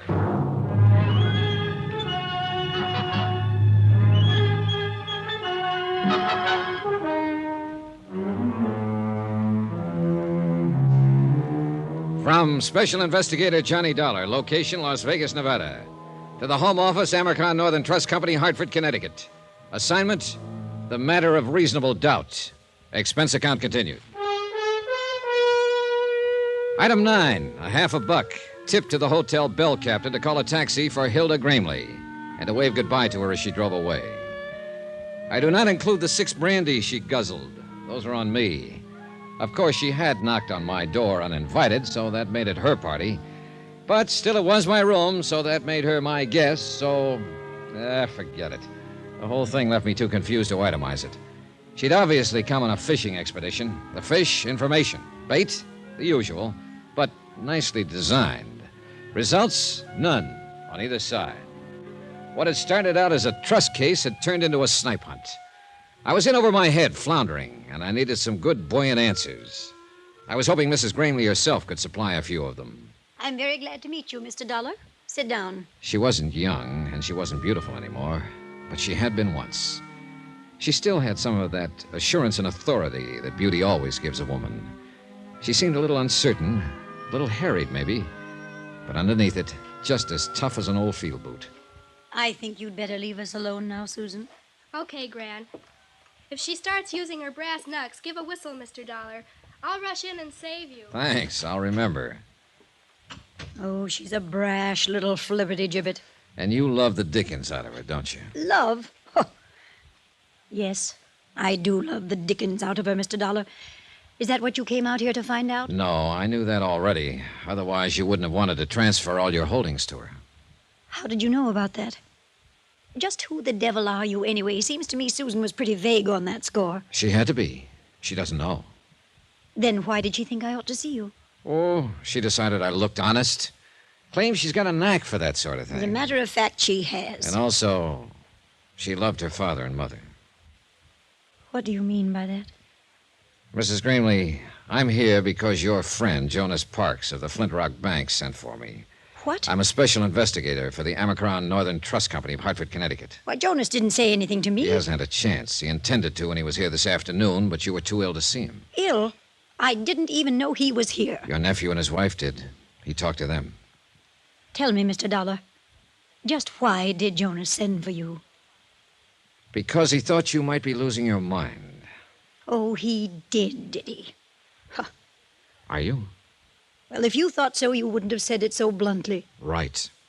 I don't think so. Well, what made Jonas think it? You asked him to set up an insurance trust for the benefit of your granddaughter, Susan. Apparently, the intent was to convey your entire estate to her over a period of 2 to 3 years. What's so crazy about that? Nothing at all, so far as that part of it was concerned. But it didn't stop there. After he got the proceedings started, you turned skittish on him, started to flutter. Well, Jonas is a fool. He is not a fool, and you know it. He's been your friend for 20 years. He's completely trustworthy, conscientious, and he has your best interests at heart. Huh. How much is he paying you to say things like that? Nobody is paying me but the Amercon Trust Company, and furthermore, you know it. All you're doing is trying to dodge the issue. Young man, I'm not accustomed to being talked to this way. Then you can look at it as a refreshingly novel experience. You sound like Susan. And an experience you don't entirely dislike. Presumptuous whelp. Maybe. Are you married, Mr. Dollar? No. What a pity I'm not 30 years younger. What a pity I'm not 30 years older. Oh, thank you, sir. And now let's stop scratching each other's backs and get to the point. All right. Jonas is a fine man. No doubt he did have reason to get upset. These past months have been... Well, I suppose I haven't seemed like myself at all. Why is that? Oh, you're like a bulldog with a bone, Mr. Dollar. Careful how you talk about your might-have-been lover. What has been wrong these past months? Maybe I am losing my mind. Because actually, nothing has been wrong. I don't agree. I think something is wrong right now. Then why don't you tell me about it? All right, I will. Apparently, I'll have to if we ever expect to get anywhere. All right, some months ago, you stopped going into town, stopped having visitors. Then you decided to get rid of your estate, turn it over to Susan. When your nephew, Walter, heard about it, he implied to Jonas Parks that you were losing your mind. Then you yourself started to back down on the idea. Why? Was Walter putting pressure on you? Not exactly. What were you scared of, Mrs. Gramley? It's got something to do with Walter and Hilda, right? Sit down. Almost a year ago, I discovered that the two of them were stealing me blind. Tampering with the ranch accounts, forging signatures, all sorts of ways. Why didn't you take it to Jonas or to the police? Because I didn't believe it at first. By the time I was absolutely sure, they'd cut the ground out from under me. So you tried to convey the property to Susan secretly? Yes, until Walter learned what I was doing. Who's the push in that pair? Who's got the brains? Why, she has. Walter doesn't even have the gumption to get in out of the rain on his own. Uh-huh. Then she must have been the one who planned the auto accident. And he went along with it, of course. What auto accident? 3 years ago, when your son and his wife were killed on the road to... Oh, I'm sorry, Mrs. Gramley. I supposed you'd already guessed it. Guessed? What? That it was probably murder. An old lady, tired and lost, seeing herself surrounded by enemies, living in fear. But she at least knew one thing, that she wasn't alone now, that somebody else believed her and was on her side. Don't worry about her, Mr. Dollar. She'll be all right. Well, she had quite a shock, Susan. She had to know sometime. Oh, it's not a matter of no, exactly. It's only suspicion. All right, you go to your church and I'll go to mine. But I know Walter and Hilda murdered my parents. And I think you know it, too. Well, call it a real strong suspicion, then. So what are you going to do about it? What do you suggest I do about it? Advise my elders? I'm only a helpless young female. You're about as helpless as a mongoose with a cobra. Flattery? No, just a statement of fact. Say, look, what do you think they've been doing with the money they've cheated your grandmother out of? Oh, that's easy. Uncle Walter gambles. And gambles and gambles. And loses and loses? Uh-huh. He's not real bright, you know. Where does he do this? Different joints in Vegas? Oh, just one, mostly. A club called the Lead Balloon, and the name figures. Any special reason he hits that particular club? I think it's the only one that'll take his IOUs. The owner came out here to collect a couple of times. Happen to know his name? Sure, I got big ears. His name is Deuce McCoy. Deuce McCoy, the Lead Balloon. And the rest of the dough, Hilda. She's what's known as a luxury dame, Mr. Dollar. Yeah, so I gathered. I'll bet you gathered. Oh, relax, will you? I'll send you out of the room. Yes, sir. Does she run around with other men? Oh, Mr. Dollar. All right, then. Do you happen to know any of them? Nope. I've managed not to, but it hasn't been easy. One or two, or does she play the field? I wouldn't know, but she's always getting gifts from somebody. Oh, she's a real cool operator. But of course, you know that, since you've been one of her victims. How would you like to get spanked? I don't know. I've never been. But I can quote you all kinds of psychology about it. Take, for instance... Never mind. Good night.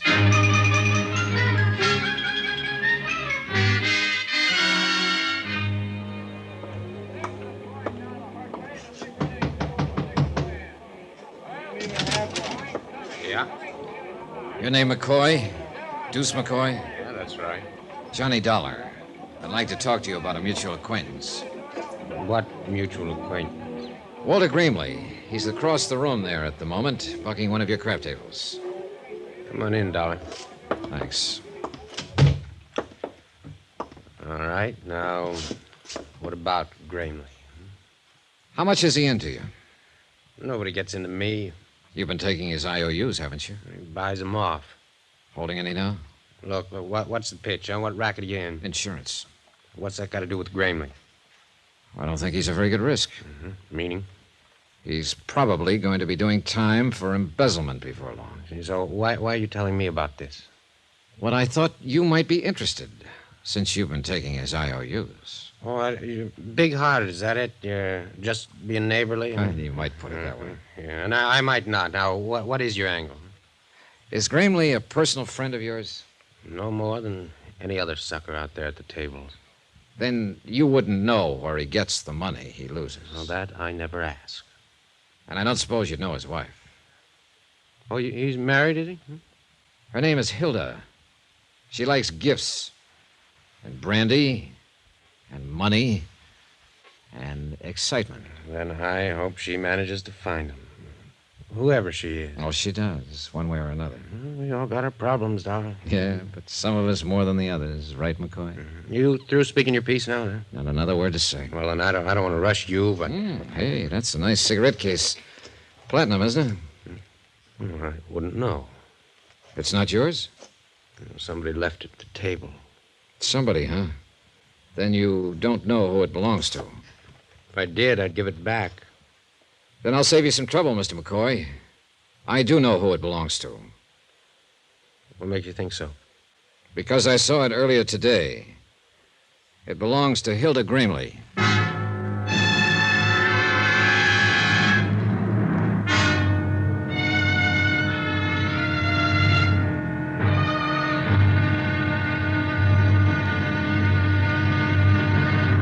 Now, here's our star to tell you about tomorrow's intriguing episode of this week's story. Tomorrow, the pressure hits the top and the whole mess starts to crack. Join us, won't you? Yours truly, Johnny Dollar.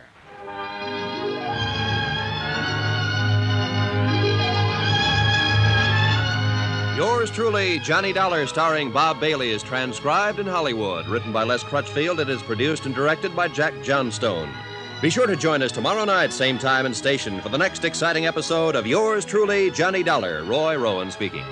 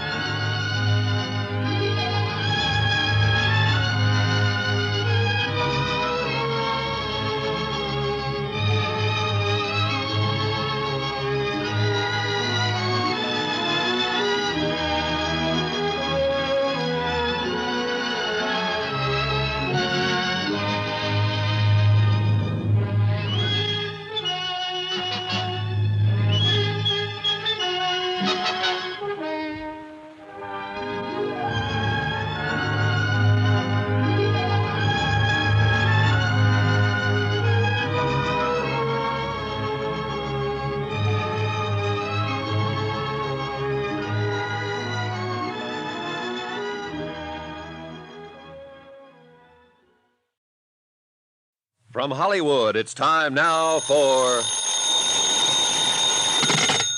Johnny Dollar. You're there. Sure, I'm here. What? I mean, at your hotel. Is this Susan? That's right. Why aren't you out there, Mr. Dollar? Out where? On the old boulder cutoff. If I'm supposed to meet you there in 15 minutes, you're going to have Wait a minute. What the devil is this all about? Where'd you get any idea I was supposed to meet you? From your friend. What? Sure, he phoned here a few minutes ago. He said I should slip away from the ranch, take the station wagon, and meet you over on the old road right away. I just phoned your hotel on the off chance Wait. that...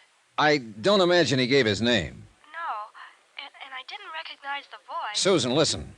Get away from there right away. Don't go near that road. Come straight here to my hotel. Do you understand? Yes, but why? What's it all about? Never mind. Just get here and get here fast while you're still alive.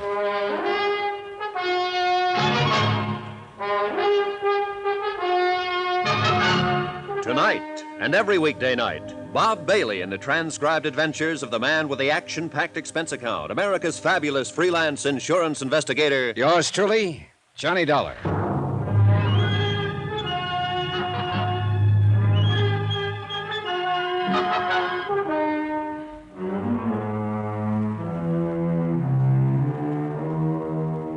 From Special Investigator Johnny Dollar, location Las Vegas, Nevada. To the Home Office, Amercon Northern Trust Company, Hartford, Connecticut. Assignment, the matter of reasonable doubt.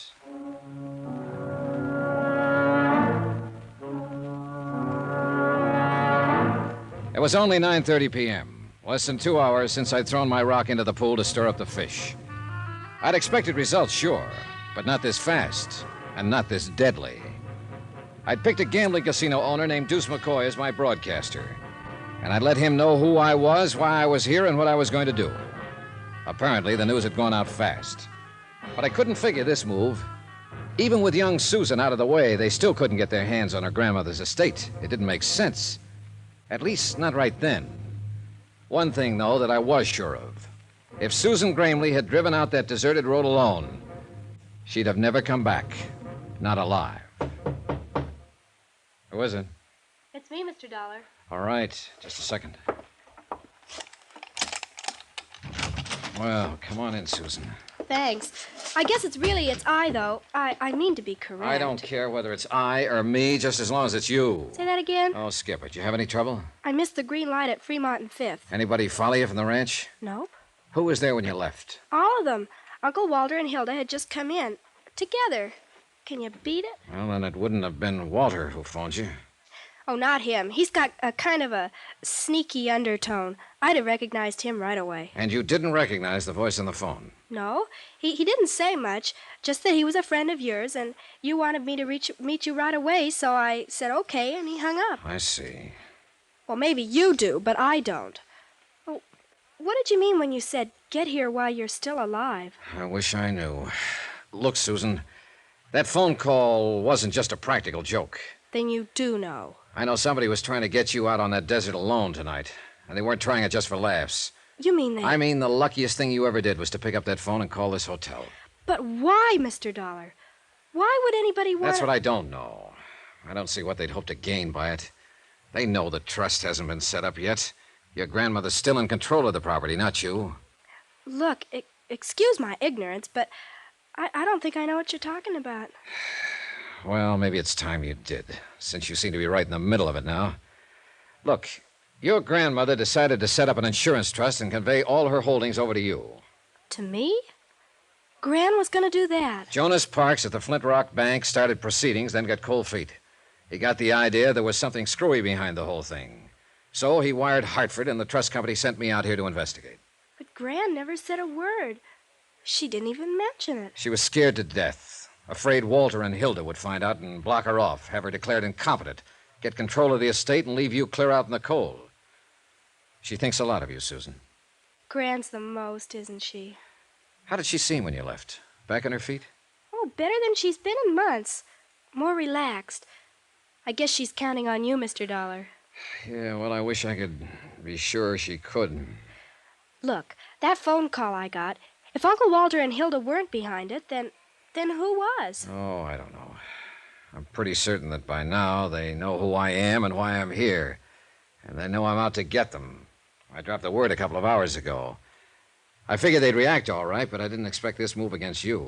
But there has to be somebody else in on it, Mr. Dollar. Neither of them made the phone call. Yeah, I know. But nobody else even knew about the trust. Jonas Parks did, and Will Connors of the Weekly Tribune. But they've been friends of Gran's for years and years. They wouldn't do anything to harm her. I didn't say they would. And they couldn't have had anything to do with the accident that killed my parents. Nobody could have, except Hilda and Uncle Walter. Unless, of course, it was just an accident. Oh, you know better than that, Mr. Dollar. Oh, I'm beginning to wonder if I actually know very much about any of this. Susan, listen, how scared are you? Oh, I'm not scared at all. I'm just bewildered, I guess. Good, then you won't be afraid to stay here alone for a while. Of course not. Sounds kind of grown up, in fact. Yeah, well, all right then. Don't leave the room. Keep the door locked and don't let anybody in. If someone should try, call the manager and have him call the police. Don't answer the phone unless it rings twice. That'll be me. Got it? Got it. Good. Hey, there are a couple of magazines there on the nightstand. Can I ask you what you're going to do, Mr. Dollar? Sure, you can ask. See you later, Susan. Stinker.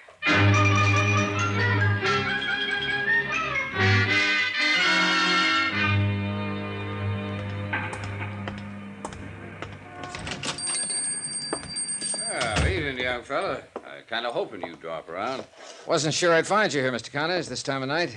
Oh, the Paper comes out tomorrow, Mr. Dollar. Oh, sorry, I didn't know. I always stay around late the night before press day, just in case a big story breaks. Sure. Got to be here, to break down the front page and remake the galley and all. Them's technical terms, of course. Oh, I see. Yeah, I was kind of hoping you might have a story for me by now. Maybe that scoop we was talking about? Nope, not yet. Well, I can hold the press until 9:30 a.m. in the morning, but that's the last doggone final 0 hour. And a minute later, come calamity, cataclysm, or high water, the Tribune has got to roll. Yeah, sure. Well, maybe you'll have your scoop before 9:30, Mr. Connors. You mean you're working on a clue? Check. Hot dog. Yep, you said it. You getting close to the denouement? To the what? Denouement. Yeah, that's a technical word. That's when the detective always pounces. Oh, yeah. Well, I'm not about to pounce at the moment, Mr. Connors. Yeah, well, keep your voice down, son. Why? There's nobody else here. You never know on this kind of a case. Well, let's take a chance. All right. I'm game if you are. Good. I've got a couple of questions I'd like to ask you. Shoot, son. You know anything about a gambler named Deuce McCoy? Owns the Lead Balloon Casino over across town? Well, I know who he is, all right. He don't own it, though. He just runs it for a syndicate. Works on a salary, you mean? Salary and percentage, I reckon. He ain't getting rich on it, though. Not the way he lets it get away from him. On what? Just 2 words, son. Women. Hilda Gramley wouldn't be one of them, would she? Well, it's a new one on me if she is. Of course, you live and learn. Yeah, you sure do. Yeah, and be right cozy if something like that was going on. Her husband spends half his time in McCoy's place. Yeah, I know. You figure Deuce McCoy's tied in on this Gramley thing? I don't know. You want to do me a favor, Mr. Connors? Well, just sing it out, young fella, with this scoop. Well, listen, young Susan Gramley is in my room over at the hotel. You don't say so. Well, but Never mind, it's a long story. I hate to have her there alone. So how about going over and babysitting for a while? Sure, I'd be glad to. All right, I'll phone her first so she won't lay you out with an ashtray. And I'll keep in touch with you. If there's a story, you'll get it. Meanwhile, clam up. Right. I'll see you later. Yeah, do you pack a gun, Mr. Dollar? Sometimes. Why? Deuce McCoy does, too.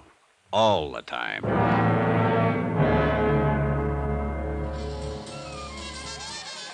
The evening was just starting in the Lead Balloon, with 2 crab tables already in action, 2 more standing by, and a roulette wheel warming up.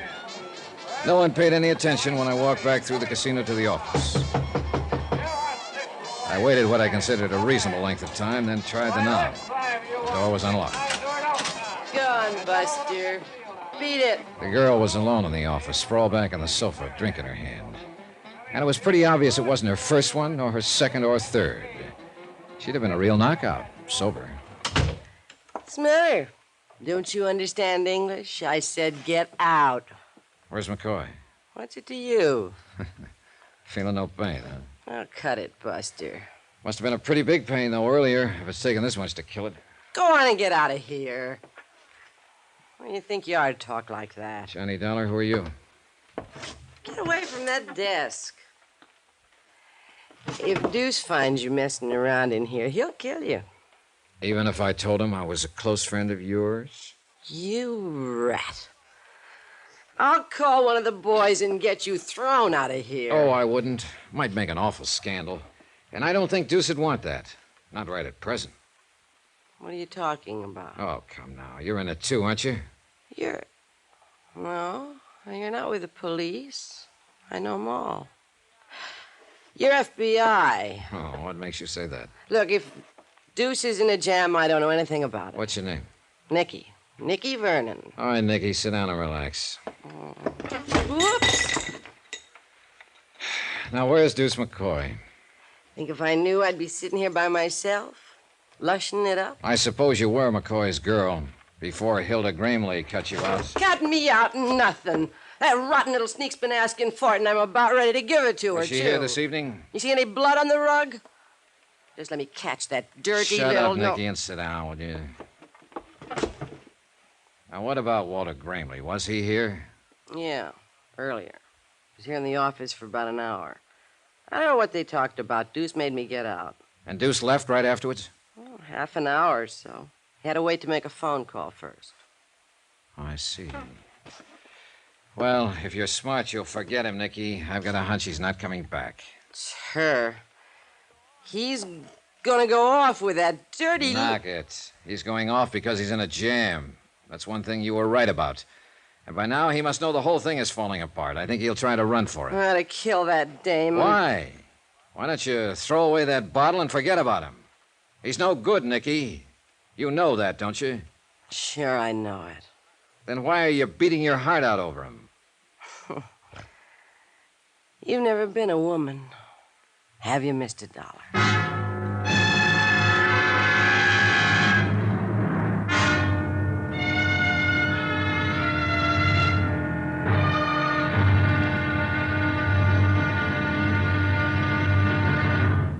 Now, here's our star to tell you about the final intriguing episode of this week's story. Tomorrow, I tag the pitch too late, and a runner gets home. The score? 1-0. In favor of death. Join us, won't you? Yours truly, Johnny Dollar.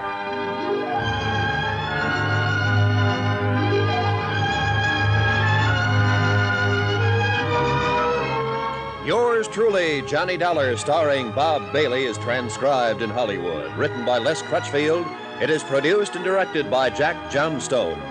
Be sure to join us tomorrow night, same time and station, for the next exciting episode of Yours truly, Johnny Dollar. Roy Rowan speaking.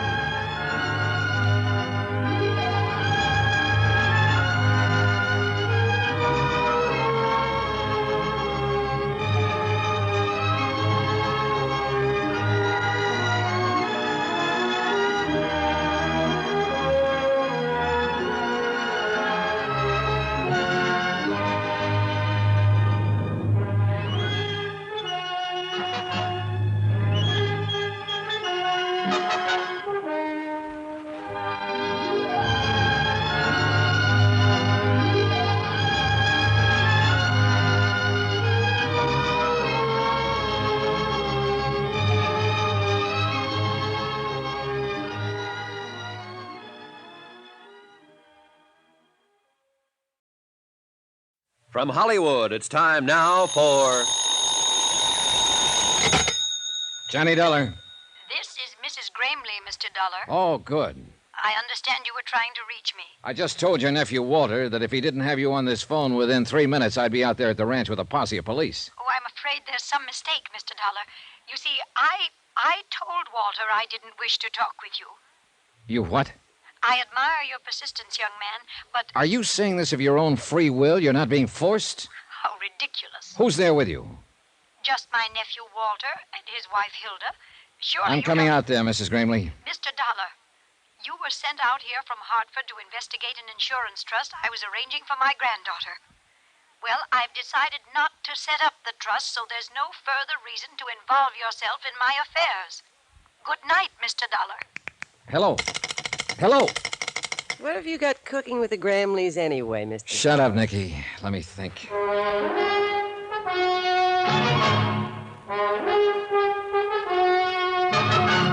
Tonight and every weekday night, Bob Bailey in the transcribed adventures of the man with the action-packed expense account, America's fabulous freelance insurance investigator. Yours truly, Johnny Dollar.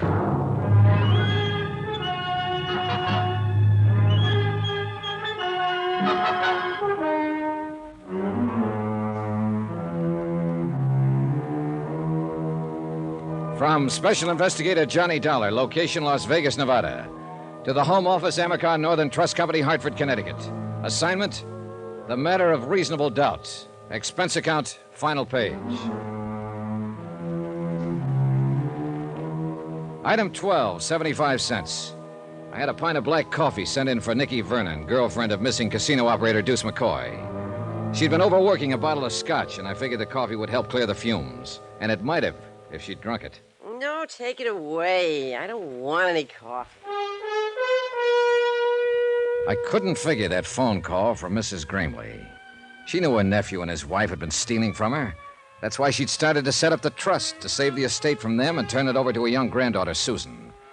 And she knew also, App told her, that Walter and his wife had probably contrived the auto accident that had killed Susan's parents. And yet now she seemed to have reversed her whole attitude. Maybe Jonas Parks had been right. Maybe there was a reasonable doubt as to her sanity. Maybe a lot of things. But all of the answers were out there at that ranch. She's to blame for it. Things were all right with Deuce and me till she came messing around. If it hadn't been Hilda, it would have been somebody else. A whole lot you know about it. Oh, why don't you drink some of that coffee, Nicky? I don't want any coffee. Okay, suit yourself. Go ahead and enjoy your broken heart, then. Kill the rest of that bottle if that's what you want. Cry up a storm. Live it up. Wallow in it. I'll get that dame. It's the last thing I ever do. For what? You ought to thank her for getting that rat off your neck. What'd you have to turn him in for? Deuce never did anything to you. He never had the chance. Well, what's he supposed to have done that's so horrible? It's more what he tried to do. Oh, sure. You happen to know young Susan Gramley? Yeah, I've seen the kid. Why? Well, your lover boy phoned her out at the ranch earlier this evening, disguised his voice, said he was a friend of mine. He tried to get her to meet him on the old Boulder Cutoff out in the middle of the desert. If you think Deuce would try to date up a 16-year-old kid, you're crazy. Nicky, I think he was going to kill a 16-year-old kid. It's her fault. Hilda Gramley. She and her sneaky little henpecked husband got Deuce mixed up in something. I don't imagine he was very hard to mix. That dame's been asking for it for a long time. Yeah, I know, and you're about ready to give it to her. Well, forget it. Sober up, find the nearest exit, and then run like the devil. I want Deuce. So do the police. And they're the ones who are going to get him. They're covering the airport now, the depot, all the highways. Vegas is a tough town to get away from. He hasn't got a chance. It's just as much your husband's fault. Why didn't he keep her at home? Why didn't he... Oh, for the love of... You keep on playing that same old record, you're going to wear a groove right through your brain. Maybe so. Now, look, I got things to do. Are you going to be all right here alone? No, I'm just fine. I never felt better in my life. Then you've already got it halfway made. So why don't you double up and get even? Try some of that coffee. You're a real busy guy, Mr. Dollar. You put the finger on a man with one hand, and at the same time you try to sober up his girl with the other. Sure. And if I had a broom, I'd sweep the office. Well, then why don't you go be busy someplace else? That's exactly the idea. All right, kid, you're on your own. Good luck, Nicky. Good luck? Huh. What do you care what kind of luck I have? Oh, I don't know. I picked up my car and drove out across the desert toward the Flint Rock Ranch. I couldn't quite imagine Mrs. Gramley being intimidated. The idea of Walter and Hilda standing over her, holding a gun at her head and making her say things against her will was pretty unbelievable. Faced with a threat like that, she'd probably say, shoot and be blasted. It just didn't make sense. Apparently, she really had reversed her field. But I had to hear it from her face to face.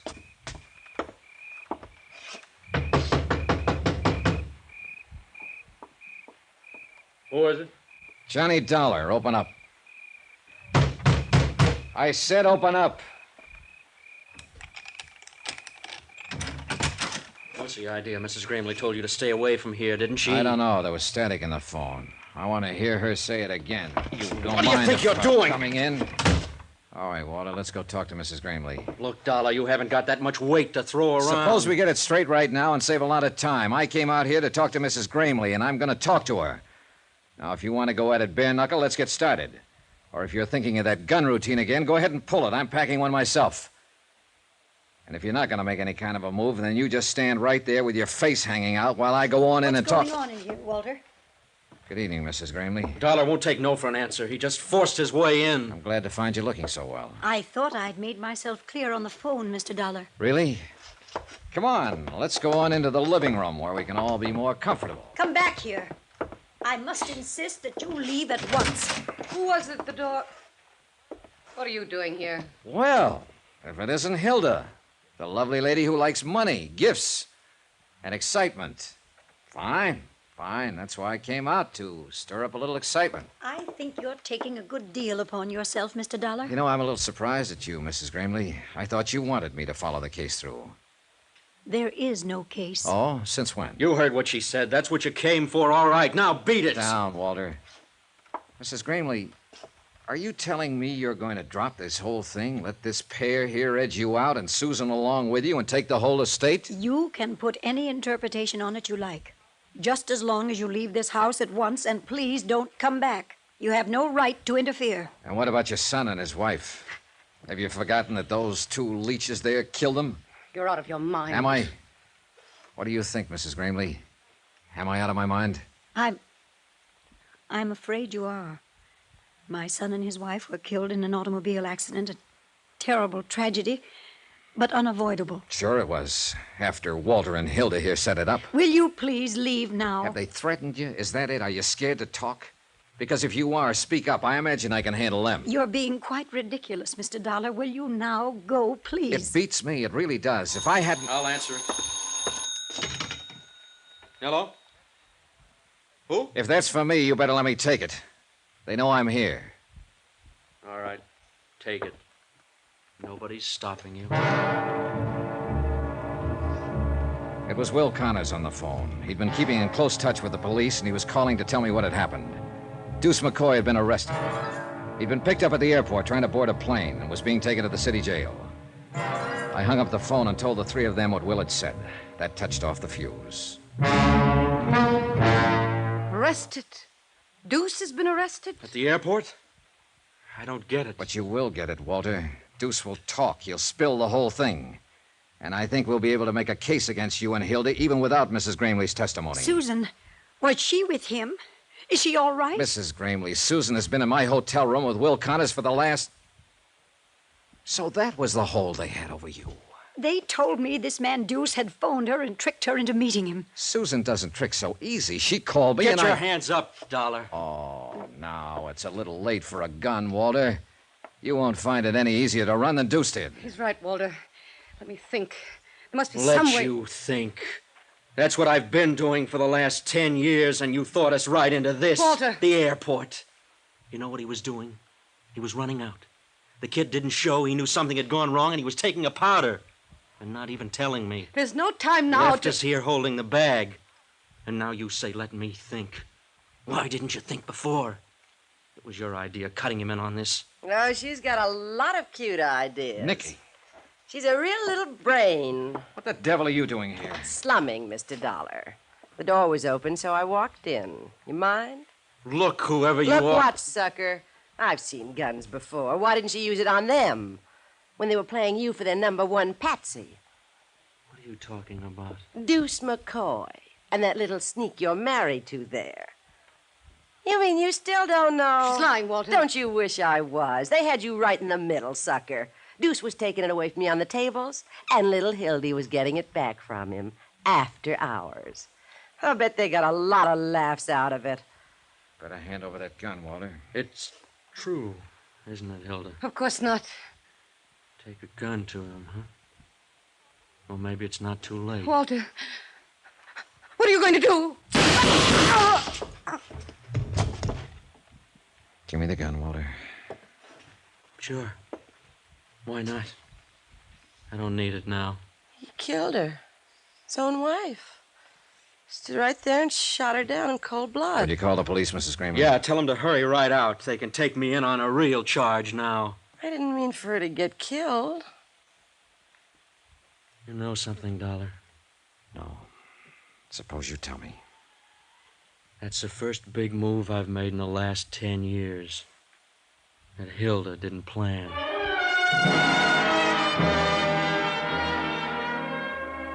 Expense account item 14, $305.20. Hotel and incidentals in Las Vegas and transportation back to Hartford. Expense account total, $596.45. End of account. Remarks? Well... I can't figure out why she had to go messing around that way when she already had a man of her own, her husband. Of course, it didn't amount to much, but not many men do. What'd you expect to find in this world? Pearls in all her oysters? A turkey in her soup? Well, that was Nicky, and that's the report. And that's life. Come to think of it, though, what isn't? Yours truly, Johnny Dollar.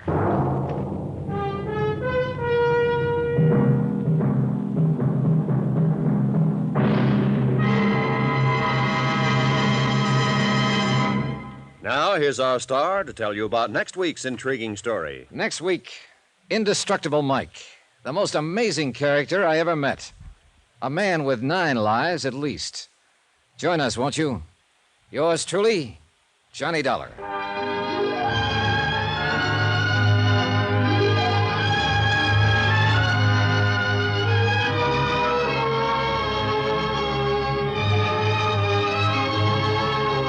Yours truly, Johnny Dollar, starring Bob Bailey, is transcribed in Hollywood. Written by Les Crutchfield, it is produced and directed by Jack Johnstone. Heard in our cast were Susan Whitney, Richard Crenna, Jeanette Nolan, Forrest Lewis, Inga Adams, Paul Richards, and Gene Tatum. Musical supervision by Amerigo Marino and Carl Fortina. Be sure to join us on Monday night, same time and station, for another exciting story of yours truly, Johnny Dollar. Roy Rowan speaking.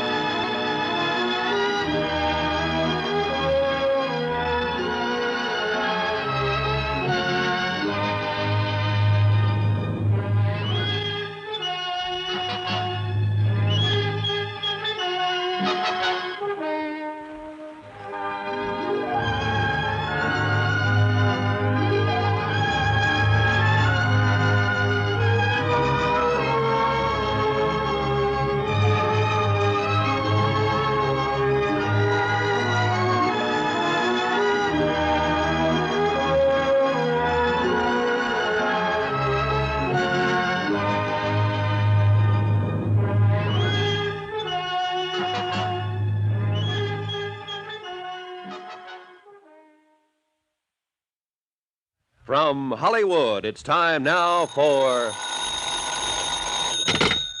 Johnny Dollar. Pat McCracken, Johnny, Universal Adjustment Bureau. Oh, no. How are you, boy? Terrible. Goodbye. Huh? Johnny, what's the matter?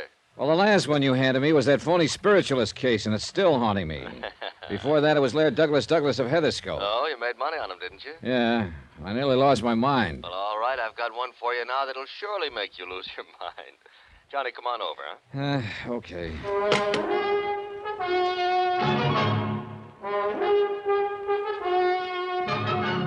Tonight and every weekday night, Bob Bailey in the transcribed adventures of the man with the action-packed expense account, America's fabulous freelance insurance investigator. Yours truly, Johnny Dollar.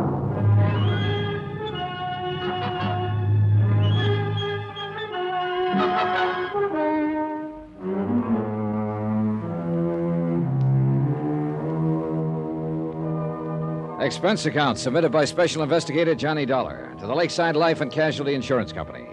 Following is an accounting of expenditures during my investigation of the Indestructible Mike matter. Expense account item 1, 80 cents. Cab fare from my apartment to the office of Pat McCracken at Universal Adjustment Bureau. Every one of the cases Pat had handed me lately had been rough. And if it weren't for the loot involved, which is to say Pat never really cracked down on my expense accounts, well, after all, I didn't have any other cases pending, so... Hi, Johnny. Hey, you're looking great. Sit down, huh? Cigarette? Or would you like a drink? Well, how are you, boy? Okay, Pat, let's have it. This one must really be bad. Why, Johnny, what makes you say a thing like that? You sure you wouldn't like just one little one? No, thanks. Now, come on, let's get to the point. What are you trying to get out of paying off on this time? You want the truth, Johnny? Nothing. Nothing at all. Just a favor for a friend of mine down in New York. Yeah, who? I want you to go down and see Peter Branson. Branson? Any relation to that worrywart Harry Branson of Philly Mutual? Well, his brother. Whoops! Get yourself another boy, Pat. No, Johnny, he's as different from Harry as day is from night. Well, he better be. That literal-minded, stick-in-the-mud Harry nearly drove me crazy on those 2 cases I handled for him. Pete is different as day is from night, honest. Now, will you see him? Expense account item 2, 21 even, train fare and all the incidentals I could think of, Hartford to New York. Item 3, 55 cents, taxi from Grand Central to Peter Branson's Lakeside Life and Casualty offices at 500 Fifth Avenue, where my worst fears were justified. That is correct, Mr. Dollar. I am not only Harry's brother. Don't tell me. You're his twin. Why, yes. How could you have guessed it? Oh, but now, wait a minute. Did you say you took a taxi for the 3 blocks over from the station? Yep. At least that's what goes on the expense account. Oh, dear, my brother was right. You are expensive, and yet he seems to have the utmost confidence in your abilities. Yeah, but now the amazing way in which you settled that case... Harry, Pete. Yes? What's the case that's bothering you? Isn't that interesting? I don't know yet. Tell me about it. I mean, you're starting to call me Harry because of my twin. Oh, yeah. Better tell me about the case. You know, a great many of our mutual friends... What? Oh, yes, of course. Michael Jeremiah Flynn, a terribly serious matter. If this sort of thing ever gets out of hand... Who's Flynn? John, he is a bum. Aren't we all? A regular, typical movie-type version of a Bowery bum. So? And unfortunately, he holds a $50,000 policy. Well, he must have seen better days to carry that much insurance. Never, I'm sure of it. No human being could degenerate to such a state in a mere 47 years. And he looks and sounds like 67. Also, by the way, his policy is only 2 months old. Well, what's happened? Somebody knocked him off? No, but I am sure somebody is going to. Well, then why did you insure him? It was Martha who was really responsible. Who's she? Martha Ingersoll, the girl I had working for me here in the office at the time he applied for the policy. I was out sick for a couple of weeks, and I'm afraid that when I came back, I did not pay sufficient attention to the application she'd accepted. At least so far as Flynn's policy is concerned. You better tell me about it. Oh, of course, he passed his medical all right, though heaven knows how. And his cash payment of the premium was all right. Yes, cash. But I still should have investigated myself before allowing the policy to be issued. Look, you still haven't told me what's wrong. Now, of course, it's too late. Pete. Oh, of course. Well, it's simply this. The home address that we have for him has turned out to be the Glad Hand Rescue Mission, just off Fulton Street, near the Fulton Market. Yeah, biggest fish market in the world, isn't it? Well, yes. A fascinating place. Ships loaded with fish from all the 7 seas, colorful characters speaking a dozen different tongues. Yeah, well, I'm sorry I interrupted what you were saying about that's Michael. all right. That's all right. I'm quite a connoisseur of seafood, you know. Real epicure, if I do say so. Have you ever tasted Boston scrod? Yeah, sure. Now, let's get back to the case. Oh, yes, Michael Flynn. Michael Flynn, that's right. Well, Mr. Dollar, John, it's simply because of what's happened before that I'm so worried about this one. After all, $50,000 is a sizable policy. And what has happened before? The same thing, so you can see. Harry, Pete, I can't see a thing. John, it's like the Angus Cormack matter back in 47, like the old Mother McCrary affair that happened. Trying to tie Peter Branson down to the facts of the case was exactly like trying to tie his brother Harry down, only more so. I had to keep reminding myself that all of Harry's assignments had paid off handsomely for me and keep hoping the same would be true of his brother.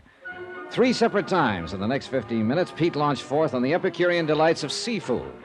And 3 times I vainly tried to steer him back to port. Finally, I threatened to walk out on him unless he got down to business. All right, John, I'll give it to you in black and white. Oh, not literally, of course. I mean, I'll tell you from the beginning. Attaboy. Now, 4 times within the past few years, this very same sort of policy has been issued. To some penniless, worthless bum. Yes, and everything has indicated fraud. How do you mean? In only one case were the police able to prove anything, the case of Maggie Dolly Varden Smith. Oh, yeah. Seems to me I remember that. Some racketeer, ex-bootlegger. Correct. Candy Kid Schultz. Yeah, he insured the old derelict for $20,000, $30,000, had himself named beneficiary. That is correct, and then he had old Maggie murdered. Of course you remember. And you think you've got the same sort of a situation here? Yes, John, I'm afraid so. And you can't cancel the policy unless there's proof of an attempt at fraud. Correct. So you can see why I'm so deeply concerned over this.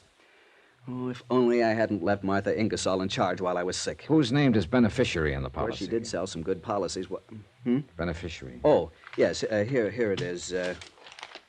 John Wesley Cosgrave, 621 East 49th Street here in Manhattan. Mm-hmm. What do you know about him? Nothing, really. And frankly, I'm afraid to find out. John? Yeah, I'll look into it. And what's the address of this rescue mission where old Michael hangs out? It's down near the big Fulton Fish Market. Let me see. Here, why don't you give me that whole folder so I can get what I want from it? Of course, John. But I am sorely afraid there isn't much to get. I'm sorely afraid Peter was right. But I had to start somewhere. Item 4, 280, taxi back to Grand Central to pick up the bags I'd parked there, and the same taxi to a slightly dingy little hotel a couple of blocks off Chambers Street on the Lower East Side. Item 5, $9.83 to a second-hand clothing store where I outfitted myself in hat, coat, pants, shirt, shoes, and socks that I hope would make me eligible for a spot on a bench at the Glad Hand Rescue Mission. When I finally shuffled into the place, which looked more like a cheap flop house than a mission, I felt somewhat like a kid playing tramp at Halloween. Welcome, brother. Welcome to the mission. I'm Daddy Bill. Hi. The entrance to the soup kitchen is over at the side, you know. Yeah, well, I just want to sit down for a spell, rest my feet. And have you a bed for the night, brother? Who knows? I'll make out. Well, there's always room for one more, you know. Will you be here for our meeting tonight? Well, I don't know. You have an excellent singing voice, I can tell. Are you sure you don't want something to eat, my boy? No, I'm all right. Well, then, just sit and be comfortable and we can talk. I kind of hope maybe I might run into Mike. Mike? Flynn. Oh, yes, of course. Michael lives here. Spends most of his evenings with us, poor fellow. Although I really shouldn't say that. Huh? Say what? The poor fellow. After all, he's also one of our biggest contributors, too, when he's sober. Although where his money comes from, I'll never know. Yeah, well... Although I'm sure it's money honestly gained. Michael's very religious. He's taken the pledge many times, many. Has a lot of money now and then, huh? Yes. He seemed to think he might have a contribution for us when he comes back tonight. But you don't know where he gets it. My boy, I never ask these personal things of the brothers. Now, tell me all about you. You're from out of town, aren't you? I can tell. This was something I hadn't anticipated, and I had to rack my brain to come up with a story that would convince Daddy Bill I was a bum. When I could get a word in edgewise, that is. And the kindly, gabby old biddy proceeded to tell me in minute detail the life history of all of the habitués of his mission. All, that is, except the one I was interested in, Mike Flynn. Maybe he was suspicious of me, afraid I might be trying to get my hands on some of the money old Mike frequently showed up with. Generous in the extreme, John. That's why I feel I must protect him from some of the people who come in here and might try to take advantage of him. Sure, Daddy, you're right. Responsibility for the care and welfare of the brothers weighs heavily upon me sometimes, but it's a burden I'm glad to bear. Yeah, well... Feed their stomachs and feed their souls. That is my task. You say you think... And as I say, it's a task I'm privileged to assume. After all, whom else have they to lean on? You think Mike will be back here tonight? Oh, yes, John, I'm sure he will. Oh, but listen. The quartet in the, we call it in the music room. Can you hear them? Oh, yeah. Yes, they're getting ready for the meeting tonight. Aren't they wonderful? Beautiful voices. They ain't bad at that. You're sure you won't join them? Oh, no, some other time, huh? Now, when well, whatever you say, but if you're going to stay here long, my boy, with that wonderful voice of yours, I can tell. I will insist that you join one of our singing groups. Yeah, about Mike again. Oh, dear, did you hear that? Someone hit a sour note. Poor boys, they just can't get along without my help. You'll just have to excuse me, John, while I go back there and lead for them. I'll come back later. We'll talk.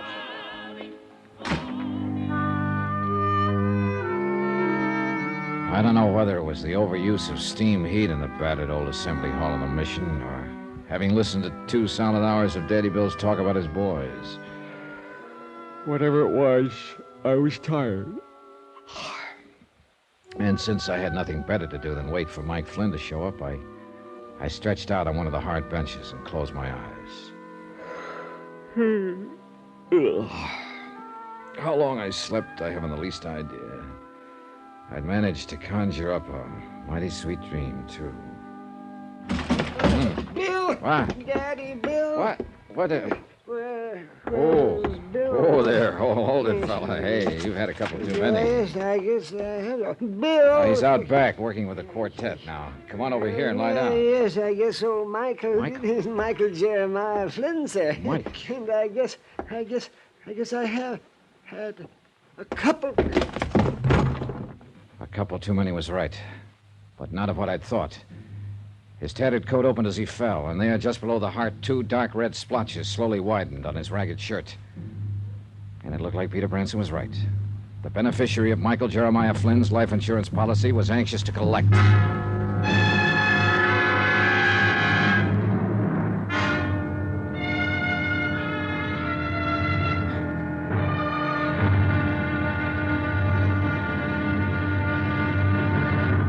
Now, here's our star to tell you about tomorrow's intriguing episode of this week's story. Tomorrow there's proof that life is a very tenacious thing, even in the broken body of a Bowery bum.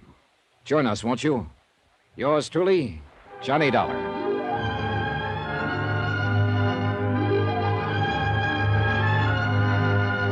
Yours truly, Johnny Dollar, starring Bob Bailey, is transcribed in Hollywood. It is produced and directed by Jack Johnstone, who also wrote tonight's story. Be sure to join us tomorrow night, same time and station, for the next exciting episode of Yours truly, Johnny Dollar. Roy Rowan speaking.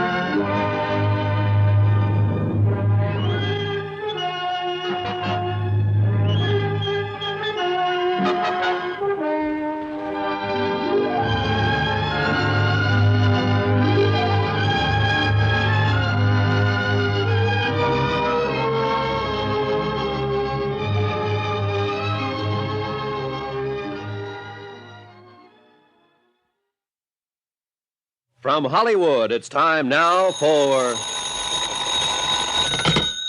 Johnny Dollar. John, this message I found when I came in. Yeah, Pete. Somebody took a couple of shots at your $50,000 client, Mike Flynn. Well, will he die? From the looks of things last night, he may pull through, in spite of the 2 slugs in him. I hope so. Do you know who did it? No idea, but I'm going to try to talk to him. Have you talked to the beneficiary? Not yet. First, I want whatever information I can get from Mike, if he's still alive.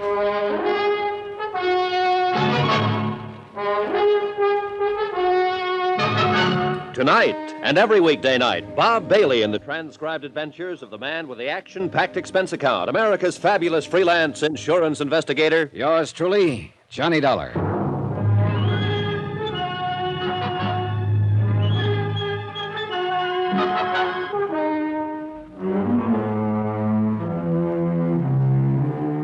Expense account submitted by Special Investigator Johnny Dollar, location New York, New York. Attention, Peter Branson, Lakeside Life and Casualty Insurance Company.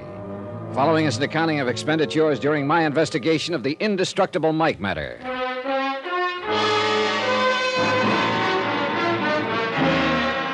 Expense account item 6, 55 cents. Taxi to the neighborhood of the Glad Hand Rescue Mission, where Daddy Bill, the general factotum, had promised to take the best of care of Michael Jeremiah Flynn. He'd given Mike a room to himself on the second floor, and what a room. What wallpaper was left hung in shreds from the cracked plaster.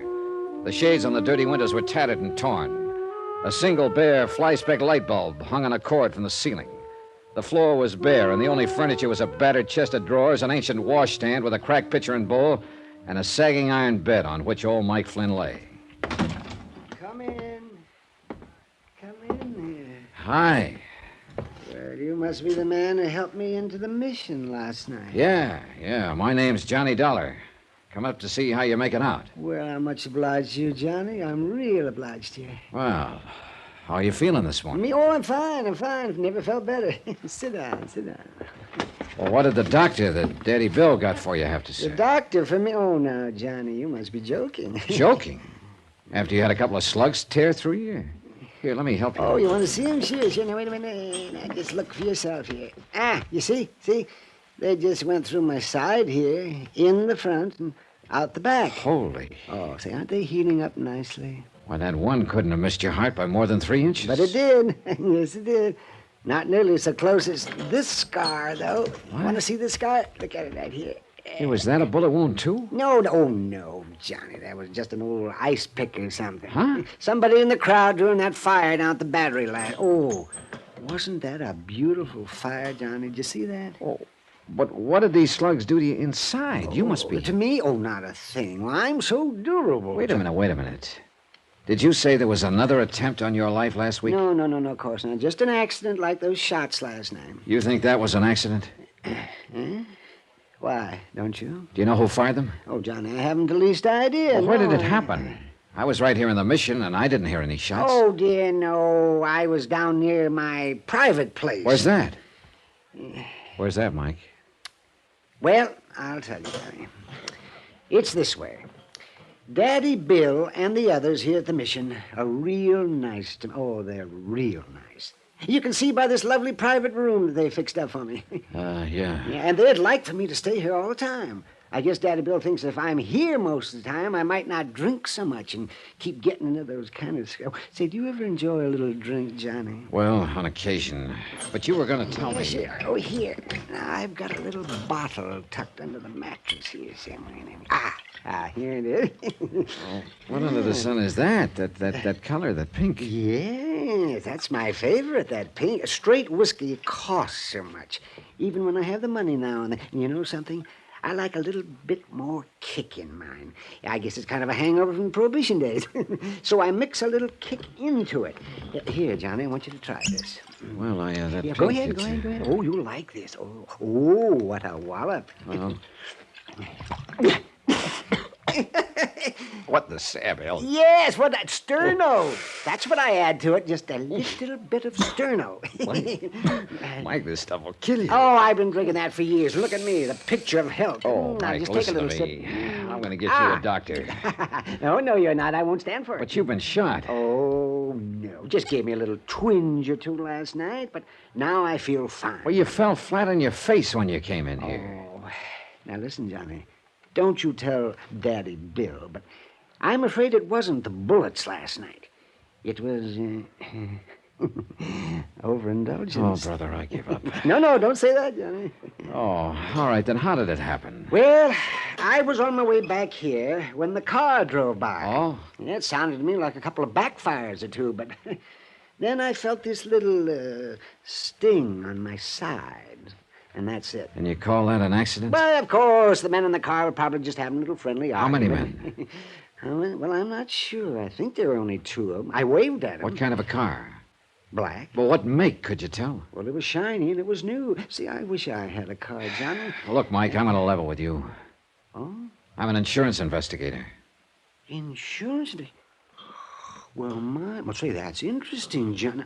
Say, let's have a little drink on that while you tell me about that. No, thanks. And there isn't much to tell, except that I'm here to try to save your life, among other things. Well, no, I don't understand. I'm getting along all right. I've been living it up here in the Bowery for years. Maybe you were getting along okay until you took out that big insurance policy. Yeah, say, wasn't that nice of Mr. Cosgrave?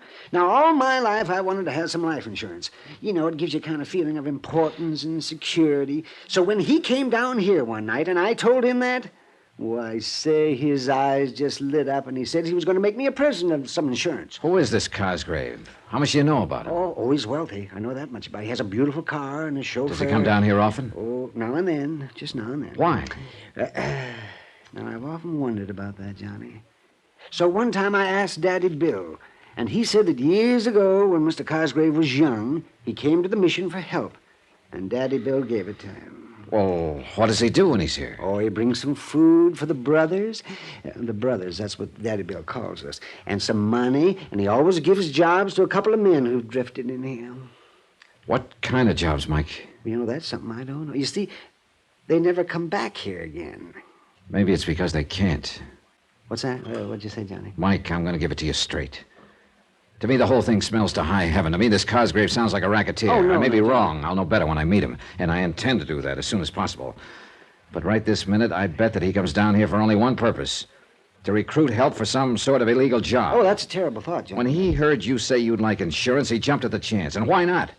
Let you name him as beneficiary and then have you knocked off. Oh, no, John. That ice pick in your side was no accident, Mike. No more than the shots at you last night. But he's been so nice. Sure, of course he has. He can afford to. After all, your body's worth $50,000 to him. And that's what you're going to be, Mike, just a body. Unless I can do something about it. And such a nice man, too, really. How has he been getting this money to you? In an envelope. By mail? Usually it's just left here at the mission. By whom? Well, nobody ever seems to know. It's just a plain envelope. It's dropped in the mail. No return address? No. But I'm sure it comes from Mr. Cosgray. Say, come to think about it. Say, there was one due yesterday. Every Monday, you know. But Daddy Bill said it didn't arrive. Well, maybe it'll be here today. And you know something? I'd like to see it delivered. No, you can't kid me, Johnny. You'd like to see who delivers it. Oh, say, why don't we go downstairs and wait and see? No, easy there, Mike. You're a sick man. Oh, You can't... stop talking that way, sick. Up we go. Oh, no, you can't. All right. In it. Here, let me give you a hand. No. I'm all right. Oh, say, look at that. Daddy Bill left my shoes here by the bed for me. Oh, brother, now I've seen everything. I put my shoe in there. That's kind of there. There. Now, there we are, all dressed. I don't know how you do it, Mike. Shall we go downstairs? Sure. Lead the way. All right, here. Well, the envelope should be there, because it always comes in the morning when there's nobody here. You know, when Daddy Bill's out shopping and just the door to the assembly room is open for any poor lost soul who wants to come in and wait for the chow line to open. Well, we'll see. And then we'll go to my private place. You see, there are two things I like, Johnny. Yeah? Solitude and crowds of people. Oh, look at there, Johnny. Look at there. There's mail there by the door. You see? Here's my envelope. And my name's on it, too. Wait, Mike. It's all right. You see there, Johnny? A $20 bill. Whee! Let me have that envelope for possible proof. Oh, yes. Here you are, Johnny. Now we can go out, you and I, and we can have a real... Well, now, Johnny, look at that. A package for me, too. Hey, easy, Mike. Let me have that. No. I know what you're thinking. An infernal machine or something. That's exactly what I'm thinking. But you didn't hear it gurgle. Oh. Well, look at there, Johnny. Well, joyous be, one for you and one for me. Easy, Mike. I want to carry this one in the wrapping paper. Oh, fingerprints, huh? That's right, Mike. I'm going to take you back upstairs and lock you in your room. You're to stay there. Let nobody in, not even Daddy Bill, until I get back here. But do Johnny... what I say. And just remember that I'm trying to save your life.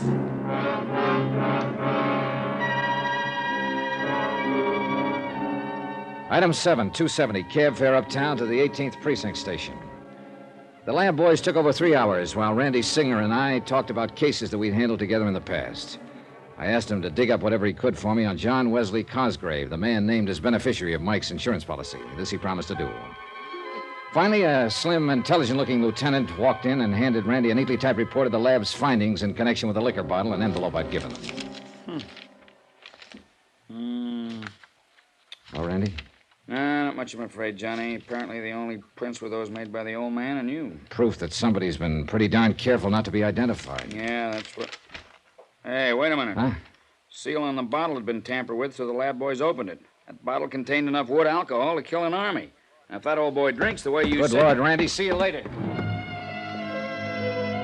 Item 8, $10 even. Taxi fare and tip back to the Glad Hand rescue mission. I don't know how the driver did it, but he skimmed through practically every red light on the route.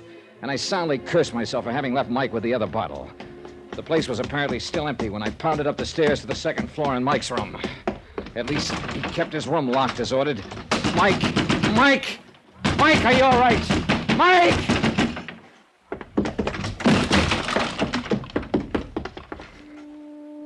He was stretched out on the old iron bed, his face drawn even whiter than the pillow on which his head rested. The half-empty bottle lay where he dropped it on the floor beside him. And I could have sobbed for the stupid, careless, unthinking way in which I... Mike! Johnny, what a hangover this is going to be.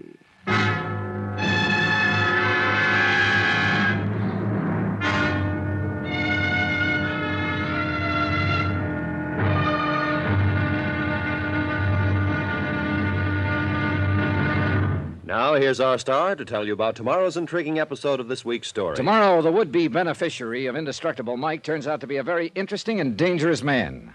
Join us, won't you? Yours truly, Johnny Dollar.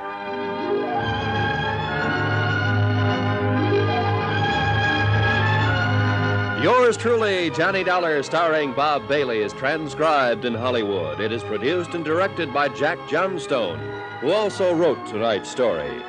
Be sure to join us tomorrow night, same time and station, for the next exciting episode of Yours truly, Johnny Dollar. Roy Rowan speaking.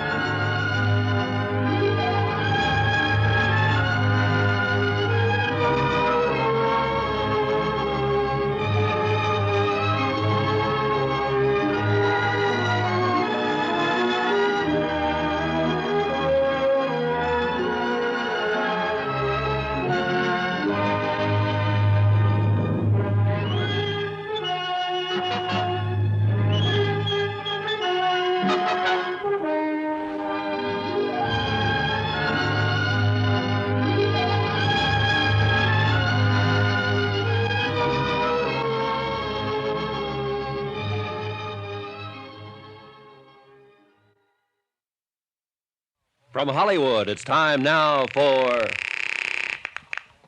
Johnny Dollar. Huh? What? You're John Wesley Cosgrave, aren't you? That's right. Well, my name's Johnny Dollar. I'm an insurance investigator. Oh, of course. I've been expecting a call from you. Or at least from somebody like you. What's that supposed to mean? I expect you're interested in why I've insured the life of a Bowery bum for $50,000. You bet I am. I want to see you. Why not? Anytime. Only it won't do you any good.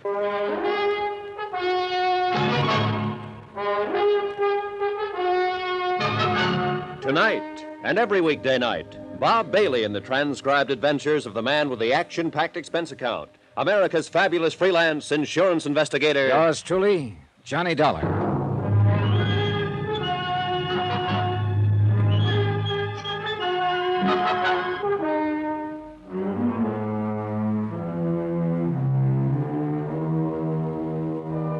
Expense account submitted by Special Investigator Johnny Dollar, location New York, New York, to the Lakeside Life and Casualty Company. Following is an accounting of expenditures incurred during my investigation of the indestructible Mike matter. Expense account item 9, 10 cents, the phone call to John Wesley Cosgrave from my dingy little hotel on the Lower East Side.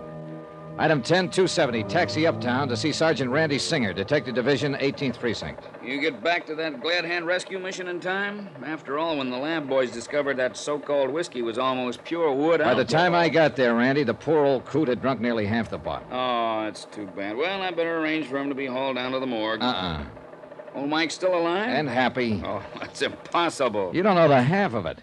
A week or so ago, somebody stabbed him with an ice pick just below the heart. Result? He said the scar itched a little bit. 2 days ago, somebody drove a couple of .38 slugs through him. He said it gave him a slight twitch in his side for a few hours. Johnny, come on now. Now he goes and drinks nearly half a bottle of wood alcohol. Poison. Result? A bit of a headache. Indestructible Mike. Indestructible Mike. Where is he now? Locked up in my room at the Brakely Hotel, with orders to eat the groceries I picked up for him and to let nobody in. Good, good. But whoever's trying to get him isn't going to give up. Hey, did you dig up anything on the beneficiary of his $50,000 life policy, Cosgrave? Only enough to scare you to death. Listen to this. John Wesley Cosgrave, formerly known as John W. Gordon, John Dutchy Gordon. What? Alias Skippy Grant, alias Dutchy Smith. Wait a minute. 18 arrests, but only one conviction. Back in 1938 for possession of narcotics. Randy. Ever hear of Murder Incorporated? Well, sure, but this... Apparently they had a subsidiary. Apparently your friend Gordon or Cosgrave or whatever you like to call him was one of the big shots in it. But outside of the narcotics bit, the department was never able to really pin anything on him. But this guy's address is... Here, let me see. 621 East 49th Street. Yeah. That's not only a respectable neighborhood, but pretty plush. That's right. Well, How recent is his record? What's he doing now? Last pickup was in 1944. Numbers game and bookmaking. Charges dropped for lack of evidence. Then, apart from the record, is he still in the rackets? He is. Nobody can prove it. Like in the old days, he masterminded and let somebody else do the dirty work. It's listed here as a, quote, retired, unquote. Well, my money says he's still in business. Well, if you can prove it, the department and the DA's office will love you dearly, but I don't think you will. Every time we dragged in a stoolie who could give us what we wanted, something happened to him. Like what? Jump bail. Well, you should have known better than to let him have bail. One of them poisoned in his cell in the Tombs, one breakout. His body was found in the East River, even one suicide. Like to bet I can't tie him in with these attempts on Mike Flynn's life? Well, now, that's something else again. Maybe it's something we should handle. No, hands off, and I mean it. All right, don't get testy about it, John. I like the old guy, and anybody who tries to hurt him has to answer to me. And somebody's tried. Expense account item 11, 165. Cab fare to the Smart Modern apartment building at 621 East 49th, where the doorman announced that Mr. J. Wesley Cosgrave was expecting me and to take the elevator to apartment 11B. Come in, Mr. Dollar. The apartment was expensively but tastefully furnished with overall carpeting that felt an inch and a half thick. Several original oils by famous contemporary artists hung on the walls. But it was the man himself who really seemed out of character with the rundown Randy had given me. He was 6'1" or 2, built like a man who spends his odd hours in the gym. Quick, gray eyes, his hair slightly gray at the temples, and his tailor was a master. Do you like it, Mr. Dollar? Huh? What? That is a genuine Picasso you're looking at. And I consider myself very fortunate to possess this original by Salvatore Dali. Mm-hmm. Oh, and I'm sure you'll appreciate the excellent view of the city from these corner windows. Yeah. I must have the best, Mr. Dollar. Only the best. Oh, sit down, please. May I pour you a drink? No. No, thanks. I suppose you're wondering why I decided to buy old Michael Flynn the life insurance policy of which he's so proud. I am. Well, it's really very easy to explain.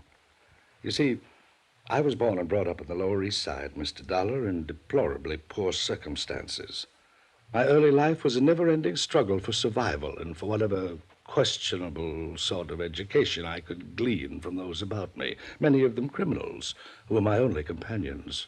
That's all very touching, Mr. Cosgrave. And I'm afraid I did little to lift myself out of the gutter until one winter night, hungry and broke, I wandered into the Helping Hand Rescue Mission.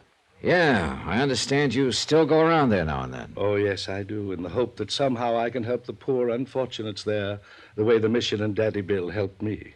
Repay some of the debt I feel I owe. Is that the only reason? What do you mean, is that the only reason? You've given jobs to some of those poor unfortunates from time to time, haven't you? Oh, yes, I have. What kind of jobs? What business? That's hardly a concern of yours, Mr. Dollar. I've contributed much to the mission. I've tried to make life easier for some of the deserving habituaries of the mission. What? It's the least I can do after so much was done for me. In the case of Mike, why, his greatest desire in life was to be the proud owner of life insurance. Why, I don't know. I do. Because you sold him on it. That's a lie. That's a dirty... Is it? Then why make him name you as beneficiary instead of the mission or some other deserving cause? That, Mr. Dollar, was his own idea. And since it made him happy, I didn't protest. I suppose the real reason for this particular desire was his feeling that it might give him dignity. Yeah. Now tell me something. Where does all your money come from, Dutchie? Dutch? Who told you that? Nobody calls me Dutchie no more, not you or nobody else. Them days are over. I'm respectable, even educated. I wonder. Look at my record. I haven't been on the blotter since 44, and that was a bum. Mr. Dollar, I make no pretensions about not having a past. During Prohibition and later, I made millions. Yes, millions in rum running and the policy racket as a betting commissioner. How about narcotics? Sure. There was hardly a caper in this town I didn't have a finger into, and I was smart. I pocketed the profits, not my boys. That's why I can afford to be retired and live decent. And I'm going to keep on living this way. You were lucky some of those boys, that mob of yours, didn't rat on you. Yeah, but thanks to a couple of convenient rub-outs that I had nothing to do with, you understand, I managed to stay clean with the law. And now you're as pure as the driven snow. Dollar, if this was the old days, you wouldn't even live long enough to regret what you're implicating, you think. Which makes me dead sure I'm thinking right. I don't know how much money you've got socked away from those old days. I don't care. But from what you've just admitted... To you, Dollar, not to any judge or DA. Right. And I'll never believe that a clever mind like yours, smart enough to keep you out of the pen all Oh, those years... flattery won't get you nowhere. I refuse to believe you could turn down a chance to make a crooked buck. I don't know what kind of jobs you sent out those poor suckers from the mission on, but the fact they never came back makes that look pretty bad. You can't And along prove it. came Mike Flynn, poor old alcoholic Mike. Where the talk of insurance came from, I don't know, but it was too good to pass up. Insure his life for $50,000, have him name you as beneficiary, give him a few dollars so he could spend his last days in a happy alcoholic haze, then rub him out and collect the 50 G's. Listen, Dollar, if Mike gets knocked off, neither you nor anybody else is going to be able to tab me with it. And one other thing. Yeah, what's that? As a friendly piece of advice, if I was you, I wouldn't even try. Is that a threat? Oh, Mr. Dollar, you made a miserable host of me. Come, let me pour you a drink, the finest 25-year-old Scotch. And we can talk of pleasant things. For some reason or other, I did have the drink with him. But he knew what was in the back of my mind, and I'm afraid I knew what was in the back of his. Something along the same line as a couple of convenient rub-outs. Once or twice his veneer of education slipped, but all in all, he made a fair conversationalist. Finally, I left. And all the way down to the street, I kept wanting to look back to see if I was being followed. Somehow, somewhere, there was a way to get this Cosgrave. But I could see it would have to be through someone else, someone working for him. And whoever that might be could very well be out to get me first, or Mike. Item 12295, taxi back to the Brakely Hotel, where I hoped the old boy was still locked up in my room. He was. Oh, well, Johnny. My, I was beginning to wonder what had happened to you. Oh, hey. What was the matter with that food I left with you? You hardly touched it. I had enough. It was kind of dry, though. Kind of dry. There's a container of coffee there. Yes, but coffee just doesn't seem to quench my thirst. Oh. You should let me bring the rest of that bottle along. That wood alcohol? Any more of that would have killed you. Oh, yeah, it did have a kick, though, didn't it? Oh, I don't know how you lived through it. Well, look, now I want some lunch. And, Mike, I'm going to take you along with me. Oh, that'll be if I could have had maybe a little drink, too. Oh, sure, you can have one. Oh, that's nice. Good. Of course, the size of the drinks they serve nowadays. No, just one now. Come on. Oh, that's fine. One will be out. See, there's a lovely saloon just around the corner, you know. Come on. Even sandwiches for those that want them, I understand. Good.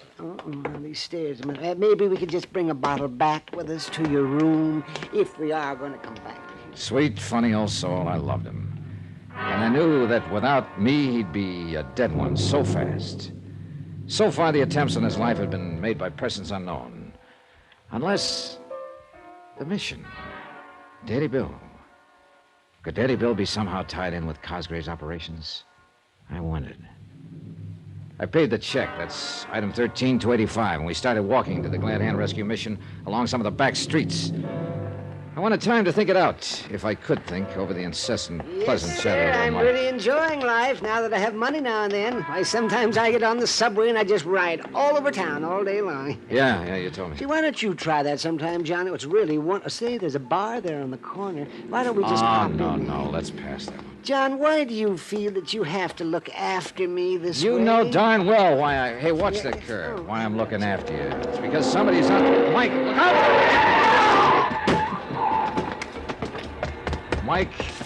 Mike, listen to me. Hey, can you hear me, Mike? What happened to the... Hey, mister, get a cop, an ambulance. You mean for him or what's left of him? Yes, hurry.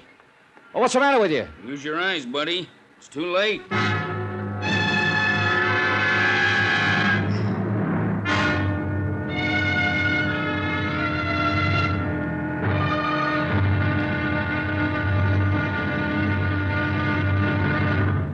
Now, here's our star to tell you about tomorrow's intriguing episode of this week's story. Tomorrow, somebody's going to have to pay for what's happening here. Yes, that's a promise. From yours truly, Johnny Dollar.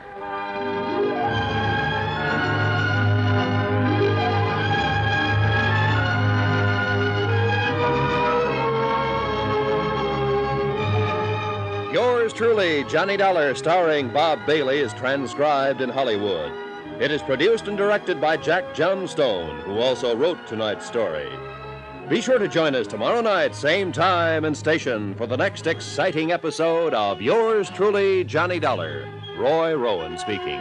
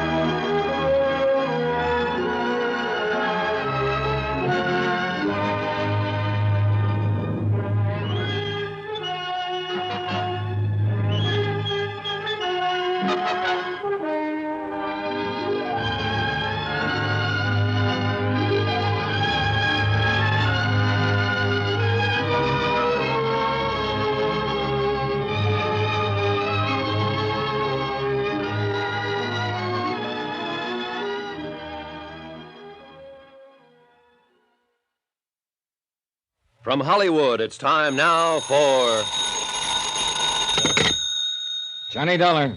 Johnny, this phone number you left for me to call. Are you at Bellevue Hospital? Yeah, Randy. What's wrong? Are you at headquarters? Yeah. A truck ran over Mike Flynn, and I'm sure it was deliberate. But he's alive, I hope. He was 4 hours ago when I dragged him in here.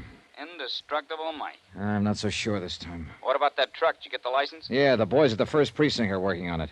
Check with them, will you, while I stay here at the hospital? Sure, Johnny. And one other thing. Yeah?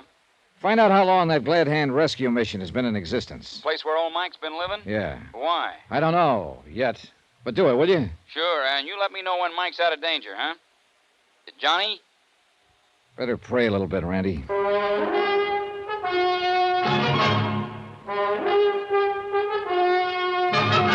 Tonight and every weekday night, Bob Bailey in the transcribed adventures of the man with the action-packed expense account, America's fabulous freelance insurance investigator. Yours truly, Johnny Dollar.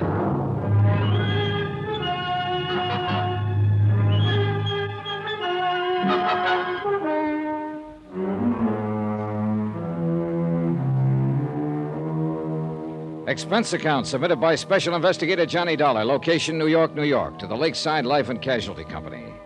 Following is an accounting of expenditures incurred during my investigation of the indestructible Mike matter. The veneer of class and education assumed by J. Wesley Cosgrave just wasn't thick enough to hide the fact that he was better known a few years ago as Dutchy Gordon. And to the old-time racketeer, it looked like a cinch. Pick up a Bowery bum like Mike Flynn. Insure his life for $50,000, give him a few weeks of high living. Then knock him off and collect the insurance. Yeah, real cinch. Especially for Cosgrave, who'd learned as far back as the early days of Prohibition how to employ hired thugs to do the dirty work, while he sat back and collected the profits. I knew as surely as I'm sitting here that Cosgrave was behind the knifing, the shooting, and now this accident to old Mike. But how to prove it? Yeah, sitting here in the waiting room of the hospital, waiting for some word of Mike's condition. Mr. Dollar? Oh, yes, Doc. Can I see him now? Very shortly, I believe. Oh, how is he? Is he There's a phone call for you at the floor desk. Oh. This way, please. Thanks. But how is Mike? Doc, how is he? You'll be able to see him shortly. Here you are. Oh, thanks. Johnny Dollar. Ah, Mr. Dollar, I was quite sure that you would be there at the hospital. This is J. Wesley Cosgrave. What made you think that? Why, because of the accident to Michael Jeremiah Flynn. How did you know about it? I kept it out of the papers. I find it helpful to know about a lot of things that don't get into the papers. Well, your boy goofed, Cosgrave. Mike is still alive. My boy? You know as well as I do, Dutchy, that one of your mob was at the wheel of that truck that ran him down. You better keep your yap shut, Dollar. I thought I made it plain to you earlier that I no longer have any connection with the doings of the, shall we say, underworld. Oh, sure. As for poor old Mike, I understand it was an accident, very unfortunate. Knock it off, Cosgrave. I was there when it happened. Oh? Yeah. Pretty stupid of a would-be killer to try that with an investigator right next to Mike, wasn't it? Did you see the driver of the truck? Suppose I did. You say he wasn't one of your boys, so what difference would it make to you? Why, none at all. Did you see him? Why don't you worry about that for a while? Again, I waited. Sat and waited. And paced the corridor of the hospital. Outside, the sun sank slowly behind the horizon of skyscrapers, and the busy clamor of the day's traffic segued to the softer, muffled, but still busy traffic hum of night. And I waited.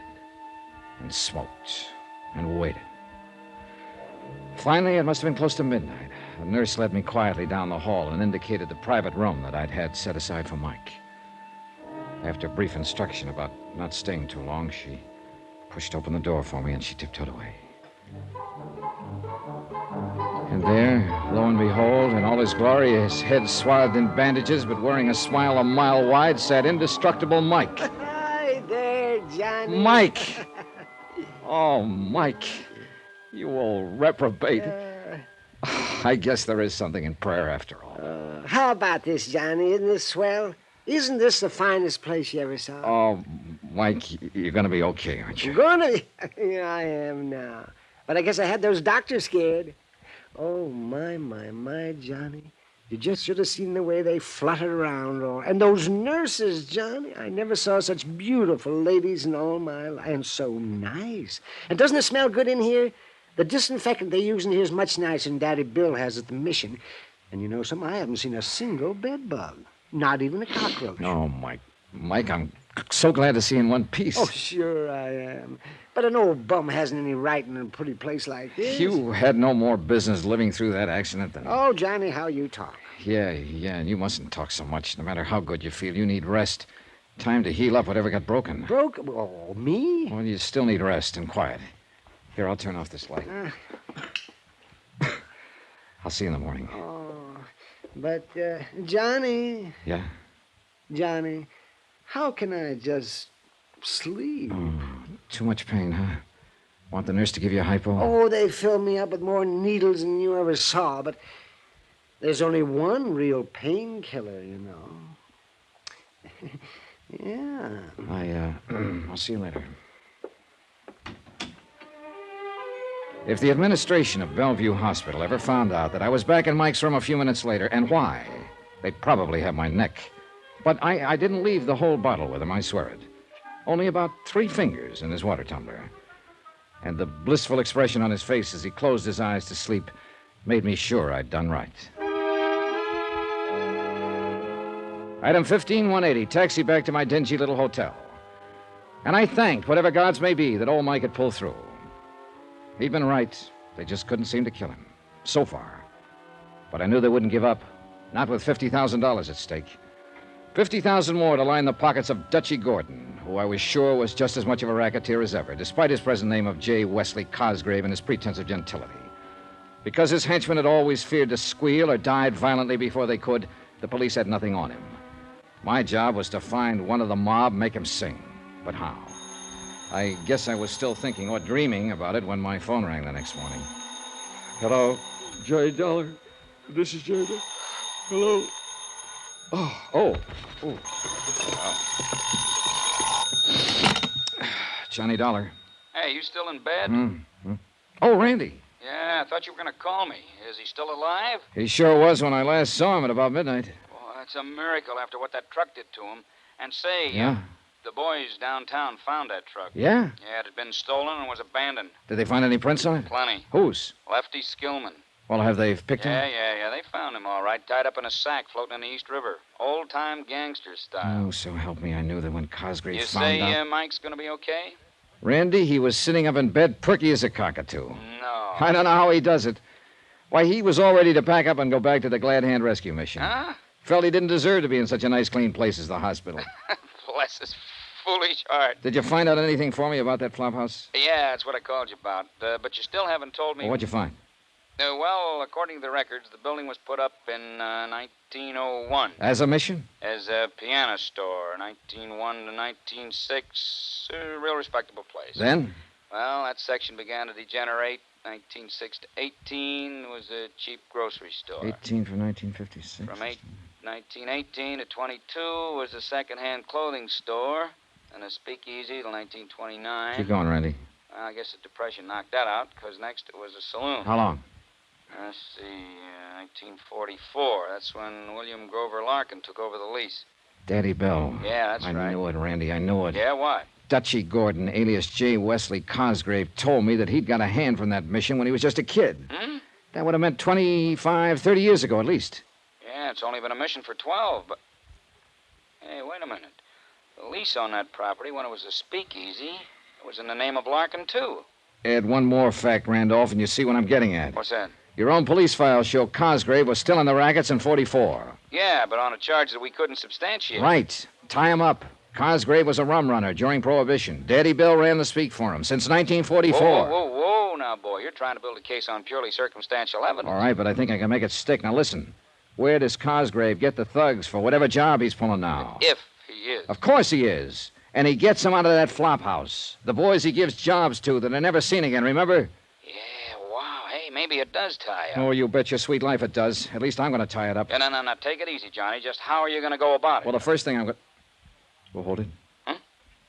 Well, what's the matter? Somebody outside the door of this room, I think. Hold on, Randy.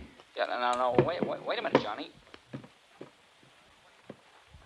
All right, what do you think you're doing? Johnny, hello! Whoever hit me with whatever he hit me with wasn't fooling me. In the second before I passed out, I vaguely remember hearing a voice, the voice of the room clerk, shouting at whoever it was, and the sound of footsteps running away. Then blackness, and a dark, heavy throbbing in my head. Then after a long time, another familiar voice. It was Randy, I think. Dimly, somewhere along the line, I could see figures bending over me, hear the voice again. Then more darkness and the weird sounds in my brain. Other sounds, too, that seemed familiar and seemed meaningless. Meaningless. Finally, after an eternity of jumbled sounds and shadows, a cold, bright light pierced into my slowly returning consciousness. And momentarily, I could see a man in white and women in... Yeah, a hospital. These were the doctor and the nurses. I tried to speak to them. I couldn't. But slowly, a realization of what had happened came to my muddled mind. Randy on the telephone had heard the attack on me and had brought help. An ambulance had brought me here. For a brief moment, I saw the glint of a needle poised above my arm. Then blackness again. But a soft, quiet, peaceful blackness.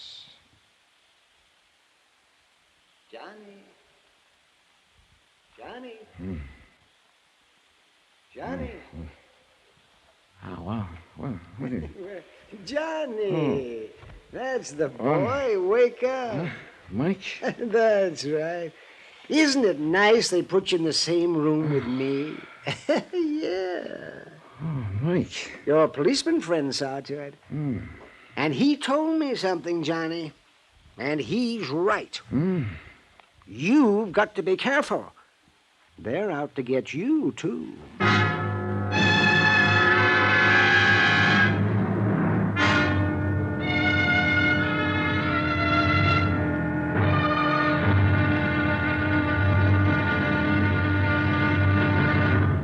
Now, here's our star to tell you about the final intriguing episode of this week's story. Tomorrow? Well, old Mike may have been indestructible, but I knew by now that I wasn't. So tomorrow, the wind-up. It had to be while I was still alive. Join us, won't you? Yours truly, Johnny Dollar.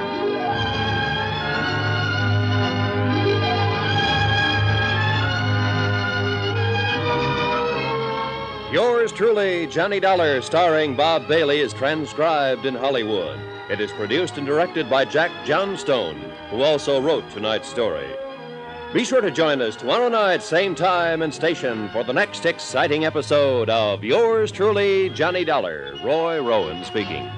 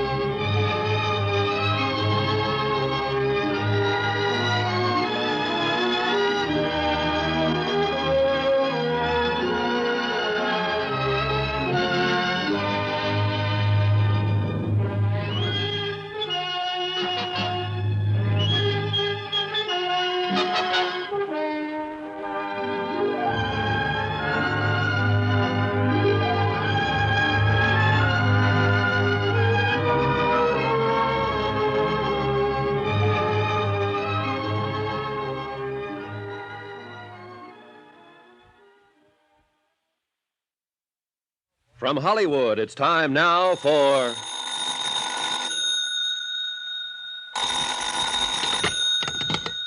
Johnny Dollar. Randy Singer, Johnny. How you feeling? Thanks to you and having got me here, pretty good. Bellevue's a good hospital. I'll be released within the hour, so will Mike Flynn. And? I'm going down to the Glad Hand Rescue Mission to straighten out a few things with Daddy Bill. Sounds to me like it ought to be police business, Johnny. I'll be right over. No, let me handle this alone. You got your gun? You bet your sweet life I have. Johnny? I'll report to you later.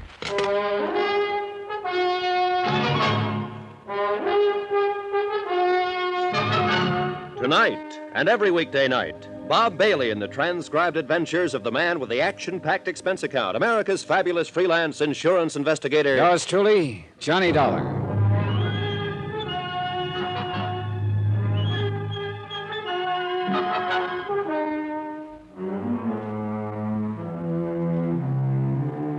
Expense account submitted by Special Investigator Johnny Dollar, location New York City, to the Lakeside Life and Casualty Company.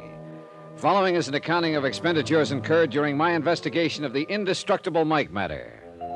Item 16, 190, cab fare for Mike Flynn and myself, Bellevue Hospital to the dingy Hotel Brakely. Both of us had our heads still swathed in bandages. With the help of the room clerk, I installed Mike in a small room on the 5th floor, with instructions to keep his door locked. In my own room, room 203, I picked up my .38 and donned the old clothes I'd bought. Item 17, 55 cents, taxi to the neighborhood of the Glad Hand Rescue Mission. For obvious reasons, I walked the last couple of blocks. When I got there, the big front assembly room was empty. So was the soup kitchen in the back of the place. I called Daddy Bill's name a couple of times and got no answer. And finally decided to wait for him in the little room back of the assembly hall that he used for an office. I still felt a little shaky from the blow on the head, so I didn't mind just sitting a while. But I left the door open a crack, and a few minutes later heard the street door open. It wasn't Daddy Bill, but I recognized him as a newcomer to the mission whom I'd seen on my first visit. He made directly for the little office. All ready, Daddy. Why, you ain't Daddy Bill, sir. No. Do you know where he is? Yeah, out shopping. At least that's where he said he was going. Didn't I see you in here the other day? Why, yes, sir. I guess you did. My name's Emery. I just read the rods in from Ohio. Boy, I had to. I got myself in a jam back there. Yeah, I guess I just got me too much muscle. But they won't catch up with me here. Daddy Bill promised me that. Say, I should have known you wasn't him in here. Oh? Sure, he said he wouldn't be back for another hour. You plan to wait for him? Sure do. He promised me a job, with money on it. Enough money, he said, to get clear out of the country, and he'd help me do it. Doesn't it strike you funny, Bud, that a guy running a place like this would help you skip the country? Man, when you're like me and you get a helping hand, you just don't ask no questions. You see Mike? Mike Flynn? Yeah, he come back? No, why? Daddy Bill left me a package for him. For him or Johnny if they come back here. Well, I'm Johnny. Well, here, I'll get it. It's right outside the door here. Yes, sir. Liquor, he said. And maybe you let me have some. Here, see? I'll take it. Liquor, did you say? That's what he said. Let's open, huh? No, hands off. Well, look here, man. Old Mike always shares his stuff with Lefty Skillman. Lefty Skillman. It was Lefty who'd run us down with a truck whose body was found in the river. Lefty, one of Daddy Bill's poor unfortunates here at the mission. Things were beginning to add up, and this package left for Mike and me. Liquor, he said, but it didn't gurgle. Emery, listen to me. Sure, Johnny, but forget this package. I'm taking it with me back to the Waldorf. Waldorf? Yeah, that's right. That's where I'm staying. Don't let these clothes fool you. I thought there was something funny about you, the way you talk so fine. You a dick? Never mind. If Daddy Bill wants me, that's where I'll be. Old Mikey won't find, because I got him in room 203 at the Brakely Hotel. Room 203? Forget it. He's still recovering from that accident. Shouldn't be disturbed. He's all doped up anyway. That's why I took him to the Brakely, where nobody will find him. Room I said forget about that room 203. If Daddy Bill wants me, tell him to call me at the Waldorf. Item 18, 10 cents. Phone call from a booth in the street to Sergeant Randy Singer. Item 19, $5 even for a fast but gentle taxi ride to the 18th precinct, where Randy had promised to have the lab boys alerted for me. Is this it, Johnny? Yeah, and handle it softly, please. Okay. You gonna stick around No, till... I'm going back to the Brakely to make sure Mike is all right. Yeah, now look here, Johnny. Call the Waldorf for me. Get me registered there. Instruct the desk that if there are any calls for me, I'm eating lunch or something, and I'll be back in my room in, say, an hour. What? Do it. I'll see you later. Item 19, taxi back to the Brakely Hotel, to the service entrance in the alley. For $5, the freight elevator operator swore he'd tell no one he'd seen me take the back stairs to room 203. My room, not Mike's, as I told Emery at the mission. Office? Room clerk, That's right. this is Johnny Dollar in 203. Oh, yes. Are you still working on Now listen, that case? listen carefully. If the police call me, put them through. Very well. But to anyone else who calls or comes looking for me, I'm not here. I never was here. You never heard of me, understand? Oh, yes, indeed, Mr. Dollar. We've worked with police and private investigators before. Okay, but if anybody wants to know about Mike Flynn, I want... Flynn? Yeah, the old bum I had you put in the room up on the 5th floor. Oh, yes. If anybody asks for him, tell him he's in this room, 203. Oh, very well. You sure you got that straight? Yes, sir. Time was on my side, I hoped. Emery back at the mission had said Daddy Bill wouldn't return for an hour, but I couldn't be sure. As quickly as I could, I spilled a half bottle of whiskey around the room in the hope it would give the effect old Mike was there. Then I pulled down all the shades and drew the drapes tight across the windows. I turned down the bed and mussed up the covers so it would be ready for me. My watch said I still had time to kill, so I ran upstairs to Mike's room on the 5th, and carrying a 5th. Well, bless my soul, Johnny. And look what you've brought me. On one condition, Mike. Oh, yes. Oh, anything you say. Oh, you've been so good to me. I want you to promise that no matter what happens, you'll stay right here in this room until I come back. Why, for of course, Johnny. Anything you say. Especially now that you brought me this bottle to kind of keep me company. Say, wouldn't you like a little nip before you go? you. No, thanks. Oh, and keep this door locked. Oh, now you sure you wouldn't like just one little bit? No. Oh, I hate to think of me having it all alone when you probably need it as much as I do now. Oh, say, Johnny. Yeah? When are you and I going to be able to take these awful-looking bandages off our heads? We'll talk about that later. I got to get back to my room. Yeah, now you sure I can't tempt I'm you? sure. Now lock this door. All right, Johnny. But if you decide you want a little nip with me... Quickly and quietly, I went back downstairs to 203 and cautiously let myself in, leaving the door unlocked. Nobody been there. I'd made it in time. But now all I could do was wait.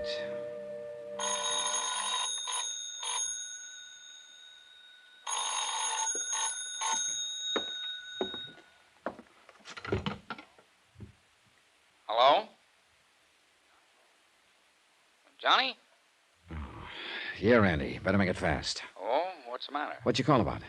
That pretty little package you dropped off for the lab lads? Yeah? You sure were right about it. A bomb, huh? If you or Mike had opened that package by now, you'd be spread all over the island in tiny little pieces. Look, Johnny, come on, let me in on it, huh? What are you up to down there? I'll tell you when it's all over. That is, if what I think is going to happen does happen. You sure you don't want some help? No, I think I can... Gotta go. I'd heard footsteps out in the hall. Quickly, I slid into the bed, leaving nothing but my heavily bandaged head showing. The footsteps passed. And then, far down the corridor, I heard a door open and close. I lay still and waited. And lying there thinking, I began to wonder if I'd been right in turning down Randy's offer of help. Yet how could he help with a... Footsteps again. And this time they stopped outside my door. It's all clear out here in the hall. That voice was Daddy Bill's, and he wasn't alone.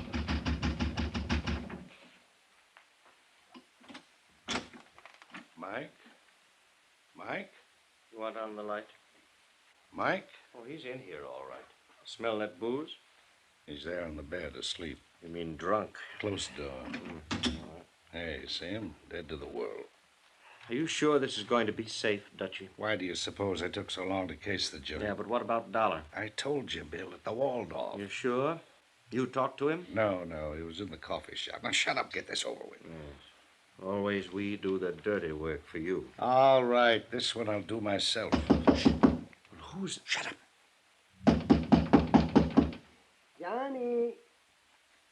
Oh, Johnny. Wait a minute. That's Mike. Who's on that bed? Shut up. All right, Dollar. You can get up out of that bed and take it in the chest or lay there and get it in the back. All right, Cosgrave. Dutchie. Both hands up high. Drop that gun. Sure. Johnny. Shut him up out there, Bill. Yeah, Daddy Bill.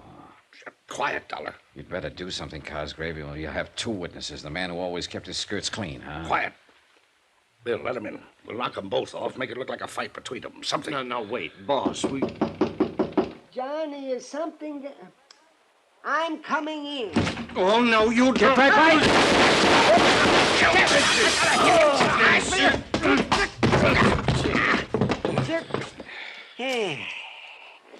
Randy. Hey, you're real rough, aren't you? Now, wait a minute there, Mike. Get up off his chest. I want to see what your dear friend Daddy Bill looks like. Oh, What'd you hit him with, anyway? oh dear. The poor bottle's all broken. Best thing could happen to you, Mike. Ah. So this is Dutchy Gordon, alias J. Wesley Cosgrave. He won't be for long. What? Well, what's that, Daddy Bill? You feeling better? He always hung it on somebody else. What are you talking about? Lefty, shorty, all of them. This one he'd have hung on me. Well, not this time. That gun! Look out! Thanks! Put it down! Randy? Cosgrave, dead as a doornail. And when Daddy Bill comes to after that sock on the chin, you can tell him he's cooked his own goose. My.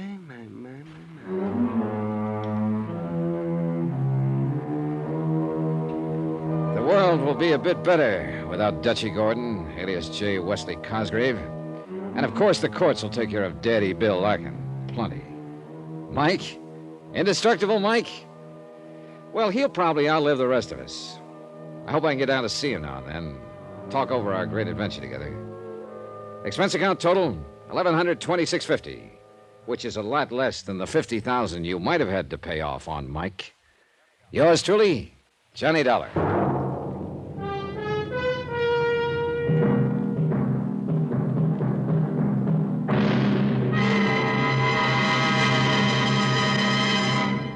Now, here's our star to tell you about next week's intriguing story. Next week, the heady romance of moonlight on a lonely beach in Mexico.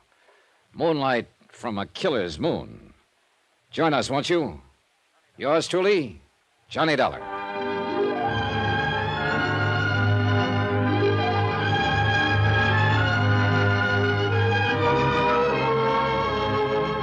Yours truly, Johnny Dollar, starring Bob Bailey, is transcribed in Hollywood. It is produced and directed by Jack Johnstone, who also wrote this story. Heard in this week's cast were Howard McNair, Lawrence Dobkin, Harry Bartell, Herb Vigran, Alan Reed, and Roy Glenn. Musical supervision by Amerigo Marino and Carl Fortina. Be sure to join us on Monday night, same time and station, for another exciting story of yours truly, Johnny Dollar. Roy Rowan speaking.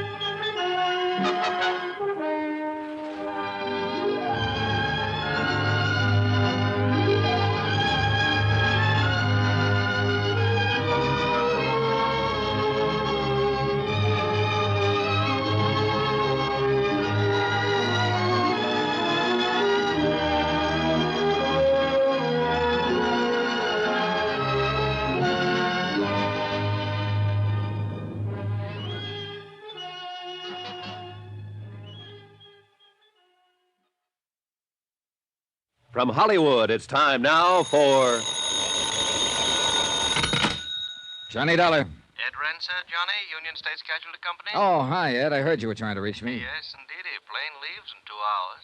For where? Ensenada. It's a port on the west coast of Mexico, south... Yeah, I know, Ed. I know. I've been there. Well, But now, what do you... Charlie Burton is down there, Johnny. You know, the big nightclub TV comic. You know, good old, lovable, boyish Charlie? I've seen his show. Who hasn't? Really keeps you screaming, doesn't he? Oh, he is a killer. Eesh. So what do I do? Go out there and scream it up for him? Go out there and keep him alive. Someone's threatened to murder him. One of his audience, maybe? No, wait, Johnny, this is no laughing matter. Anything happens to Charlie Burton, I cut my throat. Hey, you really do like his show. We're carrying $500,000 worth of insurance on that boy.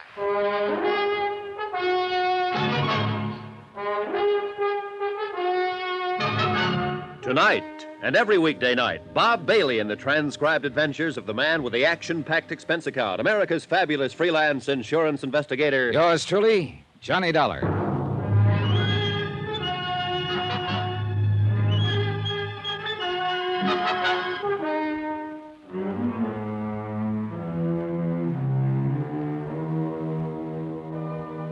From Special Investigator Johnny Dollar to the Home Office, Union States Casualty Company, Hartford, Connecticut. The following is an accounting of expenditures during my investigation of the laughing matter. Item 1, $221.50. Transportation by scheduled airline to San Diego, incidentals there, and charter plane for a flight 80 miles south into Mexico. To Ensenada.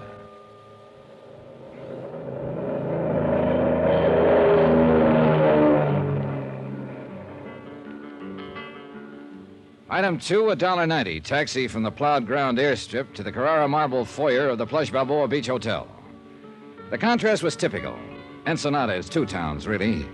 The tourist town is a glittering belt of pseudo-swank resorts around the south end of the bay. Bald-headed men in flowery sports shirts and fat women in shorts, loaded down with cameras, souvenirs, and U.S. dollars. The loafing town. And next to it, the rows of warehouses and docks, the fishing fleets and freezer plants, narrow dirt streets and slums. Soft-eyed Mexicans and the gentle liquid sound of Spanish. Native town, the working town. Two different ways of life, and no bridge of understanding between. The executive producer of the Charlie Burton Show, a man named Frank Maltz, was in my room 5 minutes after I checked in. Glad to know you, Mr. Dollar. He was probably in his middle 40s, but looked older, haggard, pressured, a little battered around the edges. He might not have his ulcer yet, but he was sure working on one. Didn't waste much time getting here. Well, that phone call of yours got them pretty upset back there in Hartford. I meant for it, So too. I gathered. Have you called in the local authorities, Mr. Maltz? No. Why not? It wouldn't have done any good. Charlie'd have blown his top and had him thrown out. Good old lovable Charlie? Yes. He doesn't know you phoned Hartford. No, he'd have stopped me if he'd known. Why? Does he want to die? Oh, he says he's had murder threats before, crank letters. He wouldn't take it serious. But you do, is that it? I didn't figure it was up to me to decide. As I understand it, Mr. Maltz, there was a note of some kind slipped under Burton's door. That's right. Well, tell me about it, will you? All right, yesterday evening, after we came back from shooting some scenes around the bay, we went to our room, shower, clean up for dinner. You know? When Charlie started to leave his room, he saw the note. Where is his room? Fourth one down on the terrace to the left. All our rooms open onto this same terrace. Do you still have that note? No. Charlie tore it up after he read it. Did he show it to anybody? Yes, to me. It was on stationery from the hotel here. It was in pencil and crudely printed. Remember the wording? Oh, yes. It said, "Only the gods are immortal, Burton. As you'll soon find out, you'll never leave Ensenada alive." Kind of an odd way of putting it. I thought so myself. Know anyone who might use that style of phrasing? No, I'm afraid not. All right. What else, Mr. Maltz? Nothing else. Those are the facts. Anything happened since the note? Not as far as I know. Burton could be right, of course. The whole thing may be a hoax.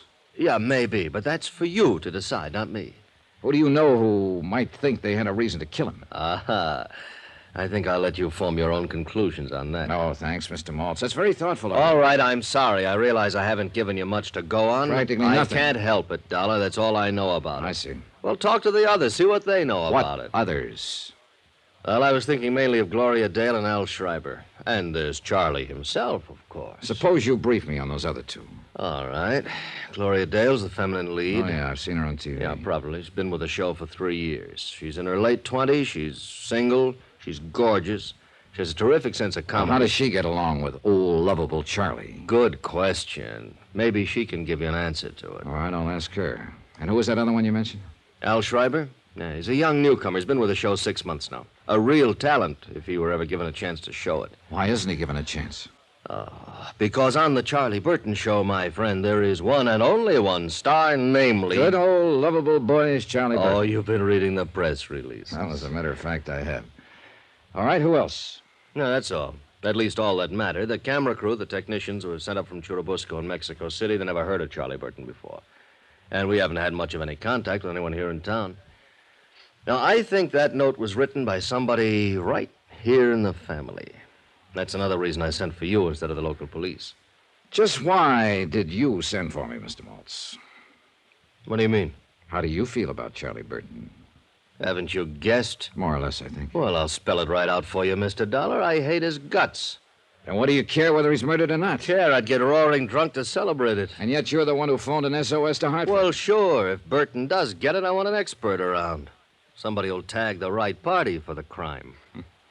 A matter of justice. Is that it? Why not? Oh, because it's usually just a word people talk about. What they really want is to win. Ah. Is that what you want, Mr. Maltz? Very funny. You ought to go on television. No, I'm waiting till they perfect it. I feel the same way about murder. So the legend of lovable Charlie was starting to crack.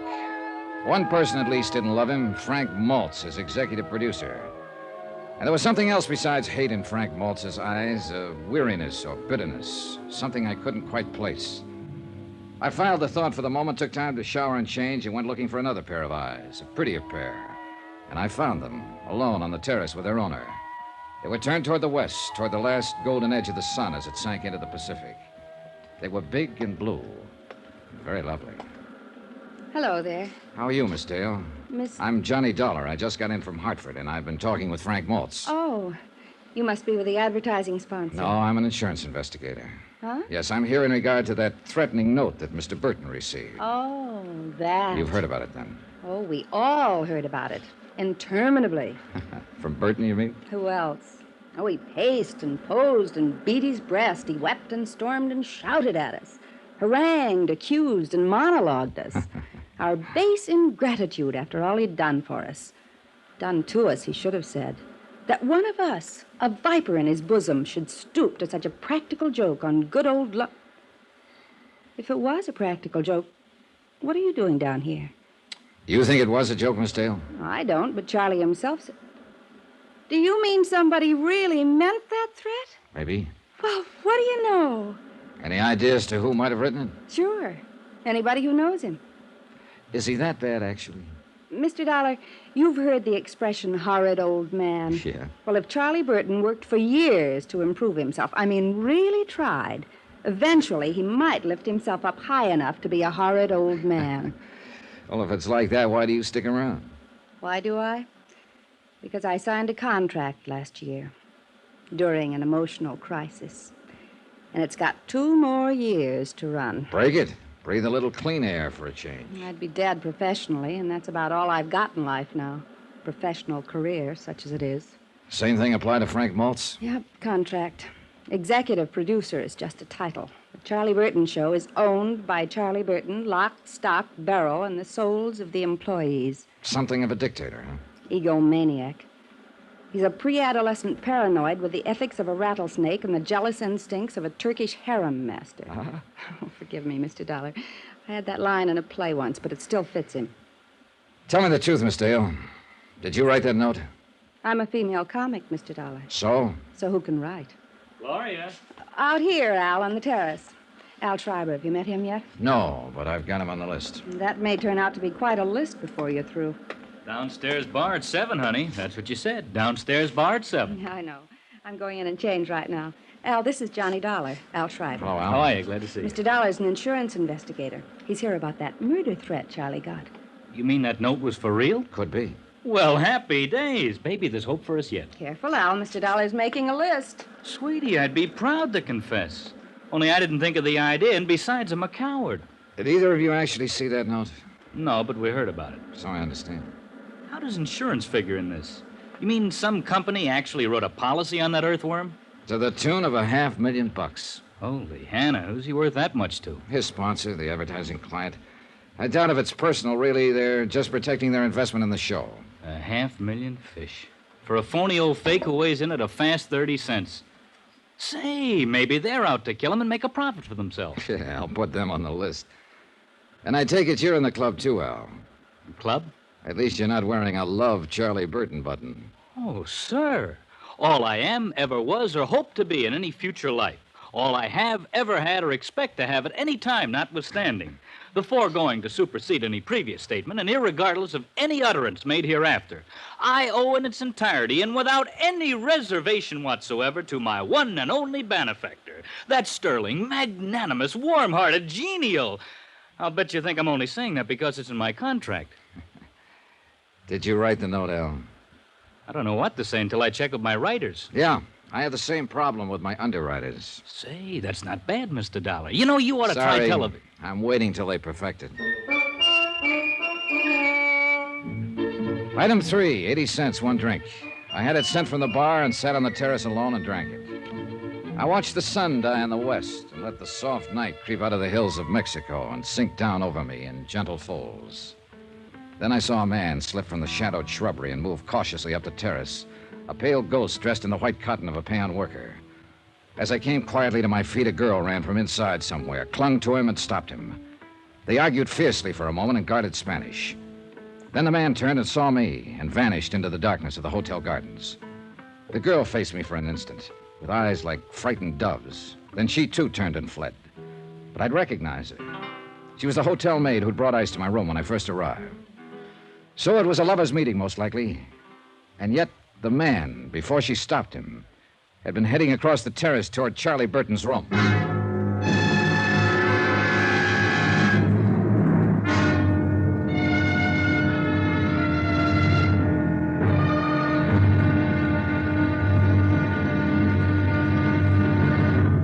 Now, here's our star to tell you about tomorrow's intriguing episode of this week's story. Tomorrow, the great man condescends and shivers a little, too. And a girl's hidden hate is blacker than the sea-wet rock she vents it on. Join us, won't you? Yours truly, Johnny Dollar.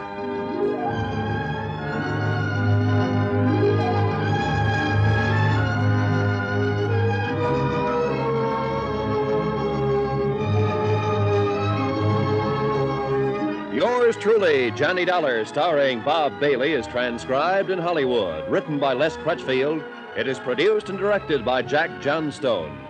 Be sure to join us tomorrow night, same time and station, for the next exciting episode of Yours truly, Johnny Dollar. Roy Rowan speaking.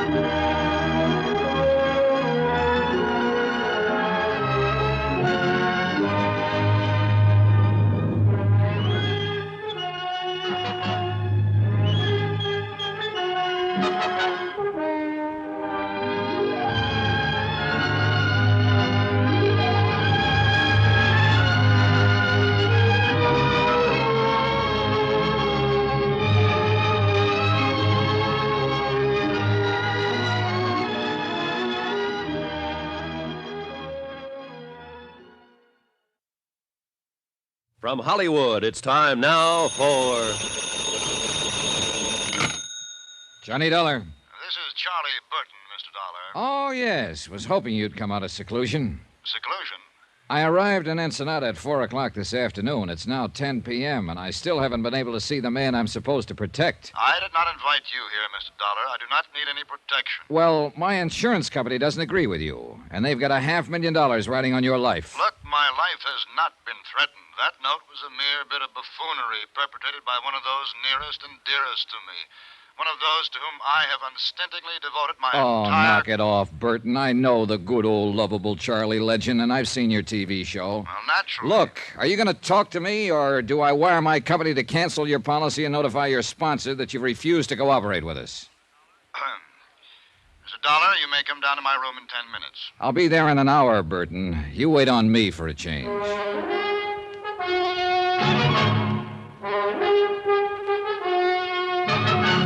Tonight and every weekday night, Bob Bailey in the transcribed adventures of the man with the action-packed expense account, America's fabulous freelance insurance investigator. Yours truly, Johnny Dollar.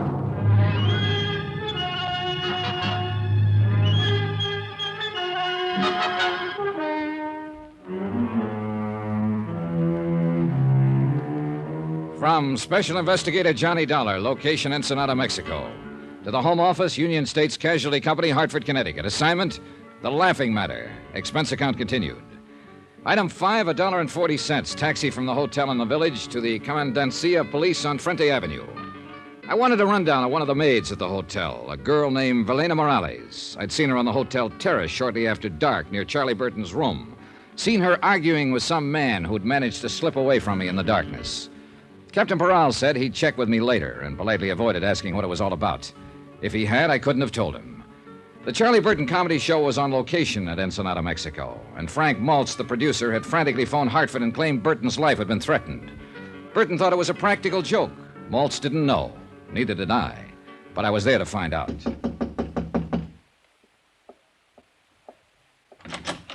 Hiya. You are Mr. John Dollar, I assume. You couldn't assume any corrector. Mind if I come in? By all means, do. Thanks. I am Charles Burton, Mr. Dollar. Yeah, I know. I've seen your face in a number of saloons. I beg your pardon? Oh, on their television sets. Oh, yes, of course. Well, sit down, Mr. Dollar. I just did. Yes, so I noticed.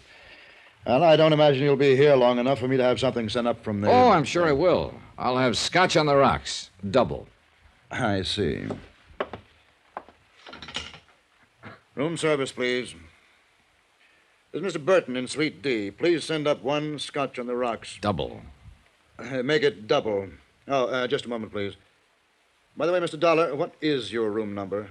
I can't seem to remember it at the moment. Why don't you just charge it to yours and then bill me for it later? If you think you're... Room service, cancel that order. Yes, I said cancel it. I will not tolerate this high-handed attitude from a hireling, sir. But not your hireling, Burton. Now, let's get a few things straight right now. From what I've heard about you up to now, I don't like you. And when I get to know you better, you like it or not. And I certainly do not. And there's nothing you can do about it. Oh. Try throwing your weight around with the insurance company, and they'll cancel your policy. And if that happens, you'll have sponsor trouble right up to your neck. If you think you can I think you're not going to let it happen, Burton. You can't afford to. So cut out the kidding and let's get on with it. You know, I like you, Dollar. You're so uninhibited.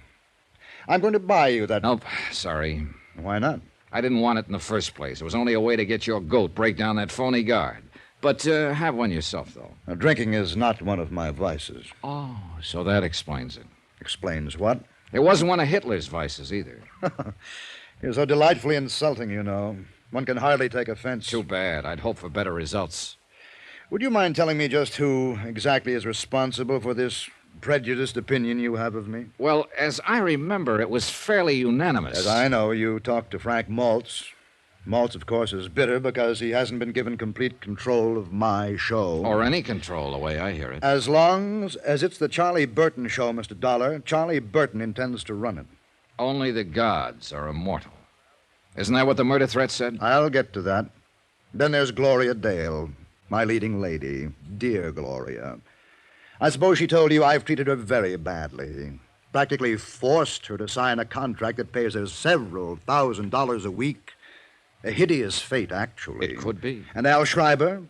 Did he mention the fact that I took him out of a 40-a-week burlesque house and taught him the subtleties of high-class, big-time comedy?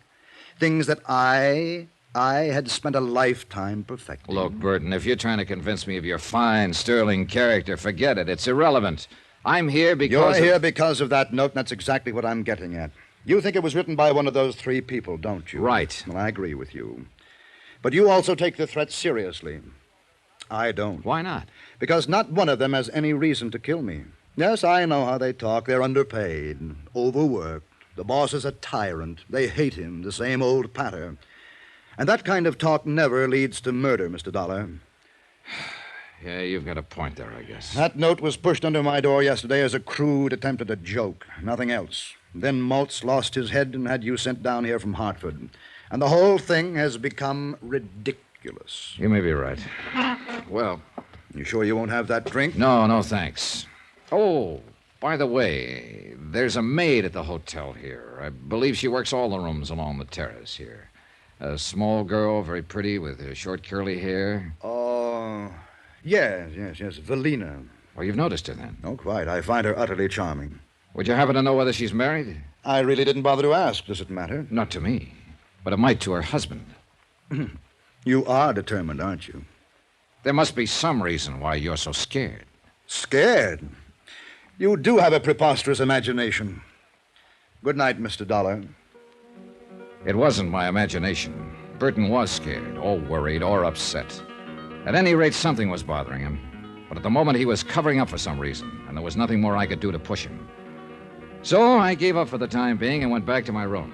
But I wasn't ready for sleep, and the terrace outside my windows lying empty in the moonlight seemed inviting. And even more so, the sound of breakers 100 yards beyond. I followed a winding path through the hotel gardens and came out into Sandy Cove. And there I found her, Gloria Dale, sitting on the sea-worn rocks by the water's edge, with a bottle beside her, getting quietly drunk. You've discovered my guilty secret, Mr. Dollar, and I've only got one glass. It's that or the bottle. I'll share the glass with you, if it's all right. Sure.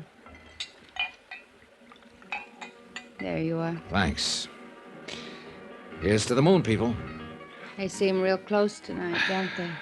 Yeah, they'll be dancing out there on the water by midnight. I think you're as crazy as I am. Crazier. You're not even in the same league. I'm glad you came. I go sort of nuts on moonlit nights by myself. Hey, what happened to Al? Weren't you two together? I sent him off to bed. He gets a little wearing sometimes. He's real gone on you, isn't he? I guess so. And you? He's a good guy. I like him a lot. He's fine, but... But no click, huh? No click. Here's to better clicks. Hey, easy, kid. You're drinking it straight, you know. Help yourself. What are you trying to do to yourself, Gloria? Learn to forget. Forget the emptiness, the hollowness. There's nothing in me anymore. Except the hate, of course. There's plenty of hate. For Charlie Burton? For Charlie Burton. Do you hate him enough to kill him? You've always got your eye on the ball, haven't you, Mr. Dollar? More or less. Would you like to tell me about this emptiness? No, I don't think so. All right. Why not, though? It's the edge of the land and the edge of the sea. And you're from the moon, and you'll go back there at dawn. So why not? Here's to the moon. It makes people crazy. Hey, save half of that one for me. Oh, sure. Here you are. Yeah, just leave it there. So? Well, a year ago, my contract was up. And I was leaving the show. And I was about to be married. Jerry, his name was. And he's the only man I ever really loved. Uh-huh. Burton was furious. Said I was letting him down. I was ungrateful. But he couldn't stop me because my contract was up. And one morning I got a note from Jerry. Special delivery. We were through, it said. Why? No explanation. Just a cold, vicious note. That same morning, Jerry left town with a friend. Chartered a plane and went to Canada on a hunting trip. And you didn't find out the reason for it? Later, yes. At the time, I was hurt. I was terribly hurt. I signed a new contract and went on working. And months later, I got the story roundabout. What was it? A private detective, one of the crooked ones, had gone to Jerry with a complete report about me, supposedly. My private life, field reports, affidavits, statements, even photographs. A fake, the whole thing. But it convinced Jerry. You know who was behind it? I can guess. Sure. Good old, lovable Charlie Burton. He wanted to make sure I'd sign that contract. But when you did find out, why didn't you go to Jerry? I wish I could have. That hunting trip, the plane, it crashed. Jerry never came back. He was killed. It's crazy, huh? Oh, no. easy, sweet. Do I hate Charlie Burton enough to kill him? That's what you asked me, wasn't it? Sure, I hate him enough. 1,000 times enough. Only I haven't got the nerve. So what do? I drink. Gloria. The hotel. Help me get back there. Please, Johnny. Will you take me home? Love and hate, and the Black Sea Rocks, and a lunatic's moon at midnight. And no help on this earth for a wounded heart but time itself. A tide was rising now, and rising fast. And hidden by the darkness, a wave curled and broke. And time ran out. I lunged out of bed and fumbled in the blackness for my robe and slippers and gun. Yeah, who is it? Charlie Burton. Open up, hurry. Dollar, you've got to protect me. Somebody took a shot at me through my window from the terrace. Oh, it was probably just a crude, practical joke. Joke? Joke? This is no laughing matter. Don't you understand, Dollar? Somebody's out to kill me.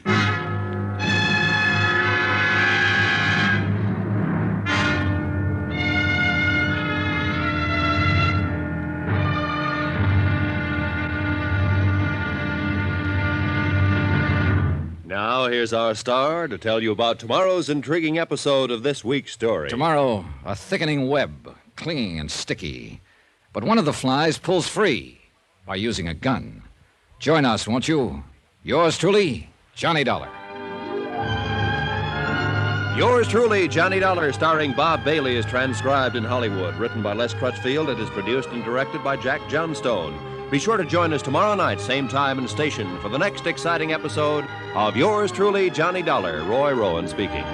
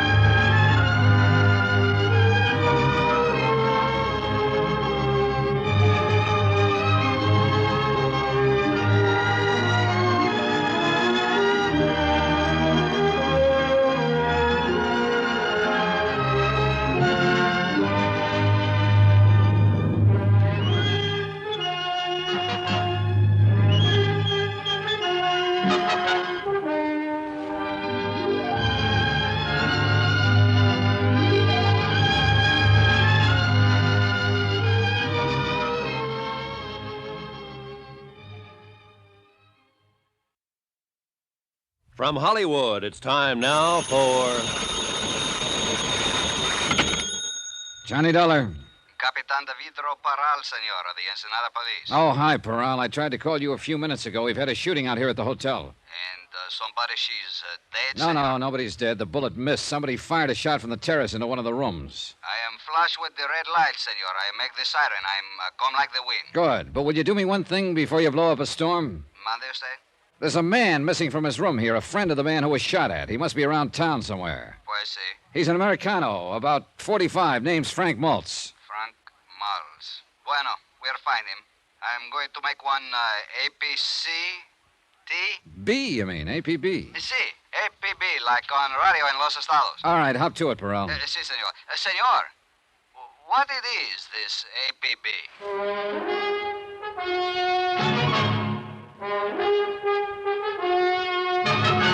Tonight and every weekday night, Bob Bailey in the transcribed adventures of the man with the action-packed expense account, America's fabulous freelance insurance investigator. Yours truly, Johnny Dollar.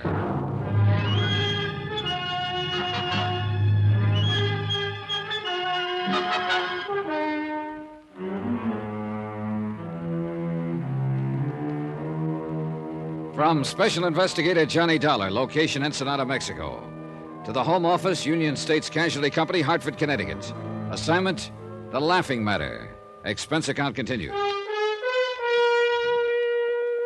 Item 6, $1, a pot of coffee from the hotel kitchen, special.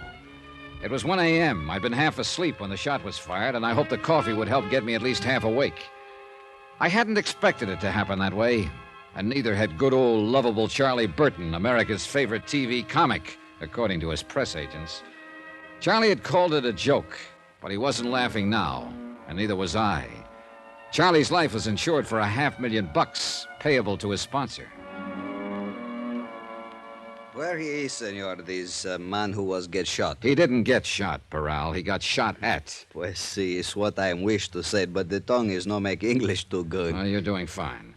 The manager gave Bert another room, inside, away from the terrace here. He's probably got the door locked and the furniture piled in front of it. Mande?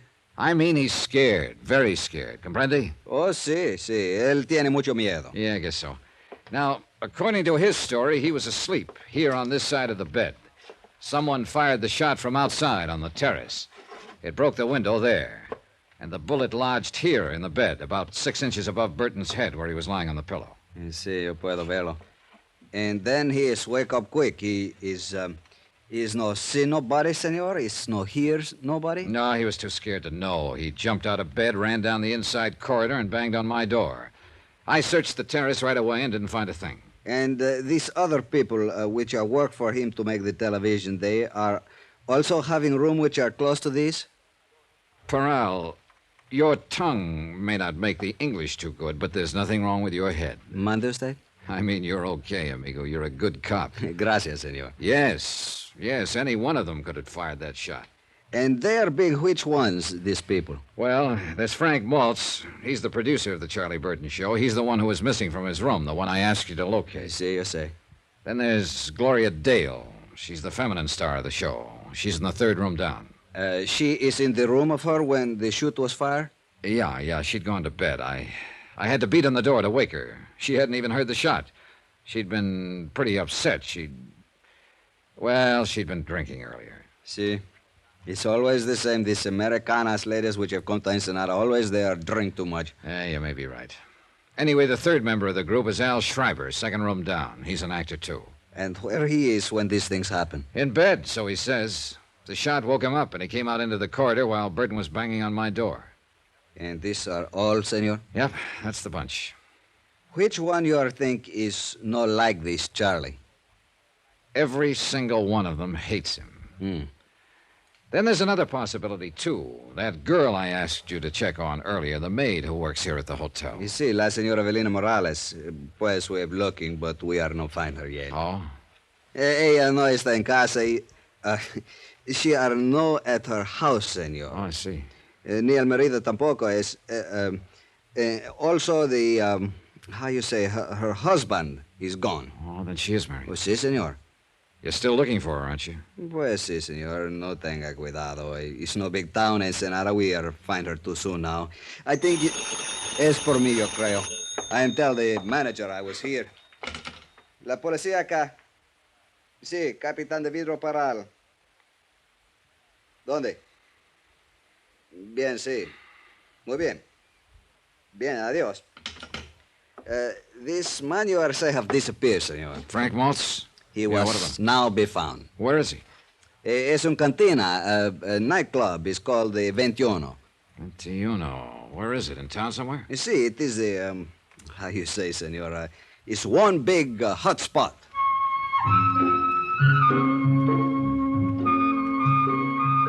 Item 7, $1, taxi into town. Peral stayed at the hotel to talk to Charlie Burton and the others. I thought it might do some good, at least by keeping them off balance. Regardless of his knowledge of English, Peral was a smart lad, and his eyes never missed a thing. The 21 may have been a hot spot earlier, but at this time of night it was almost deserted. There were a few weary B-girls drowsing at the bar, a scant handful of last-ditch patrons, and Frank Maltz, alone at a table, glowing with mellow geniality and bottled health. Well, now, another night out with insomnia and a taste for dives. Pull up a chair, Johnny. Thanks. Been here long? Forever. Oh? At least for years and years. I am part of the place, my boy.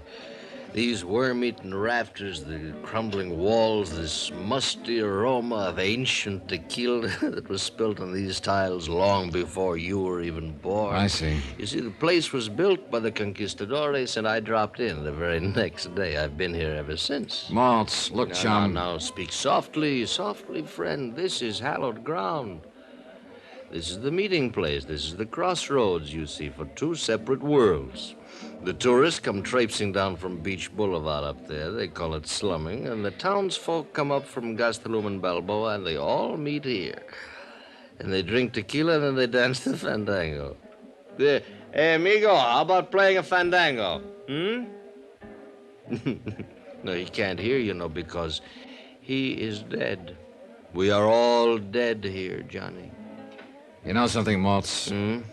You're not nearly as plastered as you're pretending to be. I know that, Johnny. Have you been here all evening? Here in the Ventayuna? How do you like that name, Ventayuna? It means a 21, you know. Yeah, I know. Have you been here in the 21 all evening? Oh, no. I've been in all of them. I just ended up here. Ever see a better place to end up, Johnny? Where were you around 12:40 tonight? What? What are you driving at?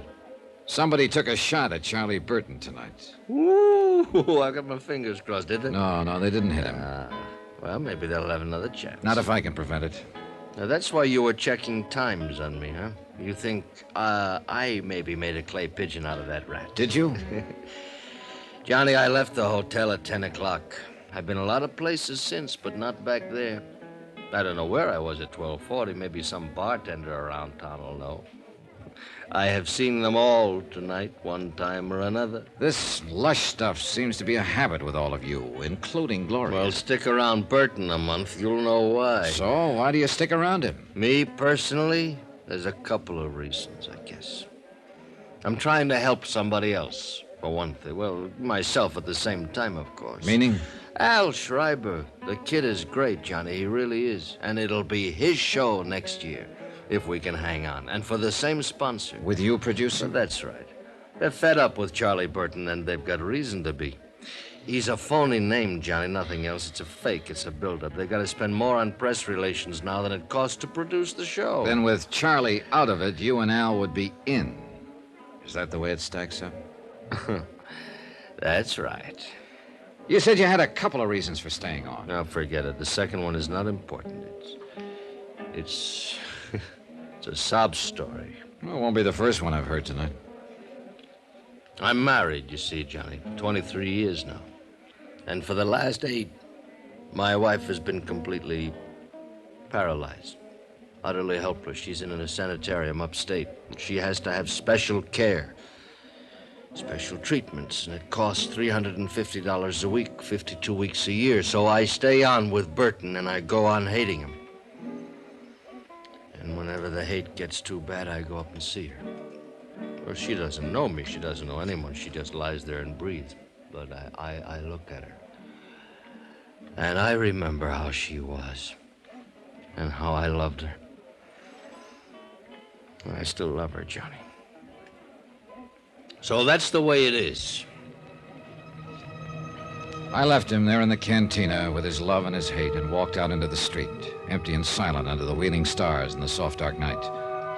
A lone dog sidled past, gray and gaunt, intent on some mission of his own, and faded into the shadows. And the town slept, its own loves and hates put aside until morning. Quiet town. Then the emptiness was filled with sound, and a flashing red light slashed the darkness.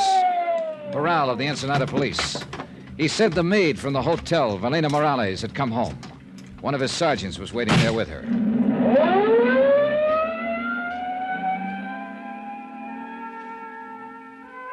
Buenas noches, senora.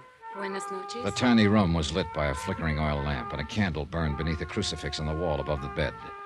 Cement floor and adobe walls, bare and clean, like the cell of a nun in a convent. ¿Y su hombre? ¿En dónde está él? Yo no sé. She was young, ¿Qué le pretty, importa? and at the moment very frightened. ¿Tú más temprano? En la casa de una amiga. ¿Por qué me preguntas? Espérate, señora. Hace poco uno trató de matarle a un señor allá en el Hotel Balboa. ¿Qué dices? ¿Cuál, señor? Un americano, el señor Carlos Burton. Ay, de mí. ¿Qué tengo yo que hacer? She talked, Ya no hay half remedio. crying, and ¿Quién sabe Peral qué vamos a translated. hacer ahorita? Charlie Burton, Y ahora no old hay lovable remedio. Charlie, had been Yo bothering ni her, por annoying her at the supuesto hotel. que él nomás hablaba She tried to porque no avoid him, creía que but él had made the fuera a mistake of hacer telling her tan husband. duro.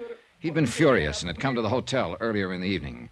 That's when I'd seen the two of them arguing on the terrace. She hadn't seen him since. So, Senor Dollar, what is it you think?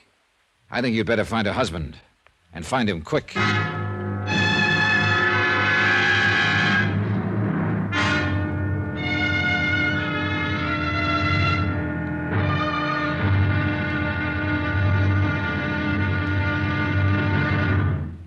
Now, here's our star to tell you about tomorrow's intriguing episode of this week's story. Tomorrow, death tries once more, and this time doesn't miss. But death, you know, is blind. Join us, won't you? Yours truly, Johnny Dollar.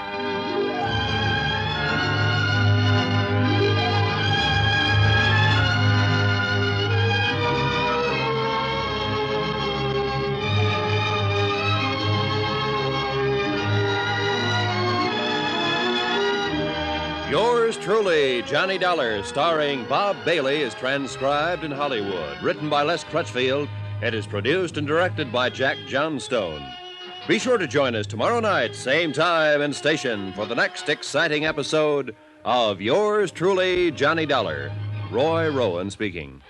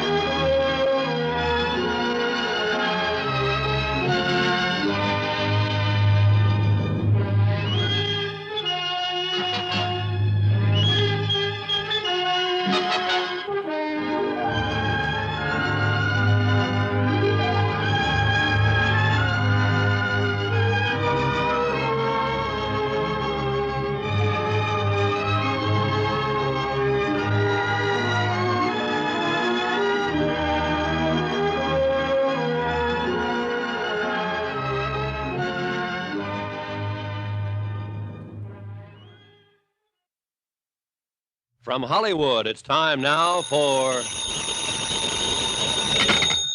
Johnny Dollar. This is Charlie Burton speaking. Oh, morning, Burton. So you're still alive, huh? If that was an attempt at humor, it was entirely out of place. Well, it's early yet. I'm the comedian, and I'll make the jokes. Your job is to protect my life. Don't tell me you've been shot at again. This time of morning? Boy, whoever it is really must hate you, Burton. Dollar, so help me. So help you nothing. You may be good old lovable Charlie to 40 million television viewers, but to me you're just a pain in the neck. I'll remind you. To my client, you're worth $500,000 because he was fool enough to write an insurance policy on your life, but not to me. My price on you is a fast 3 cents, give or take a couple. My life has been threatened. Sure, and that's why I'm here. But yesterday, when I tried to get you to cooperate, you called it a practical joke. Well, I'm not calling it that now. No, because somebody tossed a bullet at you last night and scared the living pants off of you. Well, call Captain Portrayal of the Ensenada Police. Mr. Dollar. Look, I need another hour's sleep, so don't phone my room again before 9 o'clock. Goodbye.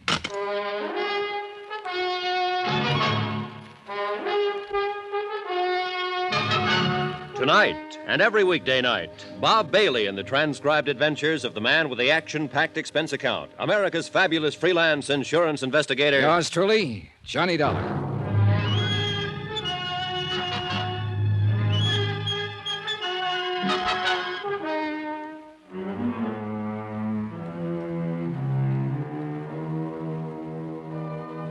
From Special Investigator Johnny Dollar, location Ensenada, Mexico.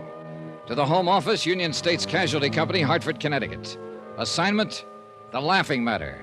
Expense account continued. Item 10, 50 cents, room service on a glass of orange juice. Another hour's sleep was out of the question. Just hearing his voice on the phone left me too mad to relax. One of America's most popular comedians, a living legend. And yet his whole cast, the people down here with him on location, hated the ground he walked on. Personally, I was on their side. But my job was to protect his life from some unknown enemy who'd sent him a threatening note. And last night, the threat had become action in the form of a shot fired from the darkness. It was my job to see that the killer didn't get a second chance. And that's what I was being paid for, and the fact that Charlie Burton was a Class A stinker was irrelevant. Frank Maltz, executive producer of the Charlie Burton Show, and practically the only early patron of the hotel breakfast room, was sitting at a table alone. Good morning, Johnny. I left him sitting in almost the same position at 2 o'clock in the morning. Only the table then was in a backstreet cantina in town. He was apparently remembering it, and he avoided my eyes until the waiter had brought my coffee and gone away. I guess I made quite a fool of myself last night, huh? Oh, when was that? Nice of you to ask, Johnny. This is good coffee. Oh, you'd been making the rounds last night, for whatever reasons, and you felt like talking. But I wouldn't call that making a fool of yourself. All right. Thanks. You were sober enough when I left you. Oh, sure. You just sat there and let me talk it out. Where'd you go, anyway? I came out of the cantina a few minutes later, you disappeared. Captain Portrayal, Ensenada Police, picked me up in a prowl car. He'd located that maid from the hotel here. We went to her home and talked to her. So? Well, for the moment at least, you and Al and Gloria Dale are apparently off the hook. Oh? The maid says Burton was always annoying her whenever she was on duty here. He was. I told him to lay off. Well, her husband found out and came out here to the hotel yesterday evening. I saw him and his wife arguing out there on the terrace just after dusk. But I didn't know what it was all about at that time. Anyway, that's the last she saw him. He didn't come home last night, and he's still missing. I just talked to Portrayal on the phone. They've got half the police force looking for him. And you figure he's the one who took a shot at Charlie last night? Kind of adds up, doesn't it? Well, I guess so. I hope they find him, Johnny, before he finds Charlie again. I'd hate to see a poor devil take a rap for killing a louse who isn't worth it. Yeah, I know what you mean. Well, the chances are they will. Didn't either one of you fellas ever get to bed last night? Not for long. Morning, Al. Oh, my goodness, Frank. You look awful, man. You must have slept on your face. I look the same as I look every morning. You want some breakfast, Al? No, thanks. I'm skipping it. I'm going to try to get in a dip in that pool before old Blubber Tummy oozes out of his feather bed. Oh, I don't think he'll be using the pool this morning. Not if he remembers what we're shooting today.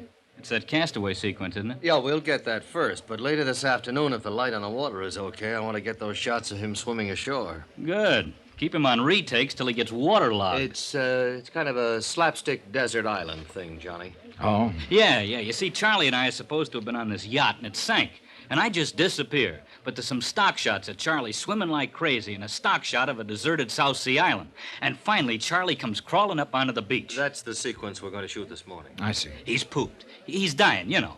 Then I step out from behind a bush, and I'm wearing a full-dress suit, white tie and tails. He thinks he's crazy or something. It starts building from there, then, Johnny. Yeah, I get the idea. He's thirsty, see? So I reach under my coat and bring out a soft drink, an ice-cold bottle.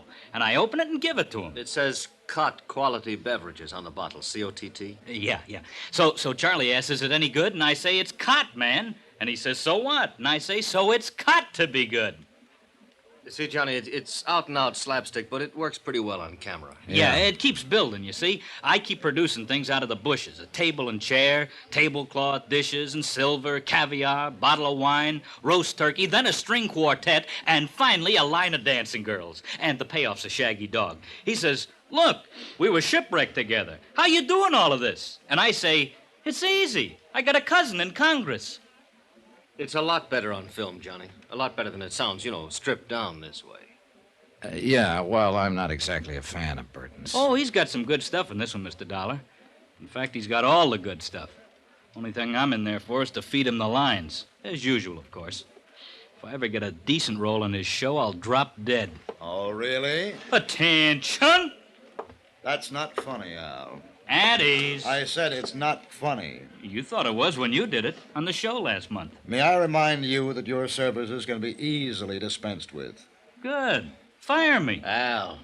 If I could get out of this lousy contract with you, I could start on the PCT tomorrow, and at 5 times what you're paying me. Take it easy, Al. No, by all means. They'll set me up in my own show, and they'll put it in a time slot right opposite yours. In 3 months, Charlie, I could bump you clear off the screen. You don't say so. Al, beat it, will you? Okay, Frank. Sorry you had to get caught in the crossfire, Mr. Dollar. Nothing personal. Forget it. See you later, gentlemen. You'll be on that set in a half hour, not a minute later. Yes, sir. You certainly are one big happy family, aren't you? Dollar, that kid was a nobody when I picked him up. You're wrong, Charlie. That kid is a real talent, and you know it. You see? You see what I have to deal with? He's done as much for this show in the past year as you have. You see, Dollar, I'm forced to live in the very presence of my enemy. Who made them your enemies, Burton? Look, my only concern has always been the welfare of those less fortunate than myself, those who depend on me for their professional careers and their livelihood. I understand there's some difference of opinion about that. Well, it's envy, nothing but envy. Would you like some more coffee, Johnny? No, thanks. I've had about all I can stand. Yeah, so have I. May I ask what you're doing to protect my life, Mr. Dollar, if anything at all? Oh, I've taken the usual routine precautions. Routine? I demand more than routine. Not from me. You don't demand anything. I'm working for the insurance company. Then I'll complain to them. Good, good. Why don't you cancel your policy at the same time? Then I can get off this assignment. Couldn't cancel it if I wanted to. My sponsors wouldn't allow it. It's for their protection, not mine. I know that. I think you'd like to see me murdered. Oh, no. No, you're wrong there. That would mean I'd loused up an assignment, and I take pride in my work. But you wouldn't care personally. No comments. Well, I'll demand protection from the local police. You've already got it. Captain Portrayal had 2 men on duty the last night after that shot was fired, watching your room. I didn't see them. They didn't intend for you to see them. Relax, Burton. If the worst does happen, ballistics can probably identify the killer after we get the slug out of your body. Dollar, this is no laughing matter. Then why did you treat it like one? Why did you tear up that threatening letter? Why didn't you call the police in right then? Why didn't you cooperate with me yesterday when I got here? And why the devil did you make a pass at an 18-year-old girl in the first place and get her husband out gunning for you? You mean you know who's trying to kill me? If it's any satisfaction to you, Burton, just in case he gets past us, you probably have been killed by a man named Nacho Morales. His wife is a maid here at the hotel, as you no doubt know. That little native girl? Yeah. That little native girl. Oh, now, look, both of you. No, I was wrong. I admit it. I just lost my head, I guess. When a man's under pressure all this time, as I am, he doesn't always think straight. Now, I didn't mean any harm toward her. Maybe you'll be able to convince Nacho of that, if he waits long enough to listen. No, don't, please. I know you hate me. All of you do, but I'm not as bad as you think. You just don't know the load a star has to carry. Then why don't you tell us about it? You, Frank. You don't think I'm being fair with Al. You think I'm holding him back, not giving him a chance. Well, you're wrong. I'm actually carrying him, teaching him things I've learned over the years. Oh, he knows quite a bit now, Charlie. So you don't believe me? You don't think I know what I'm talking about? Well, let's... All right, I'll show you. Al said he was written down in today's sequence. He said that I had the great role. You heard him say it. Well, yes, Then Charlie, let him have it. I'll What? trade with him. You mean that? Yes, I mean it. Let him change any line he wants. To fit his style, he can play it any way he likes.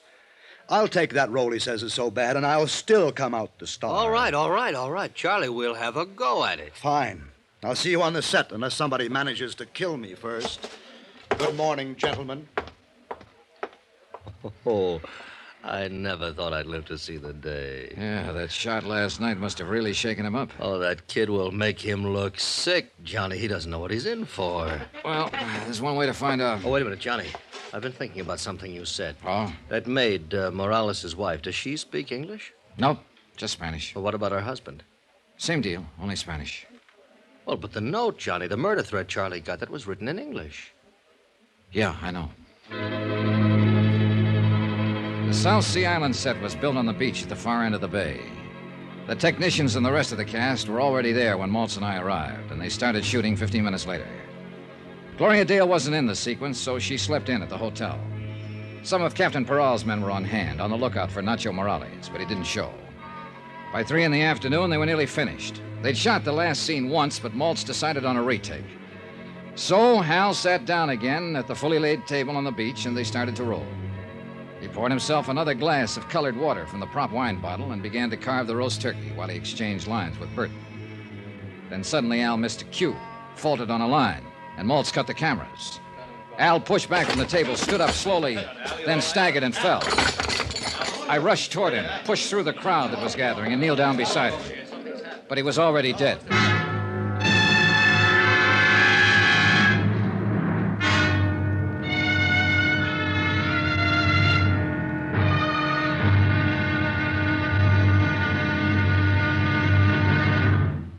And now here's our star to tell you about the final intriguing episode of this week's story. Tomorrow, a frantic game of musical chairs with every player desperate. Because the loser in this game gets the electric chair. Join us, won't you? Yours truly, Johnny Dollar.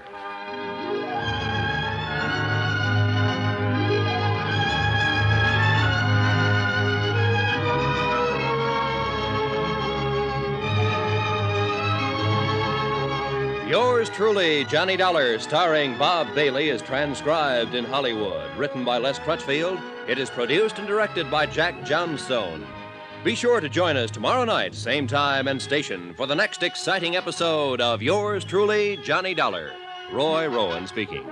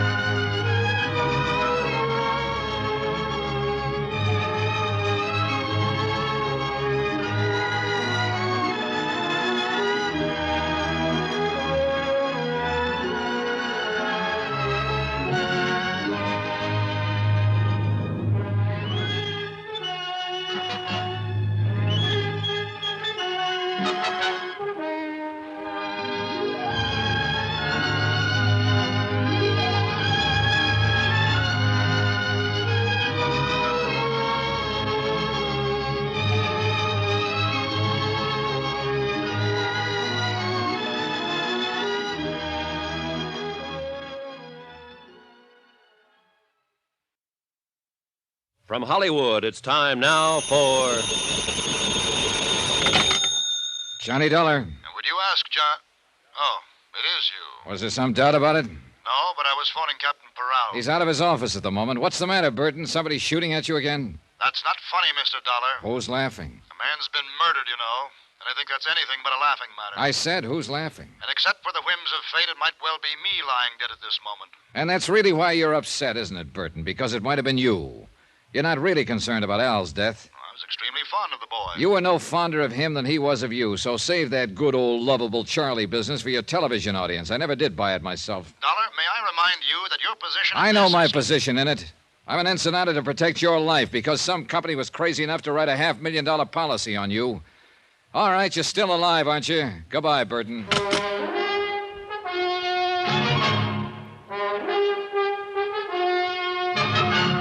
Tonight and every weekday night, Bob Bailey in the transcribed adventures of the man with the action-packed expense account, America's fabulous freelance insurance investigator. Yours truly, Johnny Dollar.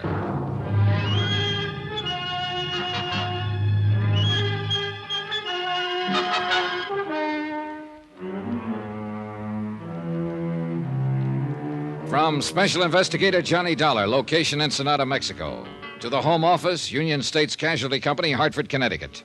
Assignment, The Laughing Matter. Expense account, final page. Item 12, 50 cents, 2 bottles of beer, one for myself and one for Capitan Portrayal. We sat in his office in the Comandancia de Police and drank them slowly and watched the sun sink behind the headlands across the bay. And we waited.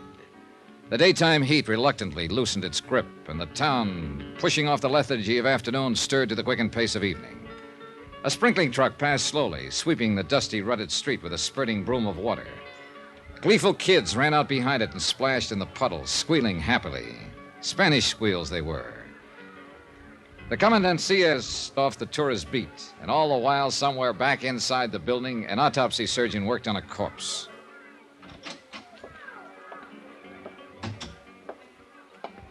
Bueno, senor. Ya está listo. The medico is all finished now. Well, what's the verdict, Perot? It's what we are thinking. Él se mató por veneno. He was, how you say, poison. What kind of poison? Él dice cianura. How you call it? Cyanide? Si, senor, cyanide. And he also are very much cyanide in this bottle which you has give to me. Yeah, I thought it smelled like it. Al drank a glass and a half out of it and then dropped dead right in front of the camera. And you are saying the wrong man has drunk it? The wrong one is get killed, no? That's right. Charlie Burton was supposed to play that role himself. But this morning at breakfast, he agreed to let Al have the part. I was there, I heard it. So if he was not do that, he is one who will be dead now. Sure, Charlie Burton himself. And it figures, Peral.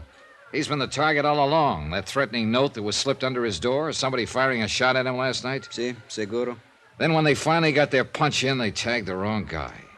I don't understand what has happened to this Nacho Morales. Velena's husband, the maid at the hotel that Charlie kept annoying. Ensenada, no, is one big place. It's very small, this town.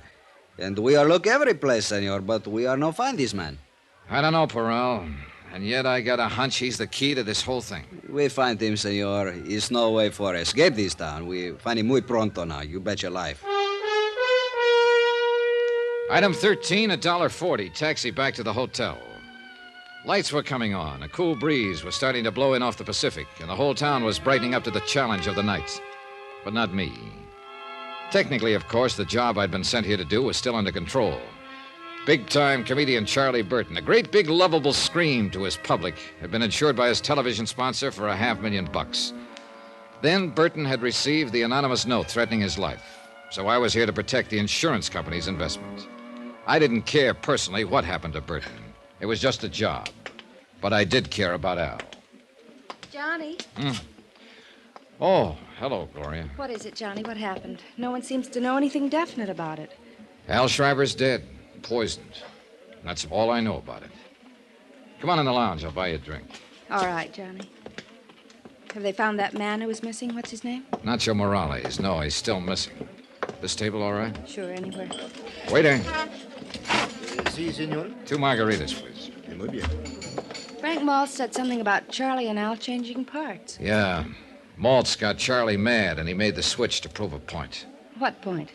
That Al wasn't ready for a starring role. Oh, that's right. You didn't come down for breakfast this morning. No, I wasn't in today's scenes, so I just slept in. It's just as well. It wasn't a very pretty sight. Oh, it's a rotten shame. Al was a real swell guy. Con permiso, señora. Oh, here you are.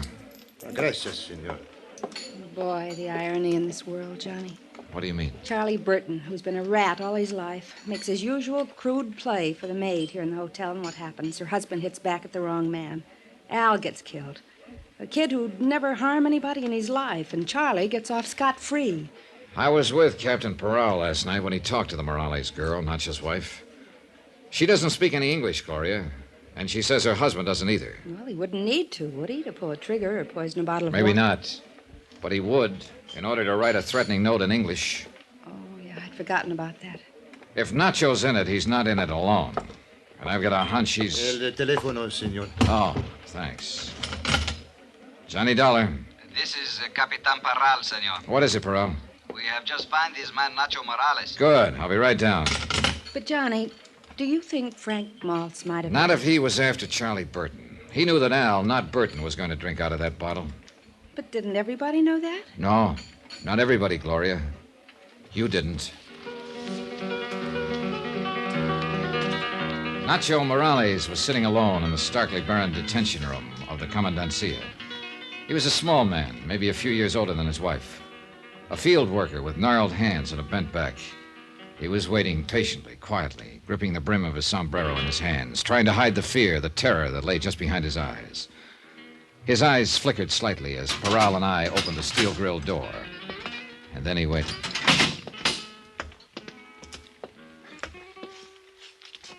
Buenos días, hombre. Buenos días, capitán. Tú eres Nacho Morales, ¿es verdad? Sí, señor. ¿Y eres tu esposa de Evelina Morales? Sí, señor. ¿Cómo pasó la noche, hombre? Pues, Blocked regular, off by the barrier of language, I watched while Peral ¿Dónde estabas questioned anoche? him, stopping now and then to translate. En la barca de pesca. Then de un Peral amigo. asked the question that started the avalanche. La pura verdad, señor. Dígame una cosa. ¿Por qué tú trataste de matar al señor anoche? Why did you try to kill that man last night? No, capitán, es mentira decirlo. Yo no traté de matar a nadie. No es In cierto. answer to Peral's accusation, Nacho's story poured out in a flood of Spanish. And as I stood there listening to it translated, I began to feel sick inside. I'd been blind. All the facts were there, all the evidence, and I'd still failed to spot the play. Nacho's story was the key. It fit, and I knew he was telling the truth. He'd been hiding out on a friend's fishing boat since the night before. He knew he'd be accused, because he had been at the hotel when the shot was fired through Burton's window. He was hiding in the shrubbery by the terrace, and he'd seen the whole thing. The shot had been fired by Charlie Burton himself.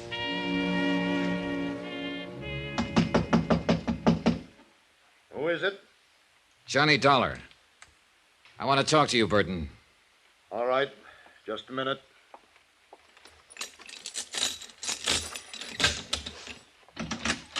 What is it, Dollar? Have they caught that killer yet? Nacho Morales, you mean? Yeah.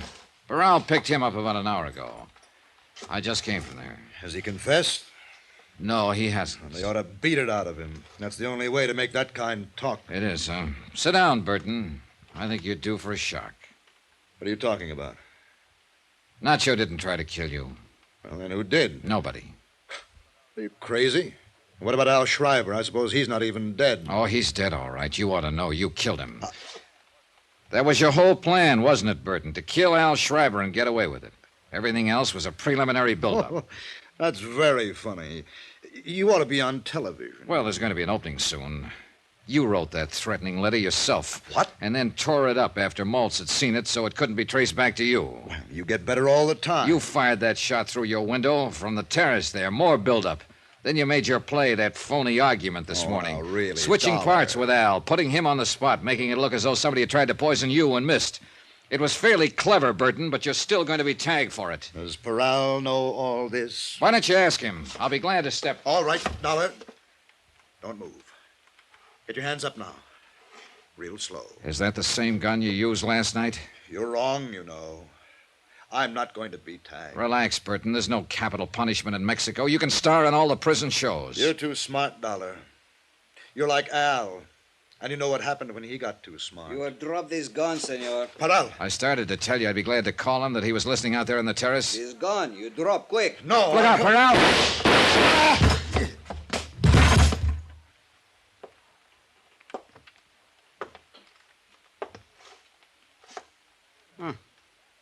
Mira, senor.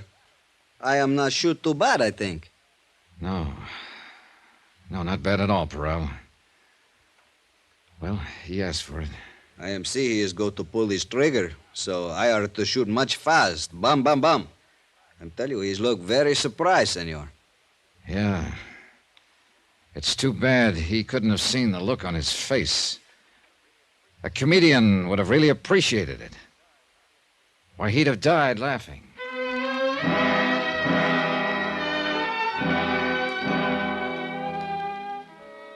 Item 14, $462.30. Hotel and miscellaneous in Ensenada and transportation back to Hartford. Expense account total, $791.55. End of account, end of report. Remarks?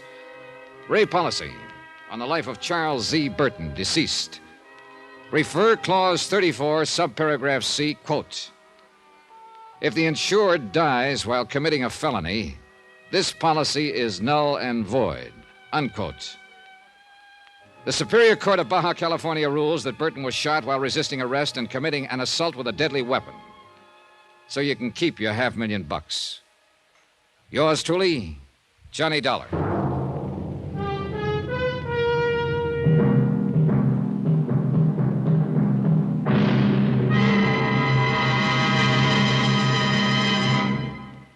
Now, here's our star to tell you about next week's intriguing story. Next week, a frantic chase across the country after a girl who couldn't possibly exist.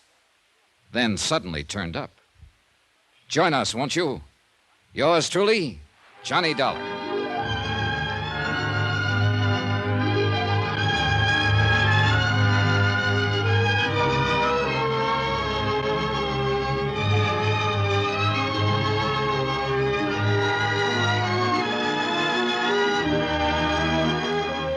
Yours truly, Johnny Dollar, starring Bob Bailey, is transcribed in Hollywood. Written by Les Crutchfield, it is produced and directed by Jack Johnstone. Heard in this week's cast were Virginia Gregg, John Daner, Lucille Meredith, Lawrence Dobkin, Gil Stratton, Harry Bartell, and Don Diamond. Musical supervision by Amerigo Marino and Carl Fortina. Be sure to join us on Monday night, same time and station, for another exciting story of yours truly, Johnny Dollar. This is Roy Rowan speaking.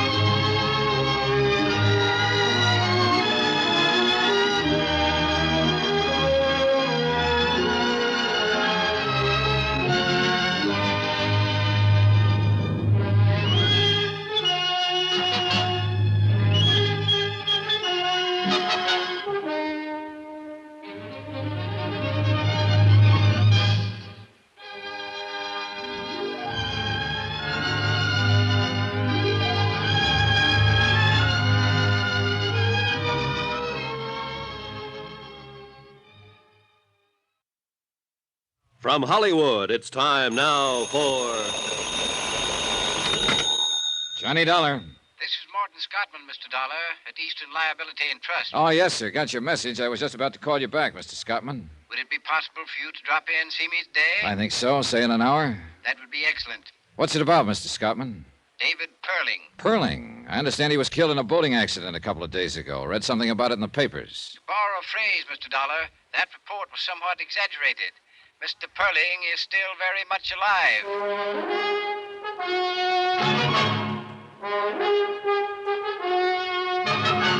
Tonight and every weekday night, Bob Bailey in the transcribed adventures of the man with the action-packed expense account, America's fabulous freelance insurance investigator. Yours truly, Johnny Dollar.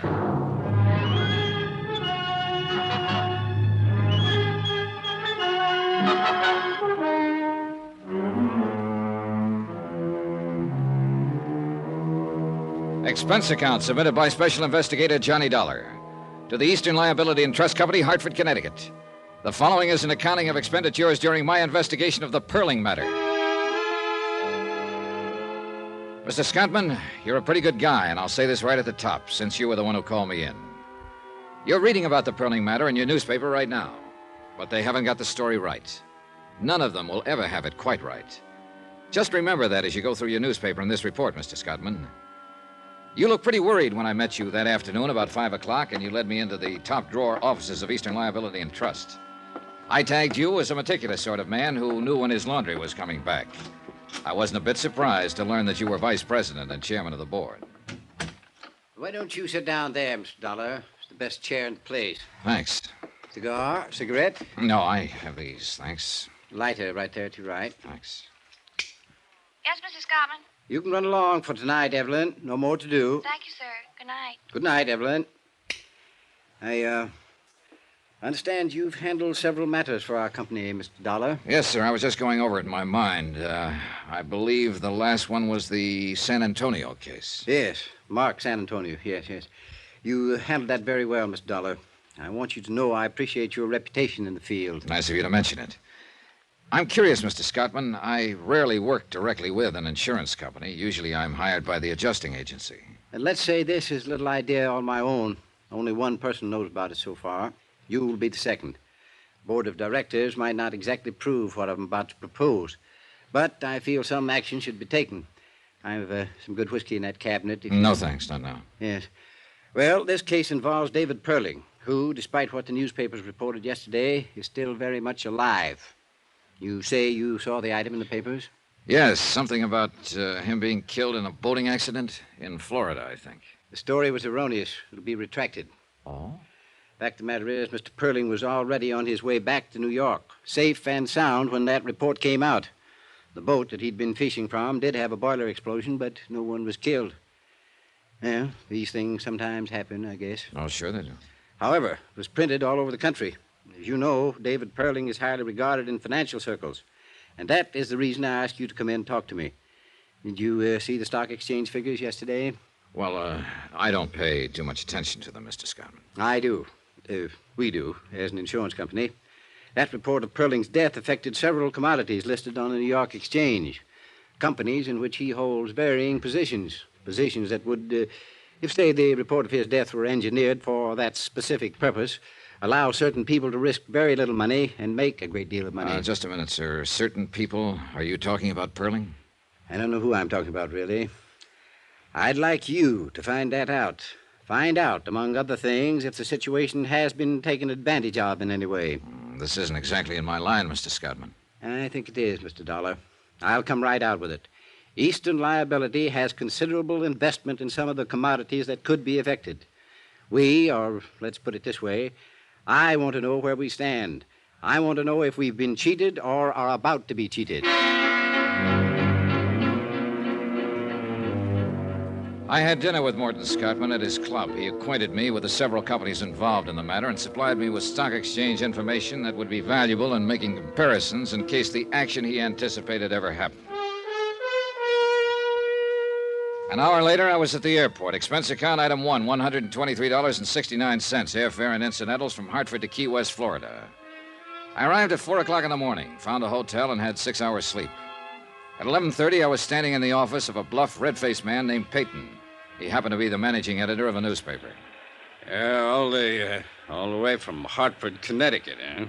Well, welcome to Key West. What can I do for you? Tell me about this story. A Perling story, huh? Yeah. You a lawyer? No. You here to make trouble? Just find out something about how that story got into print, that's all. We're retracting today. What do you want us to do? Wear sackcloth and ashes? Well, I'm not here to file a suit. I just want some information about the story. You can sit down if you want to. All right, thanks. Find Gracie Edwards, will you? Right. Well, about like the newspaper story, except for the mistake. That was a pretty good-sized mistake, Mr. Peyton.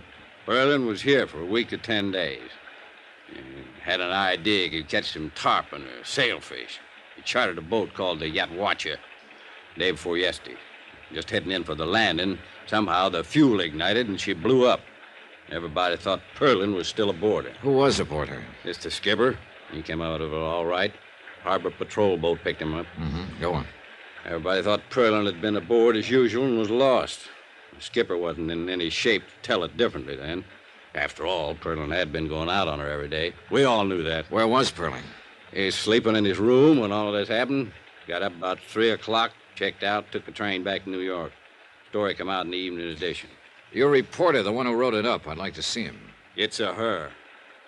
Well, how did she get the story? It was right there. Right where? What do you mean? Down at the sailfish landing when the yacht watcher come in. That a regular beat? Well, town this size, we don't have beats. But your reporter was there when the boat caught fire? Yeah. What's her name? Gracie Edwards. How long has she been a reporter? A couple of years, give or take a month. Hope you didn't come down here to run her over the coals. Oh, she's had enough of it, Dollar. From me. It's my job, not yours. Okay. Where do you eat lunch around here? Bluefin Bar and Grill, about a half block down this side of the street. Dipped beef and apple pie, if you like that kind of thing. Oh, hi, Gracie. This is Johnny Dollar. Gracie Edwards. Hello, Mr. Dollar. Hi. Mr. Dollar's come all the way from Hartford to ask you some question about the Perlin story, Gracie. You want to talk to him? Do I have to? Up to you, honey. Who are you? What do you want to know? I'm an insurance investigator. I want to know how the story got into print without being verified. Well, that's a straight enough answer. Who do you investigate your insurance for? Eastern Liability and Trust Company at the moment. Yeah, he's got business cards and everything. Yeah, he looks like he might do that kind of work. Well, if you're going to talk to him, find someplace else. I've got work to do. How about some lunch, Miss Edwards? How about that? Oh, get out. Expense account item 2, $2, 2 lunches for Gracie Edwards and myself at the Bluefin Bar and Grill. She was a short, stocky woman in her early 30s. She had a fresh-looking face and fiery red hair. She didn't strike me as the kind of reporter who'd make a bad mistake. I did it the way any cub would have, only worse. I had a 3 o'clock deadline. I wanted to make it. I could have waited till the skipper came to, said Perling wasn't aboard. I could have contacted Perling's hotel, found out he was safely there. I didn't do any of that. I just phoned in my story. You know the rest. Every wire service in the country picked it up. Guess I was lucky I wasn't fired. Mm-hmm. You want another glass of beer? No, thanks. You've been pretty nice. I'm sure you're not all insurance investigator. Notice I haven't asked you exactly what you're investigating. Yeah, I noticed that. You gonna tell me? Possibly. Right now, something worries me. You were down at the landing when the boat caught fire? Yeah. You go down there often? It's more or less my beat. Oh? What? I didn't think a reporter'd have a beat in a town this size. I said more or less. I like to go down there in mid-afternoon when the boats are coming back. The water's blue and fresh. Usually a good offshore breeze blowing. And if they caught any big fish, the flags are up. It's a place to go. I'm romantic. Good. Suppose we go there. 2:30 now. Ought to see some of those boats come in.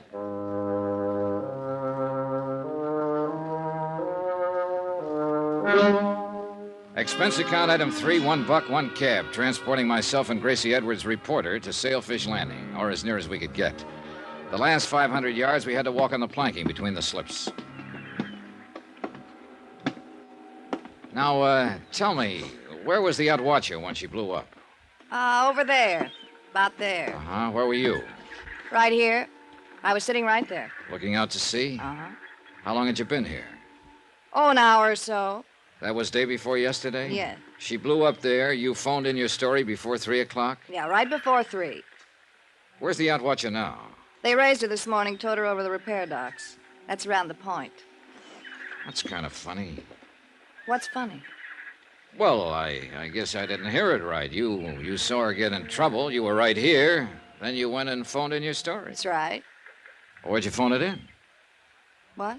Last phone I saw was at the tavern before we came on the docks. High heels running over these slips. Take quite a while to get to it. I used a phone in town. How'd you get there? Cab. You had one waiting? Look, suppose I did. Suppose you didn't, Miss Edwards. Suppose you weren't even here. If you were, where's the sunburn? Every redhead on Earth burns up in an hour when the sun's like this, unless you're an exception. I don't think I like this. I don't like it much myself. But I have to find out something. I'd like to find out from you. I hope I can. If I can't, I'll have to find out from someone else. Maybe the man who owned the boat, the man who ran it, someone around here. I'm going. Wait a minute. I'm not just throwing words around. The boat was probably insured, and it'll probably have a claim on it, and I'll probably know the adjuster who was sent to work the claim. I'll talk to him and tell him what I'm thinking. I'll find out about this one way or another, Miss Edwards. But I think you can help me. Now, you're a good reporter. You would have waited to see if Perling was aboard. You would have checked his hotel. You would have, in spite of a 3 o'clock deadline, you would have made sure he was or wasn't aboard that boat.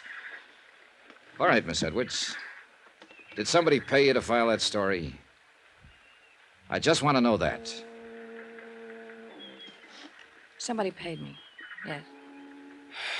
Okay. I'll take you back now. We don't have to mention this again. Yeah, okay. In case it comes up, though, Yeah? Mr. Perling paid me. Paid me to print the story he was dead.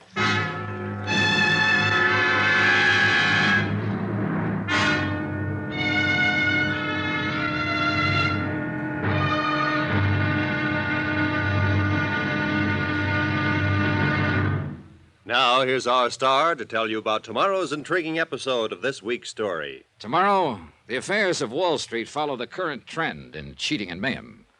Join us, won't you? Yours truly, Johnny Dollar.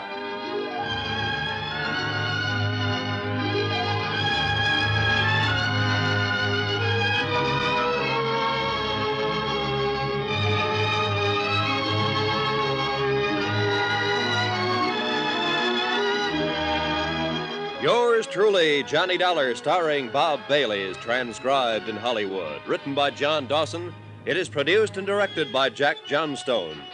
Be sure to join us tomorrow night, same time and station, for another exciting episode of Yours truly, Johnny Dollar. Roy Rowan speaking.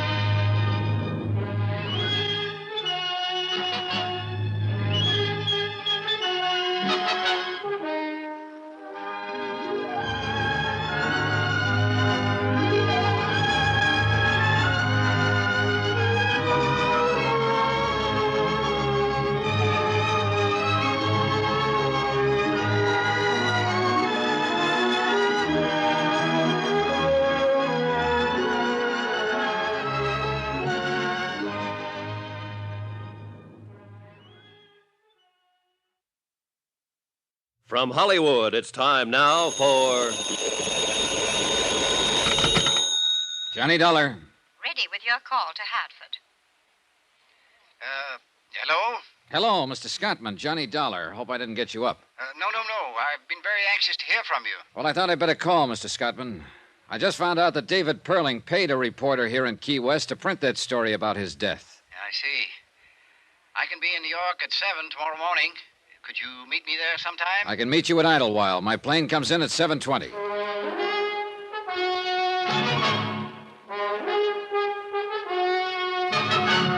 Tonight and every weekday night, Bob Bailey in the transcribed adventures of the man with the action-packed expense account, America's fabulous freelance insurance investigator. Yours truly, Johnny Dollar.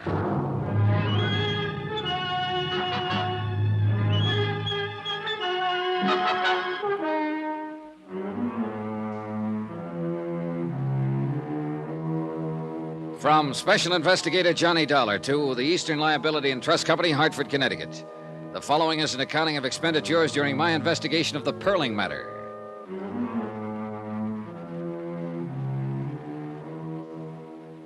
Expense account continued. Item 3, $98.09. Airfare and incidentals, including board and room, Key West to New York City. Mort Scottman was in the airport coffee shop having tea and toast in the best tradition of a vice president.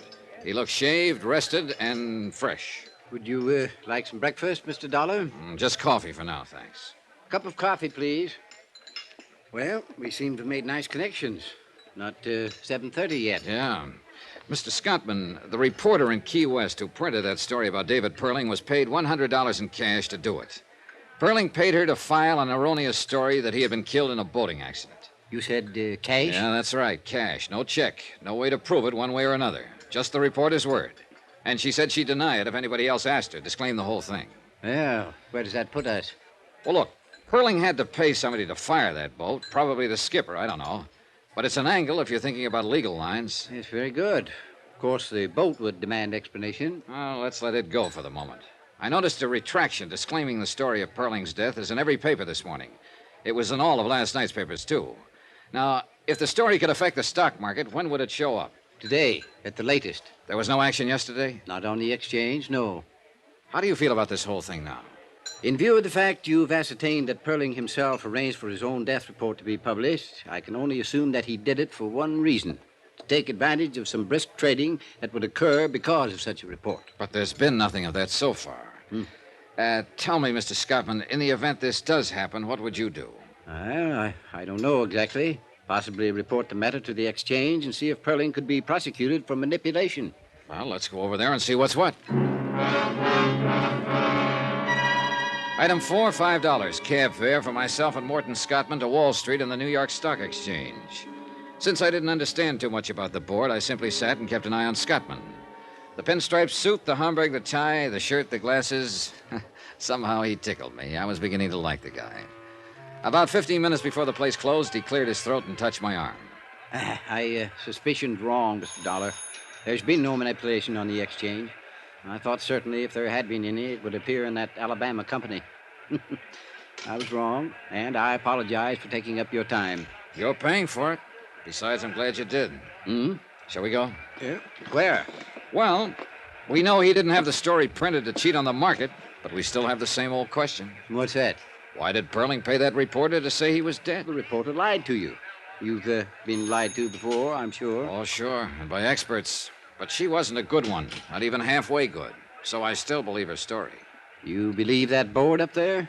I believe that, too. Well, then? Perling had a reason for getting such a story printed. I want to find out about it.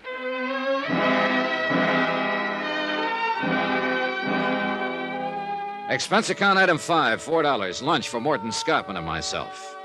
After lunch, I checked into the New Weston. Item 6, $50 deposit, car rental. A phone call to the offices of David Perling gave me the information that Mr. Perling was at his home on Long Island. I drove out there. A small estate greened up with all the lush things that happened there this time of the year. As I reached the place, I noticed a group of people in white flannels and dark blue jackets mixing cocktails on the terrace. One of them I recognized from previous newspaper pictures as David Perling. A middle-aged woman with iron gray hair and the figure of a 16-year-old girl opened the door. She looked from behind dark glasses disapprovingly. Yes? How do you do? I'd like to see Mr. Perling, if I may. I'm Mrs. Perling. May I help you? Well, this is a business matter, Mrs. Perling. My name's Dollar, Eastern Liability and Trust Company. Well, he's not in now. I suggest you call his office and explain the nature of your business to his secretary. Good day, Mr. Dollar. Look, I know he's here. I saw him as I drove up. You're both impertinent and rude. I'm sure he'll see me if you give him my name and tell him I just came back from Key West and that I had a long talk with a newspaper reporter down there. Since you saw so much as you drove up, you might have noticed that we're entertaining guests, Mr. Dollar. Oh, I noticed that. Wait here. I stood there a moment on the wide colonial porch and wondered what made me such a social outcast. A man who was tending the grounds walked by and turned on the sprinkling system. He waved at me, and I waved back. I felt better. On the terrace, I could hear the tinkle of glasses and a little laughter now and then. Finally, David Perling showed up. He was a tall man with a hairline that started about an inch above the heaviest eyebrows I've ever seen. Two-tone shoes, white flannels, and a Mexican sports shirt fitted in with the broad shoulders and wide-mouthed grin that came off just briefly when he looked at me. My wife told me to throw you out. Can you think of any reason why I shouldn't? I'm about 10 pounds lighter than you, but I might be a good 15 years younger. Tell me what you want, kiddo, and then get out of here. I want you to tell me why you paid Gracie Edwards $100 to print a story about you being dead. Who are you, anyway? Johnny Dollar, insurance investigator. What's all this to you? An investigation. There's no way you can prove I paid that girl to print that story. I know that. I was telling a friend of mine today that something probably could be proved about the boat, if it had to be. Then the reporter thing had come out. I don't know. You see, Eastern Liability had an idea that you might have had that story printed to cause a little action on the stock market. Who at Eastern Liability? I'll keep that to myself. Well, doesn't make any difference anyhow. They're way off base. Or can't you figure that part? That's why I'm here. I figured that part. Suppose I told you I don't know what you're talking about. I'd ask you all over again. Tell you about a reporter and a boat. Dollar, you've gone this far, and it's probably as far as you're going. I'm not going to tell you anything. At least anything specific. I will tell you this much. I paid the reporter in cash. I paid the boatman the same way. Whatever reason I had, it was a good one. Meant to harm no one. You're sure about that, Mr. Perling? As sure as I'm going inside right now and mix another batch of martinis. For the second time in a matter of minutes, I was standing on a porch feeling like Typhoid Mary. Somehow I halfway believed David Perling. I also halfway believed that whatever reason he had meant something to me. All halfway thinking. If you want to be left alone, you don't slam a door once or even twice. You invite the asker of the question in, give him a drink, introduce him to your friends, slap him on the back, and lie through your teeth. You don't tell a man to leave, because that's the best way in the world to make him keep coming. So I waved at the friendly gardener once more, climbed into my rented car, drove back to the New Weston, and sat down with a magazine. Johnny Dollar. This is Celia Perling. Perling, Mr. Dollar. Hello, Mrs. Perling. I think I should like to talk to you, Mr. Dollar. David told me why you were at the house. Mm-hmm. I'm downstairs in the lobby. I'll be right down, Mrs. Perling. I had to drive some friends in tonight, and I thought I'd stop and have this chat with you. I'm glad you did. Somewhat embarrassing, after the way I acted at the house. Oh, well, suppose we forget that part, Mrs. Perling. Does Mr. Perling know that you're here? No, I'll tell him when I get home. There's something I must know. What's that? You aren't just a sensation seeker or something like that, are you? Mrs. Perling, let me answer you this way. You came to me. How you found me, I don't know, but you did. You also found out I'm a legitimate investigator interested in facts. Am I right? David called a friend of his with the Allied Bureau, and they told him you were an insurance investigator. Uh-huh. And they also told you that when I work a case in New York, I generally stay at the New Weston. Is that about it? I'd like to ask you a question. Are you going to continue with this matter, the one you discussed with my husband this afternoon? I suppose I am. You mean you believe there was something ulterior in David having that story printed? Well, let's say I believe his answers about it were unsatisfactory. I'm the fellow who's supposed to find out why. Why? It's my job. I can assure you there wasn't anything wrong about it at all. It was a rather personal matter and certainly could harm no one. I'm glad to hear that. I heard it once before, though. Your husband said it to me today in practically the same words. Would you like to buy me a drink? Sure. Come on. We walked through the lobby to the cocktail lounge without a word. We sat down without a word, and I ordered a couple of bourbons and water. Still no word. All around us, people poured drinks, laughed, and talked. I glanced at Mrs. Perling from time to time and wore the blankest expression I knew how. Finally, it worked. She began in a small voice. We have a daughter, Mr. Dollar. Her name's Eugenia. Jeannie, we call her. Mm-hmm. She's the reason for that story in the papers. Tell me about it. It's not easy, you know. It's admitting a prominent defeat to explain it. David and myself are considered quite capable people. Capable at most everything. Business, home. Capable of everything except raising a child into a woman. I'd rather not go into the faults that we have, Mr. Dollar. No need to. Are they that obvious? Oh, I didn't mean that. I just mean it seems painful you to even discuss this. I'll say it this way. We've had too much money and too little time to put it on Jeannie. Now we're suffering for it. How do you mean? Jeannie got sick and tired of being alone and unattended and not understood. She left home a year ago, and we haven't seen her or heard from her since. She left a note saying that we never would. I suppose we deserve it. Well, I wouldn't try to judge that. We have no idea where she is, what she's doing, even if she's with someone. We just know she's gone. It's really quite ridiculous. Now that Jeannie's gone, we know how much we wanted her around. What about the police? Well, we didn't go to the police. I think you can understand why. I mean the publicity. Who did you go to? The Aimwell agency. They've been working on it. Oh, yeah, I've heard of them. Any luck? Not a sign of her. Do you understand now? Well, I don't understand everything. I'm sorry she's missing. But about the story in the paper... Well, Davy arranged that. I mean that his death would be reported. It was a crazy thing to do, I suppose, but we've tried everything else. He thought that if he were reported dead, Jeannie, wherever she was, would see the story and possibly contact me. You see, it's unbearable knowing she's alive somewhere, hating us this way. We wanted another chance. No luck? No luck. Not a word. Not a word.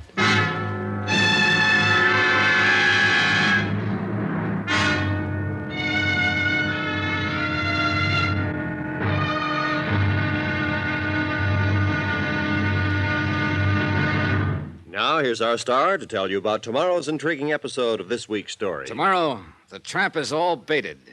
And guess who walks in? Join us, won't you? Yours truly, Johnny Dollar. Yours truly, Johnny Dollar, starring Bob Bailey, is transcribed in Hollywood. Written by John Dawson, it is produced and directed by Jack Johnstone. Be sure to join us tomorrow night, same time and station, for another exciting episode of Yours truly, Johnny Dollar. Roy Rowan speaking.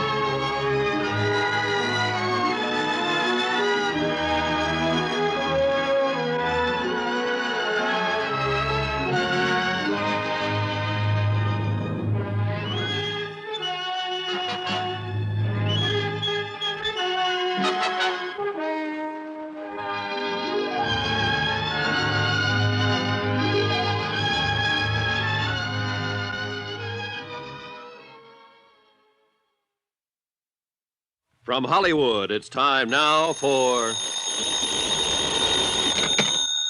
Johnny Dollar. Your number's ringing now, Mr. Dollar. Oh, swell. Aimwell Agency. Aimwell Detectives? Yes? Who are you calling, please? Want to talk to Mr. Aimwell. My name's Johnny Dollar. This is Aimwell. I understand your agency's been looking for the Perling girl for about a year now. Oh, you do, huh? And who told you that? Mrs. Perling. I never heard of you, or her, or a girl. So long. This is the operator. Were you cut off, Mr. Dollar? I'll call them back. Never mind. Call me a cab, honey. I'll talk to them in person.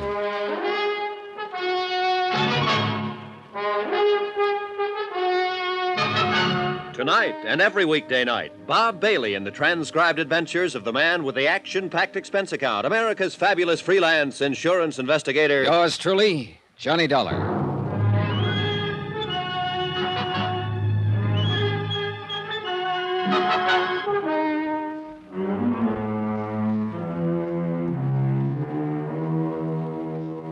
Expense account submitted by Special Investigator Johnny Dollar to Eastern Liability and Trust Company, Hartford, Connecticut. The following is an accounting of expenditures during my investigation of the Perling matter. Item 7, $3 cab fare, my hotel to the office of the Aimwell Agency. A red-headed girl at the switchboard looked me over like I was a car she didn't want to buy. I told her my name and that I wanted to see Niles Aimwell. She told me to sit down and wait. 3 minutes later, she waved me down a long, carpeted corridor. I followed directions. A typewriter clacked somewhere. Men in those suits with the little shoulders and hem stitching for lapels moved in and out of offices.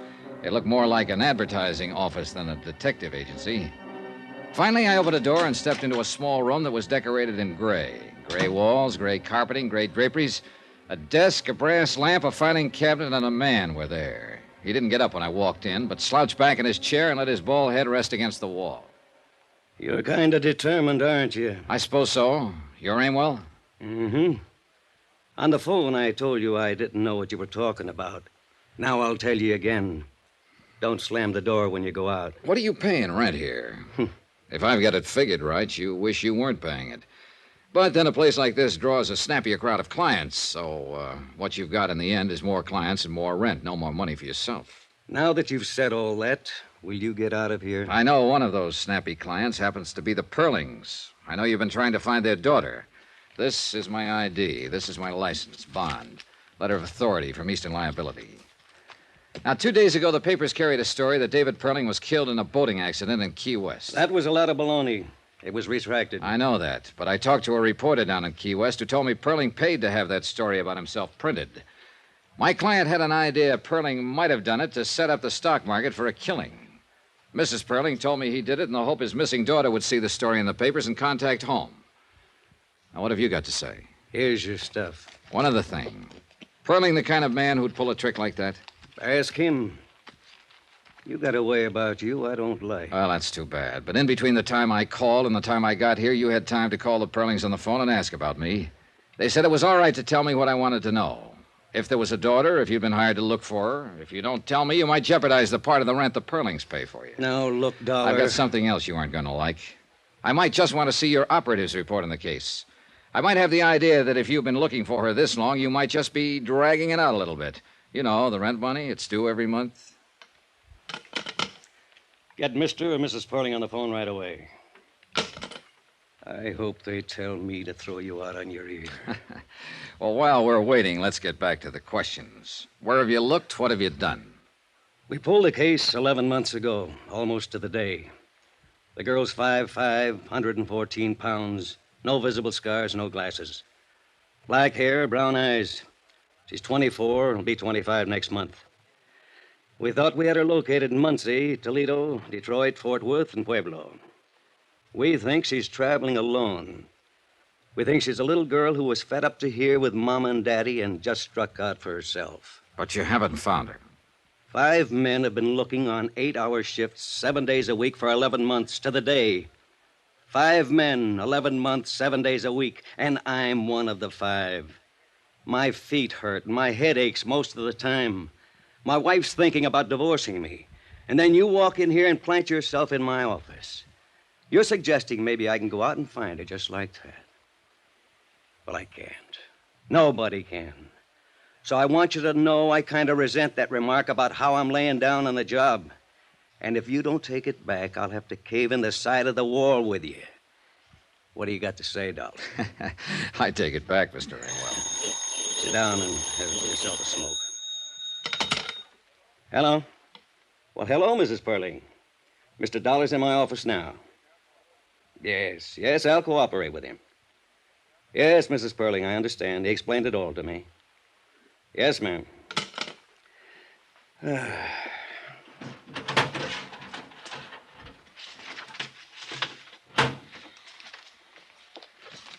whole file, everything. How would you like somebody to bring up a bottle of cold beer? Oh, I'd like that fine, Mr. Amwell. Niles Amwell, in between complaining about the abundance of bad private operatives in the detective business, showed me how good he was. The Jeannie Perling file was a comprehensive day-to-day report on the investigation. His discouragement in the case was understandable. The only thing that meant something was the picture of Jeannie Perling. Coal-black hair over a fresh white-skinned face. Dark eyes, a nice smile. Somehow, not my idea of the daughter that would belong to David Perling. Too old, too young, or too something. I couldn't put my finger on it. If I had been able to, I could have ended this expense account right here. As it was, I spent $100,000. Somebody else's money, sure. But I spent it just the same. Well, Mr. Dollar, I'm certainly surprised at this development. You say Perling's daughter is missing? That's right, Mr. Scottman. And I'm convinced that the detective agency he's had looking for her have been doing just that. Well, then, I'm relieved to know you got to the bottom of this matter. I'm sorry, of course, for Mr. and Mrs. Perling. But, as I say, relieved that there was no attempted financial manipulation. I think then I can call you off the case.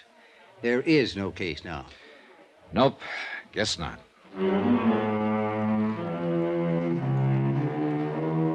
And that's the way it stood at 4 o'clock in the afternoon. I told Mr. Scottman I'd send him a bill. We shook hands, and he wandered off to see if he could get a night flight back to Hartford. I went up to my room to pack and was folding a shirt all wrong when it struck me that I suddenly didn't believe anything or anybody. The idea that there was money in it somewhere still kept coming back to me. I couldn't shake it. I finished packing and left my bags at the desk. I wandered out and found a bar and sat down to think. After a couple of hours, nothing much occurred to me. But I did something anyhow.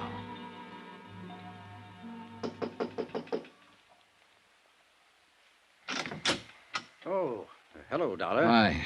My plane doesn't leave till 11 o'clock. I haven't had dinner yet. I didn't come about dinner, Mr. Scottman. Well, what is it? Well, how does this case strike you? Eh? A phony death report, a missing girl, a stock market manipulation that didn't come off. How does it strike you? Well, very neat, if that's a phrase I can use, Mr. Dollar. We had a question with serious implications to it. We have an answer now. That's what we wanted. But it's too neat. I'm not sure I know quite what you mean. Look, you first called me in because it was halfway in your mind that Perling's alleged death was for the purpose of making money on the market. Now, why did you think that? It was a possibility. But what else? What about Perling? What do you mean? Do you know him? Ever met him? Do you think he was capable of a thing like that? Not now. No. I have proof from you that that wasn't his reason at all. But you thought so before you had that proof. You suspected it. Suppose I did, yes. Well, I didn't know him from a load of coal, but I always figured there's money in it somewhere. And I've met David Perling. He doesn't seem like the kind of man who'd worry about a grown daughter who didn't like him and ran away. Just didn't seem that way. Oh, here now. A detective agency working on the case, a story in the paper. But no police, Mr. Scottman. No bulletins. No 100% effort to find her. Why? I suppose you have a good point. I'm sure I have a good point, Mr. Scottman. Money's always a good point. But what money, how, why, I don't know. I can't answer those questions. I wish I could. If I could, I'd know that a man like Dave Perling was lying through his teeth if he told me he wanted his daughter back safe at home. I'd know why he was lying. I know I'm just talking and getting nowhere right now, but, well, I thought I'd better tell you what was on my mind. Yes, well, you've certainly done that. Now what? That's up to you. Oh. Well, if you feel so strongly about this, I think then you should continue. I thought it was ended, but in view of the circumstances, continue. By all means, continue.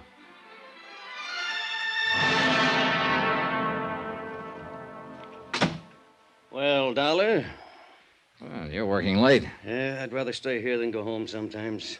Most of the time. Hey, well, we might be seeing quite a bit of each other. How did you know? Hmm? Perling told me to contact you. You're pretty cute, Dollar. Tell me why. You hardly ever run across a picture of a girl you'd like to look at as much as this Perling dame. Oh, I might have. You know, you kid me most of the time, and I'm an old slob who stands around with hardly any fast answers. But you aren't kidding me this time, Pally. You show it all over. If I walked in a place and I seen a girl as nice looking as this, and I had any business with her, I'd be the luckiest guy in the world. Now, there are women and there are women. But if that picture means anything, boy, she's a woman.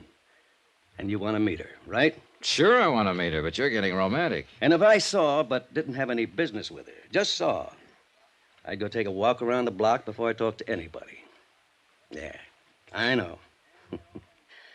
And I don't blame you. You're a very lucky fella. You're going to see her. That's why Perling asked me to contact you. Huh? Here. Came in about an hour ago. One of our men located her. Where? She's in New Orleans. He handed me the wire, and I read it over. Then I looked at him, he looked at me. I didn't ask any questions. He didn't say a word. It was a wonderful make-believe world, but it really didn't exist. Too neat and too tidy. And we all know the world's full of bumps. Ever hear of Mount Everest?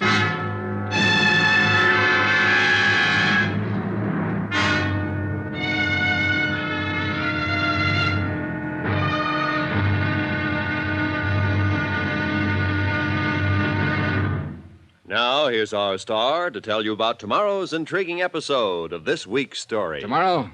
Well, once you get in on a joke, you do what they tell you. You go along with a gag. Join us, won't you? Yours truly, Johnny Dollar.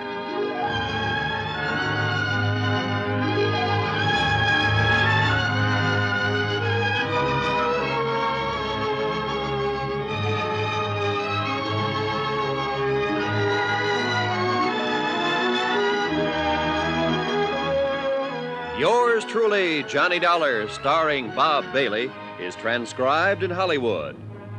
Written by John Dawson, it is produced and directed by Jack Johnstone.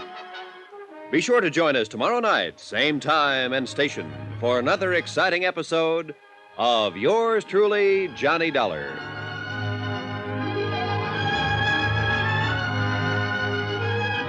This is Roy Rowan speaking.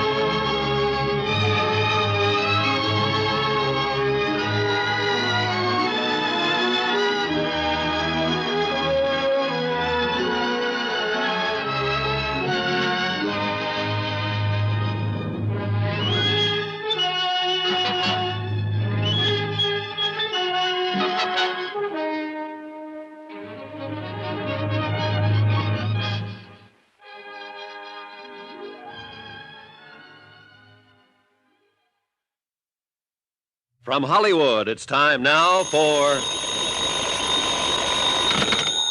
Johnny Dollar. Dave Perling, Mr. Dollar.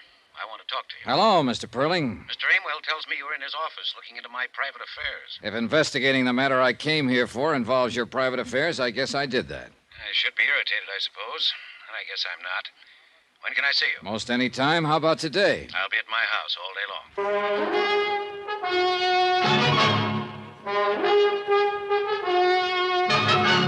Tonight and every weekday night, Bob Bailey in the transcribed adventures of the man with the action-packed expense account, America's fabulous freelance insurance investigator. Yours truly, Johnny Dollar.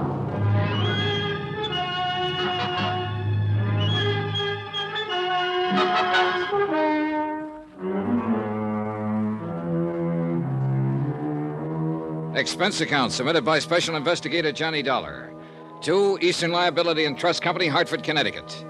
The following is an accounting of expenditures during my investigation of the Perling matter.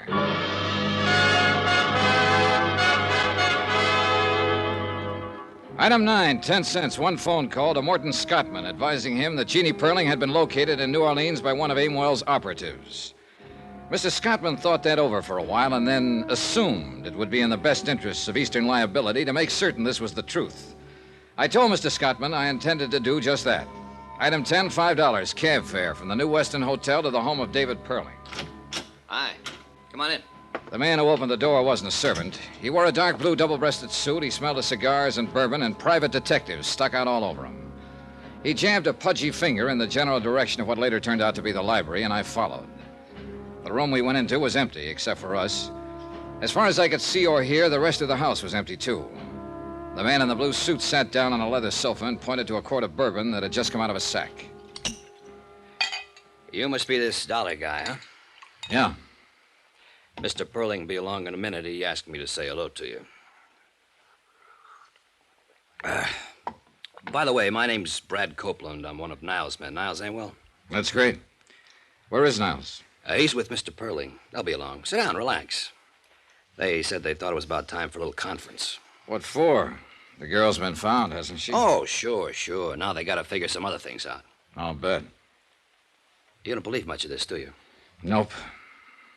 Well, then I'll put it this way. I'm the guy who found Jeannie Perling. How about it now? Okay.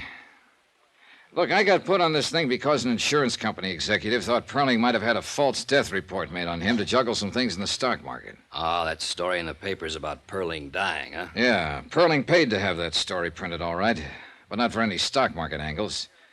He did it to try and scare up this daughter of his who scrammed away from home a year ago. Now, I found that hard to believe, even after I talked to Niles Aimwell and he told me the agency had been hired to find the girl a year ago. I suppose you're one of the men who's been looking. Yeah, that's about it. No luck, either. Then yesterday morning comes a phone call. I don't know who it is, tells me where she's living, what name she's using in New Orleans. I scram down there by plane and check it out. It's all true. So I come back here, and here I am. Conference. You found her on a tip from somebody you don't know? Man or woman? Always a man's voice. Wonderful, ain't it, what happens sometimes? How does it look to you? Like a sealed freight car full of nothing. That's the girl down there in UO, all right. I managed that. I picked up her prints and checked them with what we had to go on. But what's what, I don't know. What's Aimwell going to do now? That's why the conference. We see what we'll see. Relax. I tried to do that, but I didn't do very well. Copeland settled to his bourbon, and I picked up and laid down a half a dozen magazines, smoked 2 cigarettes, paced up and down. Finally, I heard a door open somewhere, and Niles Aimwell and David Perling walked in the room. Then Aimwell motioned Copeland to his feet, and both of them left the room without a word. David Perling and I were alone. How much do they pay you, Dollar? Oh, I'm paid well enough. What's that got to do with it? I was just curious, is all. You seem like a competent man. As a matter of fact, the most competent I've met, and that includes Mr. Aimwell and Mr. Copeland. By the way, I just fired them. Really? I don't think I need them anymore now that I know where Jeannie is. Oh? You've had an extraordinary interest in my affairs lately. I'm willing to bet that you won't leave me alone until you're satisfied about my daughter. You'd be right. I want Jeannie to come home. Here, where she belongs. Why don't you go get her? I think that might be difficult under the circumstances. I'm afraid she bears considerable rancor for myself and Mrs. Perling. Perhaps someone like you could, persuade her that it would be the best thing to do. I go down to New Orleans and get her? Exactly. I was going anyway. Oh? Why? Well, offhand, you don't seem like the father who's happy to know that his daughter, whom he hasn't seen or heard from in a year, is alive and well. You haven't made a move to go and pick her up yourself. Also, she was found too soon and too fast after I got in on the picture. You can stop right there. I'm sure I wouldn't even attempt to explain any of those things. I didn't think you would. Or could. I'm on my way to New Orleans, Mr. Perling, to get your daughter. I think she'd be crazy if she came back here, but I'll take it up with her. Do that. I wonder if you'd like to try to explain something else for me. What? Why you were feeling me out a couple of minutes ago to see if I'd buy off. Get out of here. Get out. Why not? Expense account item 11, $113.15. Airfare, incidentals, New York to New Orleans, Louisiana. The temperature was exactly 28 degrees hotter when I landed. In the cab from the field, I peeled off my coat and loosened my tie and took off my hat. I walked into the lobby of the Roosevelt Hotel that way. Everyone else seemed cool enough in linens and tropicals. Everyone except myself and a big blonde giant of a man leaning against the CNS ticket counter.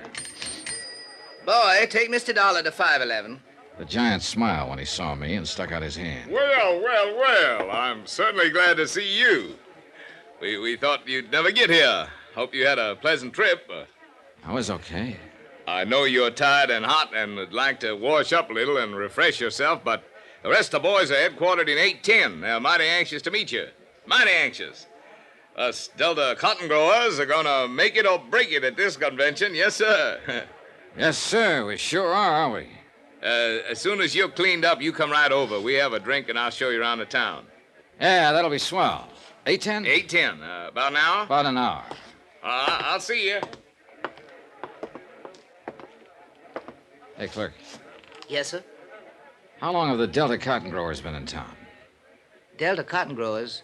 Well, they had their convention last month, sir. Who's registered in 810? We have no 810, sir. I'd done someone dirty.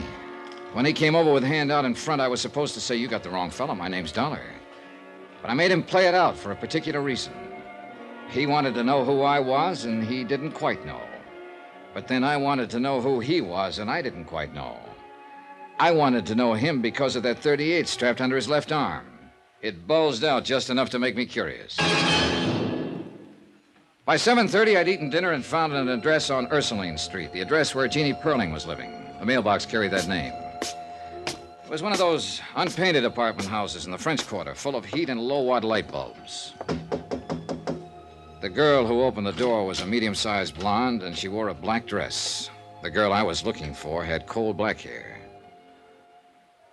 Yes? How do you do?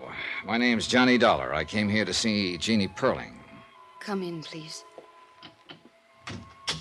You're a friend of Jean's? In a way, I just came from New York. You know her father, then? Yes. Oh. I'm Janice Floyd, Jean's roommate. This way. Careful, it's a little dark. Sure. Maybe I had the feeling when I saw the black dress. But I knew I had it when Janice Floyd turned and led me through the two large rooms that made the apartment. I thought that was the end of it, but there was one more room. The blonde girl stood to one side so I could see in. The perspiration began to trickle down my face. I knew what was coming. Here she is, Mr. Dollar. She was there, all right. As lovely and as young and beautiful as the picture. There was a candle burning at her head and feet. And she was dead. I don't know how long I stood there in that dark room staring down at her. I think there were other people in there, too. Dark people, heads bowed, hands folded in front of them, all looking at her. How'd it happen? Leukemia.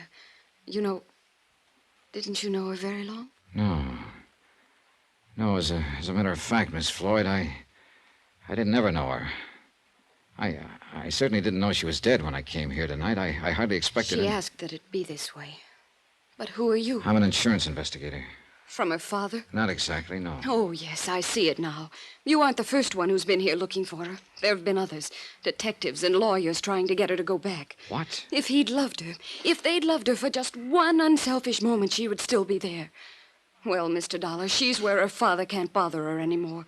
You tell him that when you go back to New York. Tell him he can stop hiring lawyers and detectives to find her.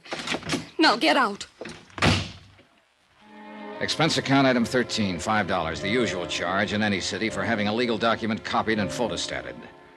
A death certificate verifying the fact that the girl had died on the 20th day of the month. A medical report attached to the certificate named the cause of death as leukemia. I had copies of all these legal documents by 10 o'clock the following morning. I even went through the motions of phoning the desk and asking for a bill and making a plane reservation for that night. I had a feeling someone would be very interested to see me take care of all those things, and I was right. The big blonde man with the .38 happened to be in one corner of the lobby when I paid my bill. He also happened to be at the airport when I picked up my ticket, but then he got careless. I walked through the gate, waited 2 minutes, and slipped back to grab a cab in front, just in time to see him wheel a battered convertible out of the parking lot and head back for town. I followed in my cab. He went to the Ursuline Street address. 2 minutes later, he came out. Expense account, item 14, $8. I let my cab go and strolled up to him just as he was getting in his car. Hiya. What? Look, we've been playing games long enough, don't you think? Well? Why don't you go back to New York and do what you have to do? Deliver this death certificate? I don't believe it. You saw her dead, didn't you? Still don't believe it.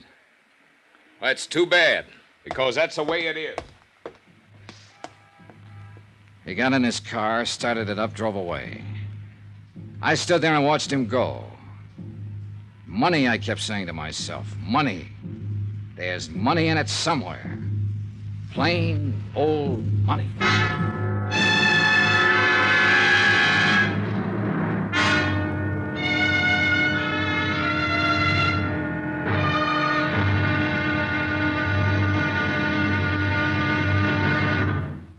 Now, here's our star to tell you about the final intriguing episode of this week's story. Tomorrow, there's still money in it. More money than it takes to save a life. Join us, won't you? Yours truly, Johnny Dollar.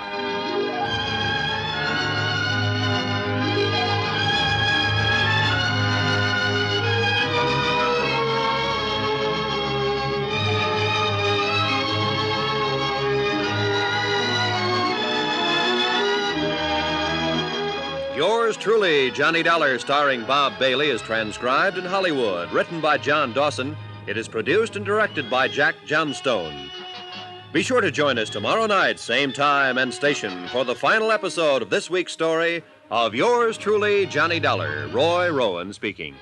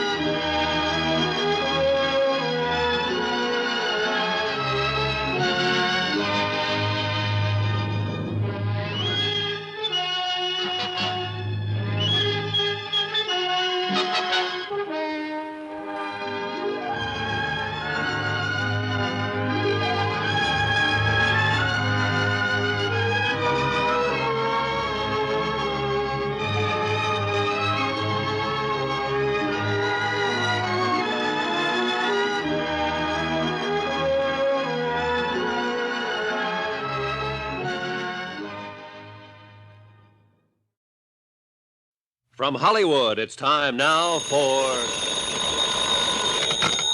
Johnny Dollar.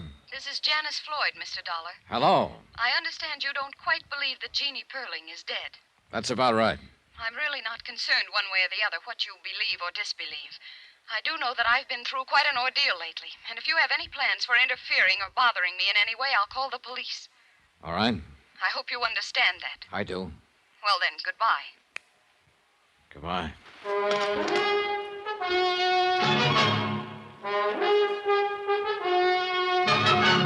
Tonight, And every weekday night, Bob Bailey in the transcribed adventures of the man with the action-packed expense account, America's fabulous freelance insurance investigator. Yours truly, Johnny Dollar.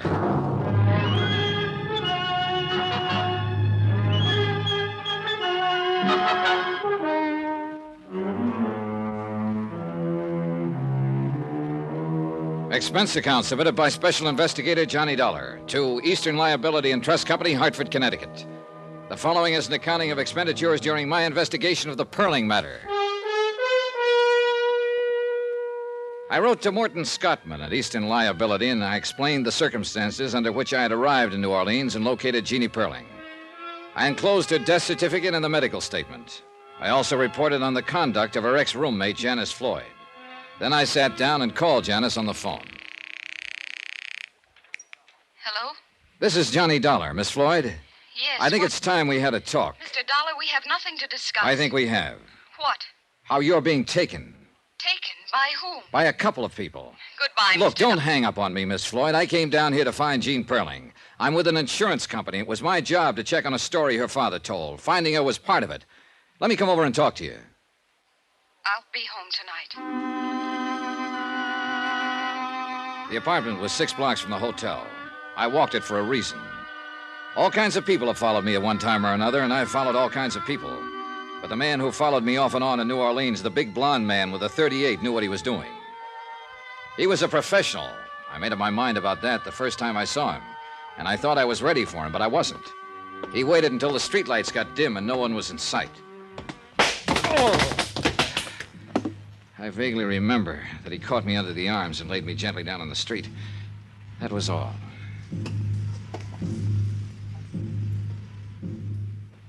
Easy, buddy, easy.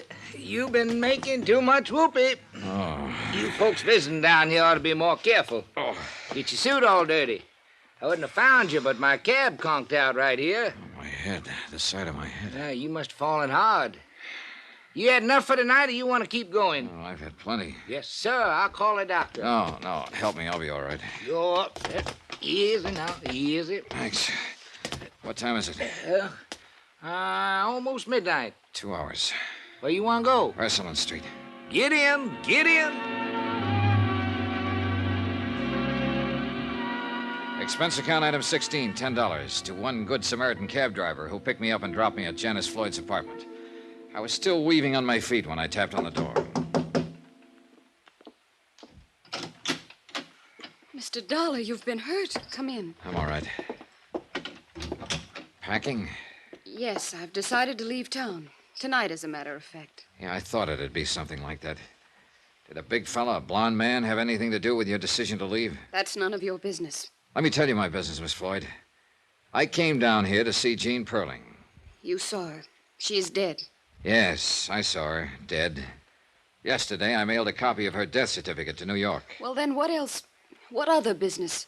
The man who came here yesterday and reported to you, the man who told you I'd left town and you could breathe easier again, the same man who called you later and told you I was still around, still asking questions. He's my business. He followed me on my way here tonight. He slugged me. I don't believe you're telling me the truth. What's his name? Any idea why he carries a gun? Carries a gun? You're making all this up. Why would I? I've got what I came for, or practically what I came for, legal proof of the whereabouts of one Jean Perling. If Al hit you, he was trying to protect me. Now, listen to me. I think I have pretty much of it in hand. Now, you tell me if I'm wrong. First off, you're not any Janice Floyd. I'd guess that Janice Floyd was the girl who died of leukemia. I've got her picture in my wallet. It was given to me by David Perling, who said it was his daughter. This is all crazy. Before you go into that, listen. I can have that body exhumed. I don't want to do it, but I will if I have to. Now, do you want me to do that? All right. I'm Jean Perling. And that was the Floyd girl who died? Yes. She was sick, and, well, I knew my father had detectives looking for me. I just never wanted to see him again or go home again. It seemed if poor Janice were dying and she had no one, if she somehow had my name, and, well, I'd never be bothered with my family again. That was a pretty idea. Was it yours? Al and I thought of it. Al? Al Britt. The blonde guy. Okay, how'd he work it? He saw to it that Janice had my name. I know it was against the law, but Well, she had no one, and if she was buried with my name, then I'd be free of my family. Well, that took some managing. They hate me. They always have. I want my own life. I don't blame you. You're entitled to it. Are you sure that's what you're getting? I'm going to marry Al, no matter what. If you go back and tell them, well, that'll be that. If you let me stay dead, I Can't let that happen. Why not? Why not, Mr. Dollar? What harm would it do? Let your father make a fool out of you? I don't understand. You're worth $100,000. What? Cold, hard cash. An irrevocable trust was set up on you when you were born. Comes to you when you're 25. That'll be next month. I don't care about the money. Now, wait a minute. In the event you should die before your 25th birthday, the money would revert to your nearest of kin. My father? Your father. But I'm dead on paper. Uh-huh. Then Al... Somebody paid him, probably your father, to make love to you. Oh, no. No. Get out of here, Dollar! Al, wait! I told you this man meant nothing but trouble. He knows all about it. Oh, he can't prove a thing. Get out of here, you! Take it easy, Britt. Al! Yes, honey. I know about you. Honey, I don't know what to say. Go. Just go, please. He went. He looked at both of us as he went out the door. It was sort of a whip look, the way a puppy stares at you when you've caught him chewing on a slipper. I sat a while with Jean Perling. She didn't say much. There wasn't much she could say. I told her I didn't think there was any reason for her to go back to New York unless she wanted to. She said she didn't want to go, didn't know what to do at the moment, and, well, we left it at that. I went back to my hotel and tried to get some sleep. About 6 o'clock in the morning, I got up, bathed, shaved, and packed. By 7:30, I had breakfast and was just about to check out. Hello? Hello, Britt. Leaving? That's right. I'd like to talk first. Sure. Okay.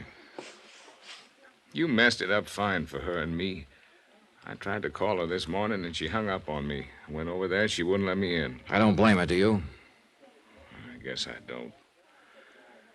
I decided to leave town. Yeah, maybe that's better. I don't know whether it is or not. You make it hard for a guy to talk. All right, now look at it my way. This whole thing's been rotten. I met her father, and I know what kind he is. I know what he's done to her, what he'll do to her if she goes back. And then there's you, Britt, the hired man. You went in and made love to her for a salary. I didn't like it having to tell her that, and it must hurt. It must hurt pretty bad. So you see, I'm not too interested in what you might have to say or what you're going to do. Wait. You're right reading me out this way. I deserve it. The old man found out where she was 4 months ago. I found out for him. I knew the girl she was living with had leukemia. I planned the whole switch. I put it to her the way she explained it, about being dead to keep away from her old man. Of course, you didn't mention that $100,000 he could get his hands on once she was dead. Oh, I didn't. But something funny happened to me, Dollar. I mean, I've done my share of dirty jobs. I've seen a lot of the human race. Taking a salary to make a sucker out of her didn't bother me at all. Not at first. And then I found out when she touched my face, I lived for that touch. And when I held her, she lived for me. I never thought it had happened to me, but it did. If you see her again, Dollar, tell her I was trying to stop it. I mean, all this part. But it was too late. Funny how things turn out, huh? Yeah. Funny. Expense account item 17, $42.13, hotel and board bill. Item 18, $101 even, airplane ticket back to Hartford. Item 19, $1 cab fare. I stopped by her apartment on my way to the airport. Oh, I thought you'd left, Mr. Dollar. Well, came to say goodbye. How's it going today? All right. I have some brandy. No thanks. Jean, Yes? you going to New York? No, I'll stay here a while. I don't want to see my father or mother. How about Al Britt? He wants to see you. Let's not talk about him, shall we? Do you think I'm a nice girl? Do you think my $100,000 will attract a lot of nice, eligible young men to me? Do you think Oh, stop it. You'll burn your brakes. Johnny. Oh, no. Here. I know what he did. I know why he did it. But I love him. He did his job too well. Yeah. He could tell you what he started out to do and what happened to him with you. He could tell you if you'd let him. He told you? Yeah. What kind of a trick is it? No trick. Couldn't be. The guy's too mixed up. Tell you what, he'll try again. When he calls up next time, talk to him. Why should I? Because you may not have a mother and father or anyone else, but you do have him. And you will have him as long as he lives, if you want him. And that's what you've been looking for all your life. Someone to have. I'd take him if I were you.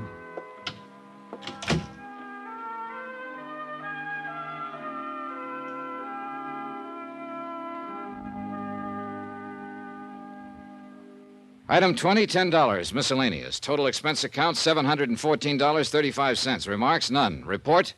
She took him. They were married in Tampa this morning. Yours truly, Johnny Dollar.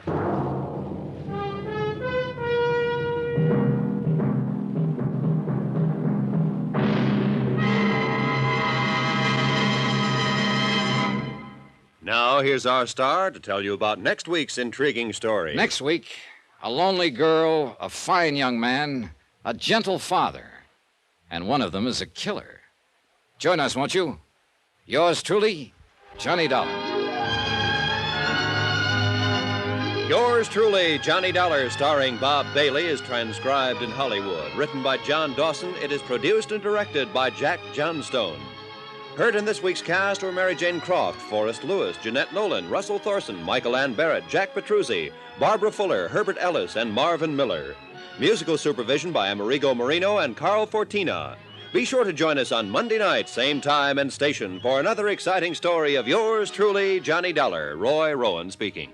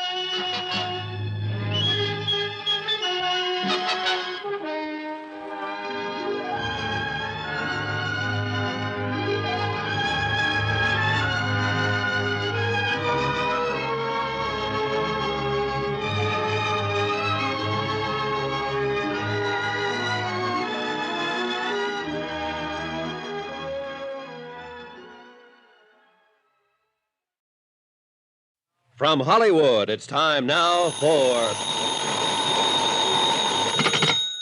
Johnny Dollar. Welcome to Hollywood, Mr. Dollar. This is Darrell. Darrell? Jim Darrell. Darrell and Clark Insurance. We wrote up the palm quiz policy. Oh, that Darrell. For a minute, I thought maybe... Yeah, everyone does.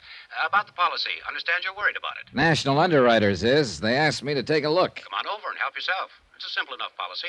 $100,000 coverage on both Dr. Carl Palmquist and his wife. It's that double indemnity clause I'm interested in. Becomes effective the end of this week, doesn't it? That's right. Why?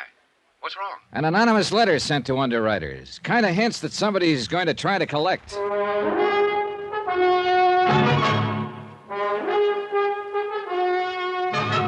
Tonight and every weekday night, Bob Bailey in the transcribed adventures of the man with the action-packed expense account, America's fabulous freelance insurance investigator. Yours truly, Johnny Dollar.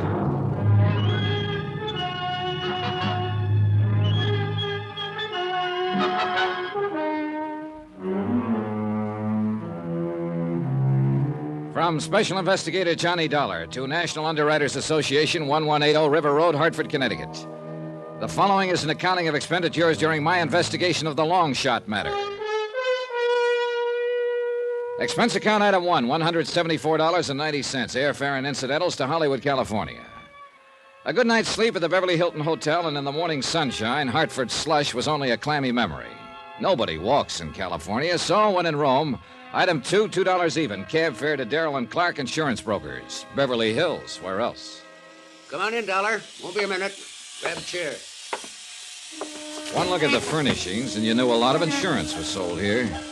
It takes a flock of premiums to pay for the really good modern, the long, clean, functional stuff. Impressive.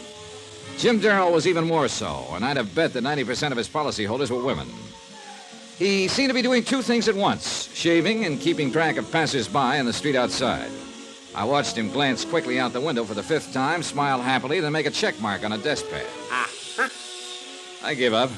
What is it? Electric shaver. I mean the bit outside the window. Oh, it's this year's version of counting license plates.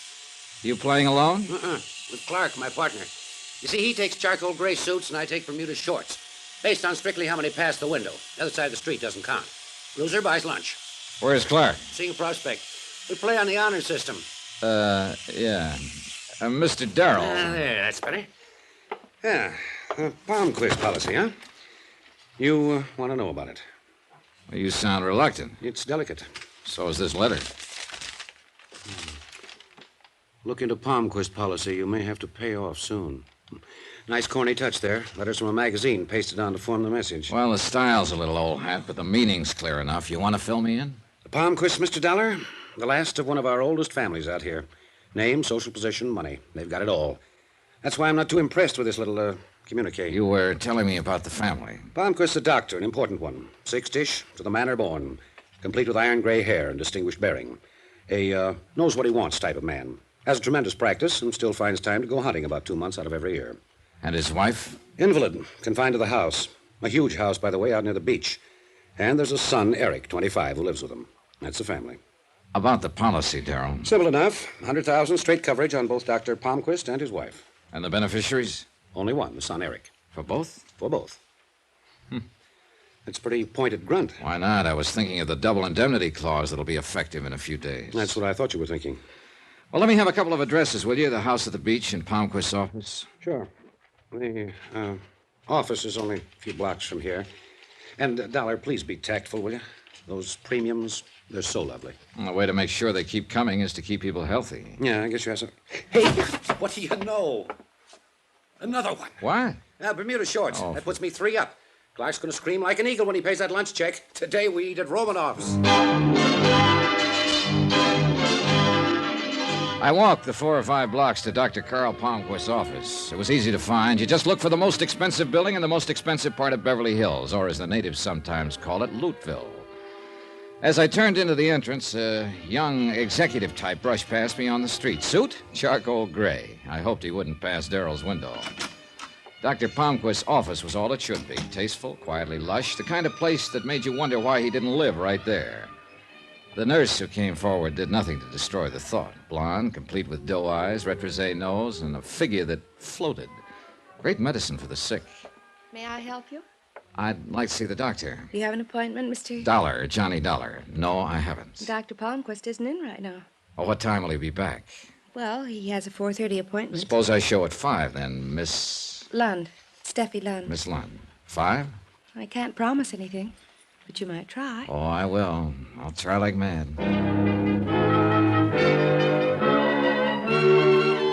Expense account item 3, $38 even. Deposit and first day's rental on a drive-it-yourself car. And driving it out along Sunset Boulevard was delightful. I had no trouble at all getting into the California spirit. I pretended that I was a movie producer going home to his starlet wife. I found the Palmquist house on a quiet dead-end street high on the Palisades overlooking the Pacific.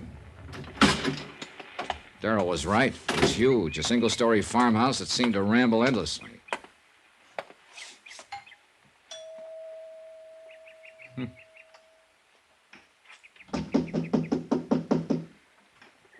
Well, it was a long way to come for nothing. I walked around the side of the house. Nobody tried to stop me. I moved through an open breezeway and wished that somebody had, because suddenly I felt like an intruder. Because of the woman sitting in the wheelchair, staring vacantly down at the swimming pool that sparkled in the sunlight. Because of the way she poured a drink from the bottle beside her without ever looking at it. Because of the way she held the glass, as though she wanted you to believe it was sarsaparilla tea, not whiskey.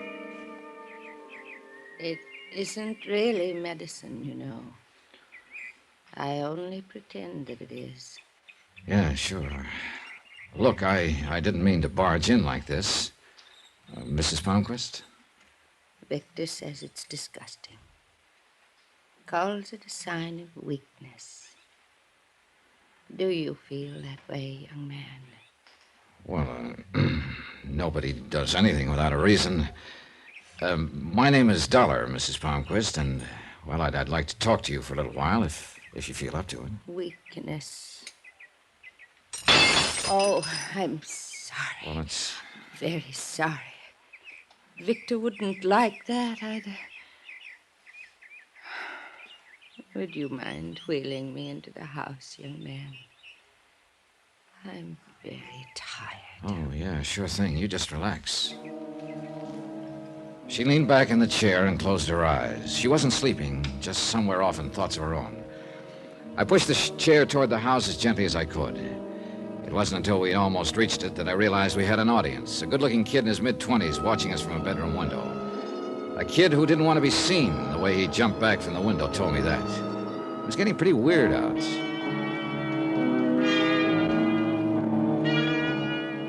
Inside the house, I wheeled Mrs. Palmquist into a large living room. Gently, patiently, I tried to get her to answer a few questions, but I got nowhere. She wasn't rude, just secretive, smiling, and very far away.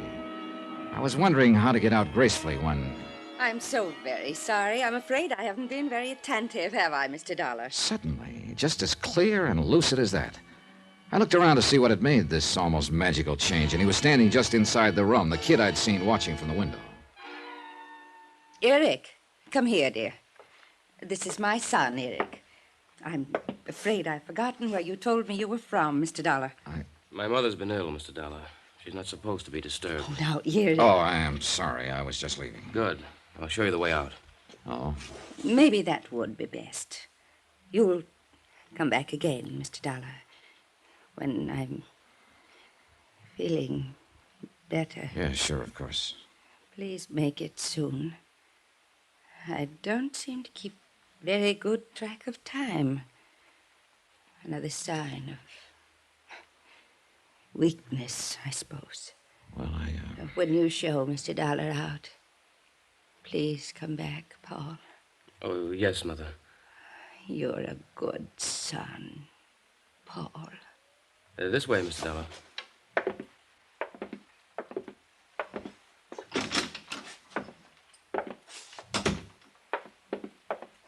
What do you want here? You can see she isn't well. Yeah. It didn't take you long to go from Eric to Paul, did it? She is not insane. You hear, Mr. Dollar? I didn't say she was. Now, why did she call you Paul? Paul was my older brother. He died 3 years ago. That's part of why she's like she is. A small part. Oh, I'm sorry. Nobody's asking you to be. Just don't come back here.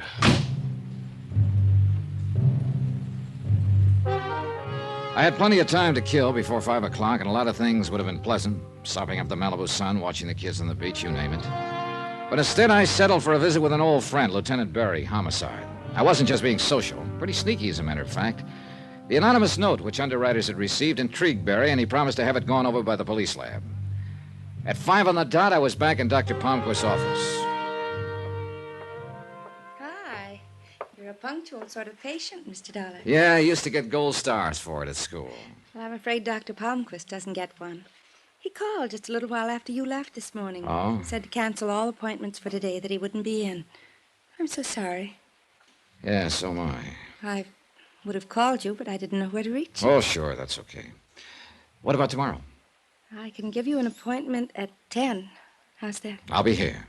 Thanks. Mr. Dollar, would you like to give me some information now? Like what? Medical history, previous illnesses, complaints, the usual thing. Saves time in the morning. Well, why don't we wait till tomorrow, in case Dr. Palmquist decides to play hooky again? There's one nice thing about this job. You get around so much you learn to pick up local habits without even thinking about it. For instance, that evening I had a leisurely dinner, then took in an endless double feature. All without ever once getting out of my car. Drive-ins, you know. It was well after midnight when I got back to my hotel, feeling a kinship for bus drivers everywhere. I headed across the lobby, ran smack into Jim Darrell as I rounded the cigar stand. Oh, Dollar, where have you been? Well, hi, Darrell. Hey, who wound up paying for lunch? Listen, I've been trying to get hold of you all night. Where were you? Dinner, a movie, the wildlife, huh? Well, don't look that unhappy. I didn't do anything illegal. Somebody did. What? Hey, what is it, Darrell? What are you talking about? Mrs. Palmquist. Dead. Shot to death a couple of hours ago.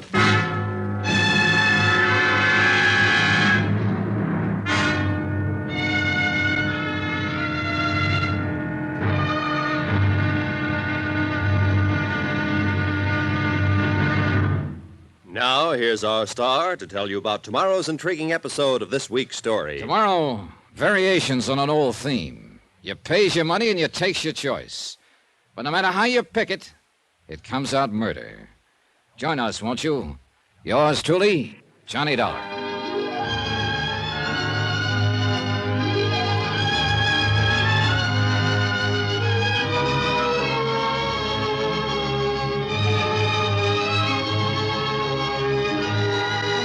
Yours truly, Johnny Dollar, starring Bob Bailey, is transcribed in Hollywood.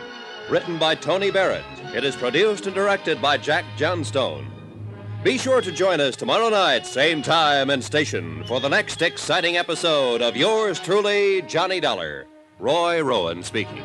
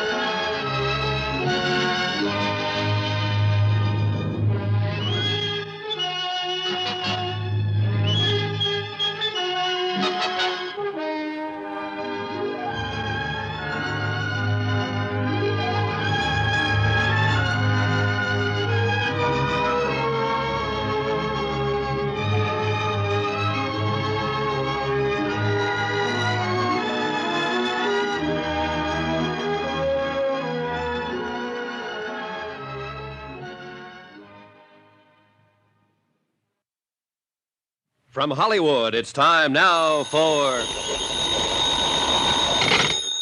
Johnny Dollar. Johnny, Lieutenant Barry, homicide. Got messages from you 3 inches thick. Yeah, been trying to get hold of you all morning. Well, it hasn't exactly been a social tea around here, you know. What with the murder of Dr. Palmquist's wife. Can I come down there to headquarters? Come ahead, and if you're a good boy, I'll introduce you to the man who did the killing. What? Of course, he denies it completely. Who wouldn't? But will you hear his story? It's a wild one. Hold it, you're way ahead of me. You're saying you've got the killer there? That's what I'm saying. Well, who is he? You wouldn't know him. Nobody seems to. Make a little sense, will you, Lieutenant? Look, you coming down or not? Right now.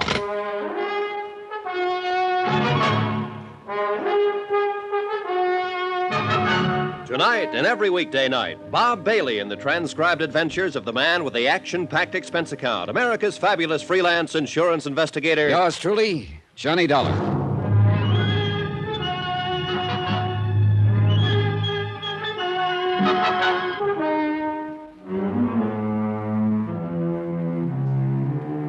From Special Investigator Johnny Dollar, location Los Angeles, California, to National Underwriters Association, Hartford, Connecticut. Assignment, the long shot matter.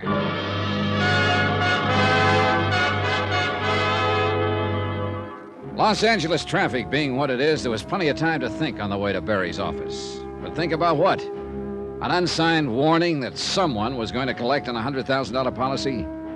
A frail, defeated woman who wasn't going to have to worry about weakness anymore. There was an awful lot to find out before this whole thing could begin to make sense. That was pretty obvious. The man I was going to see was anything but obvious. Big and round, he was like a fat Cupid doll with a gun. You always had the feeling his round little eyes were dreaming past you, seeing an island where there was no jail cells. A lot of cons had made that mistake, found out too late that Barry was as sharp as any homicide cop alive. Life is like that, huh, Johnny? Yesterday your visit was social, today it's business. Yeah, just one dead woman can make a lot of difference. Sit down. Like I said, I'm way behind you. How did it happen? When? Sit down. I can't talk when you're standing. Okay. Santa Monica substation got the call about 9 last night from Dr. Palmquist. He was real excited, said he was holding a rifle on a prowler who'd come in and shot and killed his wife.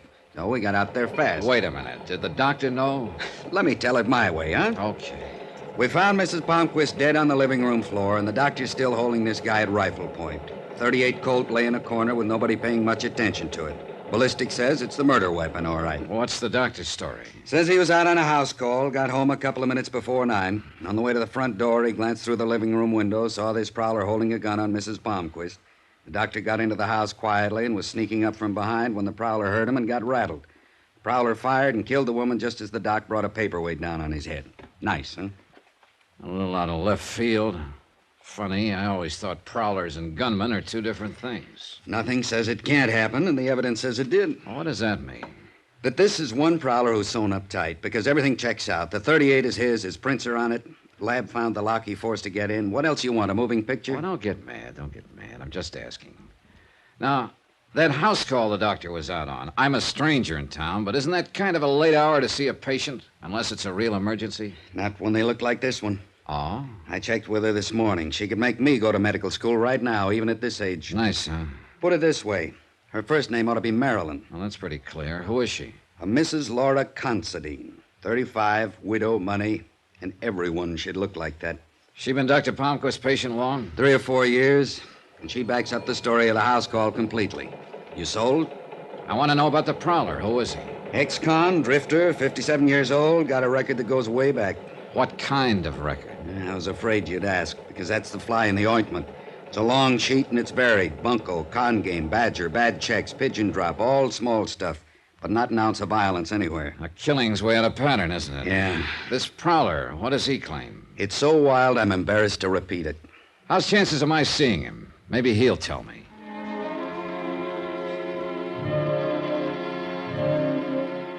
Barry took me upstairs to what they call the hotshot section. A very exclusive floor, this one, because the cells hold only prisoners suspected of the big rap, murder. And you know something? I never heard a place like this, but what an old fallacy comes bouncing back into my mind. That bit about being able to tell a man's character by looking at him. What does a murderer look like? Go ahead, put yourself out on that limb, but don't drag me out there with you. Because the man sitting quietly in cell 8A looked about as hard and dangerous as a Victorian antimacassar. Lonnie Miller, prowler and murder suspect. Lonnie Miller, gray-haired, tall and slim, a man with good straight bearing even while he sat. Yet with a delicacy about him. Or maybe it was just the natural good manners of the born con man. I didn't know. Yell when you want out, Johnny. Yeah. I'm not going to change the story. I'll tell it again, but it'll be the same. Is that what you want, officer? I'm not the police, Miller. My name is Dollar. I'm an insurance investigator. It's a little late for me to buy insurance, isn't it? Miller, you don't have to talk to me if you don't want to, but you'd be helping yourself if you told me the truth. They didn't believe me, not one word. Why would you? Our jobs are different. My interest is in the insurance angle. Did you kill Mrs. Palmquist? I'm nearly 60, mister, and I've done everything in the book, almost everything. But I never killed. Never. I can't make them see that. Yeah, I know. Told them 100 times, word for word, step by step. They just sit and look at me. Well, what do I have to do to make them believe I didn't do it? From what I hear, they've got an awful lot of evidence that says you did. You too, huh? Go away, mister. You may be a little different kind of cop, but you're talking like all the others. You're thinking like them. Let me alone. You haven't got much chance, Miller, if that's your only answer to evidence. Evidence? I know all about that stuff. You can buy it and sell it, manufacture it. Make it stand up and do tricks. The cops... Miller, can do you're anything. talking through your hat. You've been the route. Do you know one case where the police ever manufactured evidence? And I don't mean con talk. I mean one you actually know of. Oh, what's the difference? Look, why don't you tell me about it? Think you could listen without sneering? Nobody else can. Try me, huh? Now, how did you get into this? I just finished doing time in San Diego. Been hitchhiking my way up from there. 4 nights ago, a truck let me off on the Pacific Coast Highway, about 15 miles south of L.A. A few minutes later, a man in a big cab gave me a lift. Nice enough fella. A little nosy about where I was from, where I was going, things like that. But nice. Yeah, go on. After about 5 minutes, he decided we needed coffee, so we stopped at a little tacos joint. 10 minutes later, we were back on the road. After about 2 miles, he said it felt like we had a flat, so he stopped. It was a flat, all right, left rear. So? Well, he had given me the lift. The least I could do was to change his tire, so I did it. He was real friendly the rest of the way. Told me to stick around town and he'd see I got a job. He gave me a 20. Told me where to get a room and said to wait for him to phone. He said his name was Carter. You do what he said?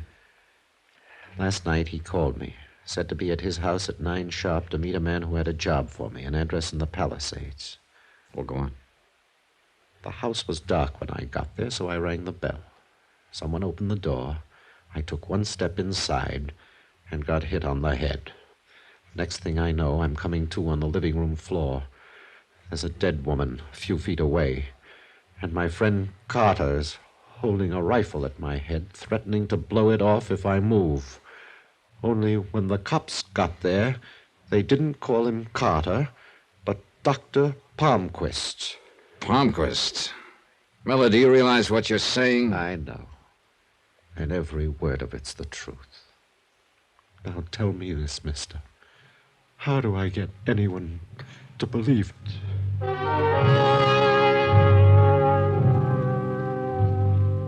Miller sat there quietly, looking first at his burning cigarette, then at me. It was as though he didn't expect either one of us to believe him. I was glad to get out of there. Well, I'll say this much for Miller, Johnny. He's got that story down pat. He didn't tell you one word that he hasn't been telling us. Lieutenant, does Dr. Palmquist know what Miller claims? We haven't discussed it. Didn't I tell you the doctor's resting at Blair Hospital for a day or so, shock of his wife's death? Do you intend to tell him? Look, I know you're a fellow who automatically roots for the underdog, but face it, boy, what have I got? An ex-con with a wild story against a respected citizen with a perfect alibi. I'd look kind of silly questioning Palmquist at the moment. At the moment? Does that mean you've got doubts about Palmquist? I doubt everybody till the last page, boy. That's how I got to be a lieutenant. And that's where we left it. I had a long, thoughtful lunch, which included 2 very dry martinis aimed at helping solve a new problem. To wit, how best to arrange a few words with a hospitalized Dr. Palmquist at such a delicate time. In the end, I did the only thing I could, walked into room 913 at Blair Hospital and introduced myself. Dr. Palmquist didn't seem at all surprised by the visit. He seemed annoyed, if anything, but the annoyance was with himself. I'm not a very good advertisement for my own profession at the moment, am I, Mr. Dollar? I'm sorry to intrude, Doctor. I probably could have picked a better time for a visit. You've been doing your best. What? Which do you prefer, Mr. Dollar, my office or my home? Would you like the names of a few friends? Perhaps they can tell you whatever it is you're trying to find out about me. It's my job, Doctor. And just what is your job, Mr. Dollar? Insurance investigator. For the company that holds the policy on Mrs. Palmquist and yourself. I see. Then you can stop running around now, can't you? You can simply go to the police and they'll tell you anything you want to know. Doctor, may Mr. Dollar, I don't usually prescribe without a thorough examination, but... Please do. Very well. I don't think California is your cup of tea. I suggest another climate entirely.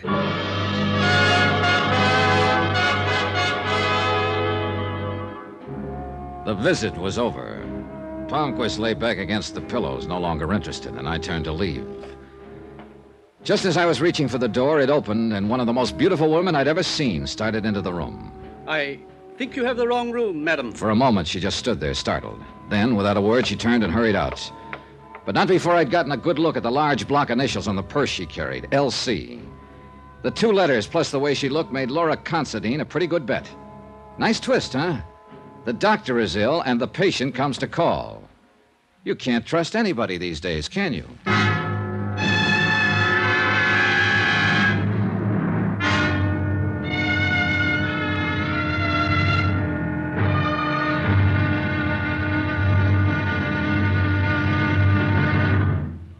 Now, here's our star to tell you about tomorrow's intriguing episode of this week's story. Tomorrow, beauty may be skin deep, but fear goes a lot further down than that. Sometimes as far as death. Join us, won't you? Yours truly, Johnny Dollar.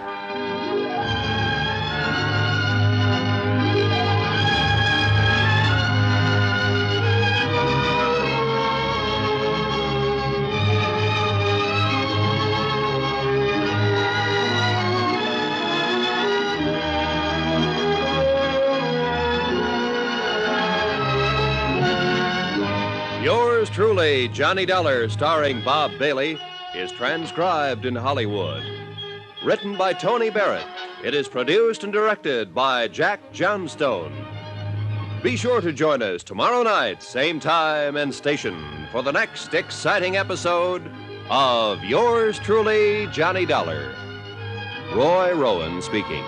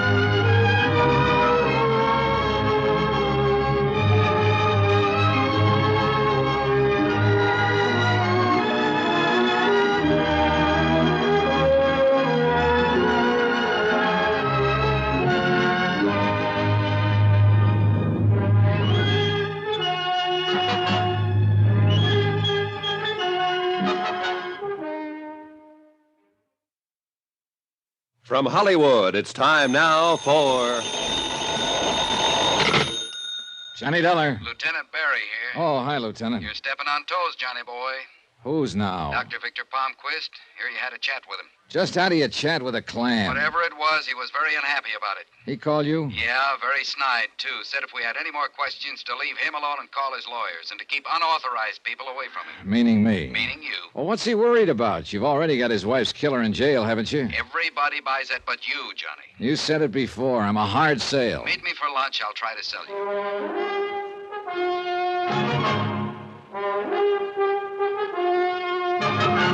Tonight and every weekday night, Bob Bailey in the transcribed adventures of the man with the action-packed expense account, America's fabulous freelance insurance investigator. Yours truly, Johnny Dollar.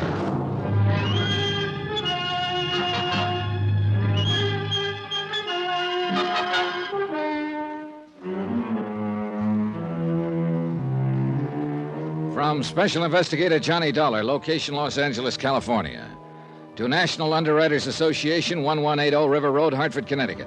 Assignment, the long shot matter. Expense account continued. Item 3, $1 even. Taxi to the Barclay for lunch with Lieutenant Barry. But let me backtrack for a minute. Coming down in the hotel elevator, I kept thinking over what the lieutenant had said, and I disagreed completely. I wasn't a hard sale. It's just that I wasn't an early sale. There were too many angles to the death of Mrs. Palmquist, too many things I didn't know yet. I got proof of that the minute I stepped outside the hotel. The white cad sedan parked directly across the street contained a real interesting combination of people. Eric Palmquist, the doctor's son, and Steffi Lund, the doctor's nurse. The moment they saw me, they did what every amateur sleuth does. They drove away as fast as possible, thereby becoming just as conspicuous as a second nose. By the time I reached the Barclay, Lieutenant Berry had ordered for both of us. You don't like it, order something else, but it's the best they got. Matter of fact, it looks pretty good. Now, as I was saying... Yeah. So Palmquist nurse and his kid are an item. You waiting for me to look impressed? You get up out of the wrong side this morning, Lieutenant. Look, I don't like the smell of this deal any more than you do, but what does it all add up to? You're sent out here to look into a possible killing. Which happens. Victim, Mrs. Palmquist. So an ex-convict sits in a cell accused of the murder. The accuser and witness, the dead woman's husband. The con insists he's been framed, that the husband is the killer. But the husband is well alibied, bringing it down to the setup known as ex-con versus respected citizen. You know there's more to it than that. Don't give me lessons, Johnny. You think you've come up with one thing we don't already know about? I got checkouts going on the doctor, his nurse, his son, everybody within shooting distance of this thing. Don't get any ideas we're asleep down at the hall. All right. Give me a little fill, huh? Who? Palmquist's nurse, Steffi Lund. Nice kid, never been in trouble. At least we couldn't find any. What about the boy, Eric Palmquist? Typical rich doctor's son. Kind of wild, sensitive, gambles, but Papa can afford it. Also hits the booze too much for a kid that young. What about the doctor's alibi, Laura Considine? Yeah, knew I should have skipped that one. Your eyes look like they're whistling. Isn't that awful? At my age, too. All right, Johnny, she's clean. By the way, where does she live? There's a big house in Long Beach. Why? No doctors there? It's still a free country. I know people whose doctors live in Patterson, New Jersey. Point. Oh, almost forgot. I got the lab report on that anonymous note that started this thing. Anything? Untraceable. No prints, cheap paper that can be bought anywhere. And the letters were cut from a dozen different magazines. Didn't tell us a thing. What do you mean it didn't? What? It told us someone was going to try to collect on a policy.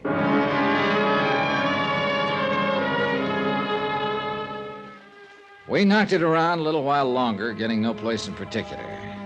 Then suddenly I was being paged for a telephone call. Barry's raised eyebrows were eloquent. They made me feel like one of those would-be movie stars who have themselves paged in the Brown Derby so that other would-be stars will know they're there. I had a funny notion about who might be calling, so I told the waiter I'd take it in the booth out front and left Lieutenant Berry by himself. Johnny Dollar. Mr. Dollar, I'm so glad I found you. Oh? This is Steffi Lund, Dr. Palmquist's nurse. Well, the day's picking up. I'm sorry. I hope I didn't interrupt your lunch. You see, I called your hotel and they told me where you'd gone. I'm sorry. Well, don't apologize, Steffi. A working girl who drives around in a beautiful white Cadillac doesn't have to, you know. I'll explain about that. Why should you owe me any explanation? Please, Mr. Dollar, I've got to see you right away. It's terribly important. Mr. Dollar, Where are you? I'm at Dr. Palmquist's office. Can you come here now, right away? Okay, I'll be right over. And please, don't bring anyone along with you, will you? However you want it, you're calling the shots. Thank you. And hurry, please.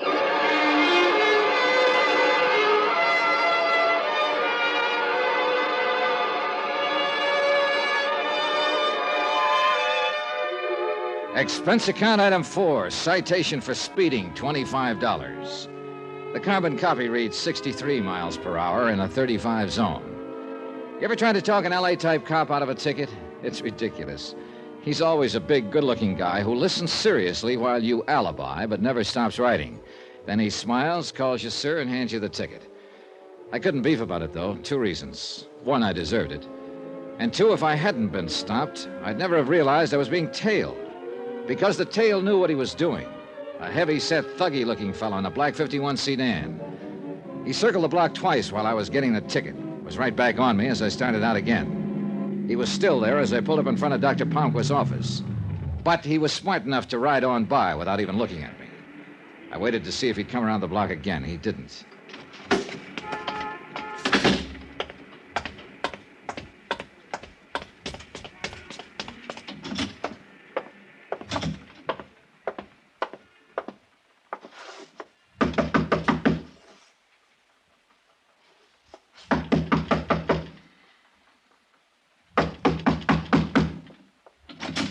Yes, sir. What is it? What? What do you want?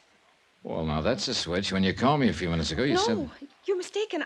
I didn't Oh, call now, you. wait just a minute. I didn't call you. Don't Her you words were understand? deliberate, emphatic, but her eyes were suddenly doing the real talking, signaling desperately into the room behind her, trying to tell me that she wasn't alone. But I wasn't the only one who caught the signal. Get away from the door, Steffi. Come in, you. Did you hear me? I said come in. Eric, please. Hello, Eric. What seems to be the trouble around here? That's far enough. Oh, now, come on. Why don't you put that thing down? Your family's had enough misery with 38s. Darling, do what he says. Why did you call him, Steffi? Why? Because somebody's got to help you because of what you're going through and what it's doing to you. Eric, I can't stand any more of it. You're half out of your mind with fear. Now listen to him, Eric. Maybe he can help. You think he can help? You think anybody can? One thing's sure. That gun's not going to help you any. Come on now, kid, put it down. No, because nobody tells me what to do. Not when I've got a gun. They're afraid to. That's right. They're afraid to. You're both afraid, aren't you? It's nice. It's nice for somebody else to be afraid. I like that. I really like that. He wasn't even looking at us anymore, just somewhere off into space. Somehow, Steffi sensed that I was waiting for a chance to grab his gun and motioned for me not to. And suddenly I remembered where I'd seen that lost, empty look before. Mrs. Palmquist, Eric's mother. She'd had her share of that look the day she died. Mr. Dollar, help me with him, please. I picked him up, put him on the couch. He had that terrible whiteness that a deep faint brings, and Steffi didn't waste any time. She loosened his collar, shoved his head forward. In a few minutes, he shuddered once, came to, took a deep breath. We made him comfortable on the couch, but you could see that it had been a rough trip for him. He was conscious, but he didn't have the strength to open his eyes. Steffi just stared at him. He'll be all right now. What's wrong with him, Steffi? Why that thing that just happened? You want the technical name? Circulatory liability. Sound impressive? Talk layman, huh? A form of extreme hypertension. Nerves. Enough to make him faint like that from anger, from fear. It's a lovely thing for a man to go through, isn't it? Well, that calls for a different kind of medicine, doesn't it? Analysis with a psychiatrist. He's in it now. Only with Eric, it's going to take a long time. Maybe a very long time. But a kid like that, how? Why? Fear. Overpowering, petrifying fear. Of what? His father. Of Dr. Palmquist? Yes. The nice Dr. Palmquist. The gentle, quiet healer. My employer. My father-in-law. You and Eric are married? Tijuana 6 weeks ago. Eric is 25 years old, Mr. Dollar, and he's so afraid of his father we're still keeping the marriage a secret. Why, Steffi? Why is he so afraid of Palmquist? His analyst hasn't been able to get through to that. You expect me to? Well, somebody better. Why did you say that? Because he waved that gun around very convincingly for a scared kid. He never would have fired. Don't you understand? He's so frightened he couldn't have made himself do it. I hope you're right.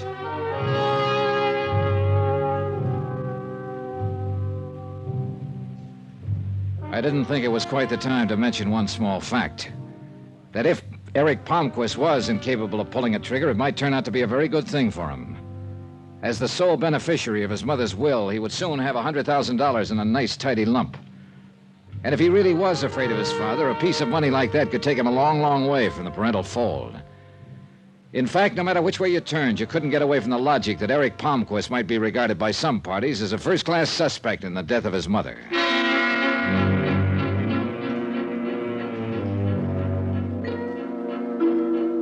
Steffi was still pretty much upset when I finally left her, and I must admit that my own mind wasn't exactly at ease. Hoping that the fresh air would help to clear my thoughts, I took my time driving back, and it must have been nearly an hour later when I pulled into the subterranean garage of my hotel. I guess I was thinking too hard about what had just happened. In any case, I wasn't quick enough. Just as I passed one of the garage's big concrete pillars, a figure stepped out from behind it, brought the business end of a Colt banging down on my head. The ground climbed up and got me. But not before I had a look at him. My heavy-set, thuggy-looking friend who tailed me earlier in the day. He could talk, too. You're in the wrong town, punk. Take the hint. I took the hint. I passed out.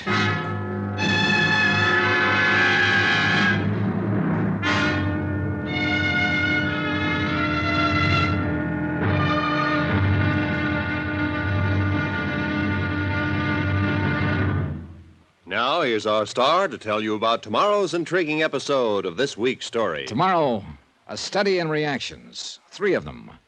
One by a man who should know, one by a man who doesn't, and another by a bullet. Join us, won't you? Yours truly, Johnny Dollar.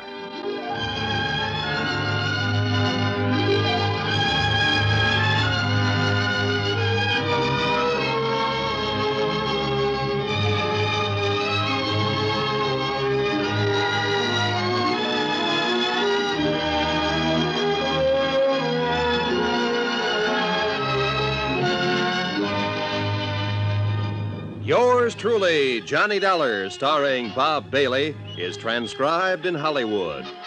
Written by Tony Barrett, it is produced and directed by Jack Johnstone.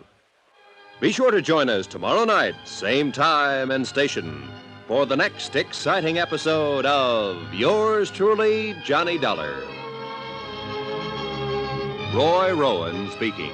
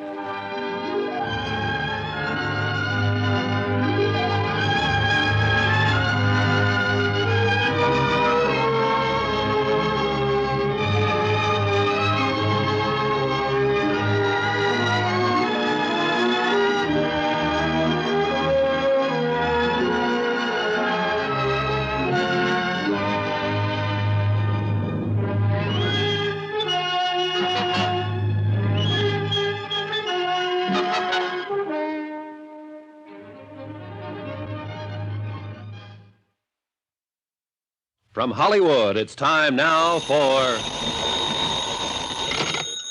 Johnny Dollar. Oh, this is Dr. Van Clauser returning your call, Mr. Dollar. Oh, yes, Doctor. May I ask who recommended me? I inquired about a good psychiatrist, and it came up you. Yes. Well, the first step is usually an office appointment for a preliminary chat. That's what I had in mind. Today? My schedule is quite full. Would tomorrow be suitable? Today would be better. Oh, I see. But there should be ample time. There should be ample time, but there isn't. In fact, I'm running out of it fast. Very well. 11 o'clock. Dust off your couch.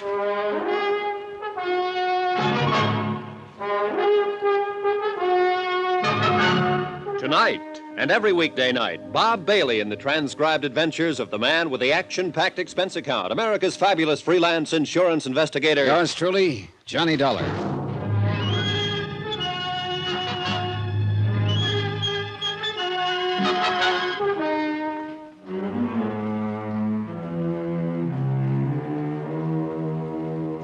From Special Investigator Johnny Dollar, location Los Angeles, California.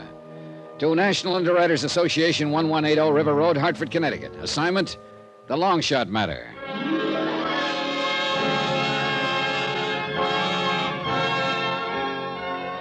Johnny Dollar, hypochondriac, complete with assorted medical advisors. I needed one of them before I even got down to the lobby of my hotel. It was the house medic, that's item 5, $5, who'd patched me up yesterday after a thug had worked me over in the hotel garage. Now came checkup time, and the doctor was a fusser, and he disapproved of me. Hold still now, hold still. Yeah, but that's my head you're digging into. I wouldn't have to if somebody else hadn't split it open. There. Hey. Well, looks a little better. Yeah, well, don't sound so enthusiastic. Walking into a wall. It's the best I could think of at the moment. Likely story. Hold still now. I want to redress that wound on the other side. Hold still. Temper. Funny, he was working on the outside of my head, but it was the inside that ached most. There were reasons, lots of them. Like the murder of a sick old woman the same day I'd arrived. and the anonymous note that had warned of it. Like the victim's husband and an ex-convict accusing each other of committing the crime. It was a rough one, real rough, because the picture kept changing from minute to minute, and my company was on the hook for $100,000. At 11 o'clock, I sat across the desk from Dr. Hans van Clauser, psychiatrist, in his Beverly Hills office.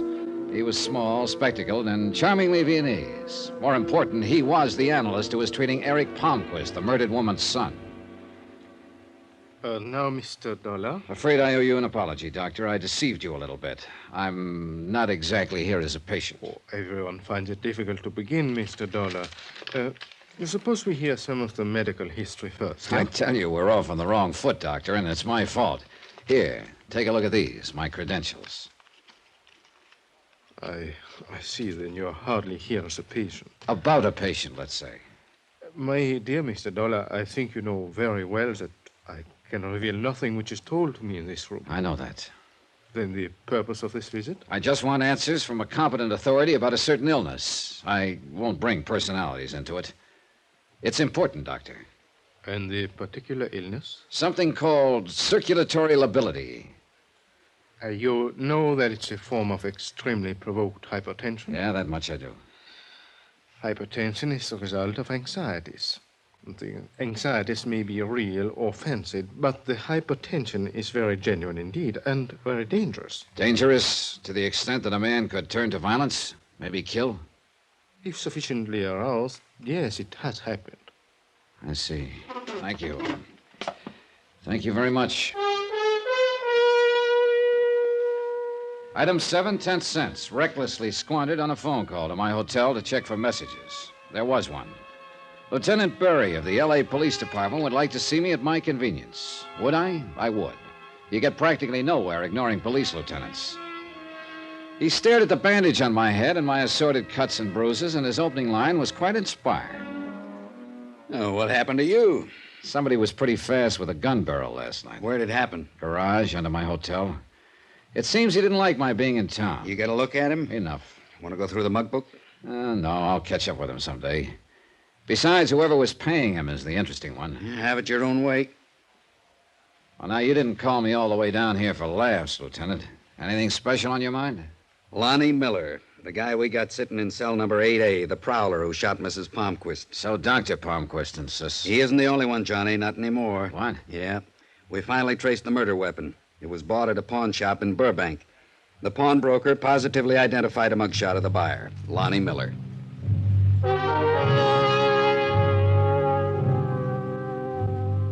Police identification evidence is a pretty tough thing to ignore. But I was still what the lieutenant called a hard sale. It wasn't stubbornness, simply the fact that I'm very large for motivation. It can be as wild, as woolly as they come, but it's got to be there somewhere. And somehow, with so many good ones around, the worn, faded man in cell 8A didn't rate in that company. I asked the lieutenant for a couple of minutes with Lonnie Miller. He shook his head as though he felt sorry for me, but okayed the visit anyway.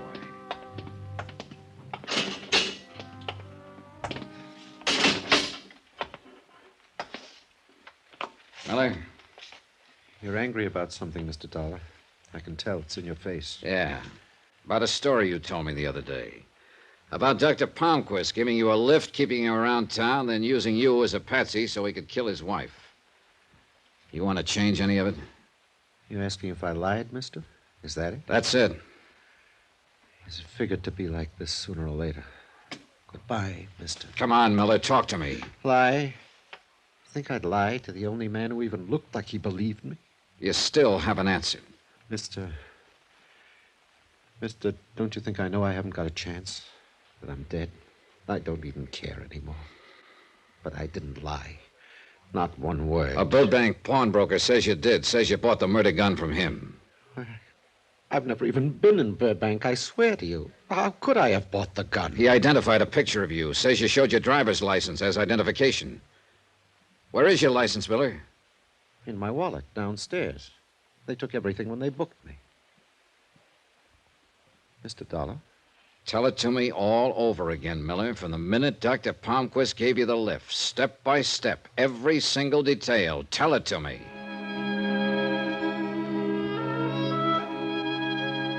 He began slowly, haltingly. The words just kind of fell out of his mouth in a tired, hopeless fashion. It was the same story he'd told so many times now. I had reason for making him go through it, some small, hazy idea that was tugging at the back of my brain, jagged, undeveloped, but an idea. When I left the cell, I had Miller's permission to look in his wallet. The police custodian showed it to me 5 minutes after that. The license wasn't there. Expense account item 8, 10 cents, an L.A. newspaper, 3 days old. One which played up the Palmquist killing big, contained pictures of both Dr. Palmquist's grieving husband and Lonnie Miller, suspected killer. Purpose? To be used in backtracking. The drive down to Long Beach could have been pleasant. Sun, ocean, a relaxing type day, but not for me. Not with what was going on inside my head. Even the soft breeze coming in off the Pacific couldn't sweep the pieces together for me. Sure, for a few seconds, everything would make sense. Then, a moment later, some small fact would make the whole theory collapse. I knew one thing, though. If this whole deal was a frame, it was a great one, a work of art, something to be admired, provided your name was neither Lonnie Miller or National Underwriters. About 6 miles this side of Long Beach, I found what I was looking for, the little tacos joint where Miller claimed he and Dr. Palmquist had stopped for coffee.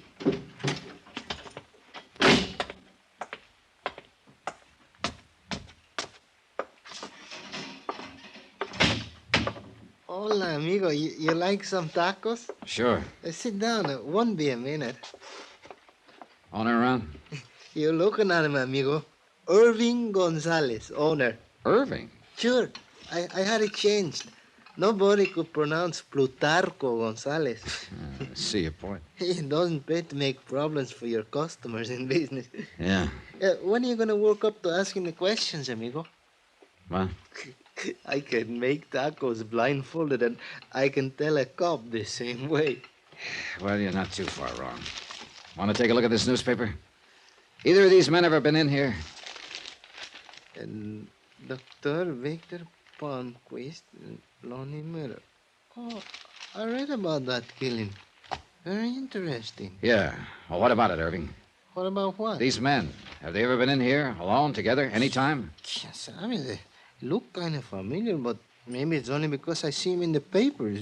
You know, That's the best you can do. Well, look, amigo, you stand behind a counter all day and everybody looks like everybody else. You wouldn't want me to make a guess, and that's all I'd be doing, guessing. No, I wouldn't want that. Here, nice and hot. Eat your tacos, amigo. Thanks anyway. I'll skip them this time. Here. You know something? I don't blame you. Hey, look at this. Pills. Pills? Pills. I eat them by the dozen. You know why, amigo? Tacos. There's this about the racket. You try, you strike out, you can't waste time thinking about it. You get on to the next step. The step? Laura Considine, Dr. Palmquist's lovely alibi the night of his wife's death. Her house was only a few miles out of Long Beach. It seemed logical to head for it. I reached it about 20 minutes later, a large, old-fashioned and seemingly deserted house in a promontory that jutted out into the Pacific. Strikeout number 2, the hostile iron fence that circled it made its point. Keep out. So I did. Trespassing applies to everyone. From where I stood, I couldn't identify the car that suddenly roared away from the back of the house, but one thing was obvious. The driver was in a hurry, and I was getting nowhere. I decided to head back to town. It happened 5 minutes later as I rounded a curve on my way back to the Pacific Coast Highway. Choice, the Pacific on one side, granite cliffs on the other. I picked the cliffs.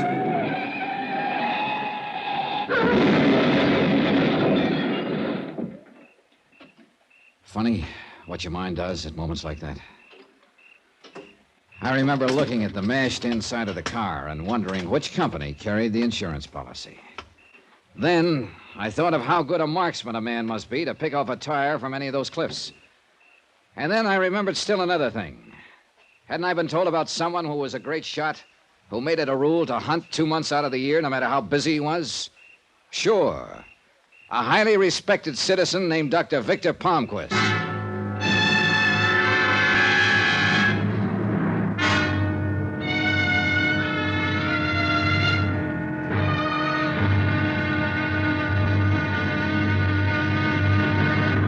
Now, here's our star to tell you about the final exciting episode of this week's story. Tomorrow, you want to hide something? Put it in plain view. Only don't go overboard on the system if you're hiding a murder. Join us, won't you? Yours truly, Johnny Dollar. Yours truly, Johnny Dollar, starring Bob Bailey, is transcribed in Hollywood. Written by Tony Barrett. It is produced and directed by Jack Johnstone. Be sure to join us tomorrow night, same time and station, for the next exciting episode of Yours truly, Johnny Dollar. Roy Rowan speaking.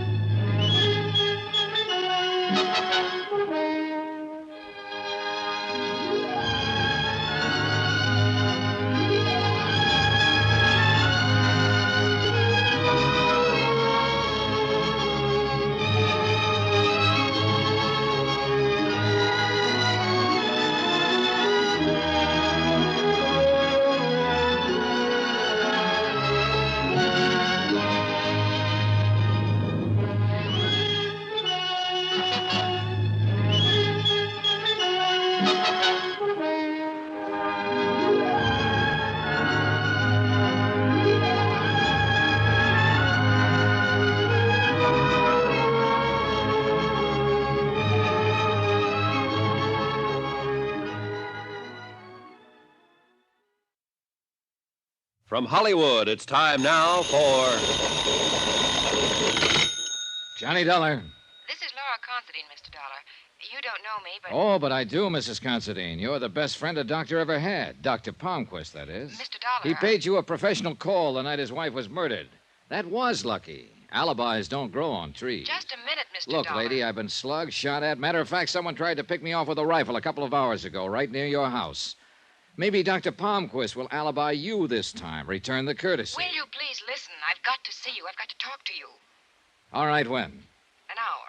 The bar at your hotel. The martinis will be waiting.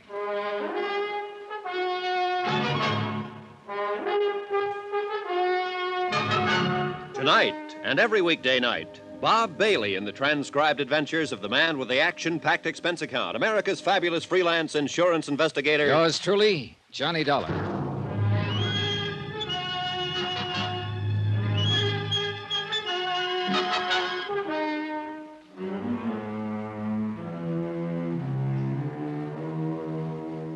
From Special Investigator Johnny Dollar to National Underwriters Association, 1180 River Road, Hartford, Connecticut. Assignment, the long shot matter. Expense account concluded.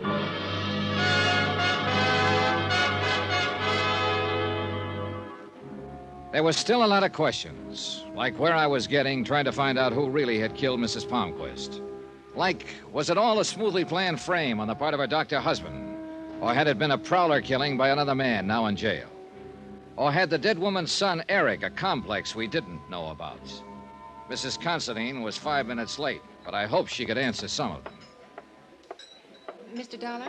Oh, come now, Mrs. Considine, that reading. It implied we haven't met before, and you know that we have. Well, I don't remember. The day you visited Dr. Palmquist in the hospital and pretended you had the wrong room. Sit down. There was a reason for that. Sure, there's one for everything. Is there? You think Victor Palmquist had something to do with his wife's death? Well, you're wrong.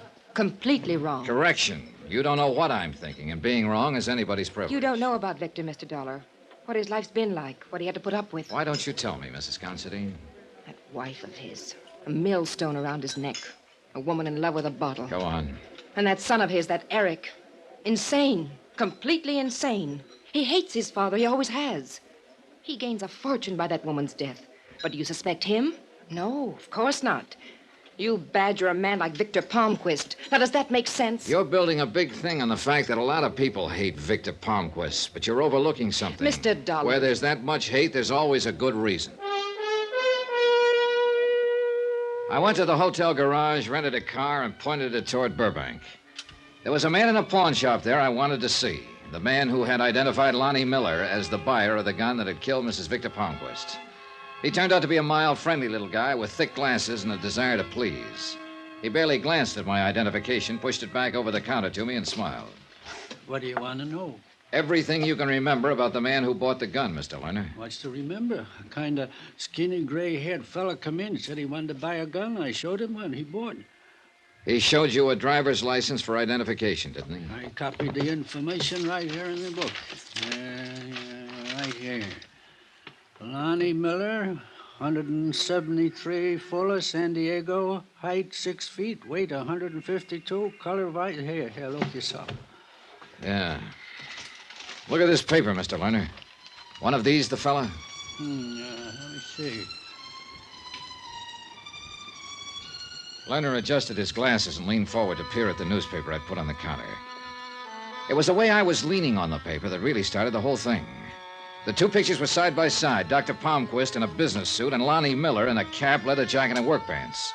My arm was covering everything but the faces. Lerner moved my arm before pointing out Miller as the buyer of the gun. Then he nodded emphatically. Sure. That's the fellow who bought the gun, that Miller. You had to move my arm before you'd say so, Mr. Lerner. You were covering up half the picture. What am I, a mind reader? No, but I think you might have made the most normal mistake in the world. Wait. You trying to tell me this Miller didn't come in here and buy a gun from me? That's about it. So how come a fellow who wasn't here gave me a driver's license and said he was? That's a good question, Mr. Lerner. There were two people I wanted to see now real bad. Lieutenant Berry at Homicide and Lonnie Miller, Cell 8A, City Jail. I streaked down to headquarters, and guess what? The lieutenant was out on police business. Should be back in a while. I knew Lonnie Miller wasn't out, so I settled for him. There were only 2 or 3 questions I wanted to ask him, but they were important. I spent about 15 minutes in the cell with Miller, got my answers, and they made sense now. Then I spent an hour waiting for the lieutenant. He finally showed. This time, he was the hard sale, even after I discussed what I'd figured out at the pawn shop. Johnny, I'm tired. Oh, sure, me too. Now, look, Lieutenant, you know what I'm pushing is possible. Dr. Palmquist and Lonnie Miller are approximately the same size, age, coloring. Even the bone structure is fairly similar. But they don't look alike. They don't have to, because it's the impression that counted here. Johnny! That's exactly what Palmquist was counting on. Now, look, Lieutenant, you've been around. You know what people go by when they're asked to identify someone. An all-over impression. So? And you know a big factor is clothes, particularly the type of clothes. All right. What are you going for? This. If Dr. Palmquist walked into that pawn shop wearing a cap, leather jacket, and work pants, and then 6 days later you show the pawnbroker a picture of Lonnie Miller dressed in the same kind of clothes, you know whom he'll identify every time.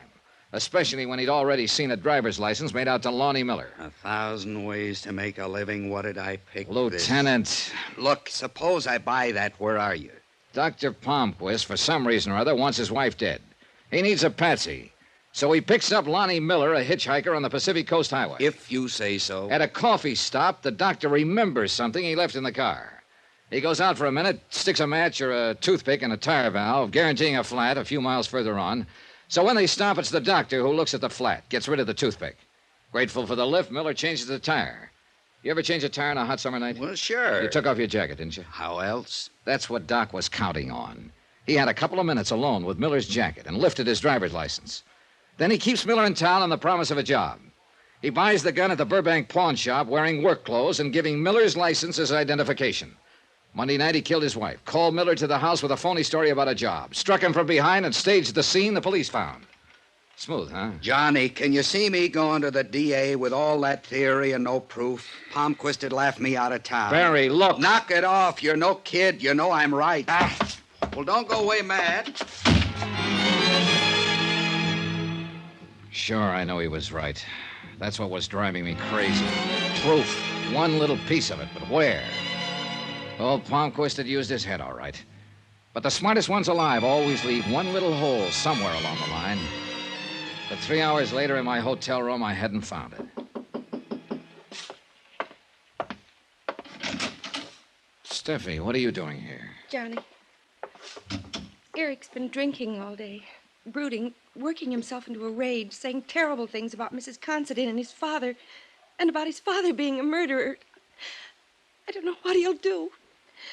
Help me, Johnny, please. He give you any idea of where he was headed? He mentioned going home to get a gun and then going to Mrs. Considine's house. Johnny, I'm afraid. All right, come on. The drive to the Palmquist house on the Palisades was a long one, but educational. Because Steffi had nothing to hide now. She was just a kid worried to death about her husband, and her bitterness toward Dr. Palmquist came rolling out. He's an easy man to hate, my father-in-law. All charm on the outside. Petty little dictator inside. A man who's trying to prove something, who can't abide weakness. Tries to make everyone over into his own image. A horrible man. Tell me about Eric's brother. Paul? He was the favorite, the doctor's pride and joy. They hunted together all the time. Only one day, Paul had a cold, tried to get out of a hunting trip. This offended the doctor's weakness fetish. It made the boy feel like a coward, so Paul went hunting and died of pneumonia. Mrs. Palmquist never got over it, as you saw before she was killed. Nice, Johnny? You like the family I married into? The house was dark when we got there. We hurried to Eric's bedroom, and Steffi leaned against the door, weak with relief. Eric lay sprawled on the bed, snoring fine alcoholic noises. The rifle he still clutched made very clear what he'd been thinking about before the liquor had taken over. We were just getting him comfortable when we heard it. A car pulling into the garage. Palmquist. I got Steffi down the back stairs and out of the house as soon as I was sure he was inside. And then I turned back. Because suddenly I was tired of a killer walking around free while everyone else stepped softly. And the anger was good, because it suddenly drove into my mind the one thing Palmquist might have overlooked. I let myself into the garage by the small window, moved to the doctor's big car. You ever try to force open a car trunk with a claw hammer? Don't. A, it's rough, and B, it takes your eyes off the door leading to the kitchen. Why don't you ask me for the key, Dollar? A gun, Doctor? No instrument of healing? Oh, that's nice. And it tells me something about the trunk. That there's a spare tire in there that's flat, but doesn't have a puncture. A service station might remember a thing like that, huh, Doctor? Right, Mr. Dollar. Goodbye. He couldn't pick me off because of the car, but the car was working against me, too. You did better with a rifle yesterday, Doctor. I'll manage, Mr. Dollar.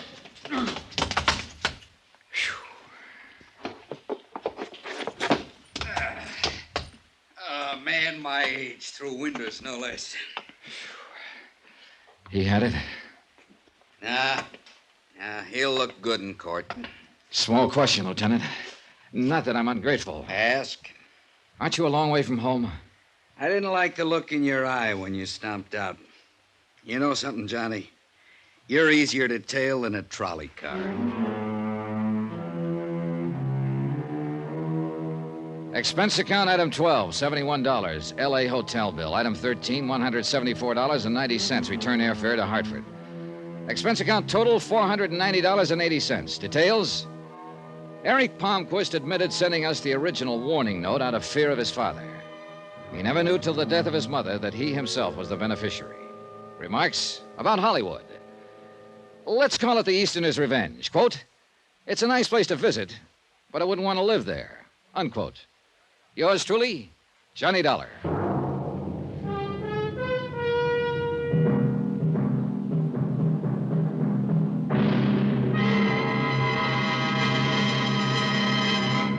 Now, here's our star to tell you about next week's intriguing story. Next week, $3 million worth of a worthless gold mine. And there's blood on the desert sand. Join us, won't you?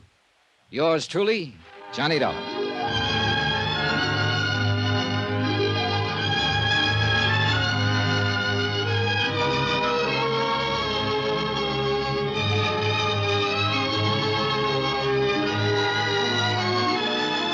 Yours truly, Johnny Dollar, starring Bob Bailey, is transcribed in Hollywood. Written by Tony Barrett, it is produced and directed by Jack Johnstone. Heard in this week's cast were Virginia Gregg, Victor Perrin, Lillian Baeff, Russell Thorson, James McCallion, Edgar Barrier, Don Diamond, and Herb Butterfield. Musical supervision by Amerigo Marino and Carl Fortina. Be sure to join us on Monday night, same time and station, for another exciting story of yours truly, Johnny Dollar. Roy Rowan speaking.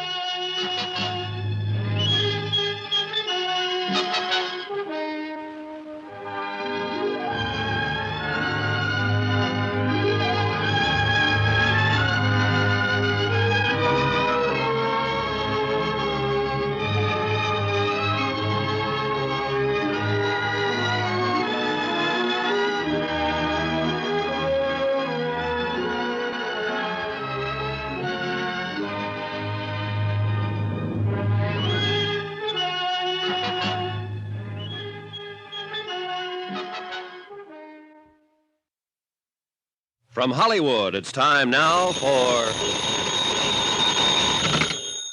Johnny Dollar. Pat McCracken, Universal Adjustment Bureau. Oh, hi, Pat. This is my third call. Where you been? Out buying some tackle. Want to go fishing? Fishing? Yeah, I'm heading down to New York State. Esopus River, maybe the Beaver Kill. Trying to snag myself some nice trout. And, Patsy, my fishing is one thing you aren't going to interfere with. Wouldn't think of it. But why don't you try Lake Mojave? Huh? Where's that? Along the Colorado River, out between Nevada and Arizona. What? Sure, be the guest of Greater Southwest Insurance and Liability. What are you talking about? I don't know how you'd value those Esopus River trout, but there's a fish out there that may be worth $3 million. Johnny? I'll be right over.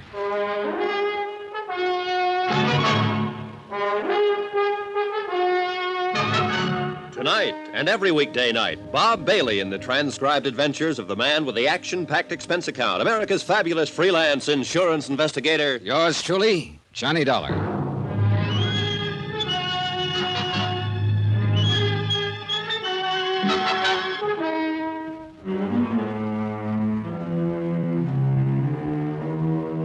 Expense account submitted by Special Investigator Johnny Dollar to Greater Southwest Insurance and Liability Company, Kingman, Arizona office. Following is an accounting of expenses incurred during my investigation of the Midas Touch matter. Expense account item 1, cab fare from my apartment to the Universal Adjustment Bureau, 8242 North Spring. When I got there, Pat McCracken was standing holding the door of his office open for me. Buy in, Johnny, but don't bother sitting down. Now, what's that supposed to mean? It means you haven't got time. You all packed? Oh, you bet I am. For a trip to the Esopus and some of those pretty rainbows and eastern brook trout. Got a new lure oil called Fast Strike I want to try out. I hear it's great. Sorry, but if there's going to be any actual fishing, it's going to be for Lake Mojave bass. Says you. Here are your plane tickets. Here to New York, nonstop to Los Angeles, and out to Las Vegas. From there, you'll have to go to Kingman, Arizona by car. Slow down, boys. Slow down. The man to see in Kingman is Jake Kessler at Southwest Insurance. Oh, Pat. Yeah? You mind telling me what it's all about? The Midas Touch Mine. New racket in uranium? I said Midas. Gold mine. Oh, sure. Well, what's the insurance angle? Ask Jake Kessler when you get to Kingman. Oh, but you can at least tell Look, me what... You've only got 20 minutes to catch your plane to New York. You mean if I decide that? And with $1.5 million, maybe $3 million at stake, nobody's going to quibble too much over your expense account. Maybe I should take a crack at those Lake Mojave bass. Expense account items 2 and 3, $2.90 even, a handful of American Express traveler's checks, and cab fare back to my apartment for my luggage. Then to the airport from my plane to New York to Las Vegas, Nevada.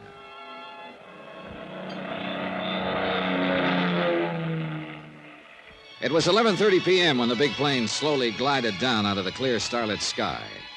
And unless you've seen the millions, billions of stars that twinkle brightly through the clear, dry air over the Mojave Desert, you've missed a real thrill. We glided down toward the landing strip on the edge of the town of Las Vegas. From the air, the myriad multicolored lights made the fabulous resort sparkle like a field of jewels. Item 4, 30 cents phone calls to car rental agencies. They were all closed. Item 5, 65 cents per cab to the Flamingo Hotel, where I decided to spend the night and drive on to Kingman in the morning. Item 6, hotel overnight, food, and incidentals. $178.30. If you know Las Vegas, you know what that word incidentals means. 15 odd. And black. Place your bets, please. The dice are passing. All right. There we go. 6 to the point. I'll say this much. I tried to make some expense money on the side, but, well, I guess I shouldn't have tried to cover so many of the gambling joints. If I'd stayed at the Flamingo, where I'd always made me a buck or two at the casino. But this time, Lady Luck just wasn't on my side. Anyway, well...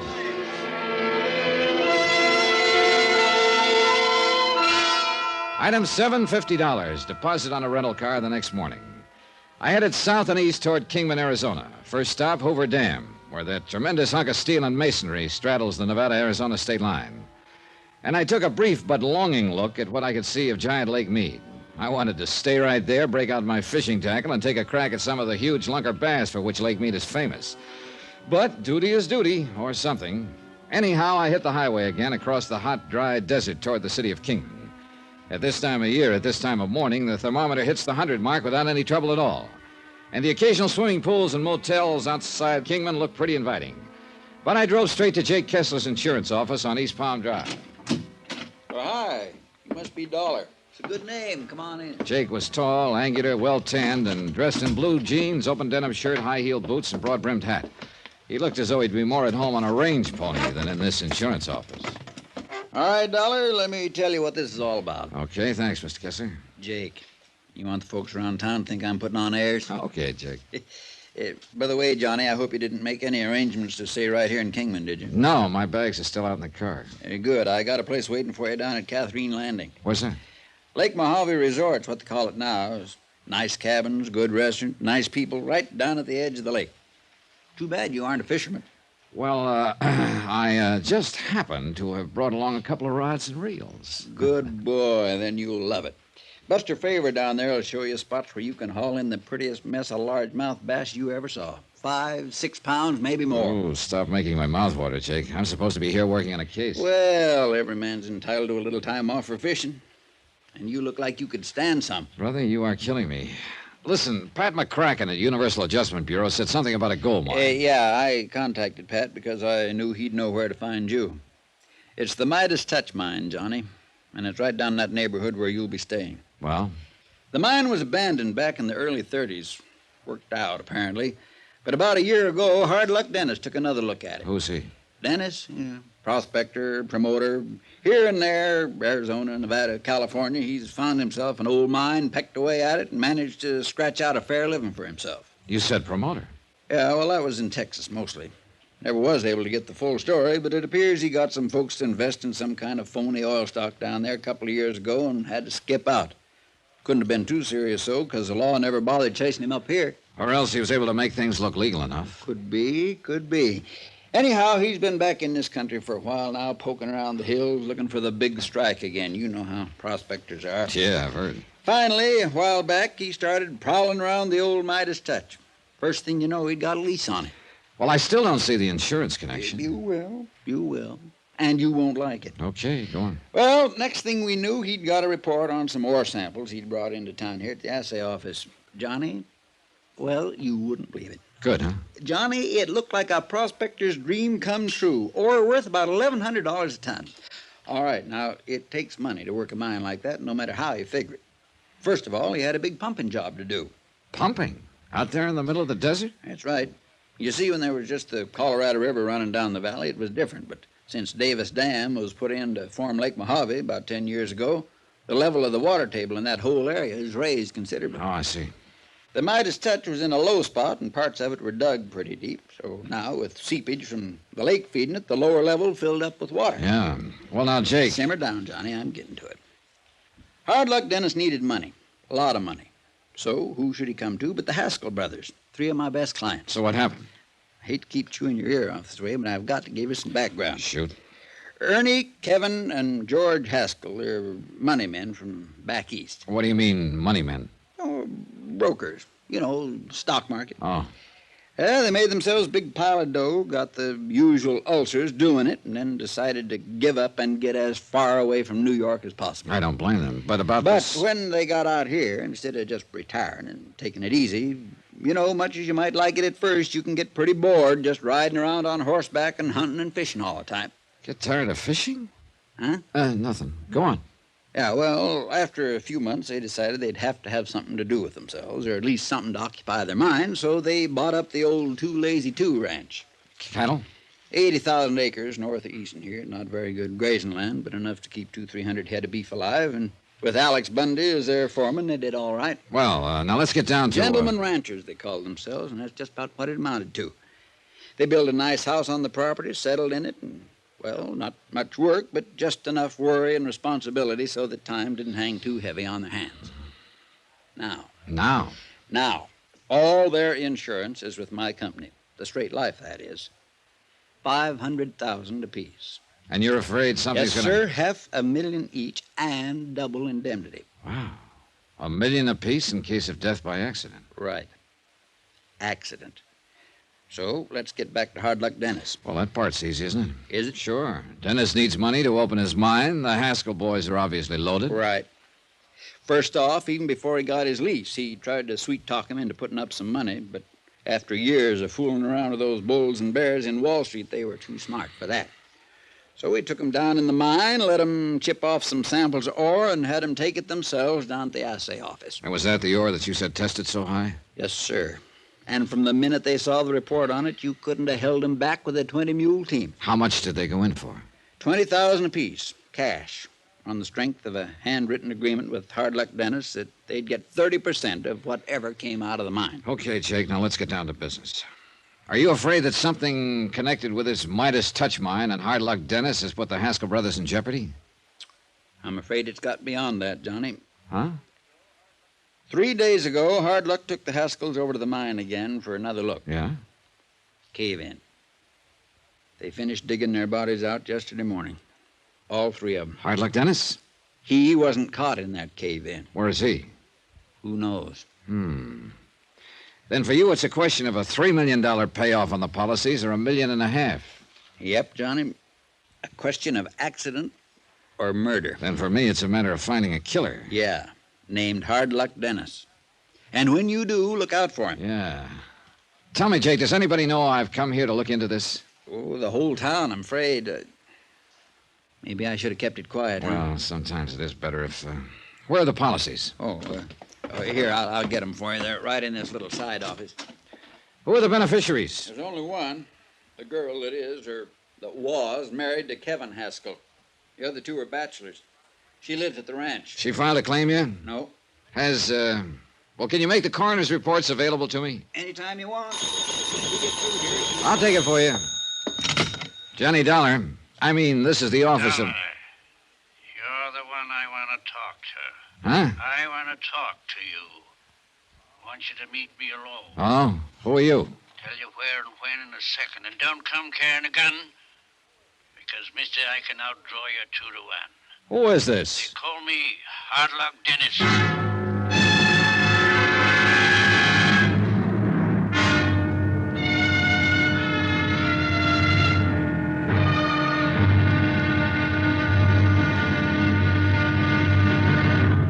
Now, here's our star to tell you about tomorrow's intriguing episode of this week's story. Tomorrow, I find that one of the fishermen who hangs around Lake Mojave is a character called Death. Join us, won't you? Yours truly, Johnny Dollar. Yours truly, Johnny Dollar, starring Bob Bailey, is transcribed in Hollywood. It is produced and directed by Jack Johnstone, who also wrote this week's story. Be sure to join us tomorrow night, same time and station, for the next exciting episode of yours truly, Johnny Dollar. Roy Rowan speaking.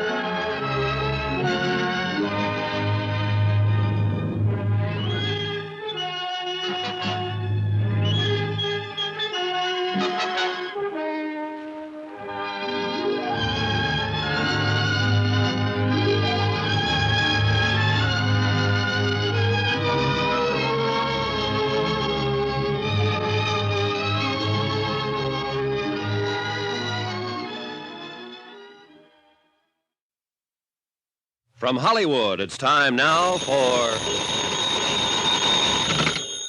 Johnny Dollar. I mean, this is the office of Jake. Dollar, you're the one I want to talk to. Huh? You heard me.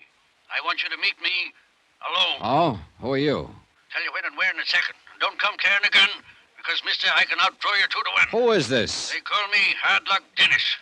Oh, you planning to add another murder to that of the Haskell brothers? 13 miles out of Kingman on the highway east. Little side road to the right, mark Yucca Trail. Now listen. Mile and a quarter on, you'll see an old miner's shack. Be there at 3 o'clock sharp. And what if I decide Remember what to... I told you? Bring somebody with you or try anything funny and you'll never get out of this desert alive. Hello. That call for me, Johnny? No, it wasn't, Jake. But I wonder why a killer would call me.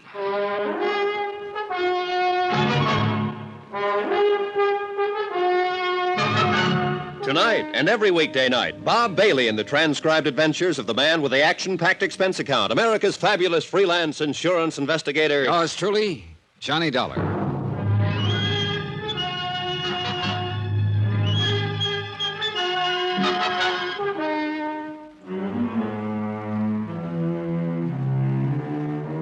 Expense account submitted by Special Investigator Johnny Dollar, location Kingman, Arizona, to the Greater Southwest Insurance and Liability Company. Following is a report of expenditures during my investigation of the Midas Touch matter. Jake Kessler, local representative for Greater Southwest Insurance and Liability, had laid it out pretty clearly. The three Haskell brothers, prosperous gentlemen ranchers, had taken out life policies totaling $1.5 million double indemnity, which meant that their death in what was supposed to look like an accident at the bottom of the Midas Touch mine could cost Southwest a cool $3 million. And the finger of suspicion pointed straight at one Hard Luck Dennis, prospector and promoter. It was in Jake Kessler's office that I'd received the phone call from Hard Luck. Where did Hard Luck tell you to meet him, Johnny? Oh, I'll find it all right. Where? Look, I think I'd better handle this alone, Jake. Johnny, he's being hunted by every available policeman here in Kingman. He's a killer. Like I told you, he got $20,000 apiece from the Haskell brothers, cash.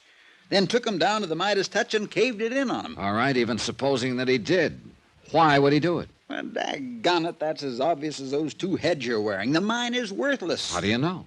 Because smarter people than him gave it up over 20 years ago. I thought you told me the ore samples he brought out assayed at $1,100 a ton. Oh, now, look, Johnny, you know as well as I do that there's more ways to salt a gold mine than there is to skin a cat. You have any proof that Hard Luck salted that one? No, but Tad Harding will. Who? Captain Tad Harding, police. He hasn't lived out in this country all his life for nothing. Where's Harding now? At the Midas Touch. But when he gets back here, you see him. He'll show you that I'm right. Well, if you are, it certainly would point the finger at Hard Luck Dennis, wouldn't it? can't you understand, Johnny? Hard Luck needed money. He's always needed money. He salted that mine, got $60,000 from the Haskells on a lick and a promise, then caved in the mine on them before they could get wise to him. Good theory. You'll find it's a fact. That's why he skipped out as soon as he... Oh. Yeah. Yeah, he couldn't have skipped very far, could he? And if he were guilty, why would he want to see me? All right, Johnny. Now listen to me. The Haskells were 3 of our finest citizens, so the whole town will cooperate with you. So don't do anything foolish like meeting that Hard Luck Dennis alone. That willingness to cooperate includes you, Jake? You know it does. I'll do anything. All right, then just give me your word you won't tell anyone that I'm meeting Hard Luck. Well, now, because if you do, I'll drop this case like a hot potato. Yeah. Well? Okay, Johnny, for the time being. Okay. I just noticed out the window. Tad Harding's car just pulled up in front of police headquarters. Then what are we waiting for? Let's go.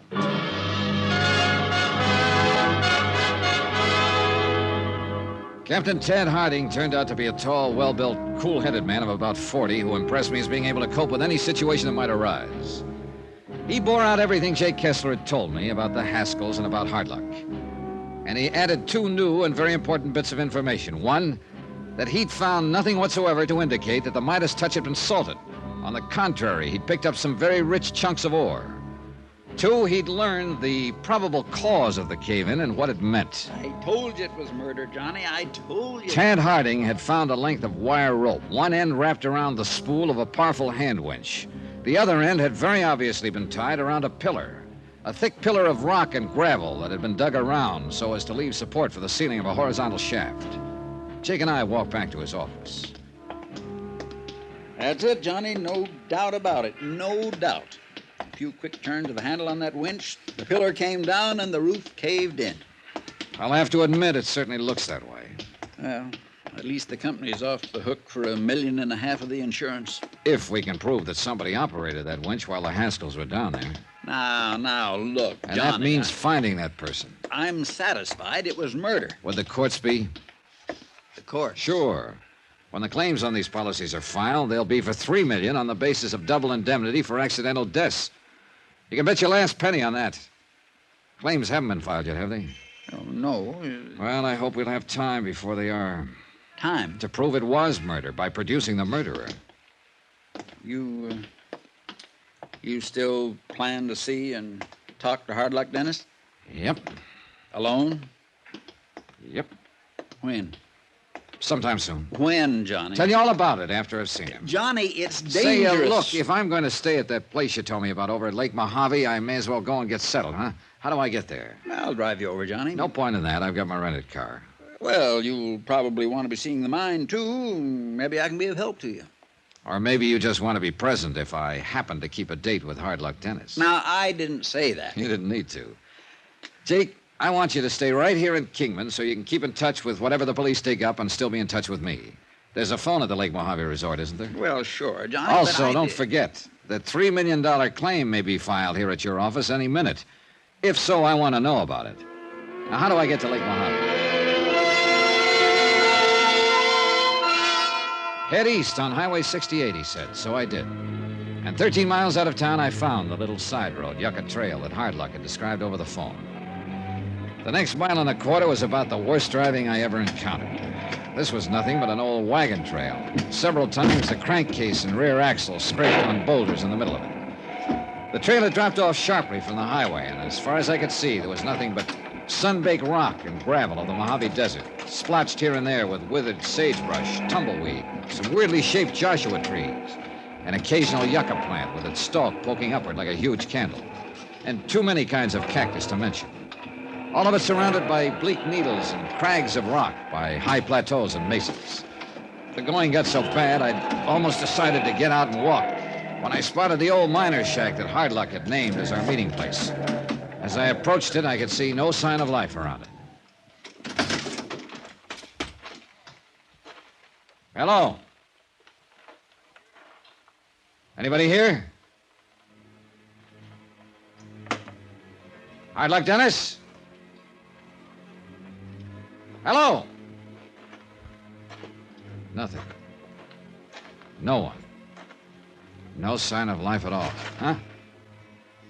The sudden movement at the corner of the shack was nothing but an ancient desert turtle plodding at what he probably thought was breakneck speed toward a shady spot under a sagebrush. Hello! Hard luck!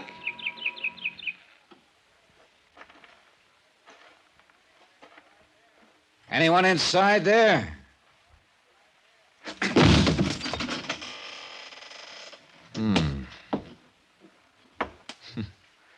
Well... That's mine. What? Should have looked round back of this shack while don't reach for anything, mister. Hard luck. Dollar? Yes. Yeah. You come alone like I said? I don't see anybody else around. Stand real still, Dollar. Don't move. No gun. That's smart. Sit down there on that bench. Sure. Now, what's this all about, Hard Luck? I didn't do it. That's what it's all about. I didn't do it. I didn't kill the Haskell boys. You understand that? I didn't think you did. No. Why not? Because if you had, I think you would have skipped the country. You wouldn't have asked me to come here and talk to you. That's right. That's right, Dollar. Oh, you just trying to soften me up. Not much point in that, is there, with you holding a gun on me? If you didn't do it, Hard Luck, why don't you go to the police in Kingman and tell them that? I wouldn't have a chance. Judge or jury, anything else. The whole town's against me. They made up their mind I did it, so the best lawyer in the country couldn't save me. Apparently the whole town thought a lot of the Haskell brothers. Surely they did. Fine men. That's why I picked them to share the mine with me. The only reason you picked them was because they had money and you know it. Yeah, like all the rest. Didn't you see the ore they took out of the Midas touch? I heard about it. Yeah, rich ore. $1,200 a ton, and I didn't plant it there. It's been there all the time. Even Captain Hardin couldn't find where I'd salted it because I didn't. Oh, you know that he was out there? Sure I do. I know everything that goes on in this desert. All right, then look. Suppose you put down that gun and tell me what happened the day the mine caved in on the Haskells. You bet I'll tell you. That's why I called you. But I won't put down this gun until I'm sure you're on my side. Well, then wave it in some other direction. You want to hear what I got to say? Then sit still and listen to me. First, tell me this. Was it murder? It was murder. Then who... But not by my hand. Then who did it? Do you know? Yes, I know. Who? They wanted to see the mine again, get some more samples. That was last Friday. The day of the cave-in? Yeah, so I took them down there, gave them a pick, showed them where to chip it off down on the second level. Go on. But then I left them there for a minute. Why? I heard a car pull up, so I went back out, went back to see who it was. There wasn't supposed to be anybody around that mine. I had it posted. But I'd heard this car pulling up. Well, go on. So I left the Haskells below and went on. You said that. In a hurry I went. No time for my eyes to get used to the bright sunlight outside. All I saw was the car. When I stuck my head out, that's when it hit me. What do you mean? When what hit you? A rock, a club, or something. And it knocked me out. When I come to, the cave-in was all over. The Haskells were dead in there. And I knew what everybody would think, so I lit out, stayed in the desert. Well, do you know who it was who hit you? Sure, by the car. Who? The same one that made the cave-in. Who? Dollar, it was... Listen. There's somebody coming out there. You cheated me. You brought help. No, I did not. Hard luck. Get away from the door. Duck!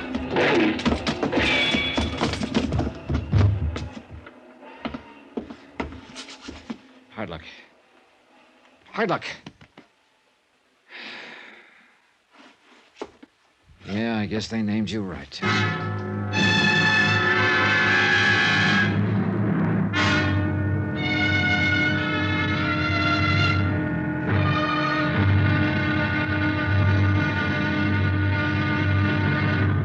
Now, here's our star to tell you about tomorrow's intriguing episode of this week's story. Tomorrow, the so-called trackless desert yields a set of tracks that lead straight to... But if I told you, you'd know, wouldn't you? So join us, won't you? Yours truly, Johnny Dollar.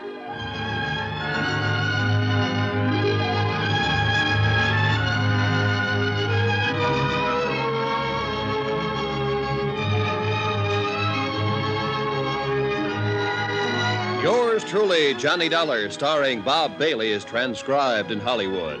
It is produced and directed by Jack Johnstone, who also wrote this week's story. Be sure to join us tomorrow night, same time and station, for the next exciting episode of Yours truly, Johnny Dollar. Roy Rowan speaking.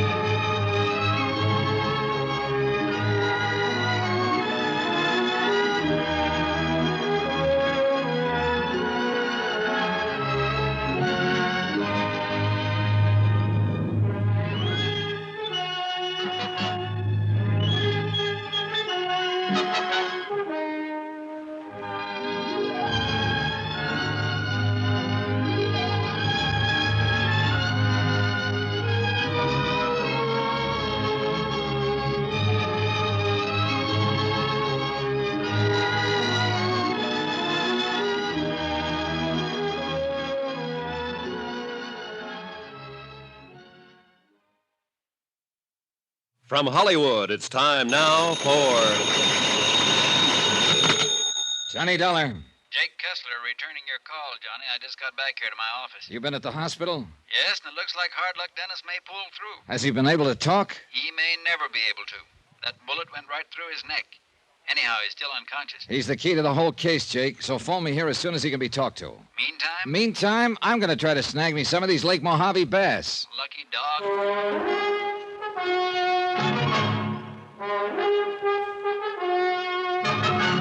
Tonight and every weekday night, Bob Bailey in the transcribed adventures of the man with the action-packed expense account, America's fabulous freelance insurance investigator. Yours truly, Johnny Dollar.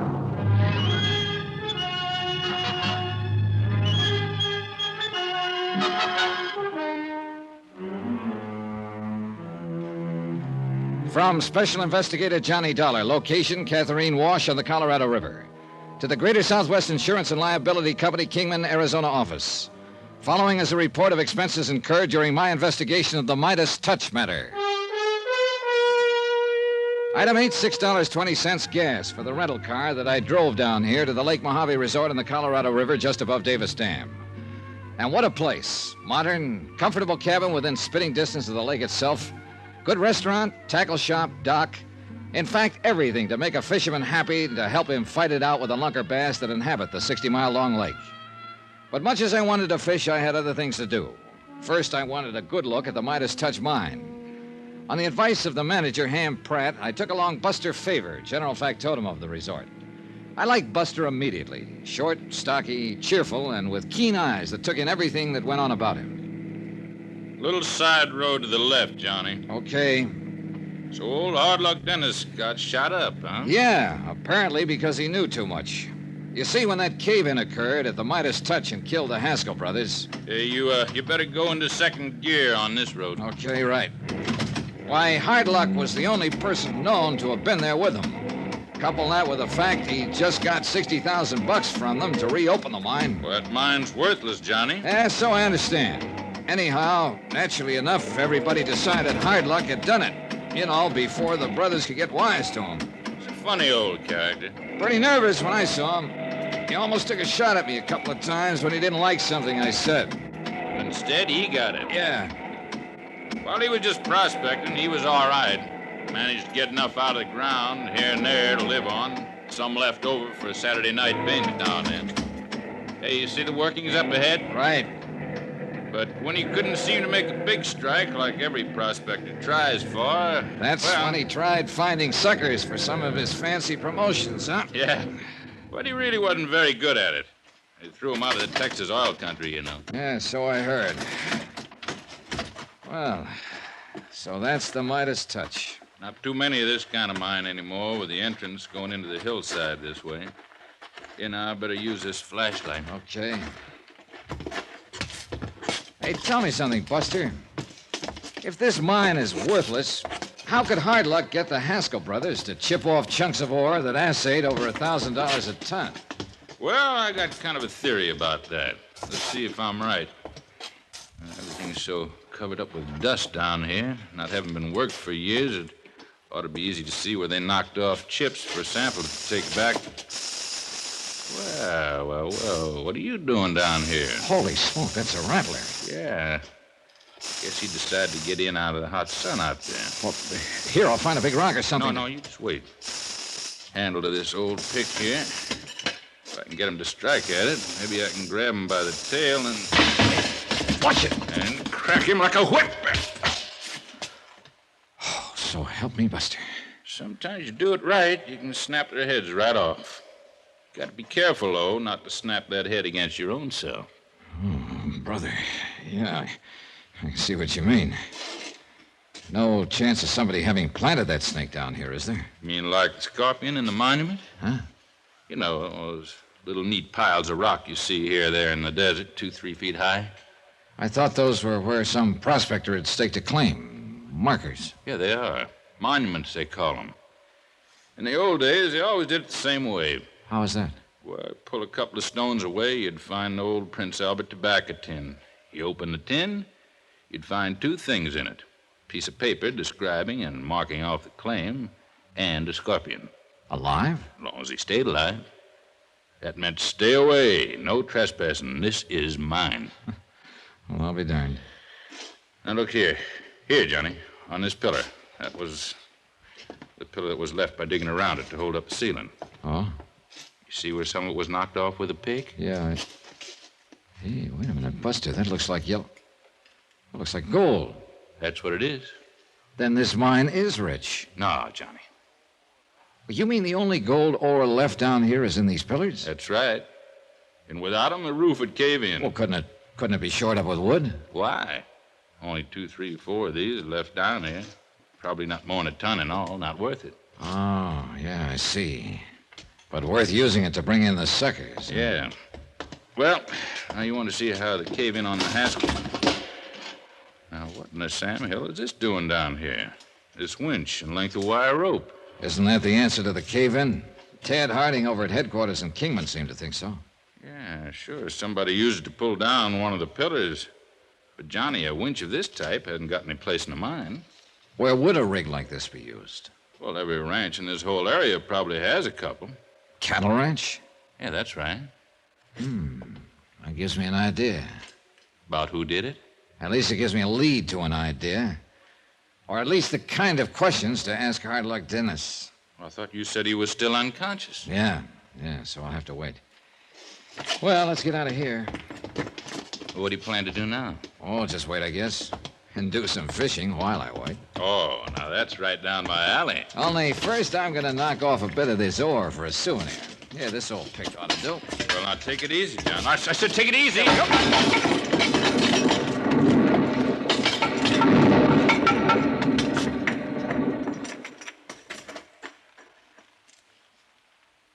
Now, Johnny, you should know him better than that. Here, let me help you out of that pile of rubble. My face was pretty red as we drove back to Lake Mojave. Only once did Buster mention the fool thing I'd done. Yes, sir. If you'd banged away at one of the pillars further in the shaft, we'd have been in real trouble. Probably ended up like the Haskell brothers. And I suppose instead of planning on going fishing, I should have been cooking up some new angle of attack on this case. But after all, I had been promised fishing time on this trip. And until Hard Luck Dennis could recover enough to talk...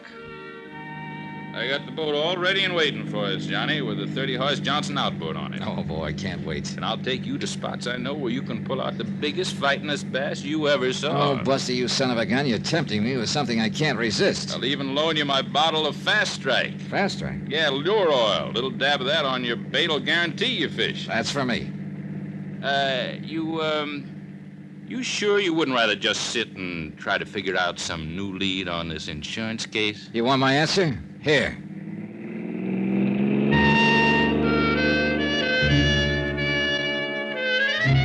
But, as luck would have it, Ham Pratt was standing down by the dock waiting for us with a message for me. Call Kingman operator number 37. I made the call. This is Jake Kessler, Johnny. How's the fishing? Well, if it wasn't for the message from you, I'd be out on Lake Mojave right now. So if that's all you want to know... Johnny. Yeah?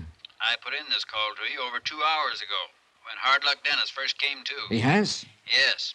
The doc says it's going to be okay. Has he told you anything about who shot him up? No. He won't talk to anybody but you. Says you're his only friend. Okay, Jake, I'm on my way. In a half-hour flat, I was back in Kingman at the Mercy Hospital on the edge of town.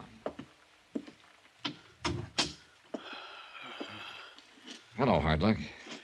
Johnny Dollar. That's right. Glad you came. Only one I trust. Not like people around town. They hate me. Wow. Knew he'd try to get me, Johnny. Who? Probably seen me going back to the mine.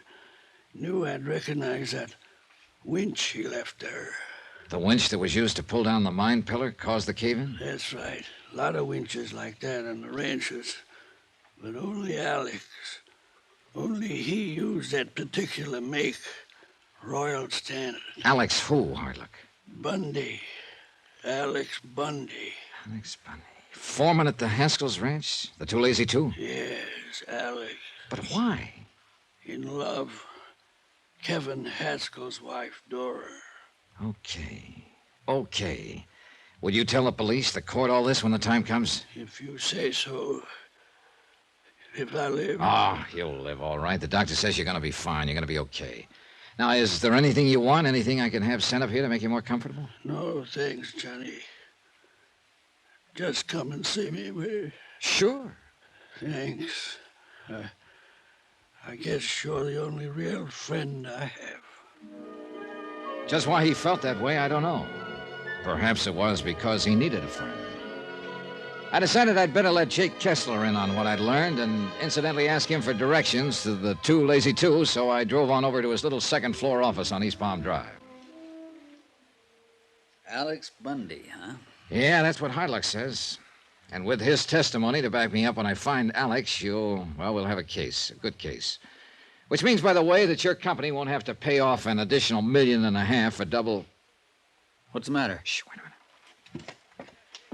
minute. Yeah, Jake, I'm going on over and do a bit of fishing in Lake Mojave. What under the sun? Buster Favor promises to get me a limit of the finest bass you... What is it, Johnny? What are you doing? Somebody was outside that door listening to us, I'm sure of it. Well, who? Here, look, there he is, going down the street. Recognize him, Jake? Where, Johnny? Where? It's too late. He got around the corner. But if it's who I think it is, yeah, he must have heard all that was said in here. Alex Bundy, huh? What's your guess? I've been thinking, Johnny. Yeah? Old Hardluck Dennis has been the key to this whole case right from the first. He still is, more than ever after what he told me. All right, then. Excuse me. Jake Kessler speaking. Oh, hello, Chief. I was just... Huh? What? Oh. What's the matter, Jake? What's the matter? You look like you've seen a ghost. I was Tad Harding at headquarters. A fire escape outside the room at the hospital. Huh? Somebody climbed up the fire escape, used a bailing hook. Oh. Yeah. He's dead now. Hard luck.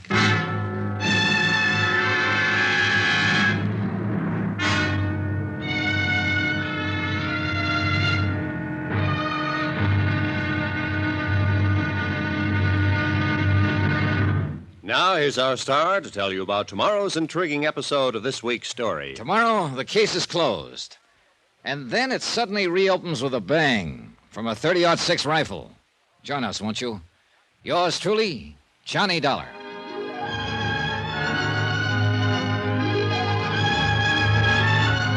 Yours truly, Johnny Dollar, starring Bob Bailey, is transcribed in Hollywood. It is produced and directed by Jack Johnstone, who also wrote this week's story. Be sure to join us tomorrow night, same time and station, for the next exciting episode of Yours truly, Johnny Dollar. Roy Rowan speaking.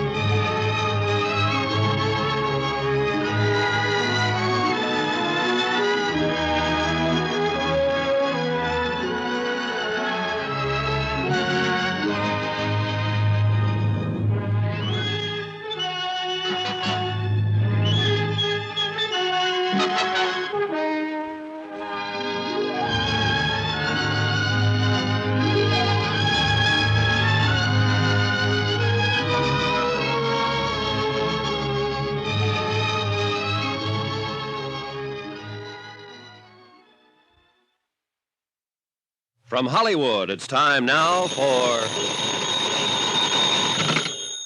Johnny Dollar. Good. I was hoping you'd be there at Jake Kessler's office. This is Buster Favor at Lake Mojave Resort. Oh, hi. Find out anything? Yeah, Hard Luck Dennis, our one real key to this $3 million case, has just been murdered. Oh. You know who did it? I have an idea. Well, I found something here that might help you. Oh? Tire tracks at the old miner's shack where Hard Luck was shot. But more of the same tire tracks here at the resort. Buster, I'm on my way.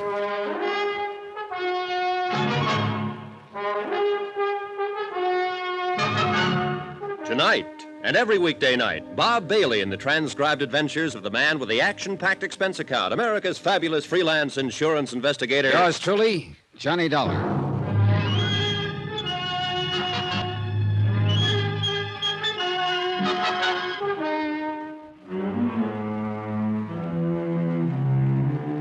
Expense account submitted by Special Investigator Johnny Dollar. Location Lake Mojave Resort on the Colorado River in Arizona to the Greater Southwest Insurance and Liability Company. Following is an accounting of expenditures during my investigation of the Midas Touch matter. Item 9, 6:30, a stop at the sign of the Flying Red Horse for gas for my rented car to get me from Kingman, Arizona to Lake Mojave Resort. About a mile short of the lake on the winding road that led in from the main highway, I found Buster waiting at a spot where an old wagon trail cut off to the right. Right over here, Johnny. Clear as crystal. Hiya, Buster. You see him here? These tire tracks in the sand? Well, oh, yeah, sure. You see? 3 of the tires. Look here, where the car turned to get around this rock. Yeah. 3 of the tires were pretty good. Had those big knobby treads. But this one, right front's almost worn smooth. Or is it the left rear? Oh, it's right front, Johnny. Car was going north, out into the desert. Huh? Tell by the little skid on this turn. Buster, you read tire tracks like some people can read footprints. Oh, that's just practice. Anyway, these are the same tracks that I found by the old shack where you met Hard Luck and he got shot at. Then let's get into my car and follow these up. Oh, whoa, Johnny. Nothing but a Jeep could get over this trail. Well, where does this trail pick up a highway again? It doesn't. Winds around for 8 or 10 miles and ends up in the lake over by the southwest corner of the fence line on the Two Lazy Two range. Then our best bet is to drive over to the Two Lazy Two. Except for one thing. The Jeep we're looking for is somewhere up that trail, so we'll go by outboard. Oh, what?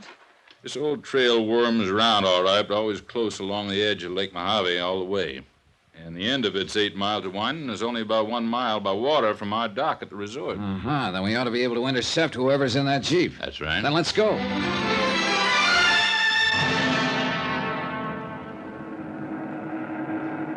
Lake Mojave was clear and calm and beautiful, perfect for fishing. But we had other things on our minds as the 30-horse outboard pushed our 14-foot aluminum boat along at better than 25 miles an hour. We stayed fairly close to the Arizona side. Look, Johnny, see that streak of dust along the shore? Yeah. Somebody's been driving along there, all right. Still is. Won't be able to see who, though, until he comes out from behind that ridge of hills over there. Hey, that streak of dust hasn't grown any longer. Looks like he stopped. Could be. I'll head us in toward shore.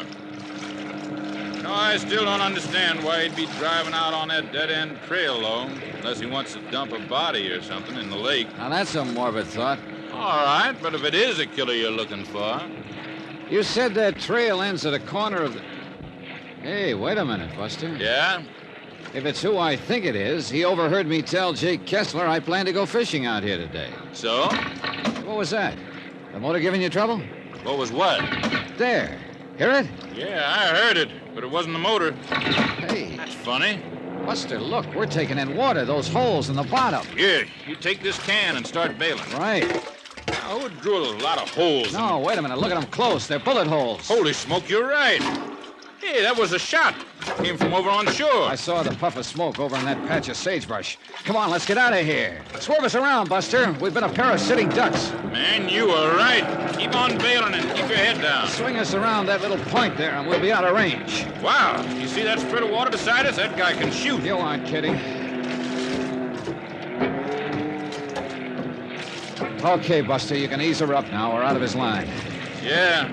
Well, I guess we pulled a boner, Johnny. Why not having somebody posted on that road while we came out here? Now he can climb back in his Jeep and... There, you see? Trail of dust again. Going back toward the highway. I see it. If we hadn't taken on so much water, we might be able to get back and intercept him on the highway, but it's too late now. Well, at least we know what to look for. What? The Jeep that made those tracks. Well, isn't that kind of like looking for a needle in a haystack out in this country? Buster, I think I know exactly where to look. I believe I must have bailed a good 5 gallons of water out of that boat by the time we reached the dock. Then Buster insisted on going along as I headed back up the highway toward Kingman. We stopped where the old trail cut in, only long enough to see if the Jeep tracks had come back on the highway. They had. Now that we're on the way, Johnny, where are we going? Any of these ranches out here use Jeeps, Buster? Most all the big ones, but... Including the Too Lazy Two? Yeah, that's right. Now, wait a minute. I didn't ask you who you thought was shooting at us out there on the lake. Who you thought overheard you talking about going fishing. I figured if you wanted to tell me, you would. Oh, the trouble is I still can't prove anything. All right. Now, let me tell you who can shoot like that, and with that kind of a gun. It was a 30-06. You could tell by the sound? 30-06 with a long barrel. That could mean it had a scope sight. Almost have to for that kind of shooting. Alex Bundy, foreman at the Too Lazy Two. That's who Hard Luck Dennis said shot at him. And it ties up, Johnny. Does it? He got a few too many under his belt one night at a dance party in Kingman. Yeah? Started yapping his head off about how a lot of soft-living millionaires from back east could come out here and own the place while he had to do all the work. It wasn't fair. Worm would turn sometime, even if he had to help it turn, and he'd be the one who counted the money. That's about the time everybody started talking about him and Dora. Dora? Wife of one of the Haskell brothers who was killed on the mine. Oh. Kevin Haskell. Go on, Buster. Seems Alex and Dora were seeing a lot of each other on the sly. Everybody kind of stood around waiting to see if Alex was trying to get some control of the ranch that way. That's Union Pass right ahead. Hmm? Just over the tops of road to the left. Shortcut to the Too Lazy Two. Oh. That's where you want to go, isn't it? Yeah, Buster, that's where I want to go. It was only a couple of miles into the ranch's fence line, but a good 3 miles further to the main house and its cluster of outbuildings. Buster's sharp eyes first noticed the Jeep parked by the side of what looked like a big tool shed, and I drove slowly past it. Slowly enough so that he could study its tires and the tracks on the dusty ground. Uh-huh. Well? That's the one, all right. Then keep an eye out for Alex and that gun of his. Yeah, and be ready to duck. Try the main house. Okay. You know, I got a kind of funny feeling now that we're here, we should have brought a posse along. Afraid it's too late for that now. That is a gun bulging under your jacket, isn't it? Oh, yeah. But I'm wondering what chance a little .38 lemon squeezer has against a high-powered rifle. Oh, come on. And keep your eyes peeled. Johnny, I'm beginning to feel like I'm right in the middle of an old-time Western movie. Maybe you are, Buster. Maybe you are. Why, Buster, Oh, how are you, Dora? don't just stand there. Yes, ma'am. The woman standing on the porch of the old house looked strangely out of place on this big western desert ranch. Perhaps it was because of her clothes, two-tone sports shoes, and a crisp, well-tailored white linen dress that served to accent the lines of a trim, athletic figure and go perfectly with her short, boyish-cut hair. Ms. Haskell, this is Mr. Dollar. Johnny Dollar. Hello, Mr. Dollar. Jake Kessler told me you were here. Come in, please. Okay, thank you. I suppose he told you why I'm here. No, leave the door open for the breeze. Oh. He said to investigate the death of my husband, Kevin, and his brothers in that mine accident. Sit down, won't you? Thank you. Do you think it was an accident? According to Mr. Kessler, you don't. Why? Because it means his company would have to pay only $1.5 million to me instead of $3 million? Somebody found pretty concrete evidence there in the mine that one of the rock pillars supporting the roof had been deliberately pulled down. Hard luck, Dennis. If what you say is true, he must have done it. It was Hard Luck who told me about it, who showed me the winch that was used to do it. And that winch, Mrs. Haskell, could have come from only one place around here. This ranch. Oh, no. You mean, no, you can't mean that somebody here at the ranch did it. Kind of looks that way, doesn't it? But who? That's what I hoped you might be able to tell me. Who beside you could profit by the death of your husband and his brothers? Who here at the ranch? Alex Bundy, perhaps? Alex, how? By marrying into the family? What are you talking about? That is, of course, if one of the Haskell brothers were to die. Kevin, perhaps. That's absurd. Oh? I had a notion that you and Alex were somewhat interested in each other. Well, you're wrong. He may have been interested in me. He was, as a matter of fact. He made it very difficult for me. How do you mean that? He kept trying to force his attentions on me. And you didn't reciprocate? Of course not, because... Well, go on. Because I knew what his real motives were. All right, go on. This ranch. This ranch is what he wanted. He knew that Kevin wasn't well. That's why Kevin had come out here with his brothers in the first place. I did hear that he was having a little trouble with his lungs, Johnny. He didn't have long to live. Not many years, that is. Even in this hot, dry air. So Alex did it. Well, it sure looks that way, doesn't it, Johnny? What led you to look for him here? It was Alex Bundy who shot up Hard Luck Dennis. Then somebody overheard me say I was going fishing down at the lake. That's where I was shot at, by somebody who was not only a crack shot, but more important, was driving the Jeep that's parked outside. The Jeep was gone from here this afternoon. Do you know where Alex Bundy is now? He must be somewhere around the ranch. And you must get him, Mr. Dollar. I'll help you. I'll help you find him. But don't go unarmed. Here, I'll give you one of my rifles. Hey, that collection of high-powered rifles is yours? Yes, at a national rifle team in college here. I'll give you ammunition. And Buster, you take one. This 30-30. Now, I don't know, Mrs. Take it. What Mr. Dollar says about him is true. Alex may try to shoot before you... Mr. Dollar. Dora! Mr. Dollar, be ready when he comes in. Dora, why don't you tell me you were through with the Jeep? You know I wanted to use it this afternoon. Dora? Well, well. Don't move, Mr. Dollar. Your gun isn't loaded.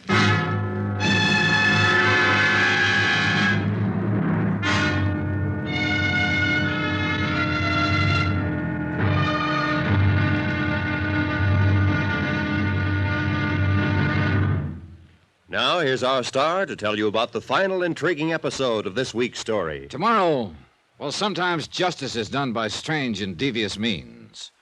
Join us, won't you? Yours truly, Johnny Dollar.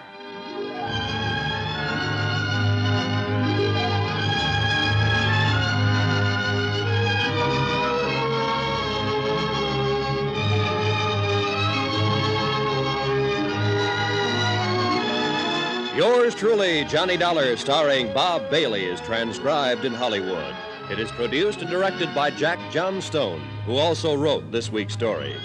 Be sure to join us tomorrow night, same time and station, for the next exciting episode of Yours truly, Johnny Dollar. Roy Rowan speaking.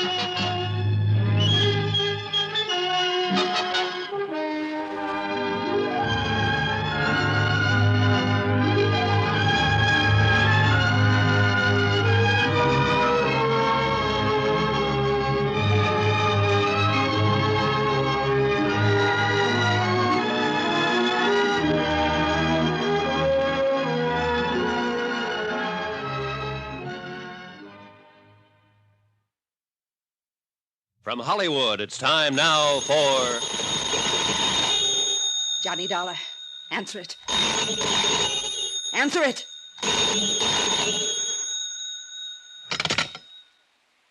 Johnny Dollar.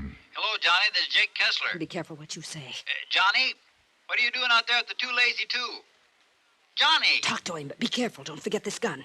Why, Jake, what's on your mind? $3 million of insurance. Dora Haskell's filed a claim on the basis of accidental death. So unless you can come up pretty quick with proof the Haskell brothers were murdered... Jake, I have a funny feeling I'm looking at that proof right now. You mean there at the ranch? You still haven't told me what you're doing out there. Why, Why don't you come out here and see, Jake? What? You fool, I told you to watch what you What say. are you talking about, Johnny? Dollar, I'll pull this trigger so fast. You try that, Dora, and Jake will hear it over this phone and